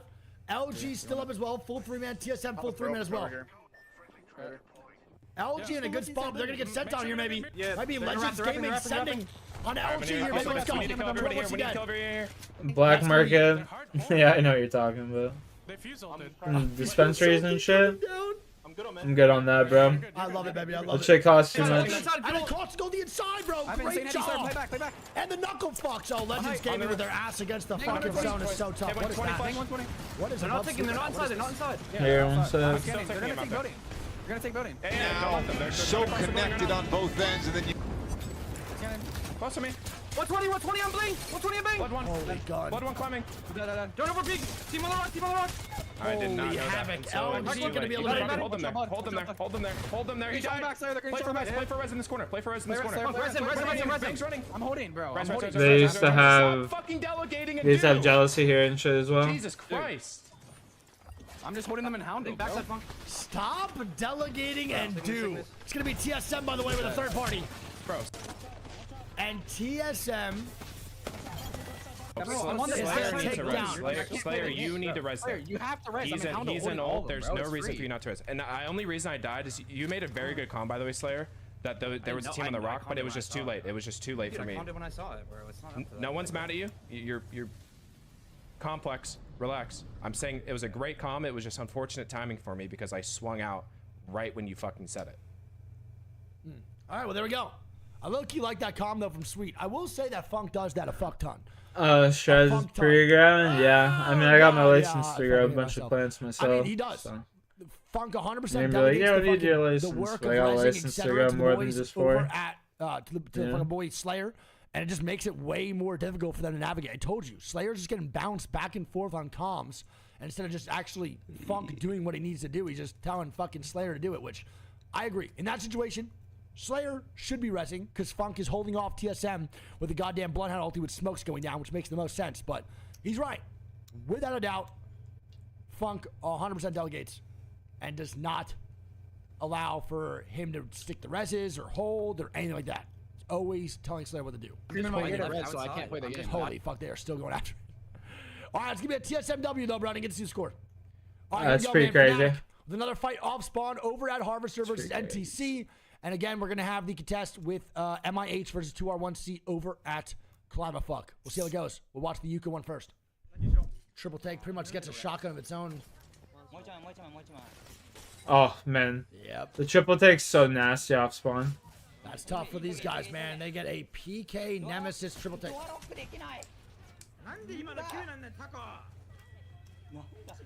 A double triple take PK. That's just like super hard to. That's hard to for fight them against. is crazy. That's super hard to fight There's against. another team, and Uxako and 2R1C is going to be knocked. And Missy's going to get full kill. GG's. And he's down below. That's so unfortunate, bro. And they have no crypto this time around to actually get the banner or anything like that for easy res. They still get banner, though. This will be fine. Oh, he's trying to heal them. They're taking it, baby. They're going. They see that 2R1C gets one knock, and they're going to send it, bro. They say, fuck it. Let's kill him now. See behind here? Yeah. They're going for a res, I think. They're going to res. Yeah. I'm going. Holy Inside on me. movement. I'm swinging, I'm swinging him. I'm hard fucking chasing. I'm popping out. Bro, Synetics mechanics are so One is on clean. top of us. He got ulted. He's going. He's coming to me. Inside, getting inside. On top. 80 on top, 80 on top. 50 flash on one. Bro, 50 flash he on one. is so clean. One on Legends game 80, going to be one on eliminated. I climbed up, one on dead. I'm stuck over here. So clean, baby. He took gondola. Well Oh, played. he's running up. All right, well, Uxako and 2R1C going to be a one-man. Left ping. Makes sense. That's for Call of Duty They get Zombies. knocked from another team up top on bridge. MIH sees that. They push through. Good play. Makes a lot of sense. That's for Call of Duty I Zombies. don't know, dying too. They gets killed through the window. GG's. I think that gen's going to get broken and they're dead here as fuck. They're so dead. No, you're good, bro. GG's. You're good. I just do a lot of. I used to do a lot of high rounds for Call of Duty Zombies and shit, right? So that's just for me when I was in like around 100 plus or whatever. I know how many hordes there were per round. So I know how much ammo I had to use or how many traps I had to use. You know what I mean? Nice, well played. And E8 gonna be eliminated by Kinatrope. That way I could essentially figure out how long the round was gonna be. And that's TSM getting separated, man. So Varels goes down. TSM now running left side towards Monument. We gotta get underneath the tracks, I think. Or we can tough. just rat here. Maybe just rat here, actually. We played a Mm, yeah, I made it past round 225 before. I'm gonna delay them start fighting a 3-man inside tunnel. I think they should But I was in World at War. And then I made it to like 163 on Kino. And then I just like quit. My bangle's coming down now. This is mine now. Yep, there's TSM griefing Tyler, and Tyler goes down. Classic one! Absolute classic one! I'm marking. Window play up. If you go on my channel, Homer, you can. Bang one. If you go on my channel, bro, you can go back and look at my like videos and shit like that, right? I used to post a bunch of videos for the COD That motherfucker community and was shit. not one shot, Matafe. Yeah. I'm to heal. I'm healing. No, they're all here. Use me. And BGB gonna be eliminated. TSM now getting the banner, baby. There we go. That is such a great job by Hal, dude. Completely ignores the last guy, gets the banner, but that's what I was talking about, bro.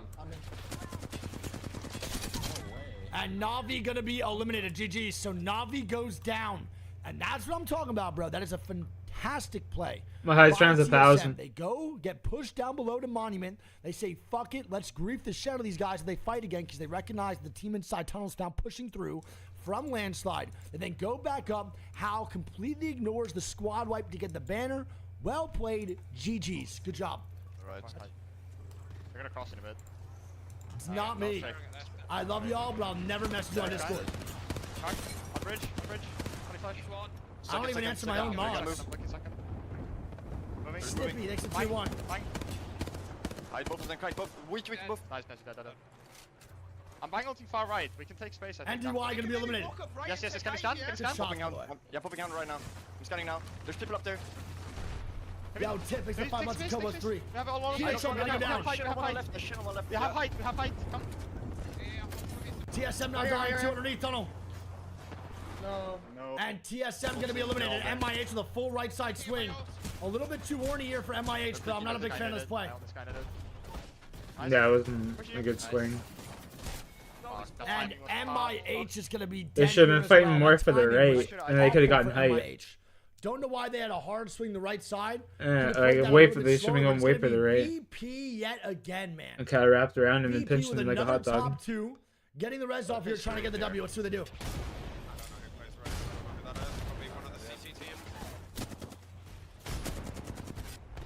Do we not scan?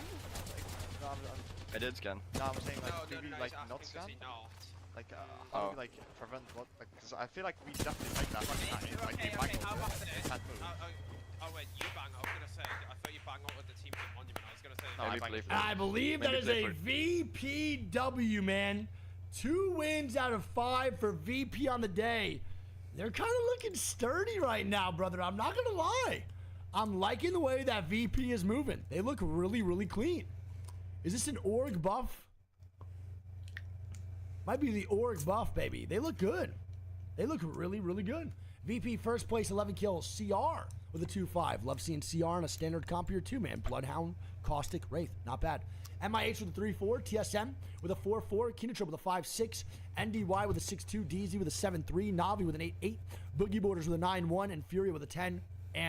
All right, here we go. Fnatic looking for the 5-1 on the day. P20 this time around. Definitely not a triple take, that's for sure. What's going on with that door? Nice. Well played. 1 man left for NTC. And they're running away. You know, I just gotta run to the mid. GG's. And reset aggro. And the finisher comes out. Low-key, tad bit deserved.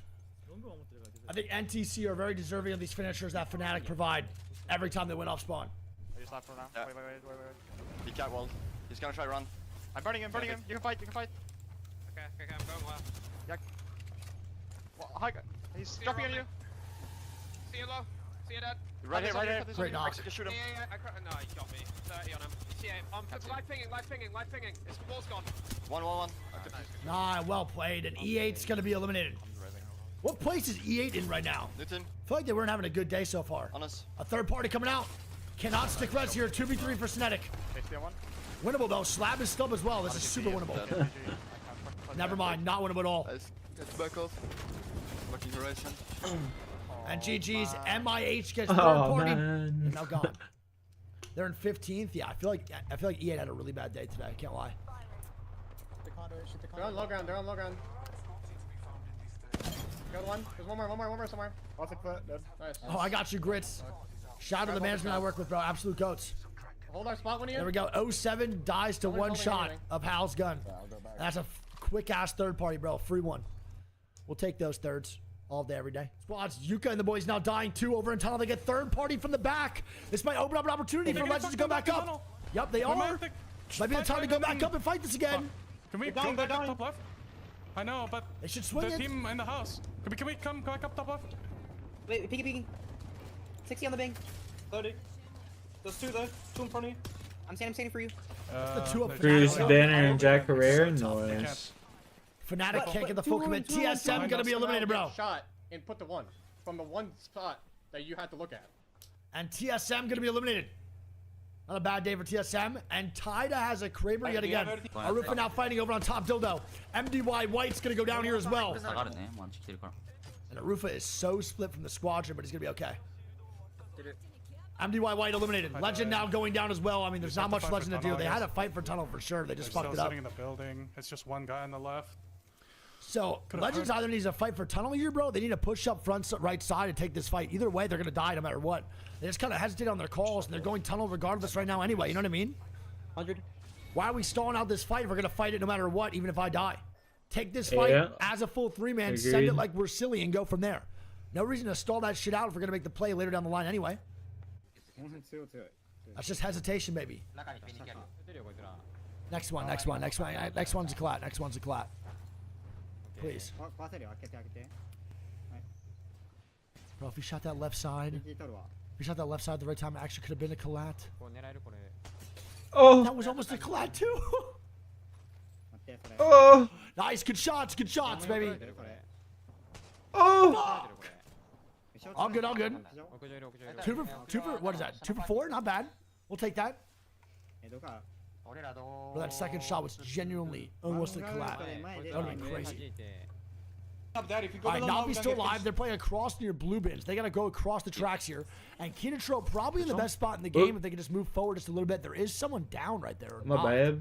They move over just a little bit and play this rock, then look left. They can force NTH to go across near blue bins instead of fighting them. We'll see what they do though. 3:30 right now? Fuck. I'm probably gonna kill this guy and go to bed. Yeah, I feel like 95 is just not even worth using this fucking gun sometimes, man. I'd much rather just take a Sentinel charged up than a Kraber in some situations. Nice 140. Good shot. Yeah, 95's a leg shot, correct, yes, sir. 95's still pretty fucking awful, though. You know what I mean? 95's just not good. It's meme. Bulletproof Uggs. What the fuck? Oh. That should have me tripping for a second. I'm going to bed, chat. Homer Simpson, have a good one. Golden, appreciate you for chilling. Everyone that's in chat chilling. Hope y'all have a good night. Appreciate all the views, all the likes.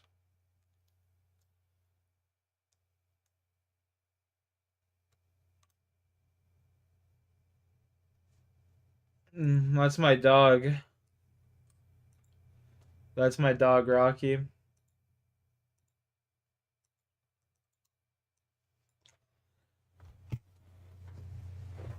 That's my boy right there.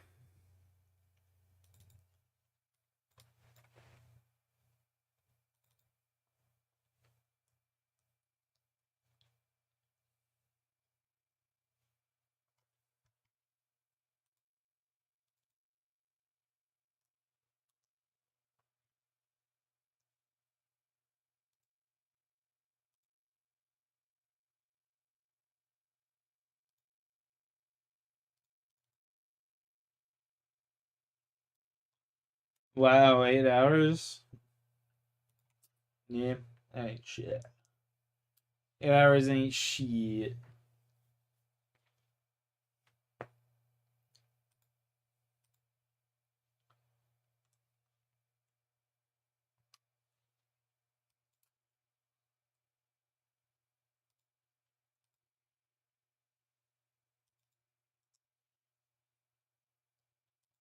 It's my boy. Alright. Well, I'm heading to bed, chat. I'm fucking tired. If you haven't done so already, make sure to subscribe. It's absolutely free. We'll be live tomorrow. I think tomorrow I'm going to start an Iron Man account. We'll see how it goes. Yeah. I'll talk to you later. Peace. Good pat and a good night? Yeah, I will for sure.